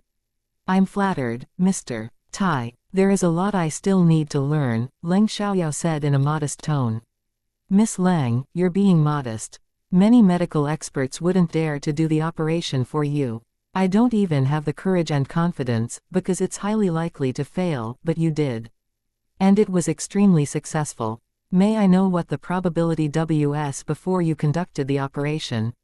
Tai Junli asked. "I never do things without confidence, so I had a 90% probability," Leng Xiaoyao said. Tai Junli was shocked once more. There was a 90% probability that the operation would be successful. Did she say that because she had already succeeded, but she didn't seem to be lying? And she indeed had the ability to finish it. "Miss Leng, where did you learn medicine?" Tai Junli asked. "I learned from an old doctor who's an expert of Chinese herbs, so I only know about herbs. I barely know anything about Western medicine," said Leng Xiaoyao. "I never thought highly of herbs, because I thought it's outdated, but now I've changed my mind," Tai Junli admitted. He honestly changed his opinions on herbs. "You're right. Herbs are indeed losing their appeal, but I think Western medicine and herbs are both useful. As long as the operation is successful, whether it's Western medicine or herbs, there is no difference," Leng Xiaoyao said. She didn't care about what medicine it was, as long as the operation was successful. "Of course, Miss Leng." Tai Junli answered and agreed. "Can we exchange phone numbers? If it's possible, I hope we can talk more about medicine," Tai Junli asked. "Sure, but my knowledge is limited. I'm afraid I might disappoint you," Leng Xiaoyao said. Honestly, she didn't want to talk about medicine, but he was Han Yu and Xianxia's friend and he even knew Leng Yecheng, so she couldn't embarrass him. "Don't say that. People's knowledge is limited. If we knew everything, there would be no need to study and learn from each other, right?" "You're very modest, Miss Leng," Tai Junli said. Leng Xiaoyao said nothing further, then they exchanged phone numbers. They chatted for a while longer, then Xianxia came out and announced that Han Yu was awake. Hearing that, both Leng Xiaoyao and Tai Junli immediately stood up and went upstairs. "He's awake so quickly." Tai Junli couldn't believe it. Leng Xiaoyao, on the other hand, knew that Han Yu was supposed to wake up now, so she wasn't surprised. After the effect of anesthetic went away, Han Yu would feel the pain and wake up. Anyway, it proved that he would recover quickly since he could wake up so soon. Normally, it took half a day for a patient to wake up after a major operation, but Han Yu woke up as soon as the effect of the anesthetic faded away. During the operation, Leng Xiaoyao used her magical energy, so Han Yu was already halfway back to normal after it was done, but nobody knew that except for Leng Xiaoyao. Chapter 3009, Yu asked for it himself. Because of that, Han Yu felt much less pain from the wound. Although he woke up in pain, it was tolerable. Most importantly, Han Yu was conscious, and didn't lose his senses. He could speak, and only felt a little weak. Therefore, except for Leng Xiaoyao, everyone was surprised. It was like a miracle. They understood that it was because of Leng Xiaoyao's effort. Miss Leng, thank you. Han Yu did his best to speak and thank Leng Xiaoyao. "There is no need to thank me. After all, it wasn't free, but you can pay me after you have made a full recovery and are sure that you're all better." "I'm not afraid that you'll deny it," Leng Xiaoyao said. Actually, she hadn't planned to ask Han Yu for money at the beginning, but she changed her mind after he threatened her. Therefore, he needed to pay her 50 million yuan. Of course, Miss Leng. I won't deny it, Han Yu said. He was more than happy to pay her 50 million yuan, since it was nothing in his eyes. Even if it would cost him a fortune, he wouldn't complain. After all, he could make more money as long as he was healthy, but if he lost his life, it would be meaningless no matter how much money he had. I've prepared a medicine made of herbs to improve your blood circulation. Mr. Liu is watching it boil now. It should be done in half an hour. There is enough for a week. You can take the medicine during the following week. Take a bowl of it twice a day. As for the herbs you need to apply to the wound, you don't need to change it frequently. Once every 3 days is enough. During the recovery, you can let Dr. Tai check your body. I don't think there will be anything wrong, but if anything happens, let me know anytime, Leng Xiaoyao said. Great, I know, Han Yu answered. He would listen to Leng Xiaoyao regarding his treatment. All right, I should go back now, Leng Xiaoyao said. It's already 12 p.m. now. Why don't you have a meal before you leave? Xianxia asked. No need, I'll deal with it on my own, Leng Xiaoyao refused. Lu Lin can send you back, Han Yu said. Thanks, but he's watching the boiling medicine. I've told him what he needs to do, Leng Xiaoyao said. Since she said that, Han Yu didn't insist, and Leng Xiaoyao left soon afterwards. Once she was gone, Tai Junli asked, how much did she ask for it? 50 million yuan, Xianxia replied. What? 50 million yuan? Tai Junli was shocked and almost bit his tongue. Did I hear that correctly? That's too much. Didn't she agree to do the operation for you for Leng Yecheng sake? Why did she still ask for so much money? Even 5 million yuan is too much, let alone 50 million yuan. If you go to the best hospital and let the best doctor do the operation, it might only cost you 500,000 yuan at most. Tai Junli couldn't accept it and immediately had the worst impression of Leng Xiaoyao. He was grateful to Leng Xiaoyao for healing Han Yu earlier, but now she seemed like a thief in his eyes. Yeah, you heard it correctly, but don't be mad, and don't blame Leng Xiaoyao, because you asked for it himself. At the very beginning, Leng Xiaoyao proposed to do it free, but you threatened her due to lack of trust. He said he would pay her and Leng Yecheng back if the operation failed. If he only threatened Leng Xiaoyao, she would have accepted it, but he mentioned Leng Yecheng too, so Leng Xiaoyao got angry and asked for such a large sum of money, Xianxia said resignedly. I understand why she did that. She was willing to help because of Leng Yecheng, but you threatened him. Leng Yecheng is completely innocent in this matter, and he's Yu's close friend. However, you used him to put pressure on Leng Xiaoyao. It's very normal that Leng Xiaoyao is mad. It was totally up to you whether he wanted to do the operation. Leng Xiaoyao didn't force him, Xianxia explained. Hearing that, Tai Junli didn't know what to say, and felt guilty for having a bad impression of Leng Xiaoyao. Even though he still felt 50 million yuan was too much, he might have refused to do the operation if he were Leng Xiaoyao. Leng Xiaoyao didn't refuse to help Han Yu and only asked for a lot of money, which wasn't a bad result. Xianxia also said that it was totally up to Han Yu whether he wanted to do the operation, so it was a deal between them. What was most important was that Han Yu survived under Leng Xiaoyao's care. Anyway, 50 million yuan wasn't much for Han Yu. Even if it cost more, it wasn't more important than his life. Therefore, he was happy that Han Yu survived. After Leng Xiaoyao left, she didn't return to the Leng family's house right away. Instead, she decided to have a walk by the sea. City Chong was near the ocean, but the Leng family's house was located in the city center, which was far from the ocean. Leng Xiaoyao needed to spend about 1.5 hours on the road if going by car. However, that actually wasn't so far in a large city. Leng Yuki went out at about 10 a.m. Chu Jianan didn't come over to pick her up because their parents didn't allow them to be together, so they wanted to attract as little attention as possible. Once Leng Yuki met Chu Jianan, they left. Jianan, where are we going? Asked Leng Yuki. Why don't we go to the sea? I booked a room at a popular love hotel over there. It's a good day today. We can hang out and come back after having dinner. I'll drive you to your evening class, Chu Jianan suggested. Sure, Leng Yuki answered. She looked calm, but couldn't help thinking more when she heard about the Love Hotel. She wondered what they would do there. She hoped they could do something, because it would help them get closer. But they went there during the day and wouldn't stay there for a night, so nothing special should happen. No matter how much Lang Yuki wanted to do something different with Chu Jianan, she wouldn't show it on her face. She wanted to leave a good impression on Chu Jianan. When Lang Yuki and Chu Jianan arrived at the popular Love Hotel by the sea, it was nearly 12 p.m., so they went to have a fine seafood meal. After the meal, they ambled by the ocean. Chapter 3010, Lost. Although it was a good day today, it was still a little cold, so they didn't swim in the sea.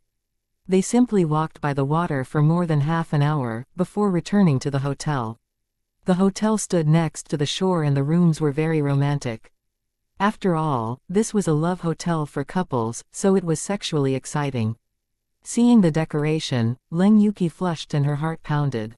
She felt somewhat aroused. Right at that moment, Chu Jianan hugged her from behind. Lang Yuki was a little scared. She got excited, but she was also nervous. "Yuki, I'm so sorry for upsetting you these days, but trust me, I only love you. I believe that we can be together publicly one day," Chu Jianan said. "Jianan, I'm not upset at all.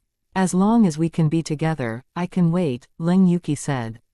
She was lying when she said she wasn't aggrieved, but she had to be considerate in front of Chu Jianan. Chu Jianan turned her around, then kissed her. He brought her here, not just to kiss her, and Lang Yuki also wanted more. Therefore, as they kissed, they undressed and laid down in the bed. This wasn't the first time that Lang Yuki had slept with Chu Jianan, but it had only happened about 5 times. As a result, Lang Yuki was still shy and nervous. She wanted it, but felt embarrassed too. They did foreplay for about 10 minutes before Chu Jianan penetrated Lang Yuki.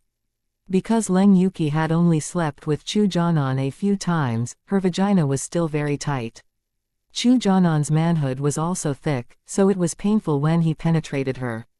"Relax, it'll soon feel better." Chu Jianan comforted her. "Great," Lang Yuki answered. Then she relaxed her body and Chu Jianan thrust inside. At the beginning, Lang Yuki found it painful, but gradually she began to enjoy it.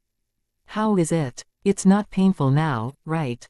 Seeing the change in Lang Yuki's expressions, Chu Jianan knew that she didn't feel pain any longer, and it was becoming pleasurable, but he still asked her because he wanted to hear her answer. "Yeah, it's not painful now," Lang Yuki replied. "Is it comfortable?" Chu Jianan asked again. Lang Yuki felt slightly embarrassed, so she didn't answer.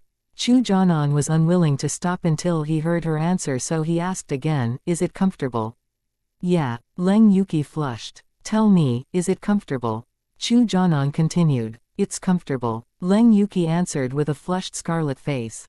Hearing Lang Yuki's answer, Chu Jianan got more excited and rougher. As time went by, Lang Yuki was extremely pleased. She even started cooperating in the sex. They didn't stop until an hour later. At that moment, Lang Xiaoyao reached the seaside. She had a meal first, then went for a walk by the ocean. Since she was here, she wouldn't just walk around. She decided to do some activities. Therefore, Lang Xiaoyao walked to the service center and booked a yacht. Normally, visitors needed someone to drive the yacht for them, but Lang Xiaoyao didn't need help and drove it on her own. After booking the yacht, she sailed out. Although it wasn't very warm yet and not many people were having fun on the sea, there were some visitors and yachts. Right after Lang Xiaoyao sailed out, she attracted a lot of attention, because she sailed fast and steadily. Most importantly, she was a woman. However, people couldn't see her age due to the distance. Seeing that, a few young men wanted to challenge her, so they immediately sailed their yachts over. However, due to the long distance, they were unable to catch up with Lang Xiaoyao no matter how fast they sailed. Besides, as soon as they sped up, they became unsteady, so they didn't dare to go too fast. "Fuck, she's sailing so fast. She's not only fast, but is steady as well. We can't catch up to her. I don't believe it. We must catch her," one man said in annoyance. Then he sped up and continued to chase Lang Xiaoyao. Lang Xiaoyao saw them chasing her, but she didn't care. If they could, they would catch up to her. If they couldn't, she wouldn't wait for them. At that moment, Leng Yuki finished having sex with Chu Jianan. She walked to the window and looked out at the sea, then saw the moving yachts. Because they were far away, she could barely see the people on the yachts. The yacht at the front is so fast. The three behind can barely catch up to it, Leng Yuki exclaimed. The yacht is indeed very fast. Do you want to go on one? If you want, we can try it too, Chu Jianan said. He liked sailing yachts, so he was good at it. Why not? Leng Yuki answered happily. After that, Leng Yuki and Chu Jianan dressed and went out. At the same time, Leng Xiaoyao sailed further away. After chasing for a while, the three men had to give up. She's bold. She's sailing further away, the one man exclaimed in surprise. All right, we shouldn't take the risk. Let's go back now, said another man. They loved and often looked for adventures, but they wouldn't go far into the ocean. After all, it was very dangerous and accidents happened. Moreover, they were already far from the shore. If they went further, they might lose their sense of direction. Therefore, they wouldn't take the risk and chase after her. If Leng Xiaoyao could come back safely, they would have a lot of respect for her. Afterwards, the three men returned, while Leng Xiaoyao sailed further by herself. It was dangerous, but she wasn't afraid. She had been through a lot of danger before, so it wasn't much in her opinion. The three men went back to the shallows and waited for more than half an hour, but Leng Xiaoyao didn't show up. Did she have an accident? She's been out for a long time. One man guessed. She must be lost, another man said. Chapter 3011, A Pile of Shit. We're lucky that we didn't follow her. Or we might have lost our direction and been unable to come back. The third man joined their conversation. Anyway, they believed that Leng Xiaoyao must have encountered danger, so she couldn't return. After all, she had been gone for a long time. It had been 2 hours since they followed Leng Xiaoyao over and came back. 2 hours were enough to go to a place which was far away. Right, but the woman is so good at sailing a yacht. If she really encounters danger, it's a shame. It's indeed a shame, but she asked for it herself. Right when they thought Leng Xiaoyao encountered trouble, they saw a yacht coming back from afar. In that instant, the three of them were all shocked. Is that the woman? I suppose so. She's back. She seems good. Why don't we strike up a conversation with her? After making a decision, the three of them sailed towards Leng Xiaoyao. This time, Leng Xiaoyao didn't avoid them, but directly faced them. Whether they were nice or not, Leng Xiaoyao didn't care. Once they were near, the three men saw a very young girl which completely shocked them. They didn't pay much attention to the freckles on her face, because they weren't handsome men either and wouldn't disdain her just because of that. Hey, you're really good at sailing a yacht. You are so fast and steady. One man complimented her. They had no bad intentions and were simply curious about Leng Xiaoyao. Thanks. Since the man complimented her, she thanked him without hesitation. But you're really bold. How did you dare to sail so far into the ocean by yourself? Aren't you afraid of something happening?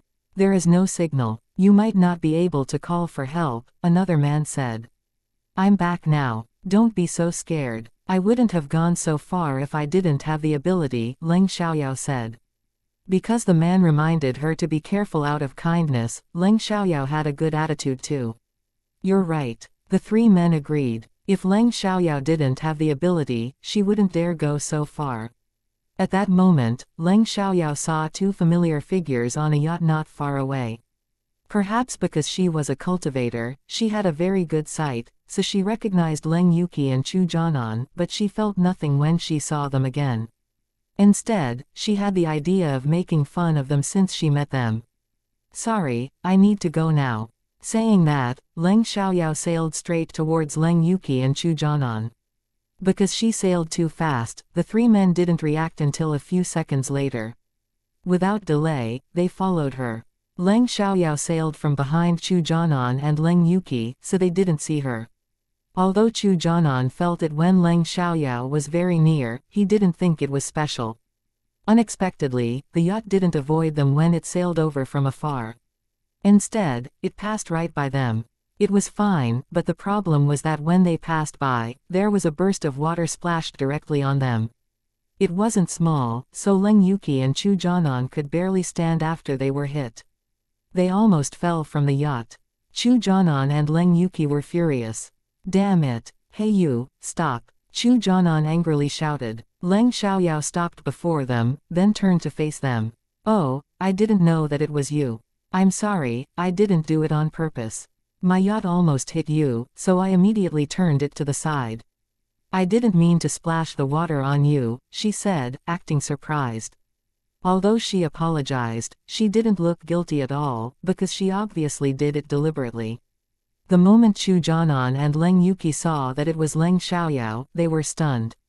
They couldn't believe that she could sail a yacht. In their memories, she had never sailed a yacht before. However, they were also surprised when Leng Xiaoyao suddenly became good at studying and fighting. No matter how unbelievable it was, it happened. Therefore, they soon went back to normal and accepted the fact that Leng Xiaoyao could sail a yacht. Nevertheless, they didn't believe that Leng Xiaoyao didn't do it on purpose. If someone else did it, they might believe it, but not her. You did that on purpose. Leng Yuki argued angrily and aggrieved. If you don't believe me, I can do nothing about it, Leng Xiaoyao said airily. She didn't care whether they believed her or not. Honestly, it would be strange if they believed her. Leng Xiaoyao, what exactly do you want to do? Our engagement has already ended. You should stay away from me, Chu Jianan said.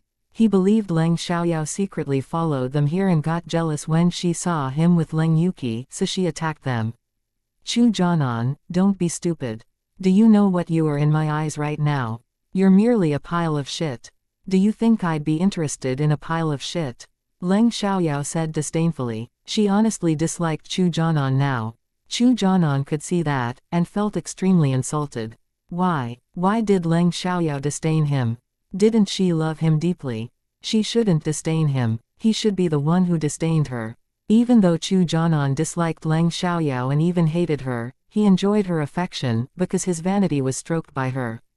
Chu Jianan was angry when Leng Xiaoyao said that he was a pile of shit. He refused to believe that she was being honest, so he argued. Leng Xiaoyao, do you think I'd believe that? If you don't have interest in me, why did you deliberately splash the water on us?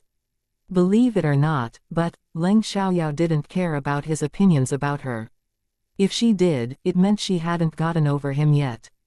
Unfortunately, she wasn't affected by his anger at all. She made fun of them simply because she harbored a grudge against them. Chapter 3012, I agree. But what? Leng Yuki asked. But I still wanted to make fun of you, because I hate you. Leng Xiaoyao said, then she put on a bad smile. The next second, she started the yacht and swayed its tail, sending a stream of seawater at them again. Chu Jianan and Leng Yuki were hit by the water again, and their yacht heavily shook for a while. They were extremely mad since they almost got thrown into the sea. Leng Xiaoyao, how dare you? Chu Jianan angrily shouted. He couldn't wait to tear Leng Xiaoyao to pieces, but he didn't have that ability. So what? Leng Xiaoyao replied. She sounded very pleased, which filled Chu Jianan and Leng Yuki with fury. Leng Xiaoyao, you should stop. Leng Yuki criticized, feeling like crying. What can you do then? Leng Xiaoyao said. Without delay, she did the same thing once more and another stream of sea water hit them. This time, the sea water was too much and directly turned their yacht upside down. As a result, Leng Yuki and Chu Jianan fell into the sea. Luckily, they were wearing life jackets, so they were safe even though they fell into the sea. Oh, you fell down. How weak you are. Leng Xiaoyao laughed at them, while Leng Yuki and Chu Jianan were furious. The three men who were focusing on Leng Xiaoyao watched everything clearly, and were shocked by her behavior. She's really bold. Isn't she afraid they'll die? They're wearing life jackets. Nothing will happen. I'm just curious about the reason why she did that. She must have a grudge against them. Otherwise she wouldn't have made things difficult for them. As the man her boyfriend. I agree. If so, they deserve it. But it's amazing when she swayed the tail of the yacht. Right, she's very skilled. Chu Jianan and Leng Yuki didn't stabilize themselves until they struggled several times. They were wearing life jackets, so they wouldn't sink. But they were still frightened after falling into the ocean. No. Leng Yuki burst into tears in horror. She couldn't care less about her image right now. After all, she was only a 17-year-old girl, so she couldn't bear so much stress. Leng Yuki looked pitiful, but Leng Xiaoyao had no sympathy for her. Chu Jianan wanted to sympathize with her, but he was in no mood right now. Glaring at Leng Xiaoyao, he was full of hatred. Standing on her yacht, Leng Xiaoyao looked down her nose at them in the water. She had no intention of helping them and even laughed at them. Look at you now, a couple in the water. You're indeed a perfect match. Leng Xiaoyao. Being humiliated by Leng Xiaoyao, both Leng Yuki and Chu Jianan were mad, but they couldn't argue against her. What? Leng Xiaoyao asked. Leng Xiaoyao, I promise I'll get you back. Chu Jianan threatened. Great, but don't keep me waiting. Do keep your word. I'll disdain you if you don't do what you just said. Leng Xiaoyao provoked him. Chu Jianan was struck dumb, and didn't know what to say. He dared to do that, but there was a price. If he was going to pay Leng Xiaoyao back, he must be careful and couldn't let her get anything on him, otherwise he would be in trouble. After Chu Jianan and Leng Yuki fell into the water, the staff soon saw them and swam towards them at once. However, they didn't see how Chu Jianan and Leng Yuki fell into the water. Seeing them coming over, Leng Xiaoyao immediately drove away. She only wanted to make fun of Chu Jianan and Leng Yuki, and she wouldn't kill them, so there was no need for her to stop the staff from rescuing them. However, before she left, Leng Xiaoyao scared them. Chu Jianan, Leng Yuki, it's just the beginning. Be prepared to face what will happen to you. Enjoy. Once she finished, Leng Xiaoyao was gone, but Chu Jianan and Leng Yuki trembled in horror and anger. It was true that they were scared of Leng Xiaoyao right now, because she suddenly became strong. She sprayed seawater at them and even made them fall into the sea. There was nothing she didn't dare to do. If they didn't want to be hurt by Leng Xiaoyao again, they had to do something before she did. However, Chu Jianan wouldn't do that right away. He still wanted to see the result of Fang Haoming scheming against Leng Xiaoyao. If Fang Haoming succeeded, he wouldn't need to do anything, in case he was exposed. If Fang Haoming failed, he needed to see the price of paying Leng Xiaoyao back. After Leng Xiaoyao was far away, the three men surrounded her and asked curiously, Hey, why did you do that? Do you have a grudge against them? Or is the man your boyfriend? I have a grudge against them. Leng Xiaoyao answered. Anyway, I have to say the way you swayed the tail of the yacht is really amazing. It's perfect. The man complimented. I know. Leng Xiaoyao replied. She didn't bother to be modest, which surprised the three men, but they somehow had a good impression of her. Enjoy yourselves. I need to go now, Leng Xiaoyao said, then she ignored them and quickly sailed away. Nevertheless, the three men weren't displeased. They only felt that skilled people all had a personality quirk. Leng Xiaoyao directly returned to the shore and gave the yacht back. It was enough that she had sailed for 2 hours. After that, she decided to try bungee jumping, but her phone rang suddenly and the caller was Leng Yecheng. What's up, uncle? Leng Xiaoyao asked. Yao Yao, the stock you told me to buy is losing value, Leng Yecheng said. He was a little impatient. Although Leng Xiaoyao had told him to listen to her, he was anxious when the stock was declining. It's fine. There is no need to pay attention to that. Just hold it for a while longer, Leng Xiaoyao said. Fine. Leng Yecheng sighed. Right. When Leng Yecheng was about to hang up, a boom suddenly sounded, followed by sounds of broken glasses and Leng Yecheng's moan of pain. Leng Xiaoyao was immediately scared. It was obviously a car accident. She wondered whether Leng Yecheng was injured. Chapter 3013, Leng Yecheng encounters a car accident. Uncle, are you all right? Leng Xiaoyao asked hurriedly. At the same time, she turned and ran towards the exit. Whether Leng Yecheng was fine or not, she needed to see him as soon as possible. I'm fine, Leng Yecheng answered with difficulty. How is that possible? What happened? Leng Xiaoyao asked seriously. She didn't believe that Leng Yecheng was fine, because she clearly heard his car being hit heavily. There was a car accident, but I'm fine. I just knocked my head, Leng Yecheng explained. He understood that he couldn't fool Leng Xiaoyao, so he gave an explanation, but he wasn't honest. In fact, his injuries were much more serious than he said. He didn't just knock his head, his lap was also compressed seriously. Upon hearing that, Leng Xiaoyao was nervous and asked, "Where are you right now?" It was too late to rescue Leng Yecheng, but she needed to know where he was. "I'm at Peijiang Road," Leng Yecheng said. "Great, call me once the ambulance arrives. Tell me which hospital you're going to." "All right," Leng Xiaoyao said. "Sure," Leng Yecheng answered. At this time, Leng Xiaoyao ran to the roadside, but didn't see a taxi, which filled her with even more anxiety. This place was far from Peijiang Road, so it was impossible for her to run there. At this moment, Leng Xiaoyao felt it was honestly inconvenient that she didn't have a car. All of a sudden, Leng Xiaoyao saw a familiar far in the distance. It was Li Mochen's car. Without hesitation, Leng Xiaoyao waved her hand at it. Li Mochen's chauffeur didn't know Leng Xiaoyao, so he ignored her when she waved at them. "Why do girls nowadays randomly flag down cars?" he complained. Li Mochen, who lowered his head subconsciously, raised it and gave a glance.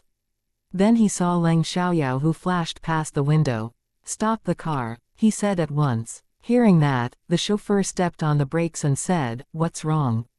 "Open the car door," Li Mochen demanded. "Yes, sir." The chauffeur obeyed his order at once. Li Mochen didn't answer his question, so he didn't dare to ask again. Leng Xiaoyao was actually mad that Li Mochen's car didn't stop, but she immediately rushed to open the back door when it stopped, then she got inside. She did it really quickly, which surprised the chauffeur. When the chauffeur wanted to snap at her, Li Mochen opened his mouth first. "Miss Leng, where do you want to go?" "I'm going to Peijiang Road, please. I can't find a taxi and my uncle encountered a car accident there," Leng Xiaoyao explained. "To Peijiang Road," Li Mochen said to the chauffeur. "Yes, sir." The chauffeur saw that they knew each other, so he said nothing further and quickly drove the car. "Peijiang Road is far away. After you arrive, your uncle should have already been sent to the hospital," Li Mochen said. "To the direction of it, please. When my uncle tells me which hospital he's being sent to, we can go to the hospital then." "Oh, are you busy now? If you are, you can let me down at a place where I can take a taxi." "If," Leng Xiaoyao said. "I'm not busy. I can send you there," Li Mochen answered. Hearing that, the chauffeur rolled his eyes. He wasn't busy. How was that possible? They were on their way to get on a plane. However, the chauffeur wouldn't say anything since Li Mochen said that. "Thank you so much, Mr. Li." Leng Xiaoyao thanked him. Afterwards, they said nothing and it became quiet in the car, but the atmosphere was relaxing. Li Mochen was always aloof. No matter whom he was with, he wouldn't feel uneasy. Only other people would be nervous when they were with him. They might also feel embarrassed. Because Li Mochen's aura was too powerful, even though he sat there quietly, other people would still feel stressed, but Leng Xiaoyao felt nothing. She had seen countless powerful people before, like her father, her mother, her grandfather, and many other senior officials in the government. Except for in front of Leng Xiaoting, she had never felt stressed before powerful people. However, she had to admit that Li Mochen and her father were alike, whether inside or outside. Li Mochen looked cold on the surface, but he was actually warm-hearted. Otherwise he wouldn't be tolerant and be willing to take responsibility after having sex with her by accident. Although there was no love, it was very good to have such a reliable partner. Leng Xiaoyao was very familiar with Li Mochen, so she didn't feel uneasy, and was instead at ease. 10 minutes after Leng Xiaoyao had a call with Leng Yecheng called her again. Leng Xiaoyao answered it immediately. "Yao, we're being sent to the number 3 hospital," Leng Yecheng said. "Great, I'm on my way," Leng Xiaoyao replied, then hung up. When she was about to tell Li Mochen, he said to the chauffeur, "To the number 3 hospital," since he had heard their conversation. "No problem," the chauffeur replied, but he was astonished by Li Mochen's actions. He agreed to give the girl a ride to Peijiang Road and even gave him an order before the girl opened her mouth. He had never seen him treat anyone else like this before. If this girl was a great beauty, he could understand, but this girl, he didn't disdain Leng Xiaoyao, but he was curious to know why Li Mochen suddenly became so considerate. Honestly, even if this girl was a beauty, he didn't think Li Mochen would cherish her. After all, there were countless beautiful women in Li Mochen's circle. He had never treated any of them specially. Perhaps this girl was family of one of Li Mochen's friends. Thanks. Leng Xiaoyao thanked him. My pleasure. Li Mochen replied. Afterwards, it was quiet again, but Leng Xiaoyao felt it wasn't easy to meet Li Mochen, so she wanted to make full use of the time by chatting with him. Therefore, Leng Xiaoyao asked Li Mochen, Mr. Li, where are you from? The capital city, Li Mochen replied. I'm sure you must be suspicious of me, Mr. Li. After all, we've met a few times on the street, and I paid special attention to you, Leng Xiaoyao said. Leng Xiaoyao understood that it would definitely arouse his suspicions, but it was unavoidable. So in order to not leave a bad impression on him, she felt it was necessary to explain. Chapter 3014, It's Crazy. Hearing Leng Xiaoyao's words, Li Mochen was slightly alert, but he looked calm on the surface. Why? Because I've dreamed of you many times. Would you believe that? Leng Xiaoyao said. It sounded as if she was flirting with Li Mochen. The chauffeur had that thought, even though Leng Xiaoyao looked and spoke seriously. Therefore, he immediately had a bad impression of her, but Li Mochen somehow felt Leng Xiaoyao wasn't joking. However, he didn't believe it right away. After all, Leng Xiaoyao wasn't an ordinary girl. It should be easy for her to disguise herself. Oh, what happened in the dream? Li Mochen asked. If it was fake, he wanted to know how Leng Xiaoyao would make it up. If it was real, he wanted to know what Leng Xiaoyao had dreamed of. I always have the same dream these days. In the dream, I attend a party and meet an injured man. The man seems crazy and attacks me repeatedly. When I saw you for the first time, I felt you were similar to that man, so I focused on you to make sure whether you were really the same, Leng Xiaoyao said. She didn't tell the whole story. After all, it was a story that happened in the previous incarnation. It sounded ridiculous, but both Li Mochen and the chauffeur were slightly scared by the description that the injured man seemed crazy. Li Mochen had a hidden illness. When he had a relapse, he would lose his reason and totally lose control of himself. How did Leng Xiaoyao know that? Did she really dream of it? Or did she know something secret? Li Mochen and the chauffeur instantly became alert and became even more suspicious of Leng Xiaoyao. Leng Xiaoyao felt it. Suddenly, she didn't know whether it had been a good decision to say that. Anyway, she already said it aloud, so she had to continue. Mr. Li, are you suspicious that I might harm you? Leng Xiaoyao asked, but she was very certain of it. Mr. Li, I think it should be very easy for you to collect my information. No matter how well a person hides, there should be clues, right? If you're really suspicious of me, you can do an investigation. In fact, Leng Xiaoyao guessed that Li Mochen must have already conducted an investigation about her early on, so she said straightforwardly, if you do an investigation, you'll discover that I've made a big change. I'm totally different now. As for the reason, I feel it's quite unbelievable myself. The Saturday before last week, my fiancé pushed me and I passed out. After I woke up, I found my brain was different. No matter what I learned, I could quickly remember it. I also had a good comprehension too. To be honest, I even have a photographic memory now. I can remember things that I've only seen a few times. If you don't believe me, you can test me. Hearing Leng Xiaoyao's explanation, the chauffeur felt it was completely ridiculous.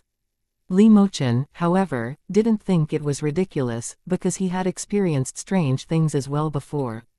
Therefore, it could happen in his opinion, but that didn't mean he would believe every word Leng Xiaoyao said. Miss Leng, can you make great improvement in Kung Fu within 2 weeks too? Li Mochen asked. He was doubtful. Leng Xiaoyao wasn't as good as him at martial arts, but there wasn't a huge gap. He had spent 20 years in practice, so it was impossible for Leng Xiaoyao to become so skilled within a short time no matter how talented she was. However, if Leng Xiaoyao had magical experience, it would be another thing. Mr. Li, you should have noticed that I fight in a traditional way. Ever since I was little, I had great interest in wuxia shows. When I found I had a good memory, I remembered all the movements. Because I'm a quick learner, I quickly become a master, Leng Xiaoyao said. When Leng Xiaoyao said that she became a master by accident, the chauffeur felt like laughing. He didn't see Leng Xiaoyao's competition with Li Mochen, so he felt she was naive. Did she know what a master was? Did she think she was a master after she learned some skills? Although he had that thought, he said nothing. However, Li Mochen had competed with Leng Xiaoyao, so he was aware of her abilities. Therefore, he admitted that she was a master. I know it sounds ridiculous to you, but you can verify it easily. Well, you and I are merely acquaintances, so I shouldn't care how you think of me, but I always trust my instinct. I have always felt that we might have a close relationship in the future, so I felt it was necessary to explain something to you, Leng Xiaoyao said sincerely. However, it was still not very convincing. At most, Li Mochen half believed it. Leng Xiaoyao indeed fought traditionally, but that wasn't a persuasive reason. And Leng Xiaoyao also said that she felt they would have a close relationship in the future. Was it just her instinct, or did she want to form a close relationship with him? The chauffeur couldn't stand it any longer, so he interrupted. I'm sorry, but it's really ridiculous. Miss, although you look serious, do you think anyone would believe that? Please forgive me for being straightforward. You said you have a feeling that you'll have a close relationship with my boss. Is it just your feeling, or do you want to form a close relationship with my boss? Questioned by the chauffeur, Leng Xiaoyao wasn't mad, because she was destined to have a close relationship with Li Mochen, whether she was willing to do so or not, since she was going to help him out, but she couldn't say that now. Chapter 3015, Isn't it serious enough? If you're suspicious of me, you won't believe me no matter what I say. So, only time can prove it. Leng Xiaoyao said, actually, I planned to relieve Mr. Li's suspicions, but now it seems that my explanation has only made it worse. Anyway, I honestly have no intention of harming you. But Mr. Li, you better be more careful. I can foresee the future in my dreams. Hearing that, they wondered whether Leng Xiaoyao caused Li Mochen to be injured. If there was a connection, why did she remind him to be careful? It was possible that Leng Xiaoyao did that for a purpose. Perhaps she wanted to win Li Mochen's trust, but Li Mochen was less suspicious of Leng Xiaoyao, because he indeed needed to do a very dangerous task these days. He hadn't told anyone about it yet, and he didn't know the destination. He wasn't even sure where he was going. Therefore, it was impossible for Leng Xiaoyao to know beforehand. In that case, Leng Xiaoyao might really have special abilities, and her words might be true. However, he still remained doubtful, so he didn't reply to her. Leng Xiaoyao said nothing further. After they arrived at the hospital, she got out of the car and thanked Li Mochen, before hurriedly leaving. Boss, I think there must be something wrong with this girl. She might have bad intentions, the chauffeur said. All right, we still have time. Let's go to the airport now, Li Mochen said. He didn't want to talk about Leng Xiaoyao. Yes, sir. The chauffeur answered, then immediately drove to the airport. He didn't bother to say more about Leng Xiaoyao, because Li Mochen could deal with it. After Leng Xiaoyao got out of the car, she took out her phone and called Leng Yecheng at once. She asked him where he was right now. At this time, Leng Yecheng was treating his wound in the emergency room, so Leng Xiaoyao directly ran there. Leng Yecheng wasn't seriously injured, but his injuries weren't minor either. He didn't need to have an operation.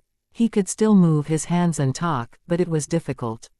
He was still a little dizzy now, but he did his best to stay awake, so that he wouldn't pass out. His right leg was also broken. He had it in a cast, but he had to use a wheelchair for the next month. On the other hand, Leng Yecheng's secretary, Chen Yushi, was seriously injured. He had a concussion after the crash and was in a coma now. Both of his legs had been injured. Although his legs weren't dislocated or broken, his left leg was injured by pieces of broken glass. When Leng Xiaoyao saw Leng Yecheng, she felt like crying. Doctor, how's my uncle's condition? She asked the doctor at once. The doctor introduced Leng Yecheng's condition to Leng Xiaoyao. Hearing that Leng Yecheng wasn't seriously injured, she was relieved. All right, don't be sad. I'm fine. Leng Yecheng comforted Leng Xiaoyao when he saw that she looked so upset. You're fine. You hit your head, and your leg is broken. Isn't that serious enough? Do you think it's serious only when you have been handicapped? Leng Xiaoyao was mad. She cared about Leng Yecheng a lot, so she wouldn't allow him to take it lightly. Leng Yecheng didn't feel embarrassed or mad after being lectured by Leng Xiaoyao. Instead, he felt very touched. All right, don't be mad. No one wanted the accident to happen. I had good luck and survived this time, Leng Yecheng said. Did you tell Grandpa? Leng Xiaoyao asked. Not yet, I didn't want to worry him, so I haven't told him yet, Leng Yecheng said. Were you alone or was there anyone else with you? Leng Xiaoyao asked. Secretary Chen was with me, but he's seriously injured. He has a relatively serious concussion and is still in a coma now. Both of his legs were compressed. His left leg was also injured by pieces of broken glass. Luckily, his life is safe, Leng Yecheng said. Speaking of Chen Yushi, he was really sad. The wound has been treated. You can go to the ward now, the doctor announced. Afterwards, Leng Xiaoyao followed Leng Yecheng to the ward. Leng Yecheng stayed in a single room, because he needed quiet. Chen Yuchi's ward was right next to his, and it was also a single room. There was an attendant in the ward, so Leng Yecheng didn't inform Chen Yuchi's family immediately. Most importantly, he just went to deal with his wound, so he decided to do it after he finished and returned to the ward. Uncle, tell me how the accident happened, Leng Xiaoyao said. She didn't think it was an accident, so she wanted to conduct an investigation. A truck was out of control and hit us, then we hit the back of the big car in front of us, Leng Yecheng said. And, what did the truck driver say? Leng Xiaoyao asked. He said that he had been driving for a long time, so he was exhausted. He didn't know how it happened. He had a good attitude and agreed to pay the compensation, Leng Yecheng said. Do you know his basic information, like his name, age, height, place of birth, and his license plate? Leng Xiaoyao asked. Leng Yecheng didn't think further about it and answered. His name is Zhang Jinhua. He's about 40 years old, slightly taller than 1.7 meters, about 75 kilograms. He said he's from County Yanhua. His license plate is XXXXX. Uncle, do you think it was an accident? Leng Xiaoyao asked. Hearing that, Leng Yecheng was surprised and asked, do you mean it's not? At the beginning, he didn't think much about it, but now he felt it might have been a scheme. They didn't have a delusional disorder, but sometimes they had to be careful. After all, they were in a special situation right now. It's just my suspicion, but we need to do an investigation. If it's an accident, you had bad luck. If not, we must pay the mastermind back, Leng Xiaoyao said aggressively. Even Leng Yecheng was frightened by her power. His niece suddenly became so powerful that he could barely take the pressure, but she looked very cool. Chapter 3016, Wait and See. Although his abilities were limited, he never hesitated to pay his enemies back. Therefore, if this car crash was really a scheme, he would definitely injure the mastermind as well.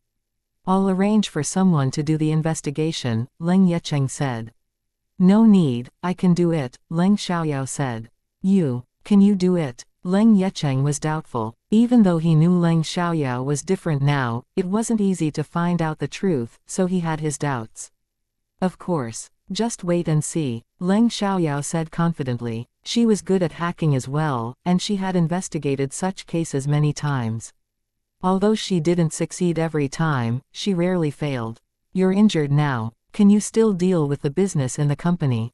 Leng Xiaoyao asked. Hearing that, Leng Yecheng was upset and said resignedly, I'm afraid it'll be delayed. I need to talk about a business deal the day after tomorrow. I can still do that, but Secretary Chen might not be able to show up. I need his cooperation. If so, I can go. With you. I can do Secretary Chen's job. You only need to tell me how Secretary Chen would cooperate with you and I'll make it clear during the night. Leng Xiaoyao said, if this car crash was a scheme, it must have something to do with this business deal. Therefore, I must go with you. Leng Yecheng subconsciously wanted to decline, because he felt it was too difficult for Leng Xiaoyao to completely understand Secretary Chen's job within a day, but the last sentence of what she said persuaded him. If this car crash was a scheme, it must have something to do with the business deal. Leng Xiaoyao was skilled at martial arts, so she could protect him if she went with him. Secretary Chen's job is complicated. Can you really do his job? Leng Yecheng asked with concern. After all, it was a very important business deal, and he didn't want to make any mistakes. You'll know whether I can do it. Leng Xiaoyao said, you should know I used to be a terrible student, but I became excellent at studying recently. The result of the monthly test will be out tomorrow. After you see my rank, you'll definitely believe that I've completely changed. If I can improve my score within a short time, can't I learn about the project during the night? I know business and studying are two different things, but I have confidence in myself. You can let me go with you after making sure of my abilities. Hearing that, Leng Yecheng was astonished. You suddenly became excellent at studying. Yes, Leng Xiaoyao replied. What score will you get this time? Leng Yecheng asked. If nothing unexpected happens, I can rank among the top 10, Leng Xiaoyao said. Leng Yecheng was shocked and couldn't believe his ears. Are you sure? Of course, Leng Xiaoyao said confidently. Leng Yecheng was too shocked to process the news. Great, I'll send the files to you later. You can read it at home. I'll leave the hospital and come back tomorrow night. At that time, I'll test you, Leng Yecheng announced. Although Leng Yecheng and his secretary had a car crash, he still kept the files with him because it was very important. If the files were lost, it would cause serious trouble. I'll go to school tomorrow morning. I need to ask for leave for the next 2 days. I won't go to classes again until this is done, Leng Xiaoyao said. Is that a good choice? Leng Yecheng asked. If Leng Xiaoyao was absent from class because of him, he would feel guilty. Of course, given my level now, it isn't a big deal if I'm absent from class for a few days. Anyway, my score will be as high as usual. I used to be absent from classes very often, and you said nothing. Why are you worried about it now? Anyway, I've made my decision. It's useless no matter what you say now, Leng Xiaoyao said adamantly. Fine. Since Leng Xiaoyao said that, Leng Yecheng didn't say anything else, because it was meaningless. I don't think we can keep this a secret from Grandpa. Why don't you tell him first? Secretary Chen's family should also know his condition. After that, you can pay a reliable person to take care of you. I need to go out for a while now. I'll come and see you later. You can have the files, Leng Xiaoyao said. Great. Leng Yecheng answered, then Leng Xiaoyao left. After walking out of the hospital, Leng Xiaoyao took a taxi to the herb store she had visited that morning. She planned to buy some herbs to help Leng Yecheng and Chen Yushi with their recovery. Then Leng Xiaoyao directly asked an employee to boil and prepare the medicine for her, and she would come and get it later. Without hesitation, Leng Xiaoyao took a taxi to a computer shop and bought a new laptop, before she returned to the herb store. She spent 1.5 hours on the road, and the medicine would only be done after another half an hour. Therefore, Leng Xiaoyao waited at the side, and collected information about the truck driver. According to the information Leng Yecheng told her, she quickly found the man. He was indeed called Zhang Jinhua. He was 42 years old, 1.73 meters tall. He was from County Yanhua, City Chong, and was a truck driver. The truck he drove belonged to himself. Given his information, there was nothing wrong with him, but that wasn't important. If there was anything wrong, it must be with Zhang Jinhua. After that, Leng Xiaoyao hacked into the surveillance cameras of Peijiang Road, then watched the route of the truck. Before long, she saw the video and found a problem after watching the car crash. The truck didn't go in front of Leng Yecheng's car until 4 minutes before the car crash happened. Then it moved ahead steadily and the big truck behind Leng Yecheng's car started approaching 3 minutes later. It didn't slow down when it came near, then it slipped a little and directly hit Leng Yecheng's car. It might be an accident, but Leng Xiaoyao didn't think it was so simple. Leng Xiaoyao repeatedly watched it, but the medicine was done before she found more clues, so she stopped and took the medicine to the hospital. When Leng Xiaoyao was gone, Leng Yecheng called Leng Chengyuan at once and told him what had just happened. Chapter 3017, Do You Trust Me? Upon hearing the news, Leng Chengyuan was so scared that he could barely stand steadily. Without delay, he ordered his chauffeur to drive him to the hospital to see Leng Yecheng. After that, Leng Yecheng called Chen Yuqi's family. When Chen Yuqi's family heard the news, they were also frightened and immediately rushed to the hospital. They didn't blame Leng Yecheng for it. Instead, before they knew the details, they even felt guilty because it was Chen Yuqi who was driving. At the hospital, after hearing the details, they felt much better, because they didn't owe Leng Yecheng much in that case. However, they were still heartbroken when they saw Chen Yuqi so seriously injured, lying unconscious in the bed. Leng Chengyuan had the same feeling. He was slightly relieved when he found out that Leng Yecheng wasn't seriously injured, but he was still sad. Leng Chengyuan didn't think it might be a scheme. He directly believed it was an accident, so Leng Yecheng said nothing. Leng Chengyuan was an old man, so he couldn't bear much bad news, so Leng Yecheng decided to handle it by himself with Leng Xiaoyao's help. That afternoon, Leng Yuqi and Chu Jianan were in no mood for more activities after falling into the sea. Therefore, when they returned to the shore, they rested for a short while, then directly went home. They didn't tell their parents about what Leng Xiaoyao had done to them, because they didn't want them to find out that they went on a date. Leng Xiaoyao went out for 4 hours, so it was already 10 p.m. when she returned to the hospital and Leng Chengyuan was gone. Leng Yecheng had slept for 2 hours and looked better after waking up. He didn't feel so dizzy now. Chen Yuqi's mother was taking care of him, and his other family members were back home. Unfortunately, he was still in a coma. After Leng Xiaoyao walked into Leng Yecheng's ward, Leng Yecheng saw the stuff in her hands. "What did you buy? Uncle, do you trust me?" Leng Xiaoyao asked in a serious tone. "Of course I trust you." Leng Yecheng answered seriously as well. "If I tell you that I can help you recover faster, would you believe me?" Leng Xiaoyao asked. Leng Yecheng was surprised and couldn't believe his ears. "Can you help me recover faster?" "Yes, but don't rush to doubt it. Let me massage your head first and you can feel it," Leng Xiaoyao said, then she put down the stuff in her hands and walked towards Leng Yecheng. She didn't take out the medicine right away. She would take the medicine out after she used her magical energy to make him feel better. In that case, he would trust her. Sure, Leng Yecheng agreed. He wanted to see what Leng Xiaoyao could do. Standing behind Leng Yecheng, Leng Xiaoyao covered his head with her palms, then massaged his head. At the same time, she released magical energy and poured it into Leng Yecheng's brain. Once the magical energy entered his brain, Leng Yecheng felt the pain being greatly relieved, so he was shocked. Gradually, he became clear-headed and wondered whether Leng Xiaoyao was doing magic. However, Leng Xiaoyao's magical energy couldn't completely heal Leng Yecheng's injury. He still needed a while to make a full recovery, but he was feeling much better after Leng Xiaoyao's treatment. "Jesus, did you do magic? I no longer felt the pain after you massaged me for a few minutes." Leng Yecheng exclaimed in surprise. "I can't tell you details, but you can trust me," Leng Xiaoyao said. Of course I trust you," Leng Yecheng said. If he still didn't believe it, he would be an idiot, but he was really curious.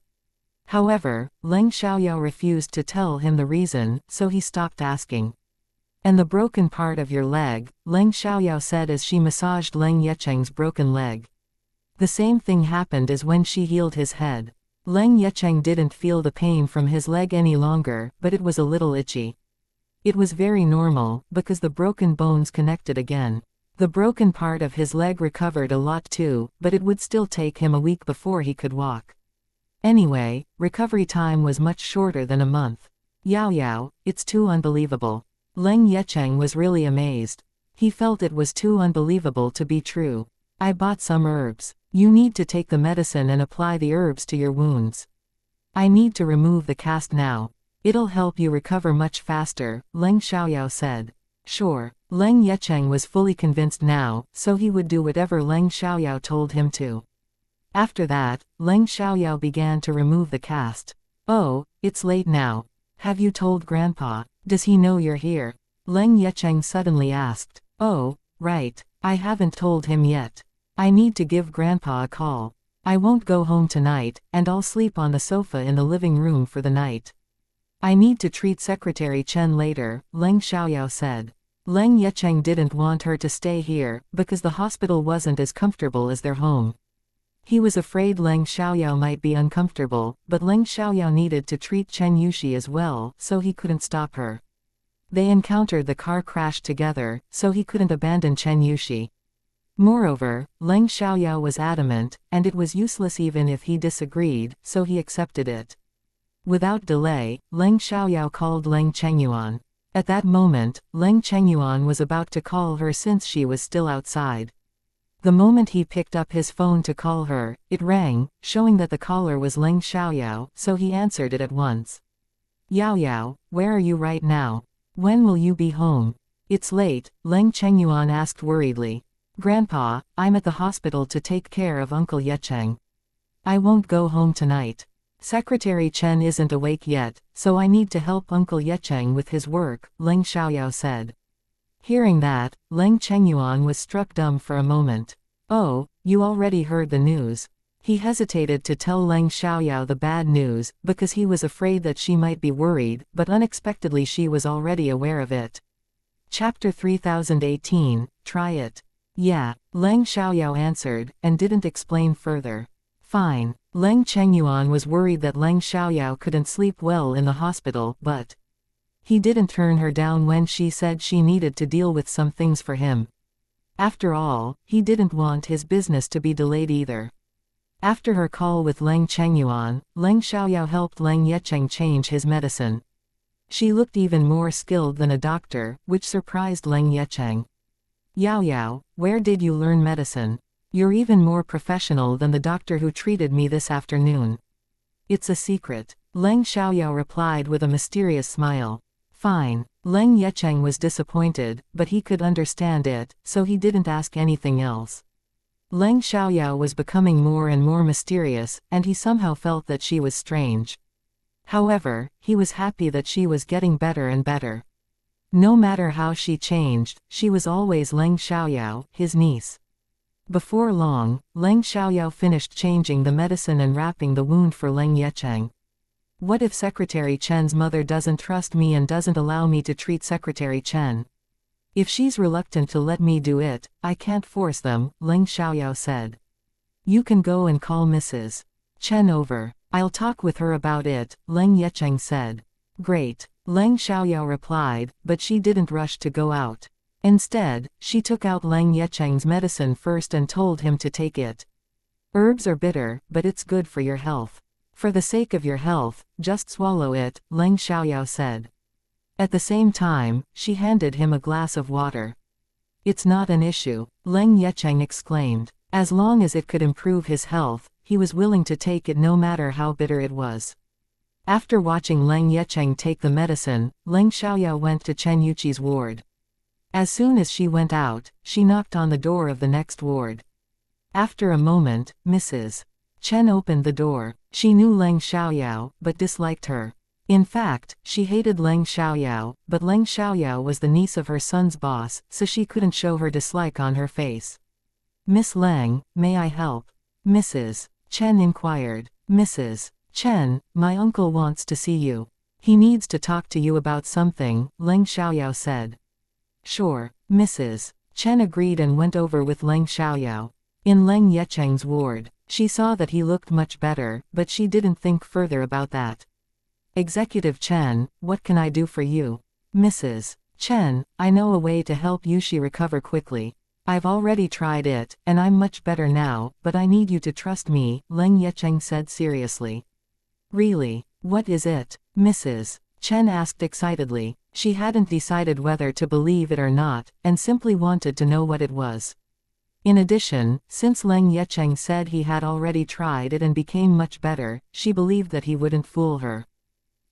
My niece, Yao Yao, can help us. She just treated me. As for the details, she can't tell us. I won't ask about it either, but it's really helpful. Mrs. Chen, haven't you noticed that I look much better now? Leng Yecheng said. Because Leng Yecheng understood that it was hard for other people to believe that Leng Xiaoyao had completely changed, he was afraid that Mrs. Chen might not be willing to trust them and try it. What? Mrs. Chen looked at Leng Xiaoyao in astonishment. She was aware that Leng Xiaoyao was a naughty, good-for-nothing. It was really unbelievable that she could treat patients now, but Leng Yecheng did look much better, and she noticed that as soon as she walked inside. She just didn't pay much attention to it. Now Leng Yecheng told her that, so she trusted him even though she didn't trust Leng Xiaoyao. Could Leng Xiaoyao really treat her son? At this time, Leng Xiaoyao said seriously, Mrs. Chen, I know it's hard for you to believe that I've completely changed. I honestly can't discuss why I'm good at medicine now, but I'm sure that I can help your son recover faster. It won't do me any good to lie to you. It'll only cause me trouble. Hearing that, Mrs. Chen didn't say anything, but sized Leng Xiaoyao up. She still couldn't believe it, but she couldn't deny that Leng Xiaoyao's words made sense. There was indeed no need for Leng Xiaoyao to lie to her. It wouldn't do her any good and would only cause her trouble. How will you do it? Mrs. Chen asked. Although Leng Yecheng just said that Leng Xiaoyao was unwilling to tell them any details, she was still curious about it. I need to massage Secretary Chen's wound first. Although it's just a massage, it's a secret method to heal the wound. It can help him wake up. After he wakes up, you can see whether he indeed feels better. Then you can decide whether to trust me and take the medicine I bought, Leng Xiaoyao explained. The massage was the key, because she needed to put magical energy into their bodies, but in Mrs. Chen's eyes, it was just a massage. It wouldn't hurt Chen Yushi, and the medicine was more important. Therefore, Mrs. Chen agreed. Sure, we can try it. After that, Leng Xiaoyao and Mrs. Chen returned to Chen Yuqi's ward where Leng Xiaoyao began to massage his head. Because Chen Yushi was in a coma, he felt nothing. After 7 minutes, Chen Yuqi's head was cured. Although it wasn't completely healed, it was enough for Chen Yushi to wake up. When Chen Yushi woke up, Mrs. Chen wasn't excited or happy, she was shocked. She was shocked that Leng Xiaoyao really had the ability to wake Chen Yushi up so quickly. Although Leng Xiaoyao said that she could help Chen Yushi wake up faster, Mrs.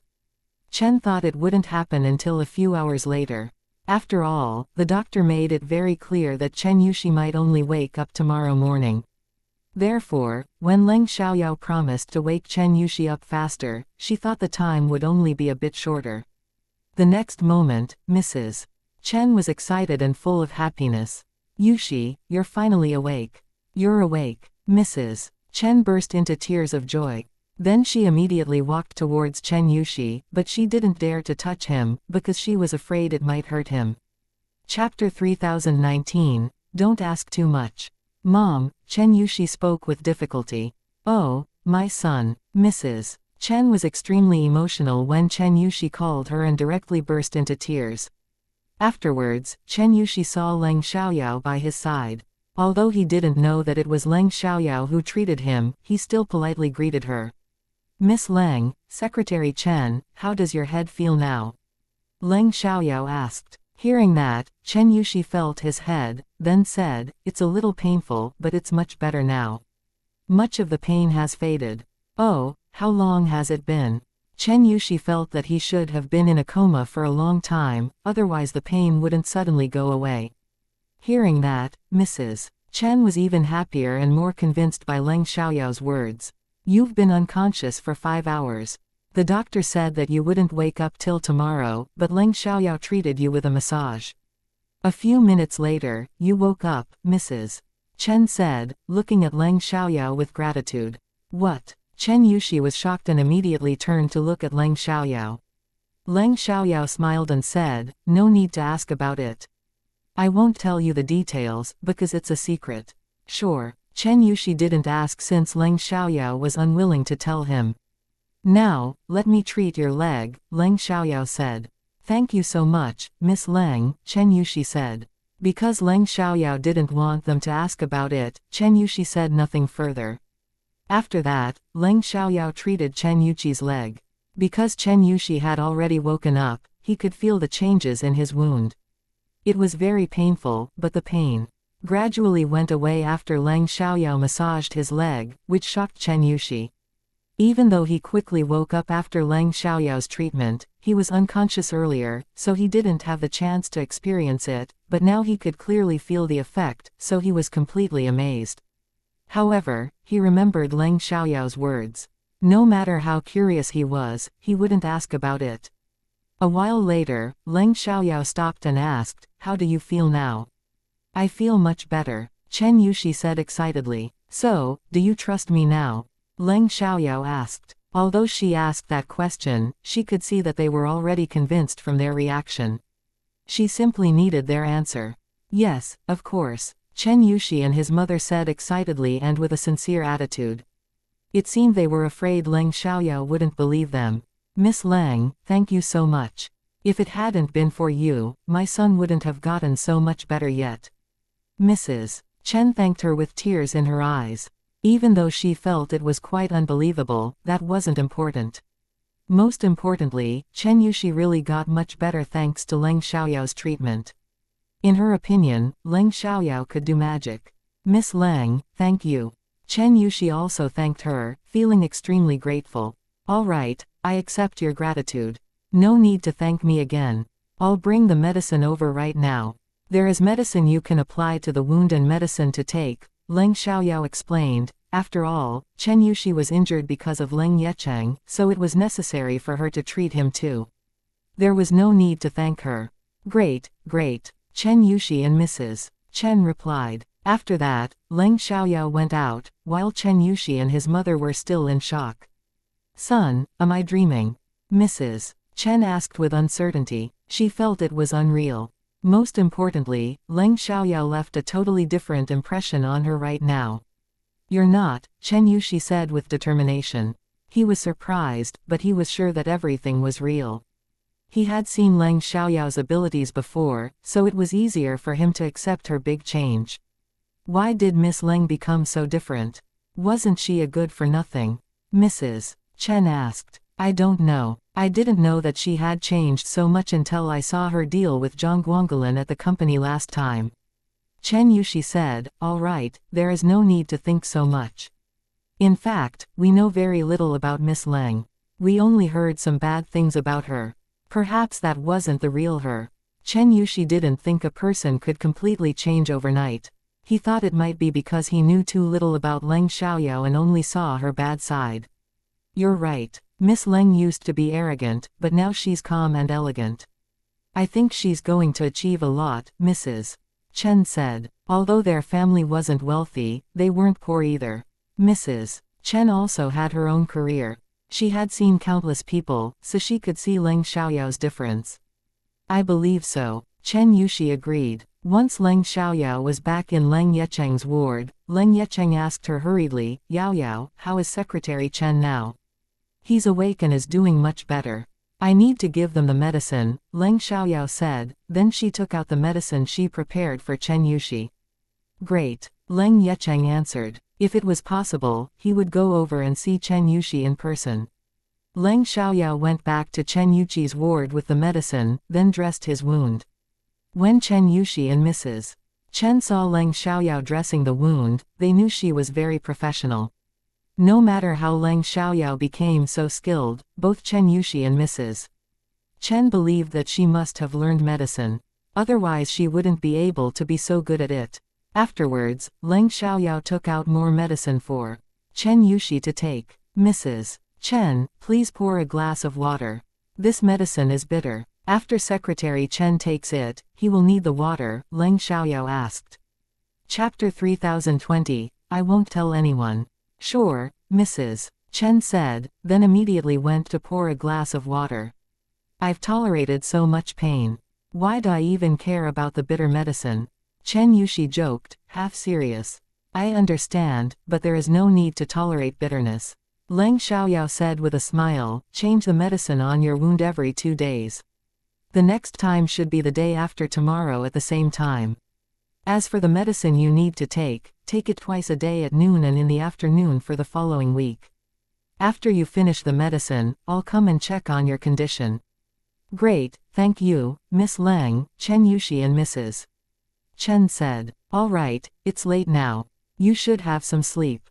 I won't leave tonight. I'll be staying in my uncle's ward.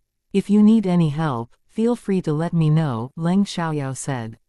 "Thanks," Chen Yushi and Mrs. Chen replied. After that, Leng Xiaoyao left. It was already 12 p.m. at this time, but she didn't go to bed right away. Instead, she continued to watch the surveillance videos.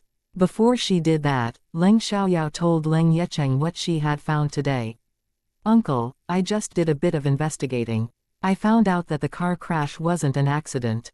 However, I haven't found out more information yet, so the investigation needs to continue," Leng Xiaoyao explained. What? It really was a scheme. Although Leng Yecheng also thought that it was likely to be a scheme, he was still surprised when Leng Xiaoyao told him the result. Moreover, Leng Xiaoyao already found it out. "How did you find out?" Leng Yecheng asked. "I hacked into the surveillance cameras along Peijiang Road," Leng Xiaoyao said. She was very honest with Leng Yecheng. Hearing that, Leng Yecheng was astonished. "You can hack? Yeah. Are you amazed? Now you should believe that I have some skills," Leng Xiaoyao said proudly. "It's indeed amazing, but when did you learn to hack?" Leng Yecheng asked. "It wasn't easy to master hacking. It's a secret." "All right, don't ask me about it. I won't tell anyone," Leng Xiaoyao said. Leng Yecheng remembered that Leng Xiaoyao didn't want them to ask too much about her abilities, so he stopped asking. "Fine, I won't ask again," Leng Yecheng conceded. "Have a good sleep. I'll stay in the living room. If you feel uncomfortable anywhere, just call me," Leng Xiaoyao said, then she picked up the files she needed to read. "I'll take these. It's late now. You should go to bed. Shouldn't you go to school tomorrow?" Leng Yecheng said. He was afraid that Leng Xiaoyao might not be able to get up and be energetic tomorrow. "It's fine. I don't want to sleep right now, and I can't fall asleep either. I need to watch the surveillance videos. I need to find out the truth as soon as possible, in case the mastermind does anything else. I don't want them to ruin the evidence," Leng Xiaoyao explained. Although the mastermind might not know that they had already found out that it was a scheme, it was possible that the mastermind would destroy the evidence. Fine. Leng Yecheng understood that he couldn't persuade Leng Xiaoyao, so he had to give in. Anyway, Leng Xiaoyao was right. If the mastermind destroyed the evidence, they wouldn't be able to take revenge. Therefore, it was better if they could find out the truth right away. "Thank you for your effort, Yao Yao." Leng Yecheng felt very guilty. He couldn't handle it well, and needed Leng Xiaoyao to help him. "Not at all. We're family after all. If you're in trouble, our family can't live a good life either," Leng Xiaoyao said. Leng Yecheng didn't know what to say. Leng Xiaoyao was right. They were family, so he shouldn't treat her as if they weren't close. After that, Leng Xiaoyao went out with the files. She had now become mature and outstanding, which pleased Leng Yecheng, but he was also worried. If his older brother and sister-in-law were still alive, they would be happy about Leng Xiaoyao's change. Leng Xiaoyao was so skilled now that she could live a good life on her own.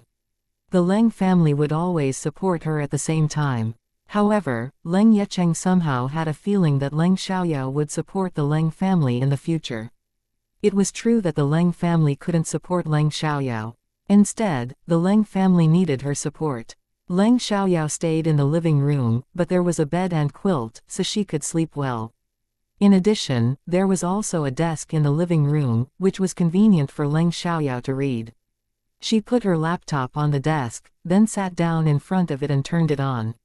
After turning on the laptop, Leng Xiaoyao didn't rush to watch the surveillance videos. Instead, she checked Zhang Jinhua's bank account and call records first to see whether he had a sudden transaction and who had contacted him recently. Even if there wasn't a sudden transaction, that didn't mean he wasn't guilty. Perhaps they made the deal in cash. Afterwards, she read the call records and verified which one of the numbers was her target. She had investigated for nearly half a day, but still didn't find any suspects. It could only prove that Zhang Jinhua didn't directly contact the mastermind. He might do it through a middleman. Therefore, it wasn't easy to find out the truth. As a result, Leng Xiaoyao turned to watch the surveillance videos to see who Zhang Jinhua had met.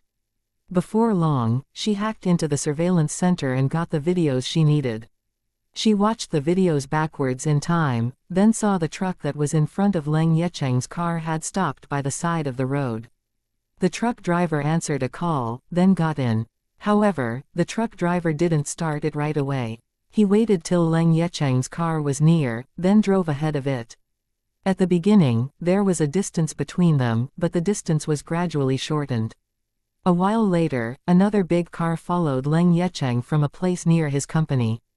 Zhang Jinhua also didn't start his car until after answering a call. Obviously, it was a scheme, otherwise they wouldn't do that at the same time. Leng Xiaoyao always believed that it was a scheme, so she wasn't surprised when she verified it. At this time, Leng Xiaoyao stopped watching surveillance videos, and turned to check the phone numbers in Zhang Jinhua's call records during the time in the video. After finding the number, she found out who the owner was. Chapter 3021, An All-Round Genius. The result was that the number which called the truck driver in front of Leng Yecheng was the same one that called Zhang Jinhua. Obviously, they were a group. Afterwards, Leng Xiaoyao needed to investigate this phone number. After her investigation, she found the person was a middleman, but he had contacted Zhang Guangulin the day before yesterday. After a series of investigations, Leng Xiaoyao finally figured out that it was Zhang Guangulin who turned to this middleman for help. And the middleman paid the truck driver to harm Leng Yecheng. In other words, the key person in this car crash was Zhang Guangulin, but Leng Xiaoyao didn't think he was the mastermind. There must be someone else behind his back. Who was it? Leng Xiaoyao guessed the person must be in the company Zhang Guangulin wanted to work for. Without delay, Leng Xiaoyao investigated Zhang Guangulin's call records. She then saw call records between Zhang Guangulin and a manager in another company. There were many people who had called Zhang Guangulin, so it wasn't enough to prove that he was guilty, but Leng Xiaoyao was extremely suspicious of them. She just needed to make sure of it by conducting a further investigation. After all, she only had clues now. After Leng Xiaoyao figured it out, it was already 3 a.m., but she didn't feel sleepy or tired. She was still full of energy. Anyway, she could stop investigating for the time being. All they needed to do next was to interrogate Zhang Guangulin. Leng Xiaoyao decided to do that on her own. After that, she took out the files and started reading. Leng Xiaoyao had learned about business from Ji Yuning and was talented. She had dealt with complicated cases before, so she easily and quickly remembered the designing project for Fenggelin Yuan. She spent 2 hours getting familiar with it, then slept for an hour before waking up at 6 a.m. At this time, Leng Yecheng was awake too. He immediately rang the bell because he needed to use the bathroom. Leng Xiaoyao was in the room, but she was a girl and his niece. It wasn't convenient for her to help him. After a male nurse came, he helped Leng Yecheng use the bathroom and left. Then Leng Xiaoyao went inside to see Leng Yecheng and told him what she had found out. "Uncle, I found out something, but I still need more time to get the final result." When Leng Xiaoyao told Leng Yecheng what she had found out, Leng Yecheng was stunned. He wasn't surprised that Zhang Guangulin might be guilty, because he was suspicious of him once he realized the car crash was a scheme, but he was shocked by Leng Xiaoyao's abilities.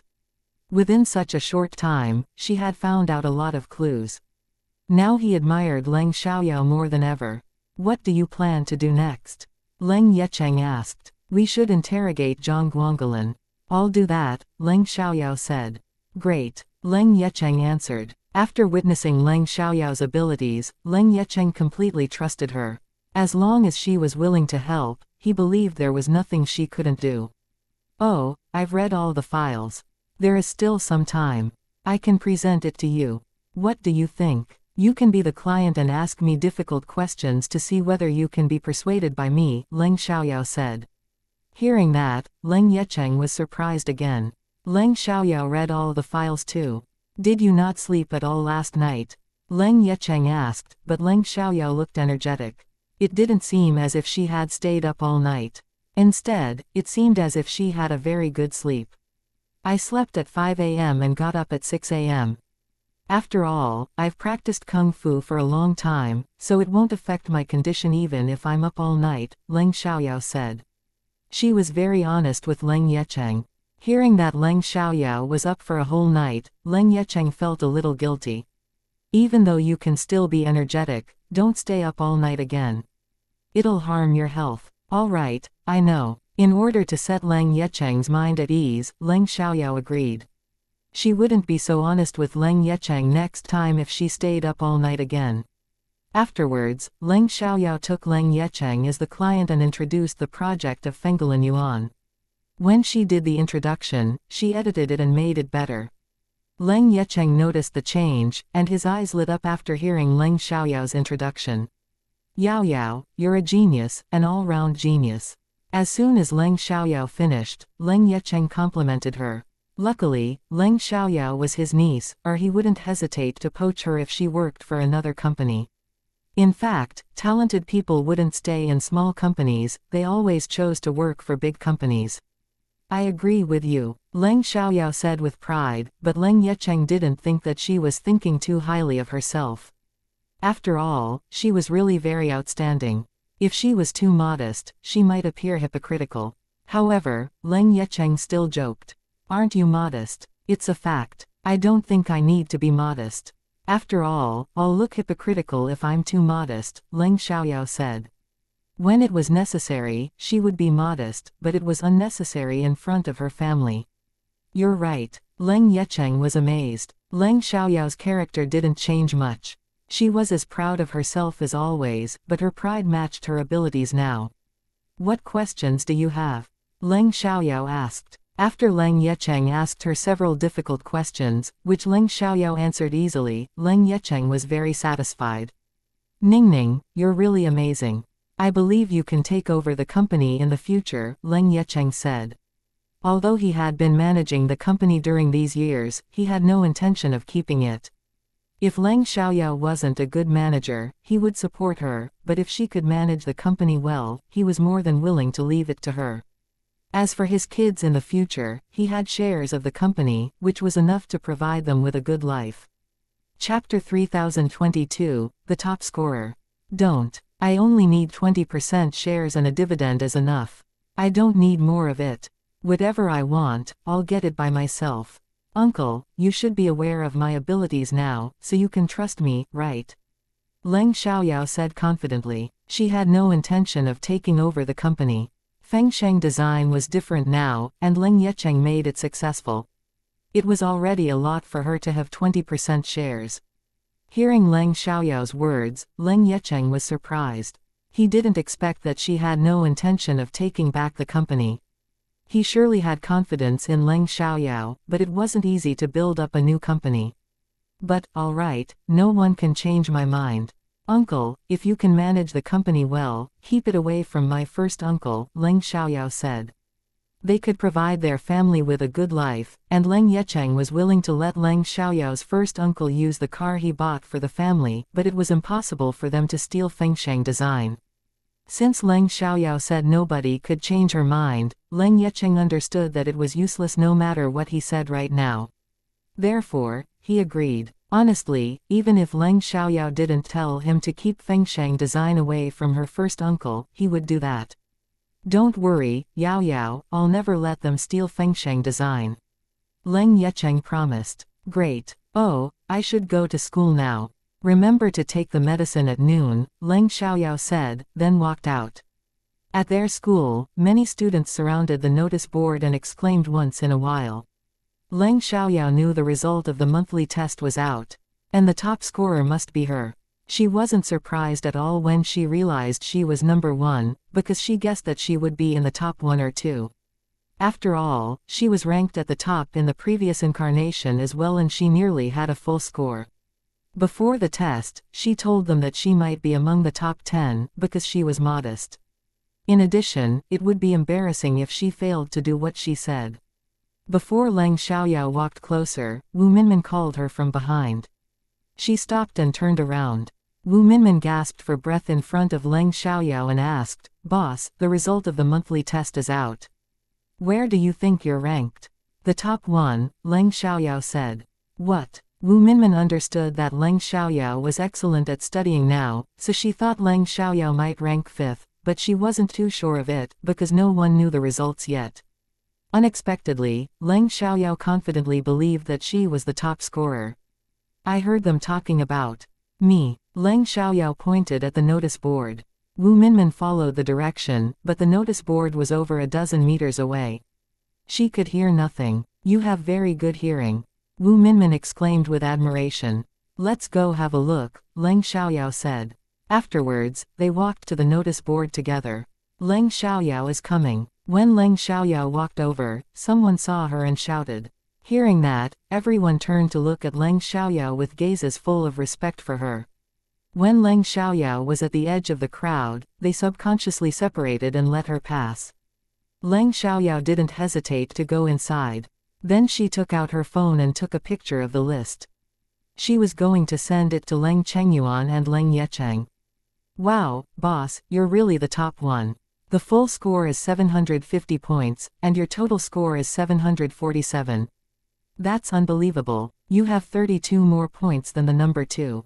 Wu Minmin exclaimed as soon as she saw Leng Xiaoyao's name on the top of the list. She was so excited that other people might think that she was the top one.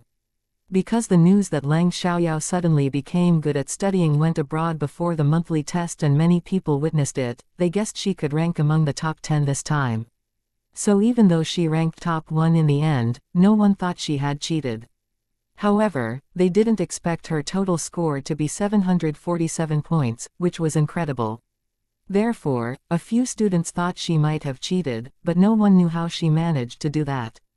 In fact, most of them were jealous of Leng Xiaoyao, so they attacked her. Everyone felt excited for Leng Xiaoyao, but Leng Xiaoyao didn't look surprised at all, which deeply impressed them. Leng Xiaoyao wasn't surprised, because she had confidence in herself and believed she could be the top one. However, everyone else was astonished because they didn't expect Leng Xiaoyao to be the top one. After taking a picture, Leng Xiaoyao didn't send it to Leng Chengyuan and Leng Yecheng right away because she saw An Chenmeng walking over. Therefore, she waited for her arrival. The moment An Chenmeng got out of the car, she directly ran towards the notice board. She was running over quickly because she wanted to know about Leng Xiaoyao's score. She didn't care about her own score, she only cared about Leng Xiaoyao's score right now. In fact, she ranked the same place every time, and there wouldn't be a big change, but Leng Xiaoyao was different. Although she didn't see Leng Xiaoyao's score yet, she was mentally prepared to be surpassed by Leng Xiaoyao. She only needed to verify it. When An Chenmeng arrived, she saw a vague smile on Leng Xiaoyao's face and was sure that Leng Xiaoyao won. Although most students had heard about the bet between An Chenmeng and Leng Xiaoyao, they said nothing in a tacit agreement as An Chenmeng walked over. They were afraid that she might be angered if they made a sound. When An Chenmeng saw the list, the first name at the top of it shocked her. What? Leng Xiaoyao was the number 1 and her total score was 747 points. An Chenmeng couldn't believe her eyes. She understood that it was highly likely for Leng Xiaoyao to surpass her, but she didn't expect Leng Xiaoyao to be number 1 with a total score of 747 points. Therefore, An Chenmeng stood there without a word from the shock. Chapter 3023, Impulsive. After days of hard studying, An Chenmeng ranked higher this time, going from 139th to 126th. Her total score was slightly more than 20 points higher too, and it was 608 points, but she was hardly comparable to Leng Xiaoyao. An Chenmeng, you lost, so don't bother our boss again, Wu Minmin said triumphantly. Hearing that, An Chenmeng turned to look at Leng Xiaoyao with reluctance.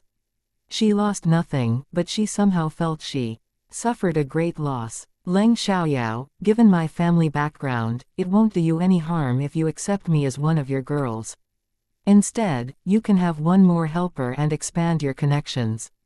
If you need anything in the future, I might be helpful. Why are you turning me down? An Chenmeng asked confusedly. It was rare to see a girl aiming to be another girl's lackey, especially when that girl was poorer. An Chenmeng's words aroused their curiosity. Why did Leng Xiaoyao turn such a rich heiress down? Wasn't it pleasant to order a richer girl to do things for her? You know your family is richer than mine.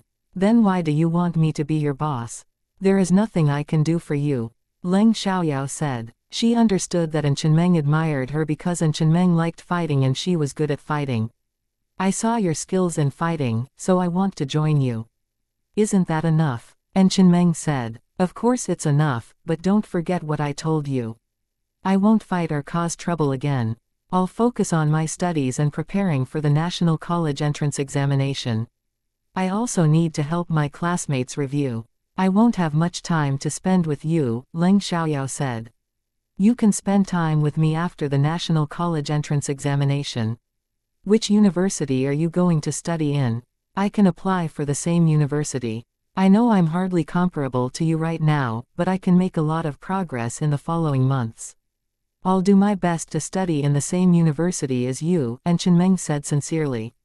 Hearing that, not only the other students were shocked, Leng Xiaoyao was too.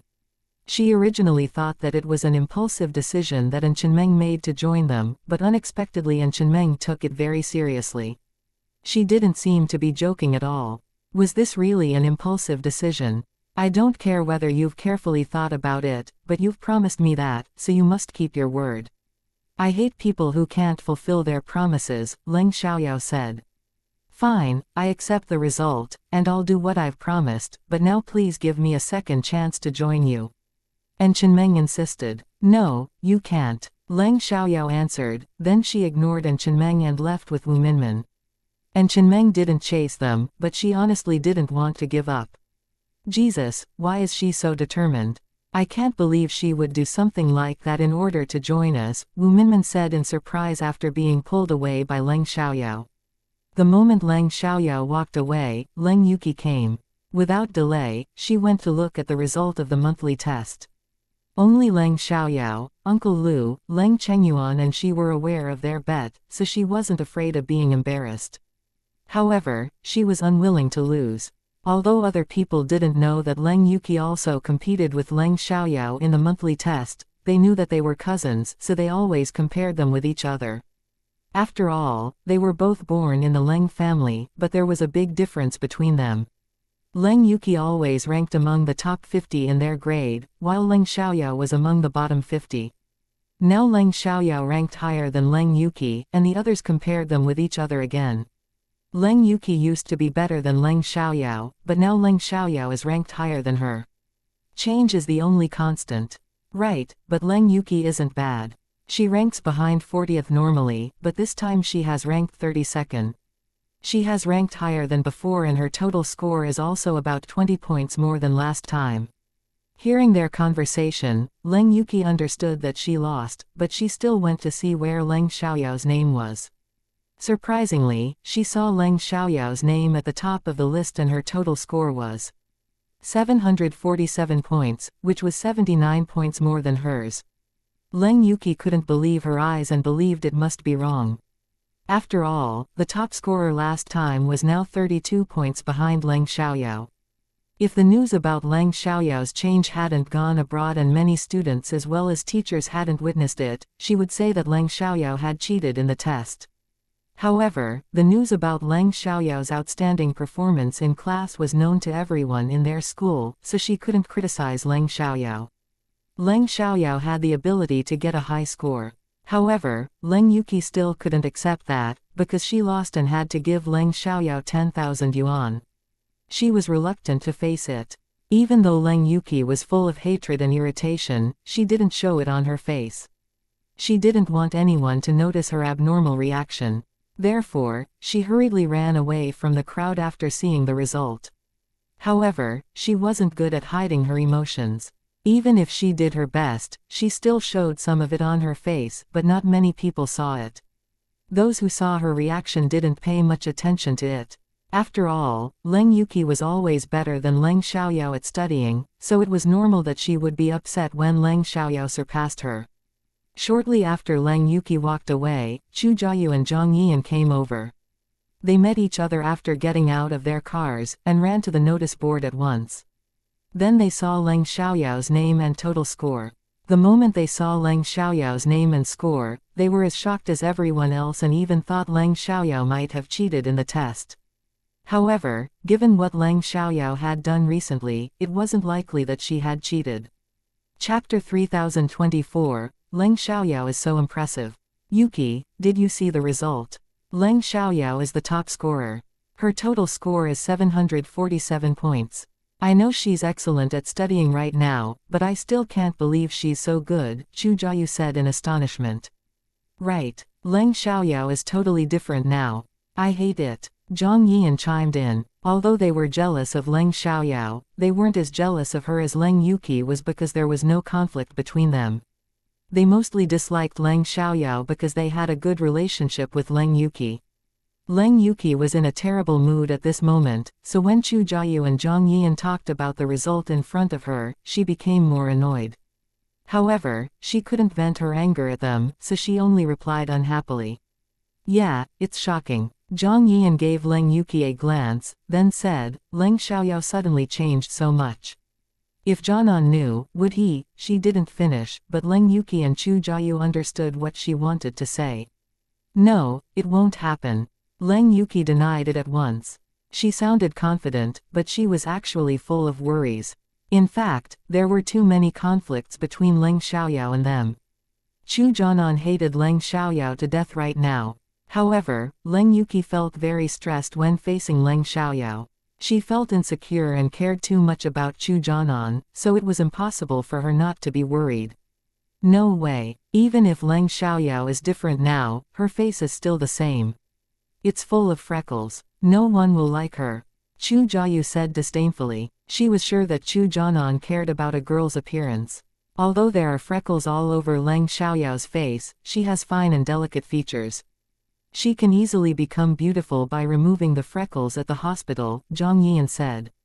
The moment she finished, she added to prevent Leng Yuqi getting mad at her. I don't really mean that. It's my older cousin who told me that. You know my older cousin is a makeup artist, so she's professional. Without surprise, Leng Yuqi was getting angrier, but she didn't blame Zhang Yian because she explained immediately. She also understood that Leng Xiaoyao had fine and delicate features. Leng Xiaoyao wasn't attractive now because of those freckles, but she could be much prettier without them.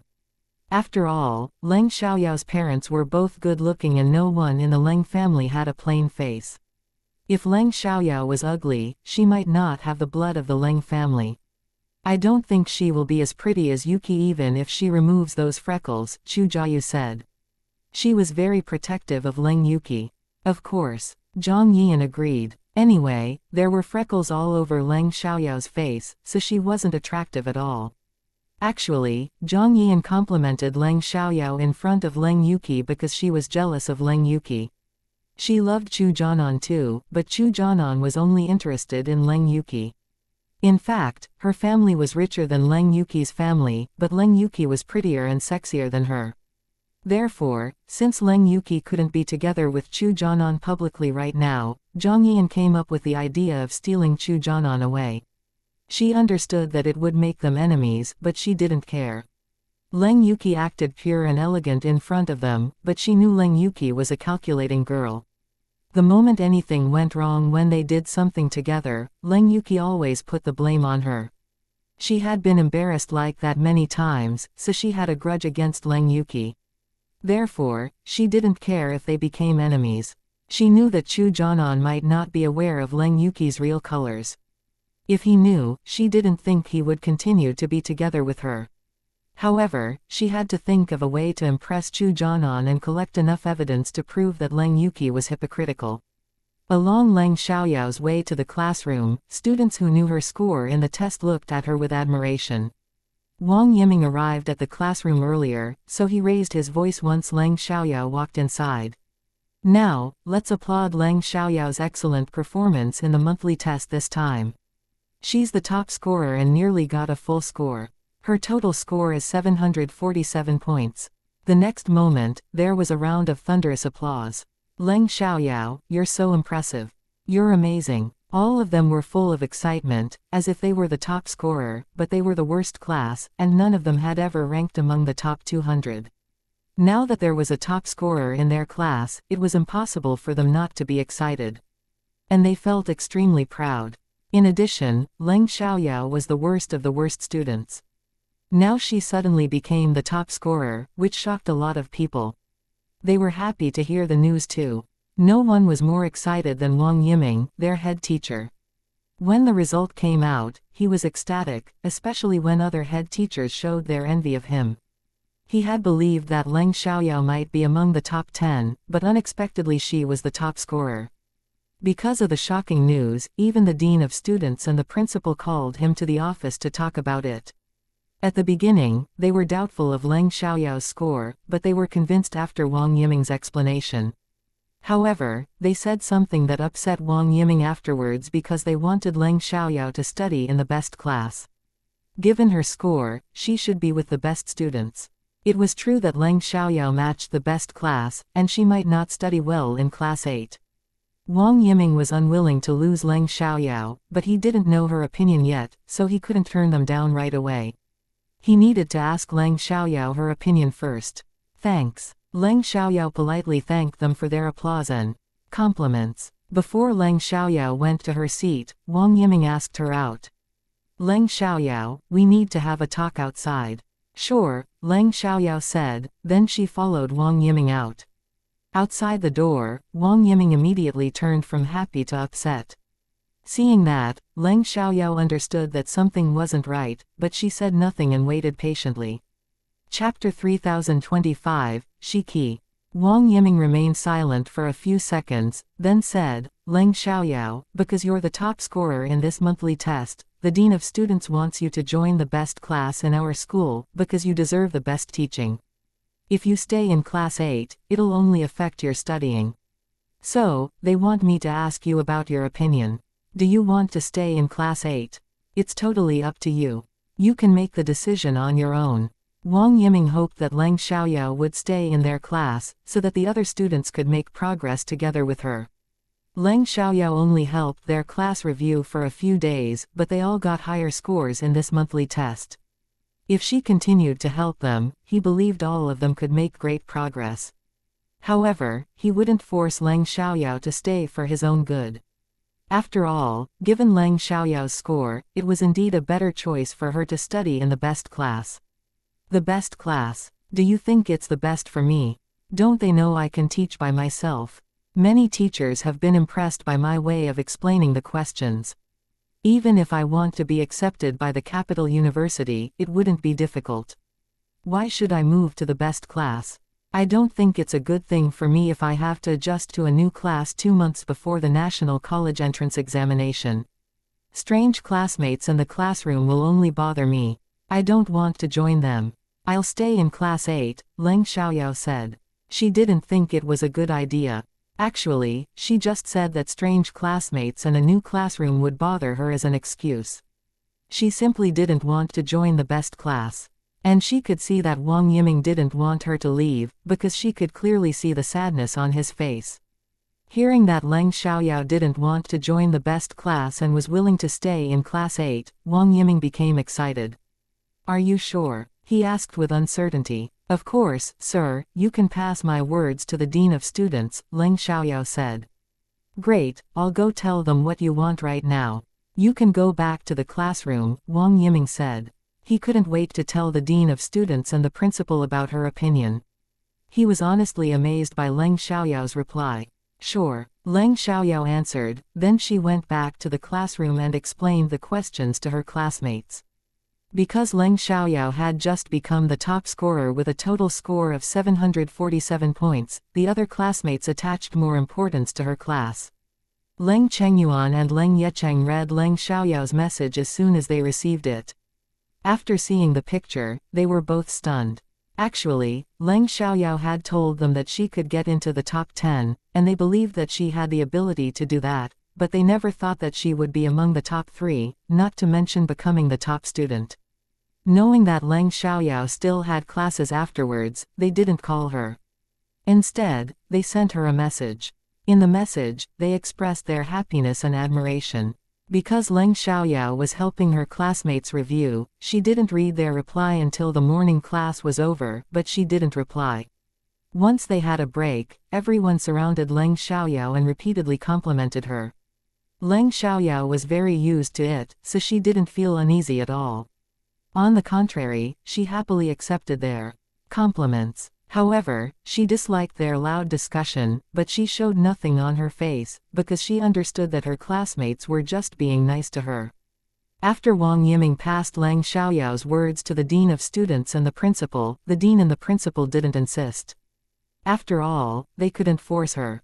During the break, Leng Xiaoyao went to see Wang Yiming and asked for leave.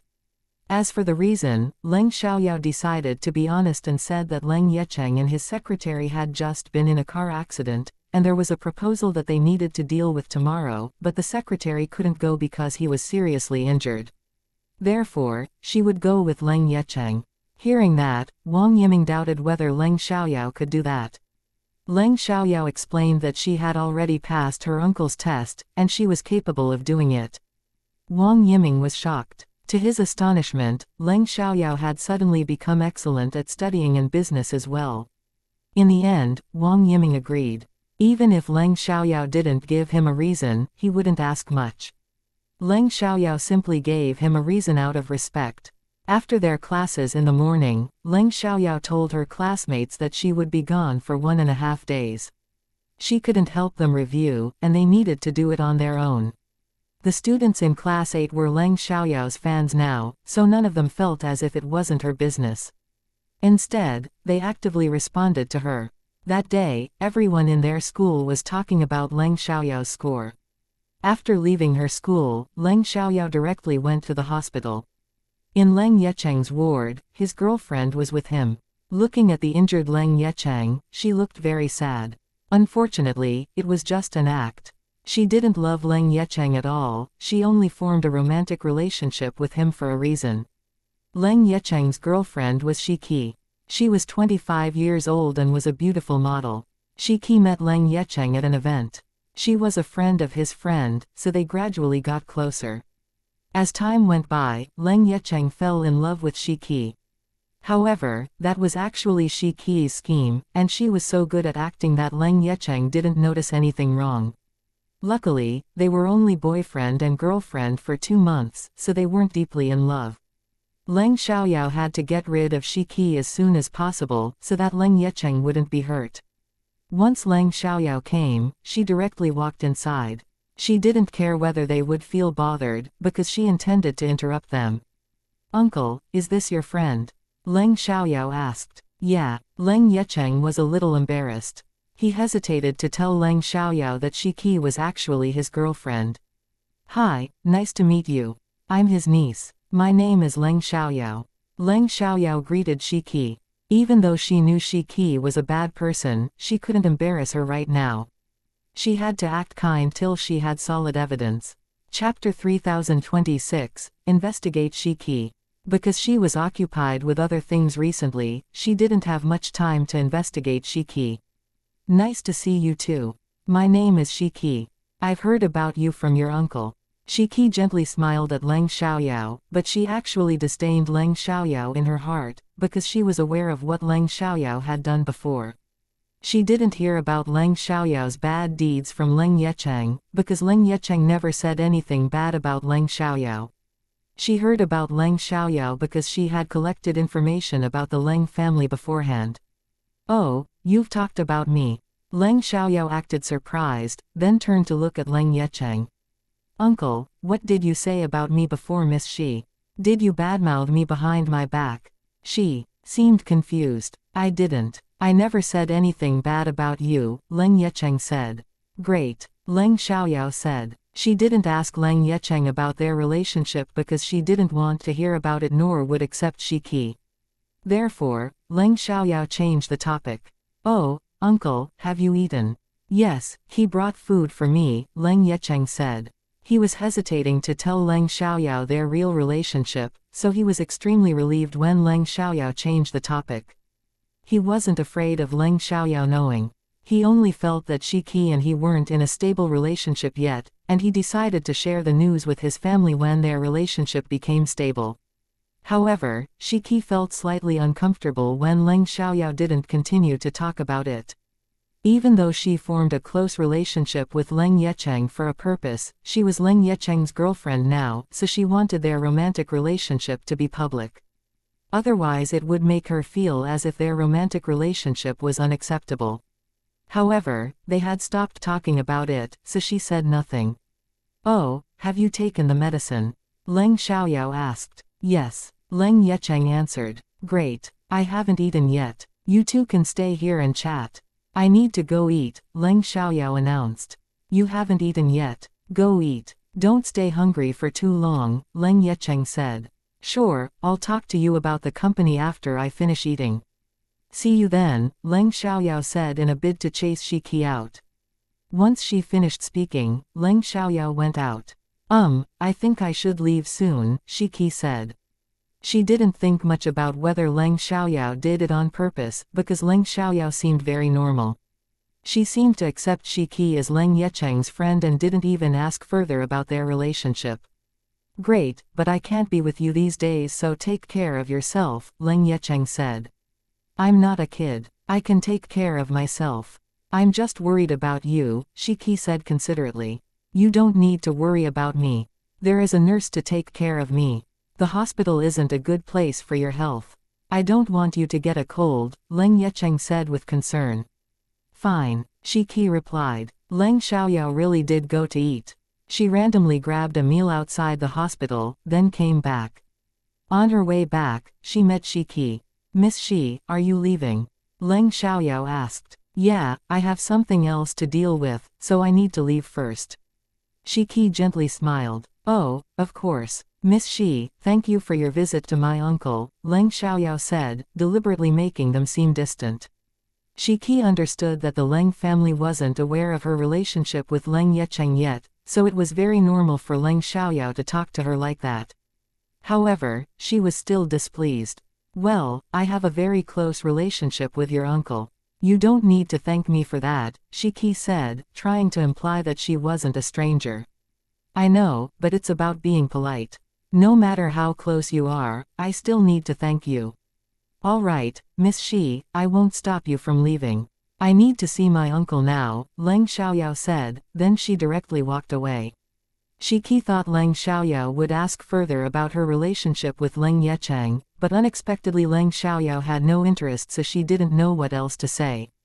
Besides, she somehow felt that Leng Xiaoyao was different from the girl she had heard about. Leng Xiaoyao looked mature and stable. She wasn't arrogant, nor was she stupid. It seemed as if Shiki had collected the wrong information. Back in the ward, Leng Xiaoyao asked Leng Yecheng, I told you to arrange for someone to spy on Zhang Guanggulan. Have you received any news? I asked about it in the morning, but we found nothing. Abnormal. I think the hacker we paid is much worse than you, Leng Yecheng said. He wasn't blaming the hacker. After all, one's abilities were limited. He wouldn't blame the hacker just because the hacker wasn't skilled enough. How is that possible? Leng Xiaoyao had already reached the highest level of hacking, so it couldn't be easier for her to investigate this case. Even though Leng Xiaoyao was less skilled than K didn't become so skilled until the year of 2018 when he met Ji Yuning. Before that, K was just as skilled as Leng Xiaoyao. Therefore, Leng Xiaoyao was outstanding at hacking. How's the company now? Leng Xiaoyao asked. Several shareholders came to see me this morning. Several of them are sincere, while several simply wanted to know my condition. Although we work in the same place, it's unavoidable that some are disloyal and ambitious. If I'm really in a bad condition, the shareholders will definitely compete against each other, but I think they should behave themselves after seeing I'm fine, Leng Yecheng said. Wonderful. I'll go to see Zhang Guanggulan at the company when they're about to get off work, but for now I need to investigate something else, Leng Xiaoyao said. She decided to investigate Shiki first. What happened? Leng Yecheng asked. I'll tell you after the result is out, Leng Xiaoyao said. Before the result was out, she couldn't tell Leng Yecheng anything. Fine. Since Leng Xiaoyao was unwilling to tell him, Leng Yecheng didn't ask more. Then Leng Xiaoyao went out and sat down in front of the desk in the living room. She turned on the laptop and began to investigate Shiki. Shiki. Female, 25 years old, born in City Chong, graduated from the Capital Film Academy, was currently a still model with some fame. Afterwards, Leng Xiaoyao collected information about Shiki's family. There were 4 people in her family, including her parents, her younger brother and her. The Shi family was involved in business as well, but they didn't have a large business. They had just over 100 million yuan in assets. Leng Xiaoyao found out Shiki's address, and hacked into the surveillance cameras around the house. Chapter 3027, Be Honest or Be Punished. Leng Xiaoyao saw a young man frequently get in and come out of Shi Qi's apartment, but the young man wasn't Leng Yecheng. After the young man walked into Shi Qi's apartment, he didn't come out until the next day. It was a single apartment and they were alone together. Without further thinking, Leng Xiaoyao figured out what they were doing. Upon thinking that Shi Qi was dating another man while being Leng Yecheng's girlfriend, Leng Xiaoyao was furious. She didn't know whether Leng Yecheng had slept with Shi Qi. If not, it wouldn't be a big deal. If they had, it would be disgusting. Shi Qi was like a w** in Leng Xiaoyao's eyes. However, before she had solid proof, Leng Xiaoyao had to curb her anger and continue to investigate it. After that, Leng Xiaoyao found the young man's face and took a screenshot of him. Without delay, she searched for information about him. Before long, she learned about who he was. His name was Song Shuyan. He was 29 years old and was the general manager of Yuha Model Management. He graduated from the Capital Finance University. It meant he graduated from the same university as Leng Yecheng. Leng Xiaoyao investigated further on that, and it proved that they indeed graduated from the same university in the same year.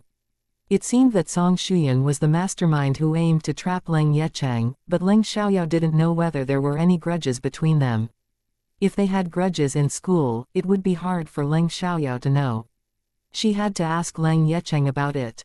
If they had grudges after they graduated, it might be easier to know what had happened between them.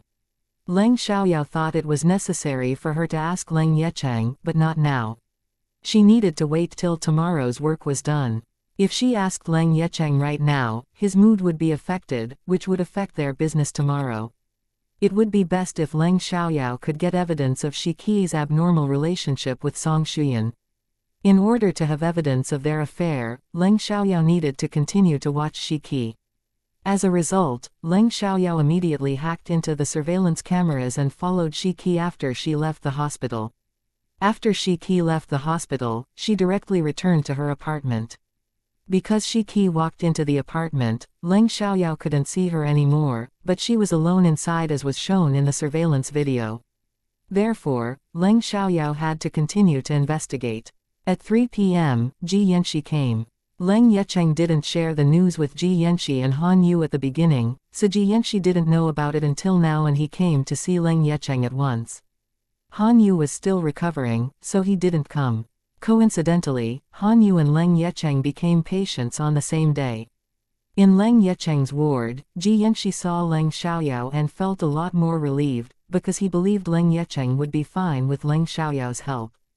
After watching Leng Xiaoyao do the operation for Han Yu, he was sure that she was skilled at medicine. Because Leng Xiaoyao didn't want Leng Yecheng to know that she had already met Ji Yanxi's, she pretended that she didn't know Ji Yanxi when he showed up. Ji Yanxi didn't point it out. They didn't know each other until Leng Yecheng made the introduction. Ji Yanxi left after about 10 minutes. At 4 p.m., Leng Xiaoyao went to Fengsheng Design. It was 4:30 p.m. when she arrived, so it wasn't time for them to be off work yet. Zhang Guangulin was still in his office. Leng Xiaoyao didn't care about it, and directly went into his office.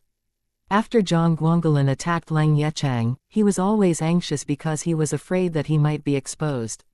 Now Leng Xiaoyao suddenly came in, so Zhang Guangulin was scared, because he still remembered how aggressive Leng Xiaoyao was. However, why did Leng Xiaoyao suddenly come to see him? Did she find anything? No, that was impossible. He was very careful. After Leng Xiaoyao went inside, she directly shut the door close behind her. The next second, she walked towards Zhang Guangulin. Zhang Guangulin shrank in horror and asked, What do you want to do? Zhang Guangulin was too frightened to speak smoothly. To talk about something with you, Manager Zhang, Leng Xiaoyao said.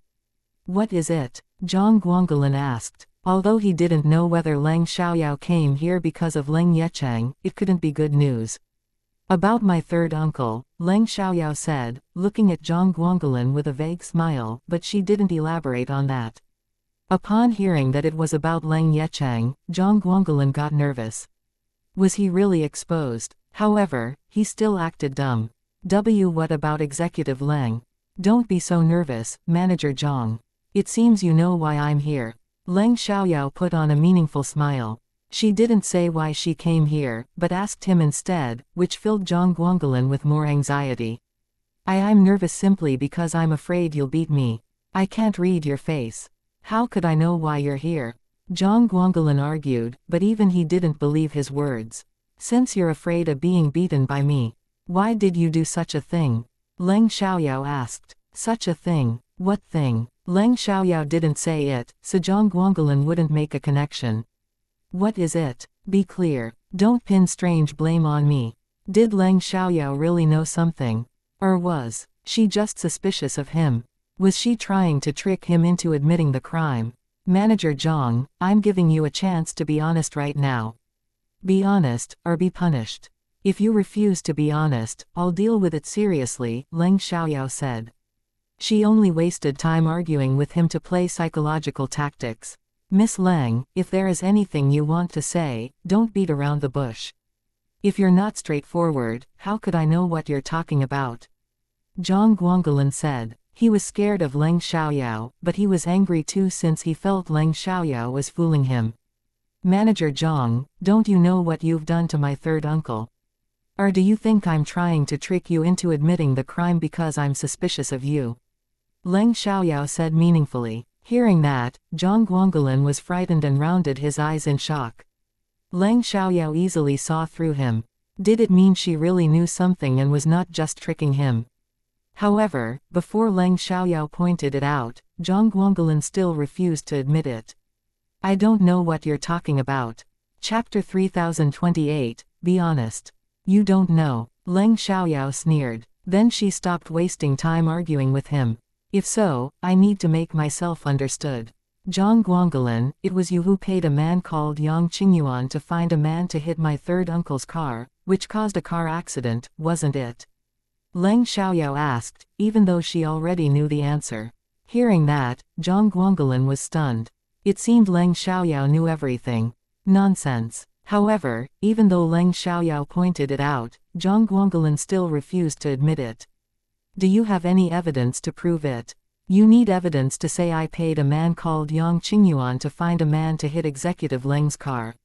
Although he was retorting, his voice was trembling and he was losing confidence. He knew that he was in serious trouble at this moment. If Leng Xiaoyao found out about Yang Qingyuan, she must know more than just that. I came here to see you, because I have collected evidence. I know you feel you're not cherished in Fengsheng design, so you want to join another company for the generous package, but I saw through you that day and kept you in the company for the time being. Now you've been abandoned because you failed to destroy the project for Fenggelin Yuan. In order to successfully join Yunqin Design, you decided to attack my uncle, then you went to see Yang Qingyuan.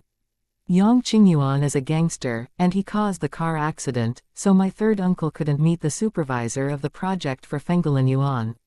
You want them to replace my third uncle. Fengsheng and Yunqin are the only two candidates, Leng Xiaoyao said. How do you know that? Zhang Guangelin was completely shocked and subconsciously asked. The moment he asked it aloud, he realized he shouldn't have said that. The next second, he argued. You made it up, right? You dislike me, so you put the blame on me. Zhang Guangelin, you don't look innocent at all given your reaction. You're obviously guilty and scared of the truth coming out. No one is an idiot.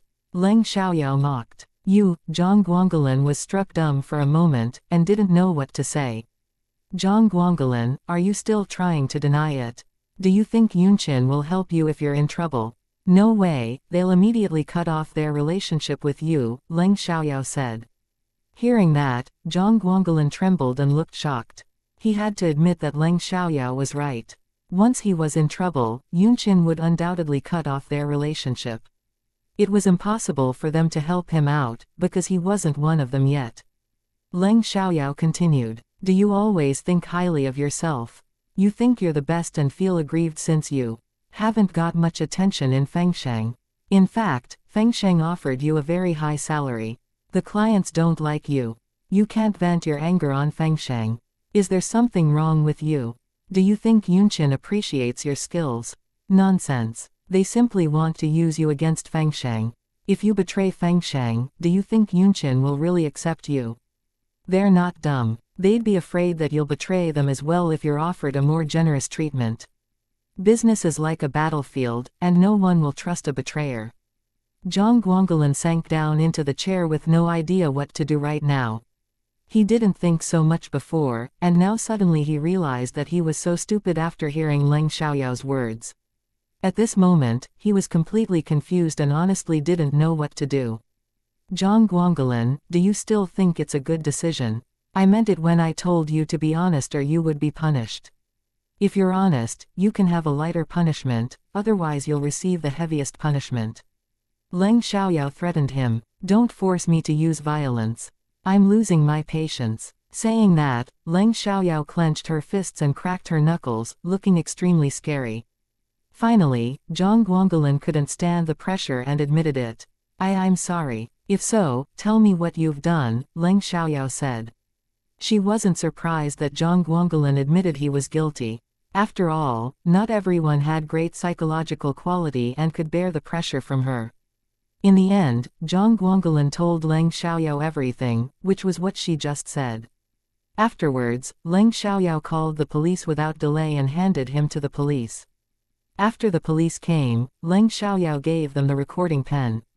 She recorded Zhang Guangulin's confession. Then, Zhang Guangulin was taken away. The staff of Fengsheng Design didn't know what had happened until Zhang Guangulin was taken away by the police. When they heard the news, they were all shocked. They couldn't expect that the car accident Leng Yecheng had been in had something to do with Zhang Guangulin. Leng Xiaoyao called Leng Yecheng and told him about the situation. What surprised Leng Yecheng was that Leng Xiaoyao easily made Zhang Guangulin confess. Nevertheless, they successfully solved the problem.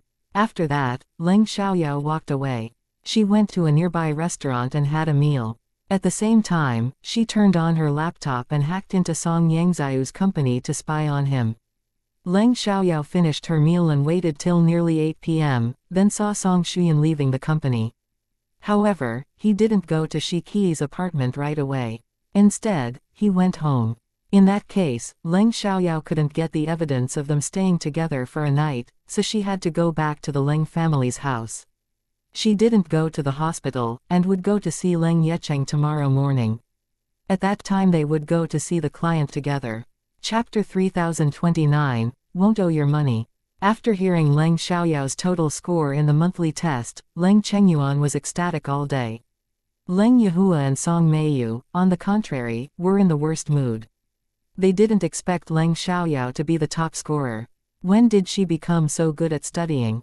The moment they heard the news, the first idea Leng Yehua and Song Meiyu had in their mind was that Leng Xiaoyao must have cheated. Upon hearing their thoughts, Leng Chengyuan angrily criticized them. He completely believed that Leng Xiaoyao had the ability to get the highest score without cheating in the exam.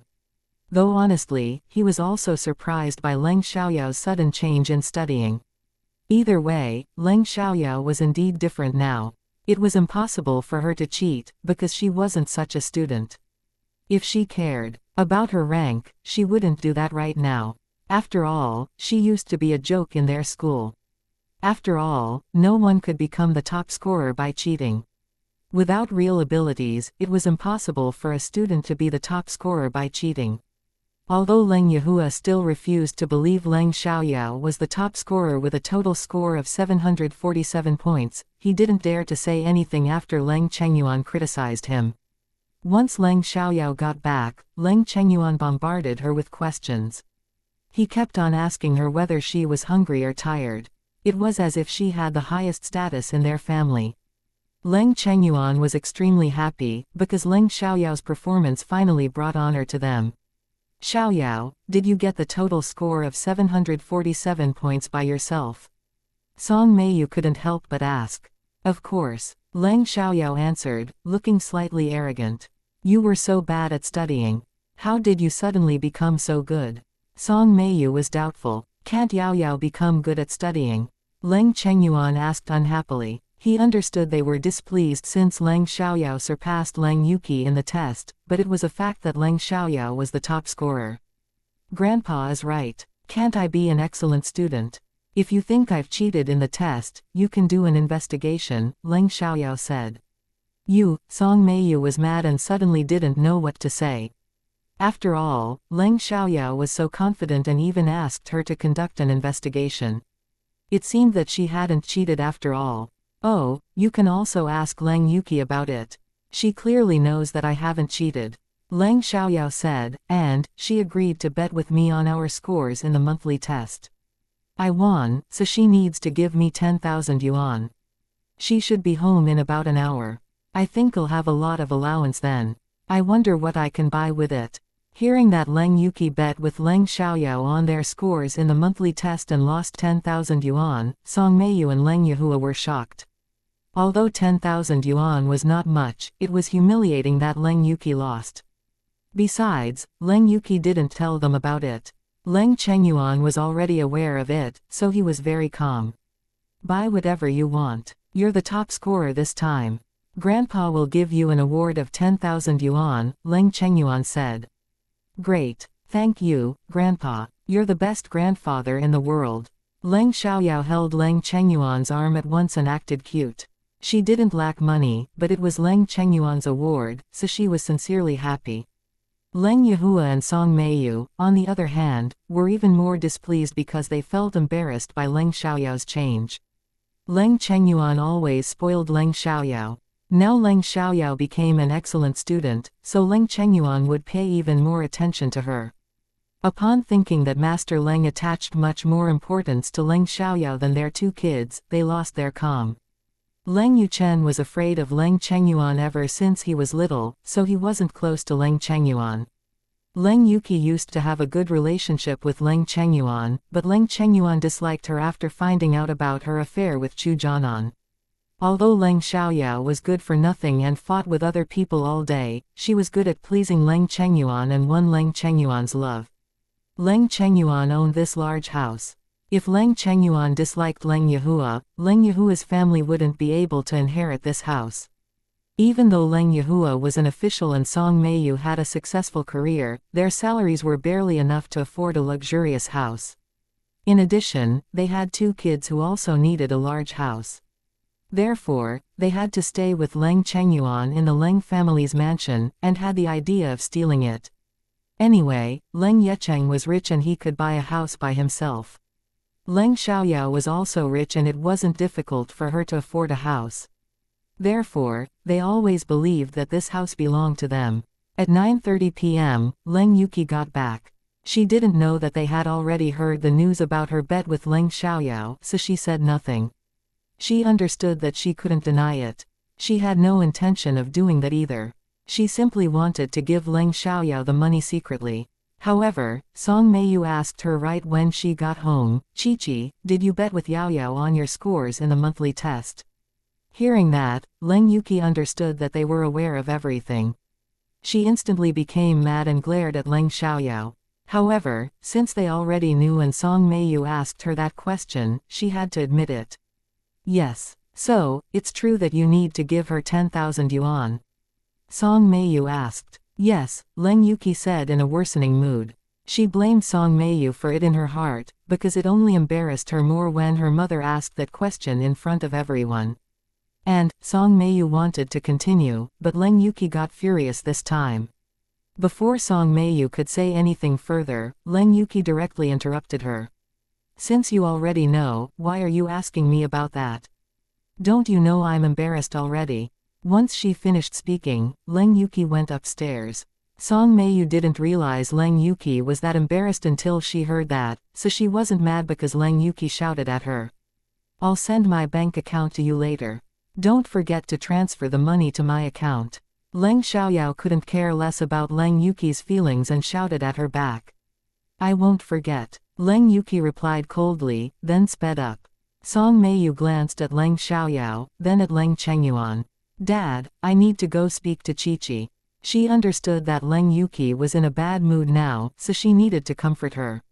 Chapter 3030, She's So Strong. Sure. Leng Chengyuan answered in a flat tone, then Song Meiyu immediately went upstairs. Afterwards, Leng Yihua went to his study. In Leng Yuki's room, Song Meiyu knocked on the door for a long while before Leng Yuki opened it. Chi-Chi, didn't Leng Xiaoyao cheat? How is it possible that she suddenly became so good at studying? Song Meiyu asked. Given the situation, Leng Yuki couldn't hide it any longer, so she told Song Meiyu about what had happened in their school. After hearing Leng Xiaoyao's deeds, Song Meiyu was shocked, but she still couldn't figure out why Leng Xiaoyao suddenly became so excellent. Anyway, it was an undeniable truth that Leng Xiaoyao was very different now. Therefore, Song Meiyu was upset as well. Leng Xiaoyao chatted with Leng Chengyuan for a while, then returned to her room. She turned on her laptop and continued to watch Shiqi's apartment, but she saw nothing special. The next morning, Leng Xiaoyao had breakfast before going to the hospital. Although they had an appointed meeting at 2 p.m., she needed to go over early to see whether there was anything she needed to prepare. That morning the doctor noticed that Leng Yecheng and Chen Yuxi had changed their medicines. He immediately stopped and lectured them, but Leng Yecheng and Chen Yuxi insisted, and asked the doctor to check their condition. The new medicines didn't harm them. Instead, they were recovering faster. After checking their condition, the doctor surprisingly found that Leng Yecheng and Chen Yuxi were indeed much better. Therefore, he didn't stop them again, and instead asked them about the new medicines. Leng Yecheng didn't say that it had something to do with Leng Xiaoyao. He explained that he had a friend who was adept at Chinese medicine. When his friend heard they were injured, he gave them formulas and they prepared the new medicines to take and apply to their wounds. The truth proved that the new medicines were very effective. Although only a day had passed, Leng Yecheng was much better and was full of energy again. He just couldn't walk yet. As a result, when Leng Xiaoyao and he went to the business meeting, he had to go to the company in a wheelchair. Because Fengsheng Design was still a small company, there weren't so many good business people and Leng Yecheng had to do deals on his own many times. This time, it was a very important deal, so Leng Yecheng needed to go in person. Chen Yuxi was also a bit better, but he wasn't as energetic as Leng Yecheng, so he couldn't go with him. He blamed himself, but there was nothing he could do. Luckily, Leng Xiaoyao could help him. When Leng Yecheng told Chen Yuxi that Leng Xiaoyao would replace him for the business deal, Chen Yuxi was astonished and couldn't believe his ears, but since Leng Yecheng agreed, he believed that Leng Xiaoyao was able to strike the deal. The supervisor of Fengulin Yuan had also heard about the car crash Leng Yecheng had been in. Yesterday afternoon, he contacted Leng Yecheng. After making sure that their meeting could be held at the appointed time, they didn't cancel it. They were very satisfied with Fengsheng's design, so they were willing to postpone the meeting if it was necessary, but if it was delayed for a long time, they wouldn't be able to stay patient. After all, they didn't have much time to waste. After everything was ready, they had lunch, then set off. Leng Yecheng went there in the wheelchair provided by the hospital. When they got in the car, Leng Yecheng wanted to ask the chauffeur to lift him inside, but Leng Xiaoyao did it before the chauffeur and put Leng Yecheng in the rear seat. That scene shocked a lot of people. She looked like a weak girl, but unexpectedly she easily lifted a man that was 1.8 meters tall and who weighed more than 50 kilograms. Even though Leng Yecheng knew Leng Xiaoyao wasn't weak and that she was good at kung fu, he was still amazed. Leng Xiaoyao was extremely strong. Jesus, that girl is so strong. Right, she easily lifted such a large man. It's unbelievable. The chauffeur had no reaction. He didn't come back to his senses and get in the car until Leng Xiaoyao called him. Miss Leng, you're so strong. The chauffeur swallowed in shock. Leng Xiaoyao smiled, but said nothing. This chauffeur was Leng Yecheng's executive chauffeur. Normally, he drove the car though Chen Yuxi would sometimes be the driver. However, unfortunately the accident happened when Chen Yuxi drove the car. Luckily, only the two of them were in the car. If there had been more people in the car, more of them would have been injured, which was the last thing they wanted to see. At about 1:30 p.m., they arrived. The meeting was half an hour later, but they came earlier in order to show their sincerity. When they got out of the car, Leng Xiaoyao helped Leng Yecheng once again. This time, many employees from the company saw them and were surprised. Looking at Leng Xiaoyao, they were full of admiration. The chauffeur waited in the car, while Leng Xiaoyao pushed Leng Yecheng into the company. This company was a construction company called Daxing Construction, which was a large company in City Chong. Fenggelin Yuan was a mountain villa in the ancient style built by Daxing. Although Daxing had its own design team, their boss was unsatisfied with it, so they turned to work with another company. After bidding, Fengsheng Design won the chance, but it wasn't finalized yet. They wouldn't sign the contract until the final result was out. Today was the day when the final result would be out, so Leng Yecheng attached a lot of importance to it. In fact, he paid a lot of attention to it from the beginning. Leng Xiaoyao and Leng Yecheng reached the front desk of Daxing, then told the receptionist why they were there. The receptionist immediately contacted the supervisor, then took them upstairs to the meeting room. Because it wasn't time yet, there was nobody in the meeting room, but only a dozen minutes were left, so they waited there until the team that was responsible for Fenggelin Yuan came. Manager Shen, I'm terribly sorry. Because of the car crash, I have to sit in this wheelchair. Leng Yecheng apologized to the supervisor of this project. Don't say that, Executive Leng. I know it's not what you want, Manager Shen, the supervisor of this project, said. Chapter 3031, Young and Successful. It was an accident, so they didn't blame Leng Yecheng. Afterwards, they all sat down and Leng Yecheng said, because my secretary was seriously injured, he can't come. This is my niece, Leng Xiaoyao. She will replace Secretary Chen and introduce the project to us. I know she's young and it's hard for you to believe her, but I promise she's no worse than my secretary. It was true that no one believed that such a young girl could do the presentation. After all, she seemed to be a high school student. Could she really do it? As a result, they felt disdained and were displeased, but Leng Yecheng promised that this girl was no worse than his secretary, so they accepted it. Anyway, it was up to them whether to use their idea, so Leng Yecheng wouldn't joke about that. Nice to meet you all. I hope you can give me the chance, Leng Xiaoyao said politely. Fine, we will give your niece a chance, Manager Shen said, then he sat down in his seat. Although he was still slightly displeased, he understood that someone had to do the job if Leng Yecheng's secretary was injured. After all, they were already here, so they had to be prepared. If they didn't give Leng Xiaoyao the chance, their time would be wasted. Therefore, Leng Xiaoyao began to introduce their idea. Although Manager Chen understood Leng Yecheng wouldn't fool them, they still doubted Leng Xiaoyao's abilities. So they were completely shocked after hearing Leng Xiaoyao's presentation. To their astonishment, Leng Xiaoyao was extremely skilled and made them feel as if it was an experienced designer talking to them. Looking at their shocked expression, Leng Yecheng suddenly felt quite honored and believed that they would strike the deal this time. This girl is incredible. She gave an excellent presentation. Yeah, it seems that we took her too lightly earlier. I don't think she was just reciting the speech. She's very good at it. Everyone talked about Leng Xiaoyao's performance. After Leng Xiaoyao finished the presentation, she asked, "Now, you can ask me questions if you have any." Very well. Miss Leng, I have to say that I took you too lightly earlier. I didn't expect you to be so good at such a young age. We're very satisfied, but I do have several questions. Manager Shen complimented Leng Xiaoyao sincerely. If Manager Shen's questions were very difficult.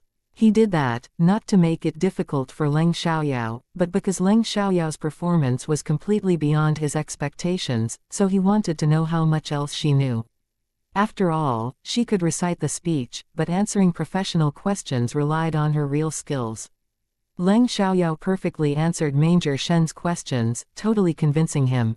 He thought the idea proposed by Fengsheng Design was flawless and he was even more impressed by Leng Xiaoyao. Most importantly, Leng Xiaoyao was very young. If Leng Yecheng or Chen Yushi did it, they would have been less surprised. Miss Leng, you're so young and successful. I thought you were reciting the speech, but I was totally convinced by your answers to my questions afterwards. Miss Leng, I believe you really have abilities, and you're going to achieve a lot in the future, Manager Shen said. Thank you so much, Manager Shen, Leng Xiaoyao replied modestly. She was determined to make great achievements, otherwise her abilities would be wasted. She didn't want to live an ordinary life. Great, I think the deal is done. This is the contract. Executive Leng, you can read it. If there are no problems, we can sign it right now, Manager Shen said as he placed a file in front of Leng Yecheng. Great. Leng Yecheng was relieved. Although Leng Yecheng was confident to be able to strike the deal even without Leng Xiaoyao, he was worried after the car crash happened. Luckily, Leng Xiaoyao was very helpful. While Leng Yecheng was reading the contract, Manager Shen chatted with Leng Xiaoyao for a while. "Miss Leng, are you studying in a high school or university?" Manager Shen asked. "I'm a senior student in a high school. I'm going to write the National College Entrance Examination soon," Leng Xiaoyao said. "What's your target university? What major are you interested in?" Manager Shen asked. He asked Leng Xiaoyao these questions because he was curious about her. He had no bad intentions. After all, he was in his 40s and his kid was a junior in high school. Leng Xiaoyao had totally amazed him and he wished his kid could be as excellent as her. "I plan to apply for the capital university to major in economics," Leng Xiaoyao said. She made up her mind in her previous incarnation. If she couldn't do it in the previous incarnation, she would do it in this life. "You must be excellent at studying," Manager Shen said. "I'm not bad," Leng Xiaoyao replied. She didn't say more, because it was unnecessary. After reading the contract, Leng Yecheng saw no problem, so he signed his name, finalizing the deal. "Glad to cooperate with you." In the end, Leng Yecheng shook hands with Manager Shen. After making sure of the date, "I'll contact you again, Executive Leng," Manager Shen said. "Great," Leng Yecheng said. After that, Leng Yecheng and Leng Xiaoyao left. Manager Shen walked them out in person. When they got in the car, Manager Shen wanted to ask his secretary to help Leng Yecheng, but Leng Xiaoyao lifted Leng Yecheng up before he could say anything. Seeing that, they were all amazed once more. Jesus. Leng Xiaoyao looked weak, but was surprisingly strong. After helping Leng Yecheng get into the car, Leng Xiaoyao got inside as well. Then they said goodbye to Manager Shen. "Yao Yao, you did a very good job just then. You really amazed them," Leng Yecheng said. Although he knew the results should be like that, he was still very happy to see their reaction. "Ha ha, I know," Leng Xiaoyao said proudly. There was no need for her to be modest in front of Leng Yecheng. Chapter 3032, Fengyang Technology. The manager in Yunqin, who had made the deal with Zhang Guanggulan, soon learned that he was caught. Yang Qingyuan, Zhang Jinhua and another man were arrested. Although Zhang Guanggulan harmed Leng Yecheng because of Yunqin, Yunqin didn't order him to do that. Therefore, Yunqiao wasn't involved in the trouble. Before long, Yunqin heard that Leng Yecheng struck the deal with Daxing. They were unwilling to accept the result, but it was over so they had to face it. After Leng Xiaoyao sent Leng Yecheng back to the hospital, she stayed there for a short while, then left. But she didn't go back to the Leng family's mansion. Instead, she went to a cafe and ordered a cup of coffee, then continued to spy on Shiki through the surveillance cameras. It was still early. Shiki and Song Shuyan were busy at work, so it was better to get evidence of their affair at night. Currently, it was 4 p.m.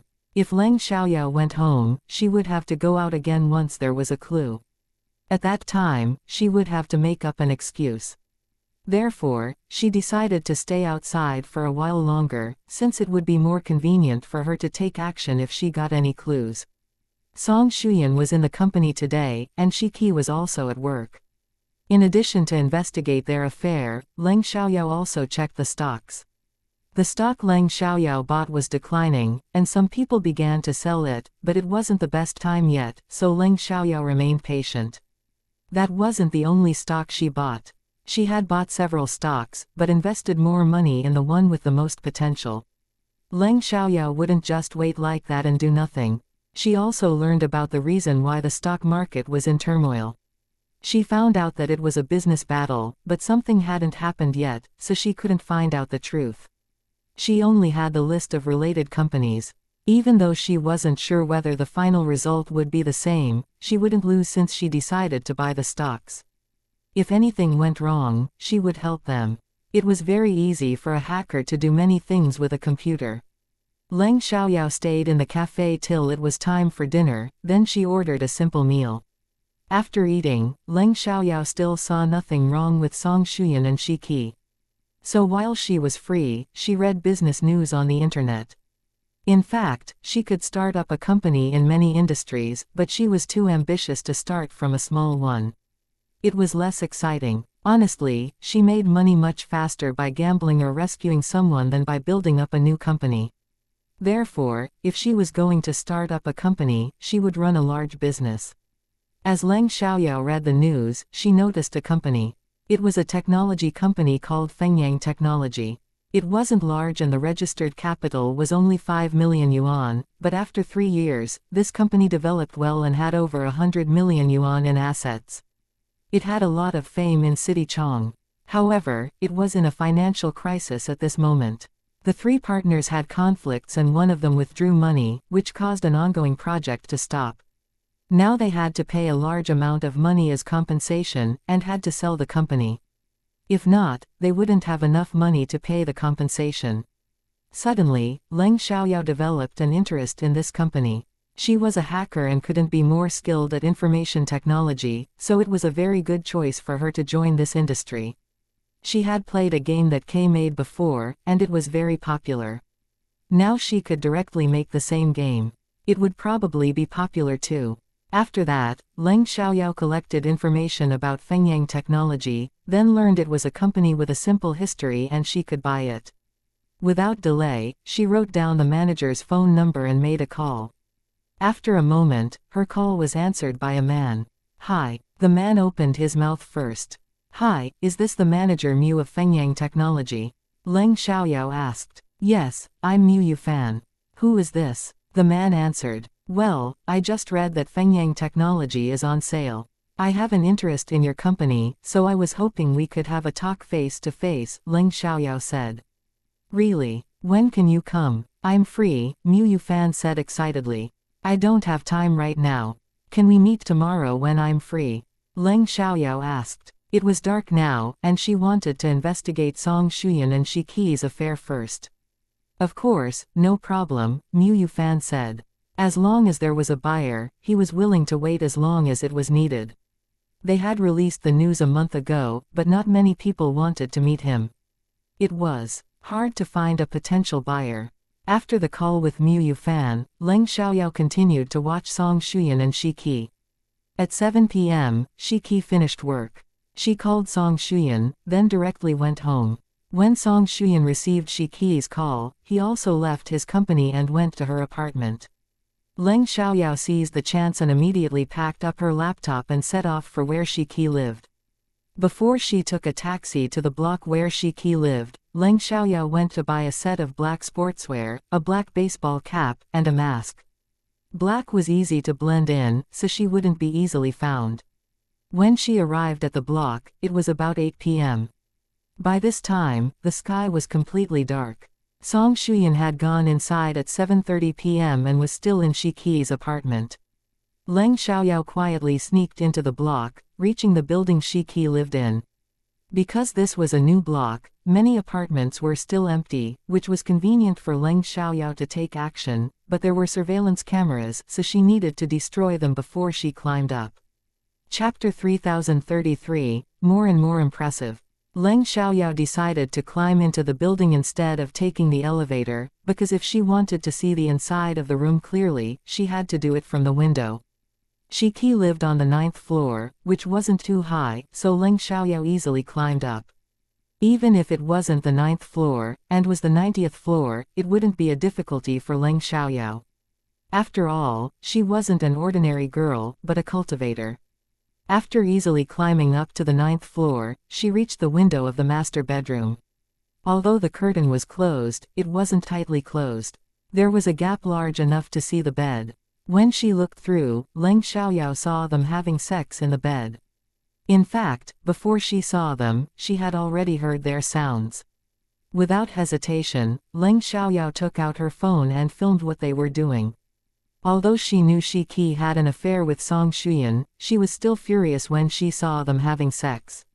What they were doing was humiliating Leng Yecheng. After filming a few minutes, Leng Xiaoyao left. She only needed evidence to prove that Shi Qi was having an affair with Song Shuyan. She was reluctant to watch them for a long time. With the evidence, Leng Xiaoyao decided to tell Leng Yecheng about it tomorrow when she went to see him. It was cruel to let Lang Yecheng know the truth, but it was crueler if he didn't know. Therefore, it was better to deal with painful things quickly. Once Lang Xiaoyao left, she returned to the Leng family's mansion. Back in the Leng family's mansion, Leng Yuqi was still at the evening class, so Leng Chengyuan knew that Lang Xiaoyao had skipped the evening class. However, he didn't ask about it, because he trusted her. I heard you visited Daxing with your third uncle for a business deal. You did the presentation and amazed all of them. I heard that they thought you were very young and successful, Leng Chengyuan said. Honestly, when he heard the news, he was very surprised and excited. Unexpectedly, Leng Xiaoyao was good at business too. Hearing that, Song Meiyu was astonished.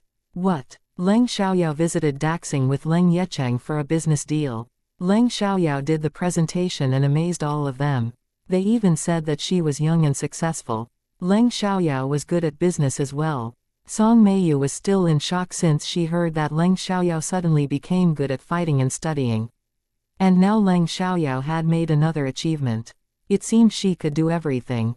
Did Leng Yecheng secretly train Leng Xiaoyao to prevent them from stealing Fengsheng design? Looking at Leng Xiaoyao, Song Meiyu felt very threatened. Yeah, because Secretary Chen was seriously injured, I replaced him, Leng Xiaoyao explained. Ha ha, great. Yao Yao, you're becoming more and more impressive. I even wonder if you might know everything. Leng Chengyuan beamed. I don't know everything, but I do know a lot. I won't deny it if you think I'm a genius, ha ha. Leng Xiaoyao joked, half seriously. However, it was the truth, so she wasn't really bragging. Hearing that, Leng Chengyuan was even happier and believed her. However, Song Meiyu was jealous and anxious now that Leng Xiaoyao became so impressive. Would Leng Yecheng let Leng Xiaoyao take over Fengsheng design? However, she was a girl who was going to marry into another family. If Leng Xiaoyao took over, Fengsheng design would become another family's wealth. In that case, Leng Yuchen should take over. Thinking of that, Song Meiyu hated Leng Xiaoyao. Well, if Xiaoyao can do business too, she can take over Fengsheng design in the future. Song Meiyu put on a fake smile and said. Leng Xiaoyao understood what Song Meiyu was thinking. Since Song Meiyu wanted to know, she decided to be honest. Fengsheng design was built by my mother, but when Uncle Yecheng took it over, it only had 50 million yuan in assets.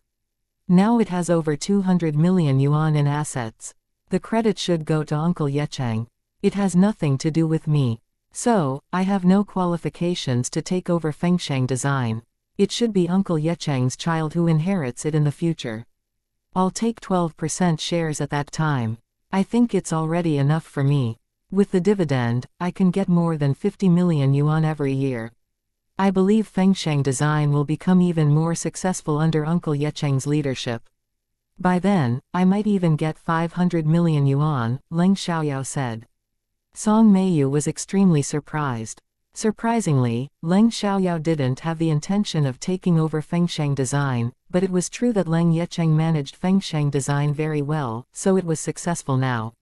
However, it was Leng Xiaoyao's mother who built up Fengsheng design. Would Leng Xiaoyao really be willing to give it to Leng Yecheng? If she were Leng Xiaoyao, she wouldn't, but since Leng Xiaoyao said that, she had nothing to say. Leng Chengyuan, on the other hand, was very comforted when Leng Xiaoyao made that decision, because it was reasonable. He didn't have a bias in favor of Leng Yecheng, nor did he want to steal Leng Xiaoyao's mother's property, but Leng Yecheng had indeed spent a lot of energy in Fengsheng design.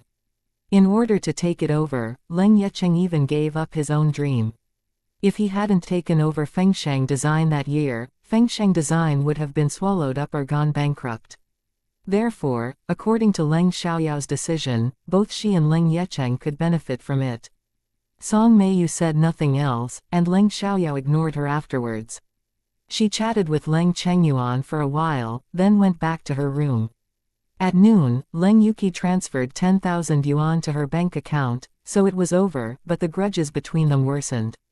Even though Leng Xiaoyao had ended her engagement with Chu Jianan, she wouldn't allow Leng Yuqi to get together with him smoothly. She would stop them, however, not because she still loved Chu Jianan. She ended their engagement because she had no affection for him and he had betrayed her. She would stop them from being together successfully, in order to pay them back for what they had done to her. If she hadn't gotten into Li Mochen's room by accident, she would have fallen into an even worse situation. Thank you for listening and supporting the Cultivation audiobook channel. If you'd like to support us, 1 cup of coffee can make a big difference. Please check the PayPal link in the YouTube description.